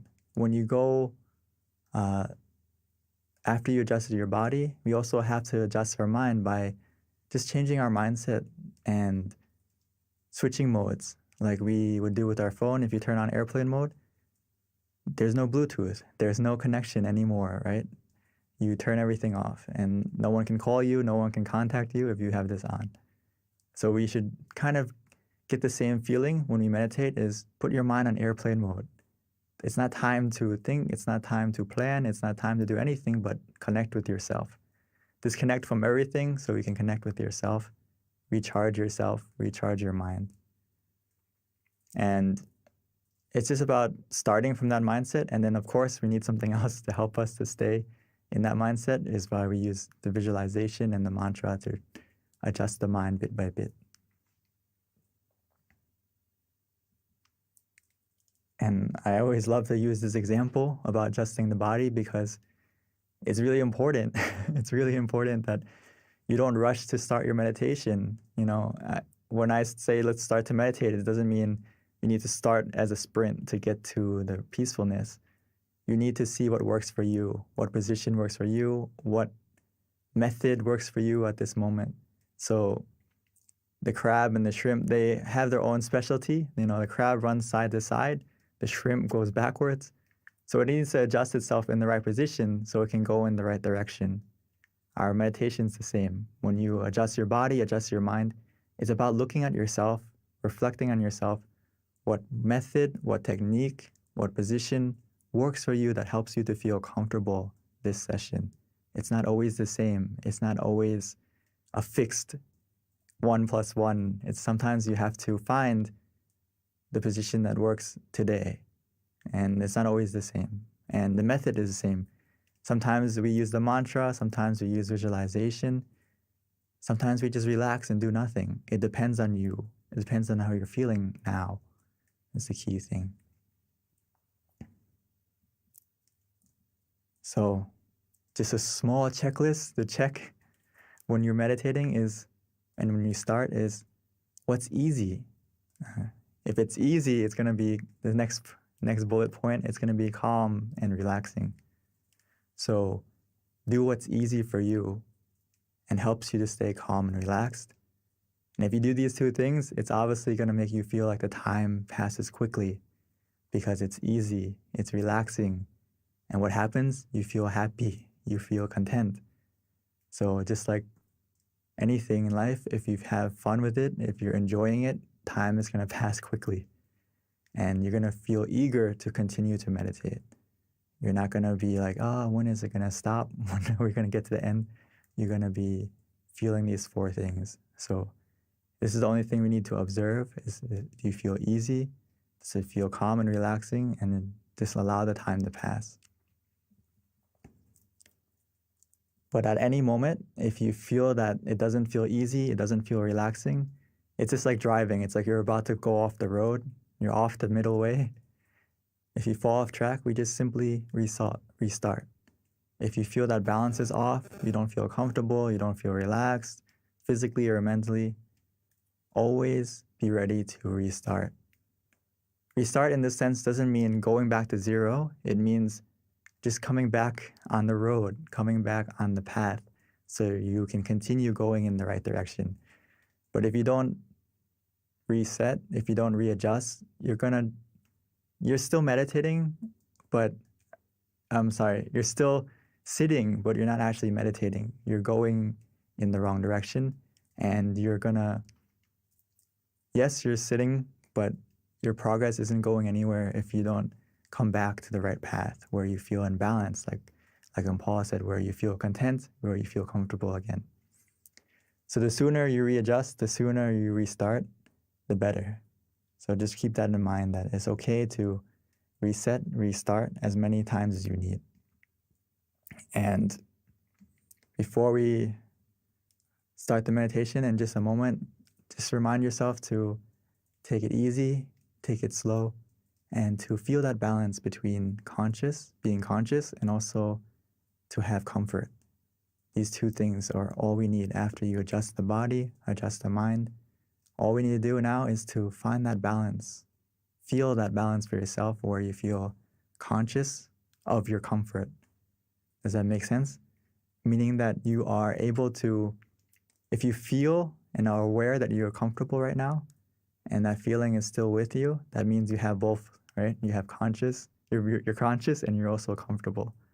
So just do that and stay with that comfort feeling, stay with the feeling of relaxation, and just observe it neutrally.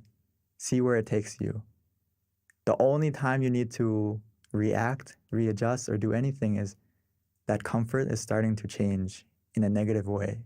It's decreasing, or you feel not as relaxed as before, then okay, that's something we have to interact and adjust by whether adjusting the body again to be comfortable, or mentally, maybe we need to use the mantra again or use the visualization again to help you to get back on track. So hopefully we got some sort of picture of how to meditate. And now I would like to invite us to practice meditation together, and we can put it into practice and have some time to cultivate our mind as we can become the full moon we need tonight, find our brightness within us. So I would like to invite everyone to prepare yourself to meditate. And if you need to adjust your body, you need to take some water or freshen up.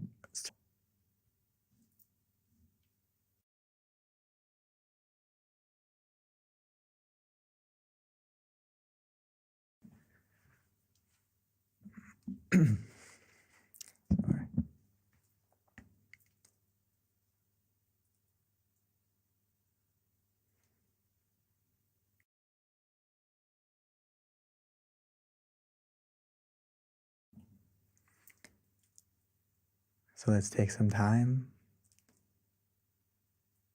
to switch modes. Now it's time for us to meditate. Time for us to find the miracle waiting inside. All we need to do now is to look within, easily and simply.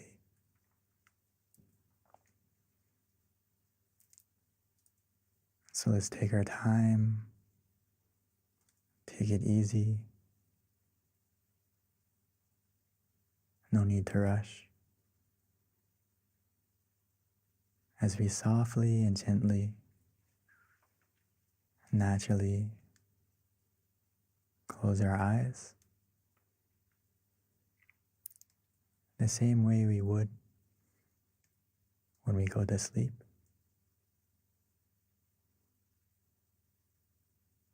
Because now is the time for us to rest, to reconnect, to recharge, to rest our body, and to truly rest our mind.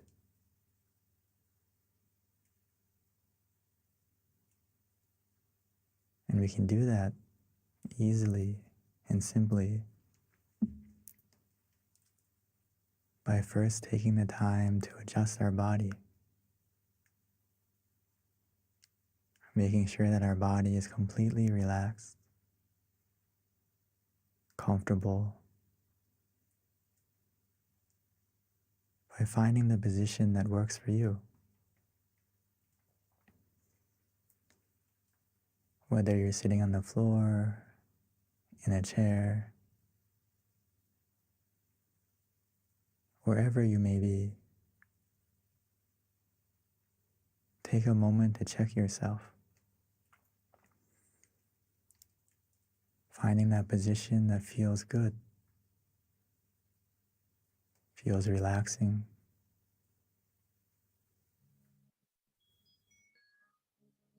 As you continue to relax and release every single part of your body,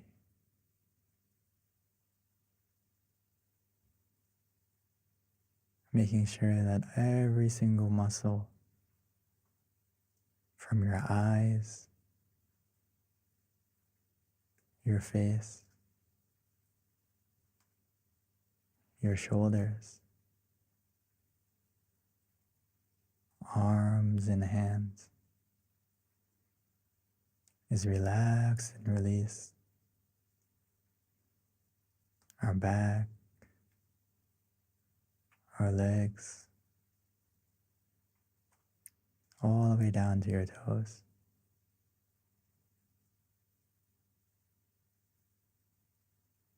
Relaxing and releasing.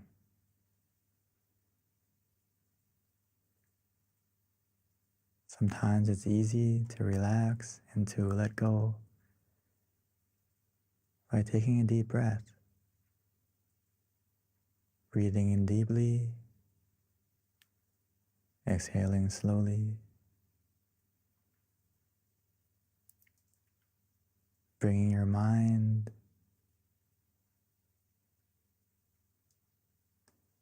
to the attention of your breath,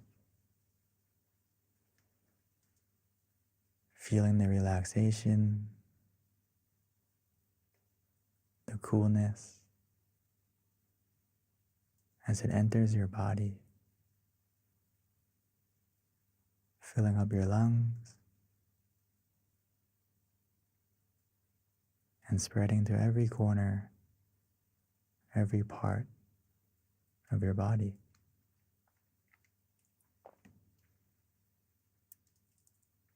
Even as we exhale, allow all the tension, all the tightness to leave, to melt away, to fade, leaving only relaxation and comfort within you, around you, as if we're embraced, surrounded in a cloud of comfort where we feel safe,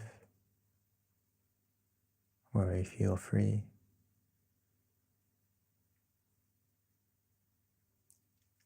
And just continue to relax, to release.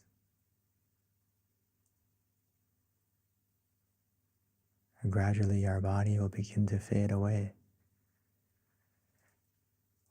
almost as if it's not there.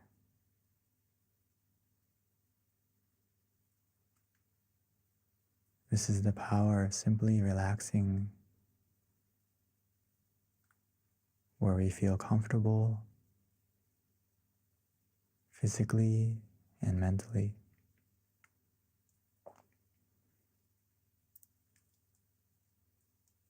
Now that our body is more relaxed and comfortable, we just need to continue with this feeling, allowing our mind to also let go, to relax, to release. Allow your mind to let go. Put everything aside, whether it's from the past, because it's the only time that we can truly control. It's not time to do anything. It's just time for us to relax, to release.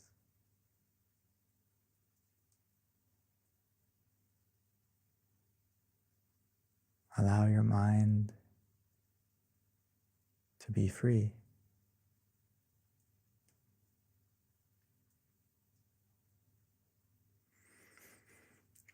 To help your mind to be free and to slowly let go, to stay in the present, We can use any method that feels easy, that we are familiar with, that helps us to stay comfortable as well as conscious. But the key is to use the method that helps you to be relaxed,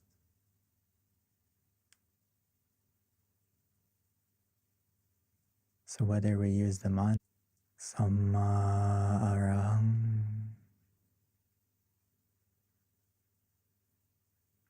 Samma Arahang,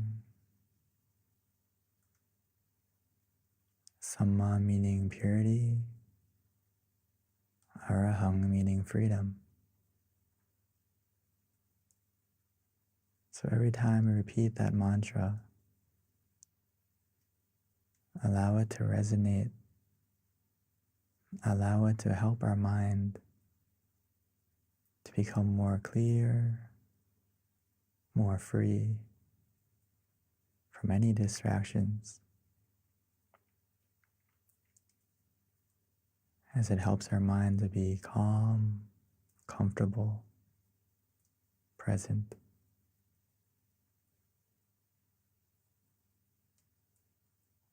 Or some of us may enjoy to visualize, especially tonight. We can imagine the full moon, however small, however big. We can imagine the moon shining, even though it's not clear, as long as it helps you to be calm and comfortable. It's not about the clarity of the image that we imagine. It's about the feeling. You can imagine it anywhere, any way, as long as it feels easy, feels relaxing.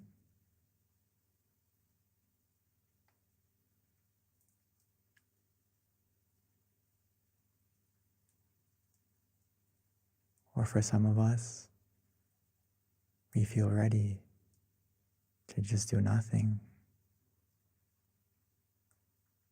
just to relax,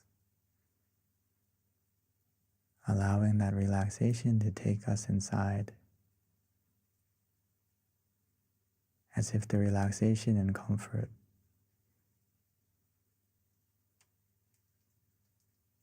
is carrying us like a wave, like a current, pulling us softly and gently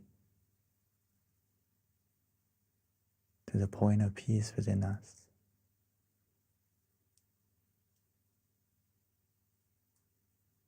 Within us, we all have a point of peace, a place of peace that our mind can go to,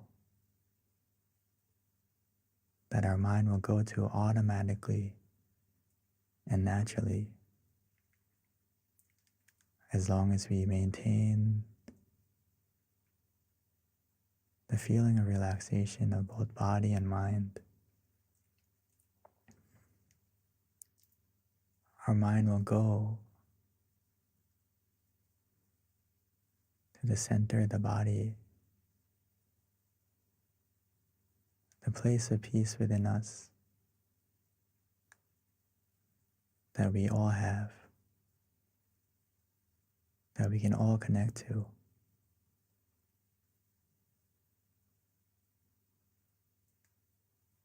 It's located within us, at the center of our abdomen, 2 finger widths above the navel.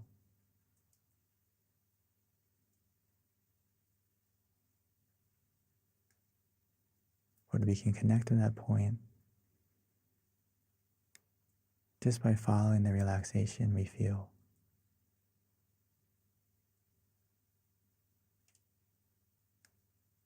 The relaxation of both body and mind will be our guide.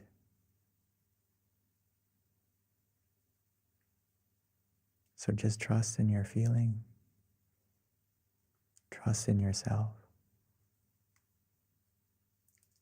Follow that feeling of relaxation.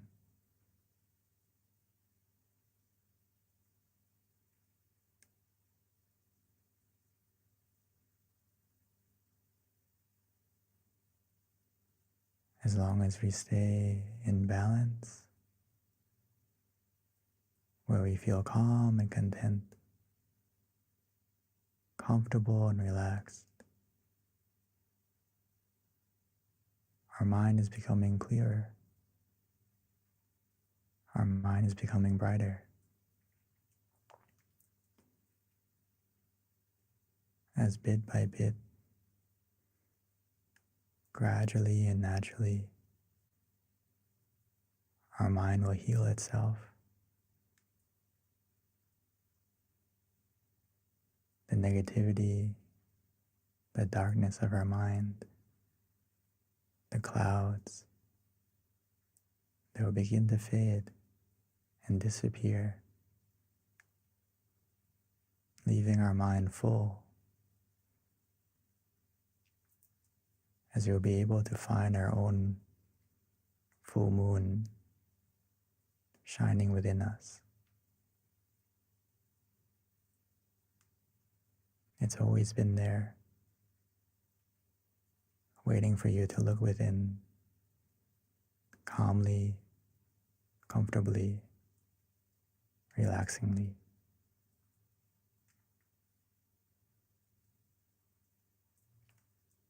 So let us enjoy this relaxation together, allowing it to grow, allowing the meditation to be the wind of clarity, pushing away the clouds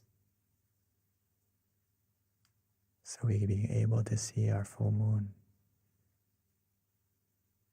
Not only see it, but most importantly, feel it. The happiness within us, the contentment that can only come from a mind that is still.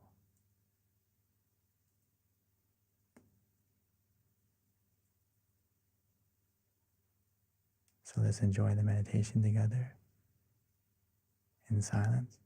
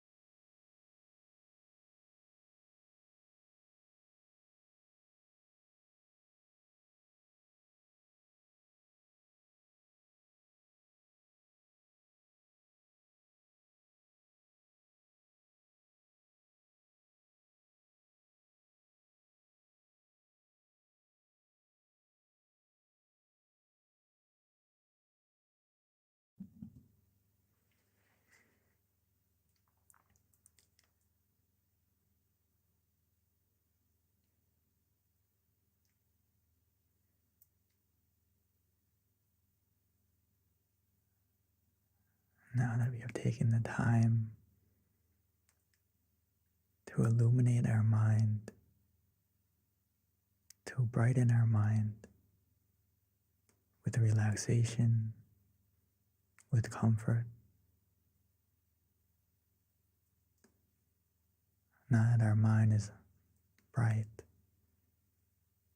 clear, let's take a moment to light our candle.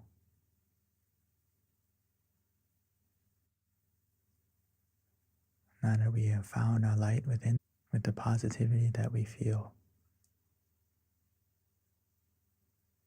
And once we've lit it, we can slowly and gently close our eyes and continue to meditate.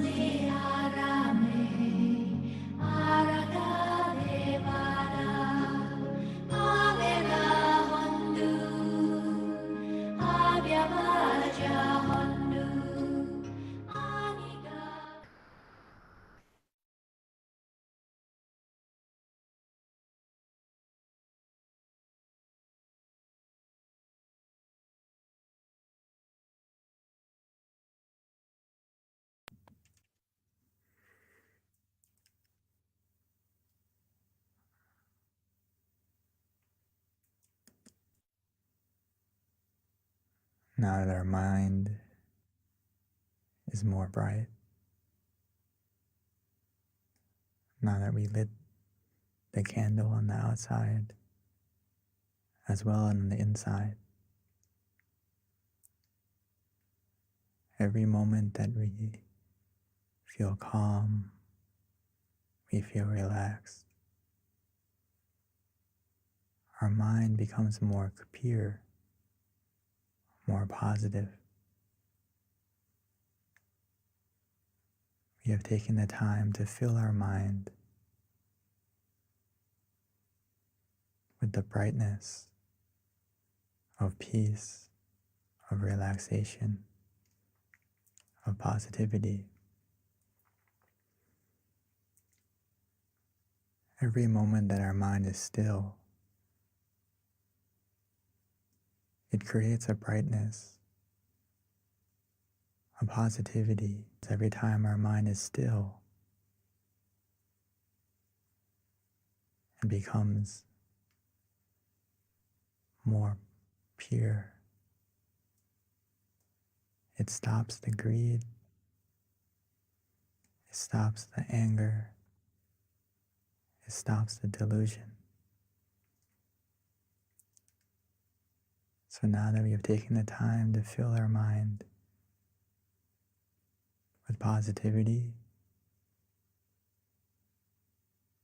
with brightness,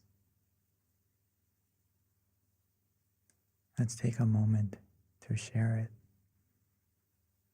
to spread it, to send it.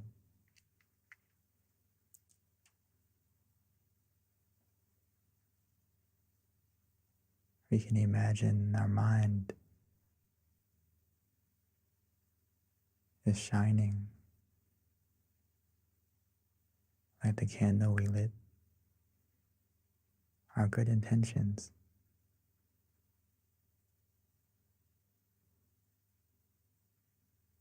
By first wishing to ourselves,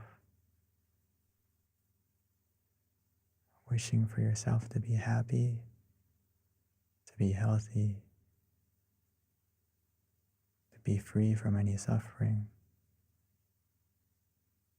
free from any dangers or any obstacles. May your brightness of mind be able to overcome any darkness, any obstacle. And as we continue, we can wish the same for our family, for our loved ones. No matter the distance, no matter where they may be, the power of our mind that is still, that is illuminated by relaxation and calm. We can send our positivity, we can send this energy to anyone, to everyone.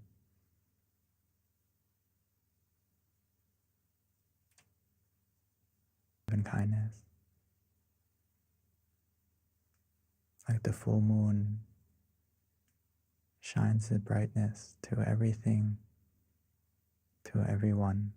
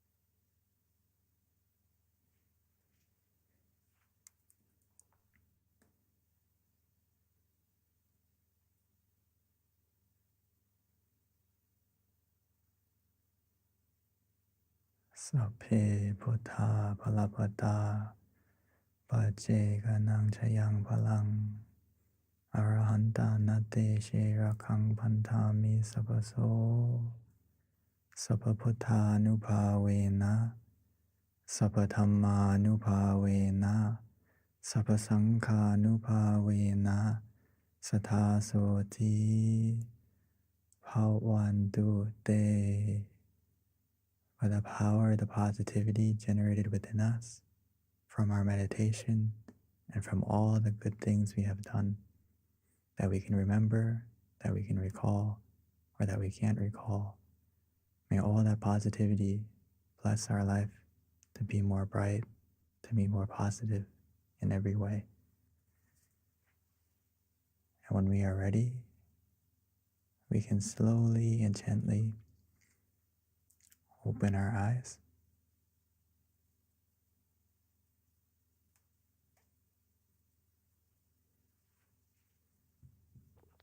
Thank you, Lompi, for an amazing meditation session yet again. I always like a lot of your analogies in terms of just the brightness within and the full moon, bring it inside. That's very just helps me envision that. So thank you, Venerable.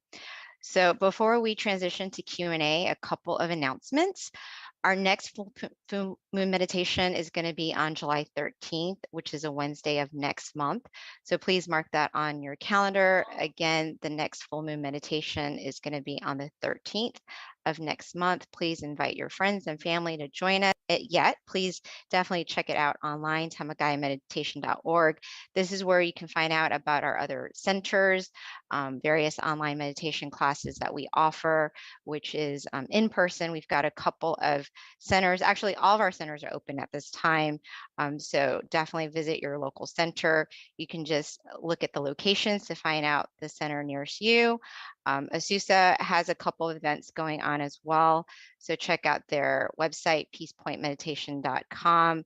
Chicago has online courses, and so does Georgia. We have classes every Wednesdays from 7 to 8:30 and Sundays at 12:15.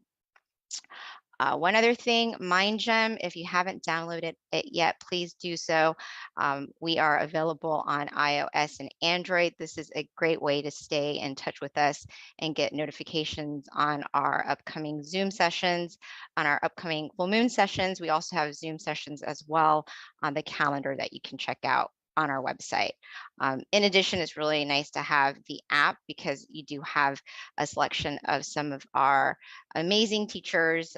We have over 100 audio tracks as well that you can listen to in terms of guided meditation at the convenience of your home. So please download it if you haven't already, MindGem on iOS and Android. And then one other thing, we have something that we're doing that's going to get us exposure. We're trying to get into the Guinness Book of World Records with the most amount of people meditating online. So if you can, please upload a picture and send it to meditationphoto.com. And that's the flyer right there. All right, Monk Daniel. So Venerable, we are ready for you. So this is where we invite everyone to join us and ask questions. The more questions you have, the more engaging it is, the more you're going to learn. So this is actually one of my favorite part of our online meditation sessions because I learn a lot and it's just very inspiring hearing some of the answers that the Venerable gives us.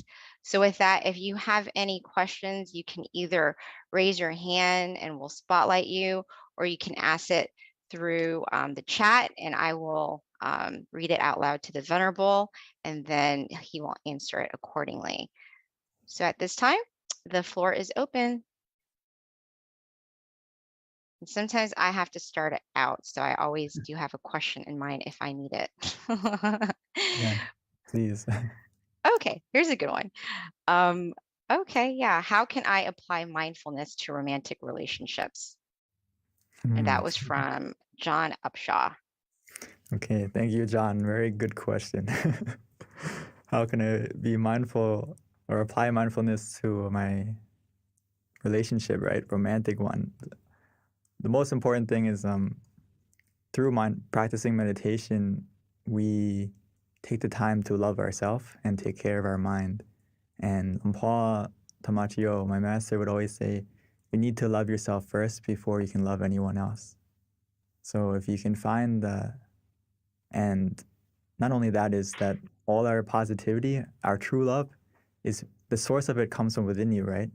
So if you meditate and apply mindfulness to find that happiness and positivity within you, it fills your heart, fills your mind with compassion and understanding, and you will be more present as well in your relationship. So by meditating, it's going to help everything, whether it's your romantic relationship, it's going to help you to be more peaceful, loving, and caring, and most importantly, understanding, which you need a lot of, right, in a relationship. And also, more than that is you're going to be more present, right? A lot of times when we don't practice meditation, we're not present and as often as we want. And sometimes when we're not present, we miss the important things or even the small things, right? So if you practice meditation, practice mindfulness, it's going to help you. And how you can apply it is basically just meditate more often.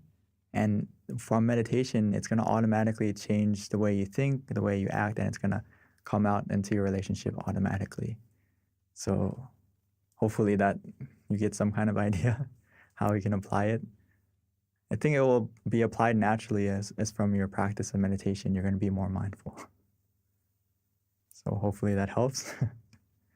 Thank you, Venerable. Actually, Yes, the I next see a lot of questions question, coming up. yeah, I've been notating them so I can been keeping up with them. So the next question for you is from Shannon, which is how can we deal with the evil in the world? That's actually a very good question. How do you deal with the evil in the world? The first thing is to deal with the evil within yourself first. And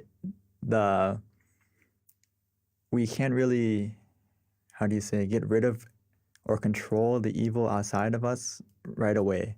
But the thing that we can conquer and get rid of and control is the evil within us first. And you may we have evil inside of us. Think about it. We all have anger. We all have greed. We all have delusion, some more than others. And especially if we don't practice meditation, those seeds of evil that can be inside of us, they grow and they get stronger. And that's what happens is it controls our thoughts, our actions, our words, and we become the evil in this world. We become part of that evil in this world. But if we practice meditation, it helps to get rid of that within us. And by doing that, we do our part to make this world a better place, bit by bit. And how we're going to deal with the evil now is that once you have that purity within yourself, you have that positive mind, your brightness of mind can overcome and help to be that barrier or filter to deal with the evil in the world. And also, the positivity that as we generate collectively, as we come meditate here, it helps we're all putting our effort in to make ourselves more bright, more positive within us. So right now, we are doing exactly what that is. We're helping to deal with the evil in this world by starting from within us, getting it out of us. And you will be that beacon of peace, that light of peace that can shine to other people and make this world a more bright place. Just like the sky right now, tonight, if there was no stars in the sky, right, it wouldn't be as bright and beautiful. But everyone here is like a star that is practicing your meditation, practicing your peacefulness. You're helping to make the darkness a brighter place. And it only takes a little bit of brightness to make the room bright, right? So keep that in mind. You're doing it right now. How do you overcome the evil? Thank you, Venerable. So the next question is, how does one overcome fear?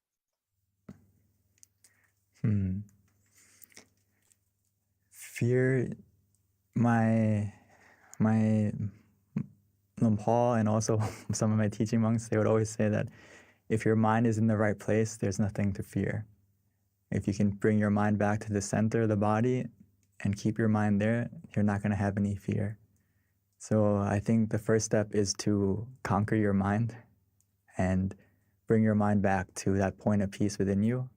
And you're not going to be scared of anything because you have that peace of mind within you. It's kind of like you are the eye of the storm, right? You're the calm in the middle of the chaos, and you can connect to that.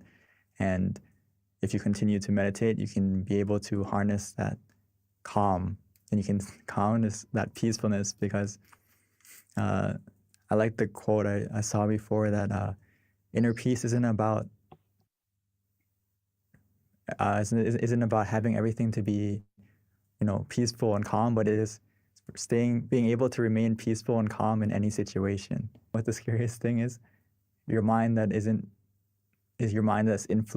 influenced by greed, anger, and delusion. That's more scary than anything in this world, because it will make you do things that you will regret.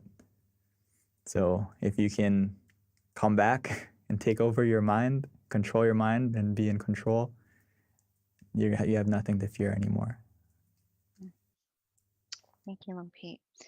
So the next question is by Ashtari, and the question is, how can meditation help us to take better care of the earth and all beings? It's actually so important, actually. It's weird, like, how can me meditating help to change the world? But if we don't deal with the root of, as you can think about it this way, if their mind isn't clean and bright, if their mind isn't free from that greed, anger, and delusion, it's very hard to want to fix the world if people don't want any ability to, make policies, make change. We have to help each other to change ourselves first from within, so that they can get rid of the greed, anger, and delusion, and they can make the right decisions to make the world a better place. And it's also to make the world and the environment a better place, right? So first, similar to the other answers, is start from yourself and encourage others to meditate too, because that will directly and indirectly help to make this world a better place in every way, whether it's the environment and not just like the physical environment, but also the atmosphere would be better from everyone meditating together. Mm-hmm. I had a very calm session today, but hasn't felt like this samana actually has gotten happiness yet. And the question is, what should I do? So I had so much calm with this session, but I haven't gotten happiness yet. What should I do? Oh, it's okay. As long as you feel neutral, that's already successful meditation. So if you feel calm, that's a little bit more better than neutral. It's also good. Whether you feel neutral, you feel calm, the happiness in meditation, it's a subtle happiness. It starts from a subtle happiness. It's not like a overwhelming, like blissful happiness right away where you're just shining and beaming with happiness. It slowly gets to that point. As long as the key thing is to be content with that calm that you feel. And sometimes what happens to a lot of us,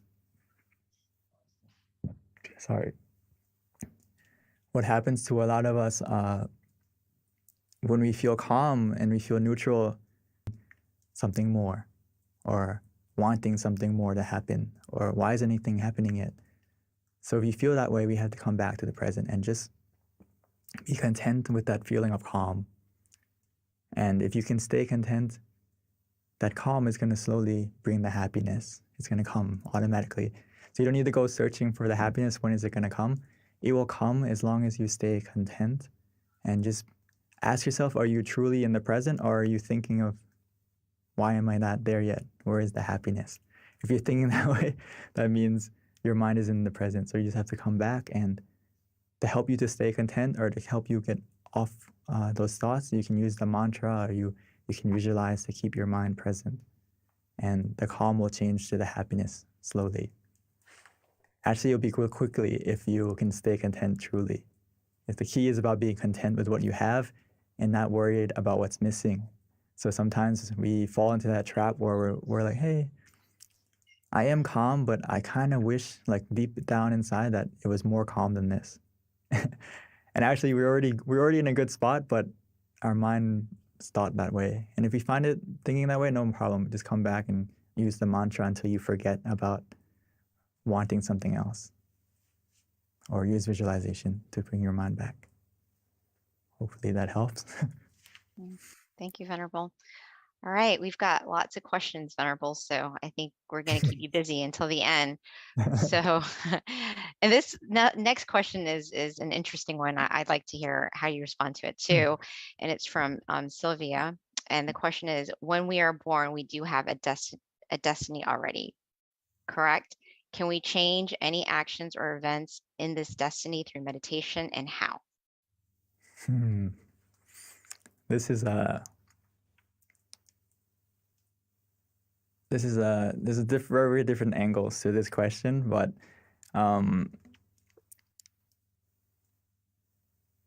we can change.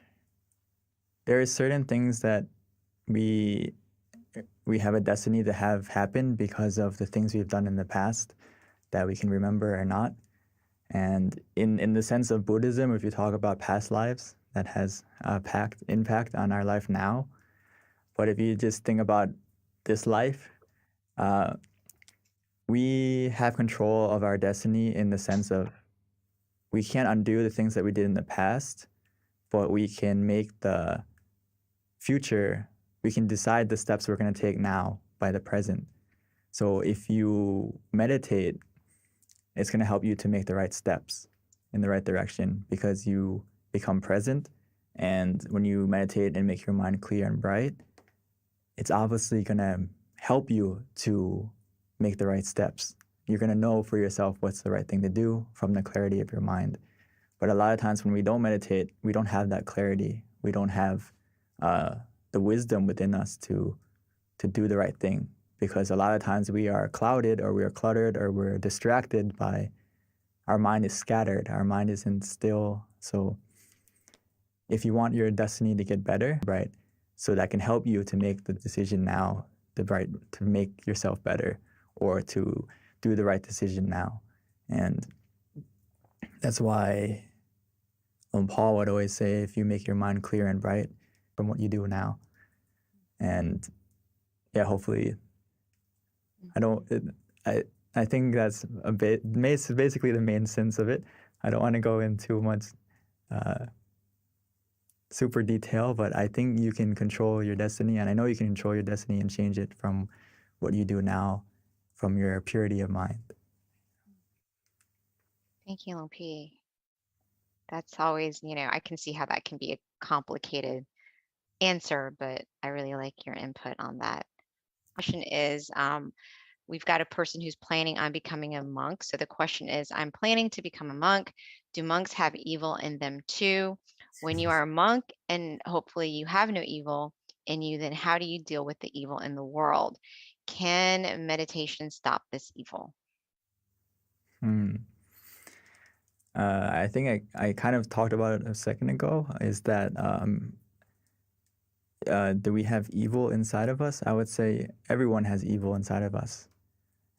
And it's a thing that's kind of like it's buried in our mind. It's imprinted in our mind, and that's why we have to cultivate our mind and look after our mind by meditation, so we can get rid of that evil and eliminate it from your mind, which can only be done through meditation. So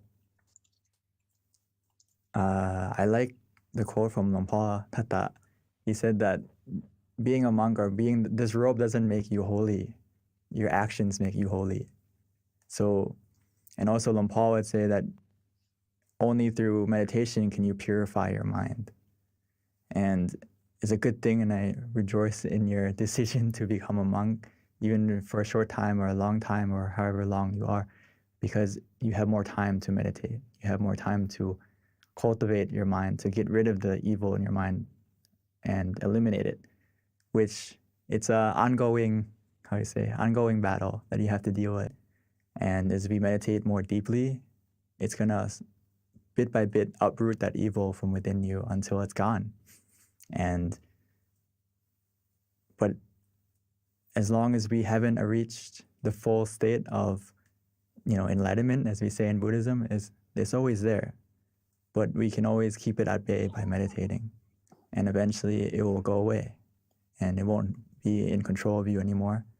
So, yes, by meditating, you fight the evil within yourself and also help to fight the evil in this world. And there's no way you can fight the evil in this world if you haven't conquered it within yourself first. So I think you're making the right steps to become a monk so you can help in this battle, not only for yourself, but also for everyone in the world. And you can, once you get it, you can share the knowledge to meditate so you can, that what we're doing right now, everyone here. So powerful when, you put it that way in terms of we have to conquer ourselves first in terms of the evil. And then, that's how we can help the world. And that's why it's like, it just makes, when I've had my teachers in the past mention that we are born to meditate, and it's a little extreme, but when you start meditating more and more, you understand why that's the case and how powerful meditation can be, and how if we really want to help the world, truly, it's through like peace of mind, because that's where all the problems are, is within human mind. And that's why, we've been doing this every month, because we're trying to like get that and spread that inner brightness to everyone. So, this is only a natural plug on July 14th to definitely try to invite friends and family to learn about meditation or be more committed, because, if we really care about the world and humanity, this is how we do it. I think it connects to Kunyai, our great master Anand. She would say that you have to look at yourself, whether you have enough positive energy, or in Thai we say bun, right? We have enough positive energy within us to help someone else. And a lot of times it's about helping yourself first so you can help others. And it's something that is a good thing, like to have the idea you want to help everyone, but if you haven't helped yourself first, you haven't conquered the greed and delusion in your mind first, it's very hard to go helping someone else. It's like if someone is drowning and you can't swim, you didn't jump in to help them, now it's two people drowning. Or in that case, if you see someone drowning and you can't swim, you need to find someone that can swim to help them, or find something to throw in the water to help them that, stay afloat or something like that. So you have to know yourself and be ready to help someone first. So that's why for the person who wants to be a monk, that's great that you want to train yourself and cultivate yourself first before you can help others. So thank you, Venerable. So we do have a couple more questions. Let's get to it. The next question is from Marcelo, and the question is, do you think children get anything from meditation practices, and have you seen any success stories, or do you think that there is a threshold age where meditation is best introduced? I think this is a great question, and I wish I could pull up a picture. I didn't prepare it, but yes, introducing meditation to children is very important, because actually children, they meditate very well because their mind is very innocent, their mind is very pure, and it's not as filled with clutter. But in this day of age, it may be a little bit difficult because, there's iPad and there's all this technology that kind of bombards children with more thoughts than they should have as a kid. But in general, meditation will be very beneficial for kids at a young age, even 5, 6, 7. Maybe they can't sit as long as we can, but even those brief moments of where they can still their mind, they meditate very well. Even just for a brief moment, it matters. And the reason why I'm sitting here now is because I was introduced to meditation as a kid.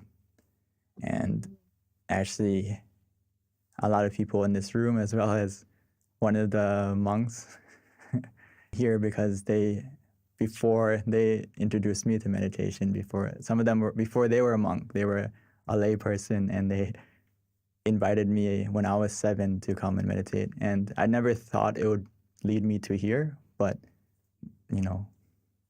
things happen for a reason.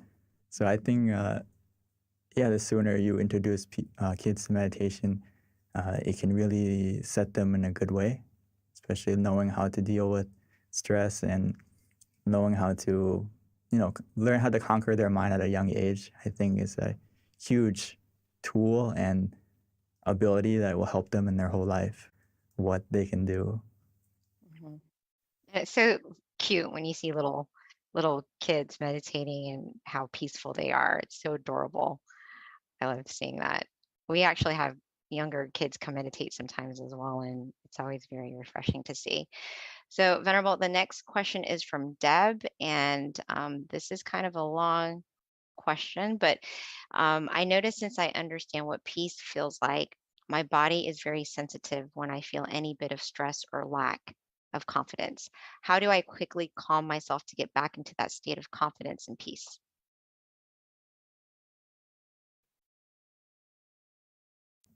I think it's just, it's usually a side effect of when we start practicing meditation more and more that now that we're more present, we're kind of more aware of how we feel, more in tune with how we feel than before. So sometimes it can be like that where you're more aware that, okay, now I feel uncomfortable, now I feel stressed out, but you can use it as a benefit that, okay, now that you feel that way, you need to kind of,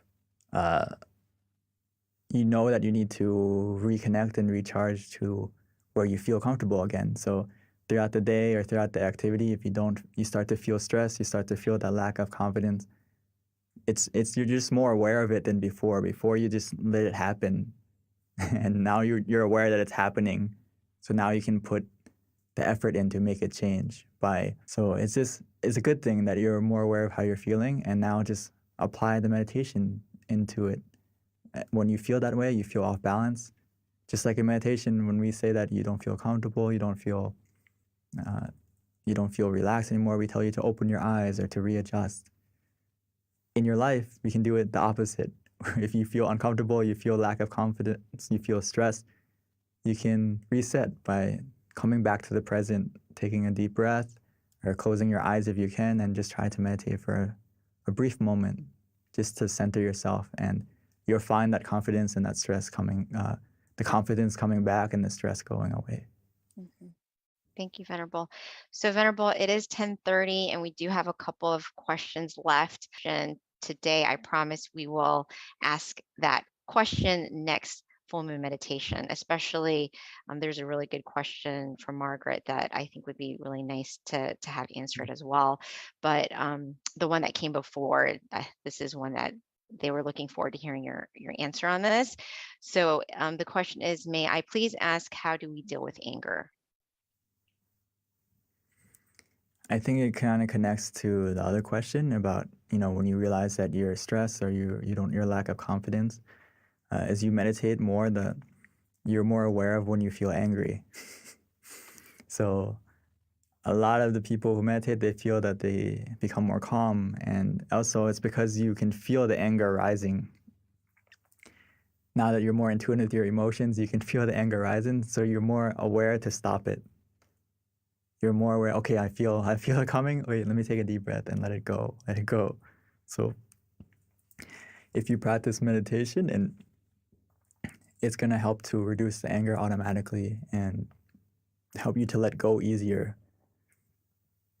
So I think it goes hand in hand with practicing meditation, that it will automatically, you'll be able to realize yourself that you're angry. And then now that you're angry, we need to kind of change the focus, because your mind can only focus on one thing at a time. And if you focus on the thing that's making you angry, it's only going to get more angry. You're only going to get more angry. But if you change your focus to like the mantra, or you change the focus to visualizing Lumbu, Lumpal, or the crystal ball, the sphere, whatever you want to do, just to take your mind off of the anger. So the quicker you realize you're angry, the quicker you can react and change the focus. And when you focus on something that makes you peaceful and relaxed, you're going to feel the anger subsiding. Okay, thank you, Venerable. So, Venerable, let's just go ahead and answer this one last question so it doesn't have to linger until next month. It's from Margaret. And the question is, first of all, she wanted to thank you for offering the session, but she is autistic and can easily become overwhelmed by sensory inputs when out and about in the world. And she wants to know if there are techniques that she can use in those situations to reduce the overload to her body. We need something to, our mind, not even everyone is also kind of, we have a sensory overload where our five senses are kind of bombarded by everything around us. So it's always a good idea to have something to help filter your mind when you're walking around and you're doing things. Just like you said, is you can use the mantra. Try to use it as like a song that you repeat in your mind as you're walking, as you're doing activities. Try to repeat the mantra in your mind. Samarang, samarang, samarang. In the beginning, it's kind of like you have to be mindful to say it, but as you do it more often, it's going to be like a automatic song that plays in your mind on repeat. And it's kind of like when you focus on breathing, when you focus to breathe, you have to think to do it. But and normally you can also turn it off and you don't have to think to breathe, right? Right now, I don't think anyone's consciously thinking to breathe. It's the same thing with if you practice using the mantra outside or visualizing outside as well. So whatever is easier for you, you can try to use the mantra much longer. All right, So thank you, hopefully that helps. Venerable. And just to wrap things up, we do have a picture from our Venerable who's actually running the slides of him Yeah, I think he found it. having kids meditate that, we want to share to you. But correction on the full moon meditation for next month, it is the 13th, which is on a Wednesday. So there he is right there with the little ones meditating. So yeah, it's never too early to train your children, family, friends, nieces, nephews. In the red shirt, that's me. No! Oh, I had no idea. How perfect is that? Wow. That's very touching, Venerable. We get to see you when you were very young. How cute. All right. Well, thank you so much, everyone, for joining us. And we look forward to seeing you in the future. Again, let us share inner brightness with everyone and invite them to join us, because the more people that meditate, the more people find this inner happiness, the happier the world.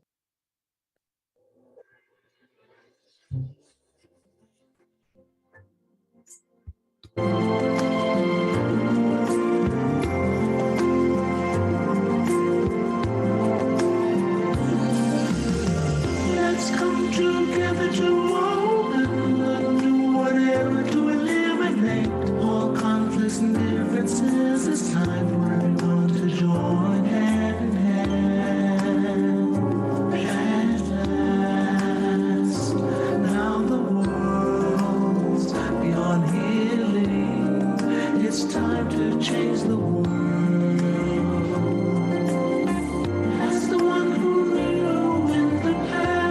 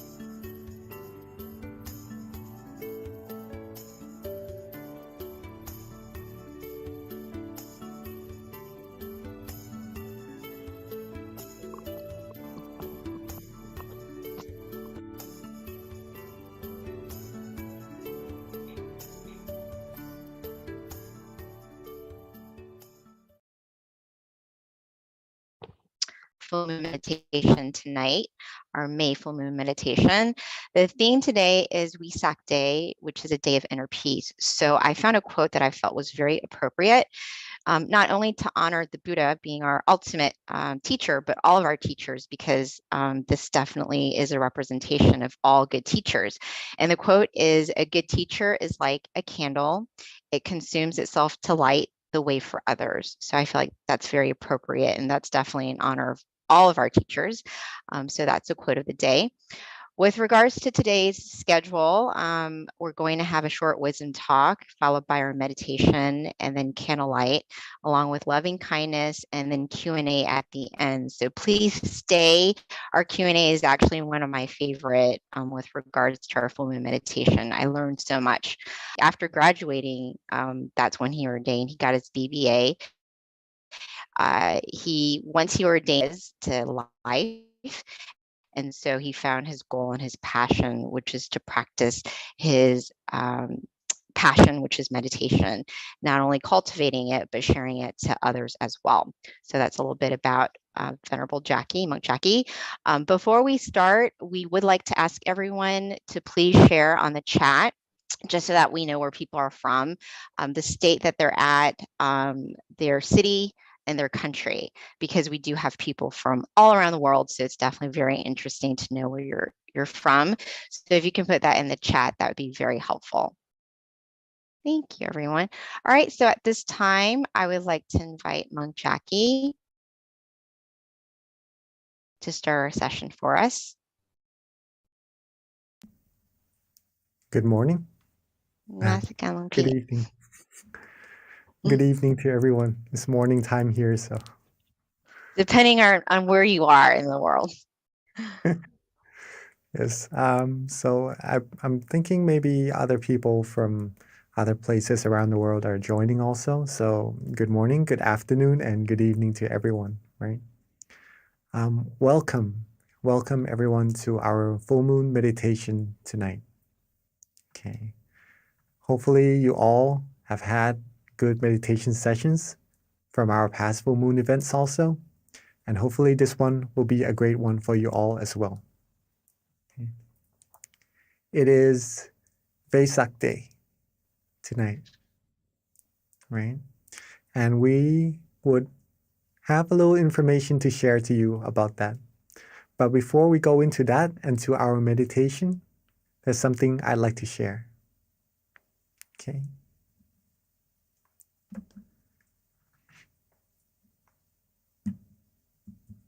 Relaxation is universal. Would you all agree with me on that? Everyone in the world can relax, right? Okay, so that's that.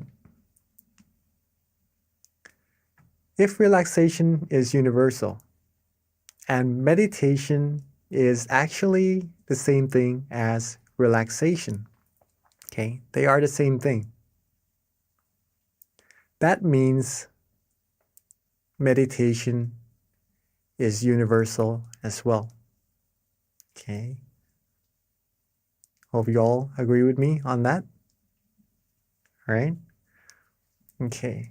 Now let's keep this in mind for a second, that meditation is universal, just like relaxation. It's just a feeling, it's just a practice. Okay. Everyone on earth can do it, right? We can do it. We have been doing it for many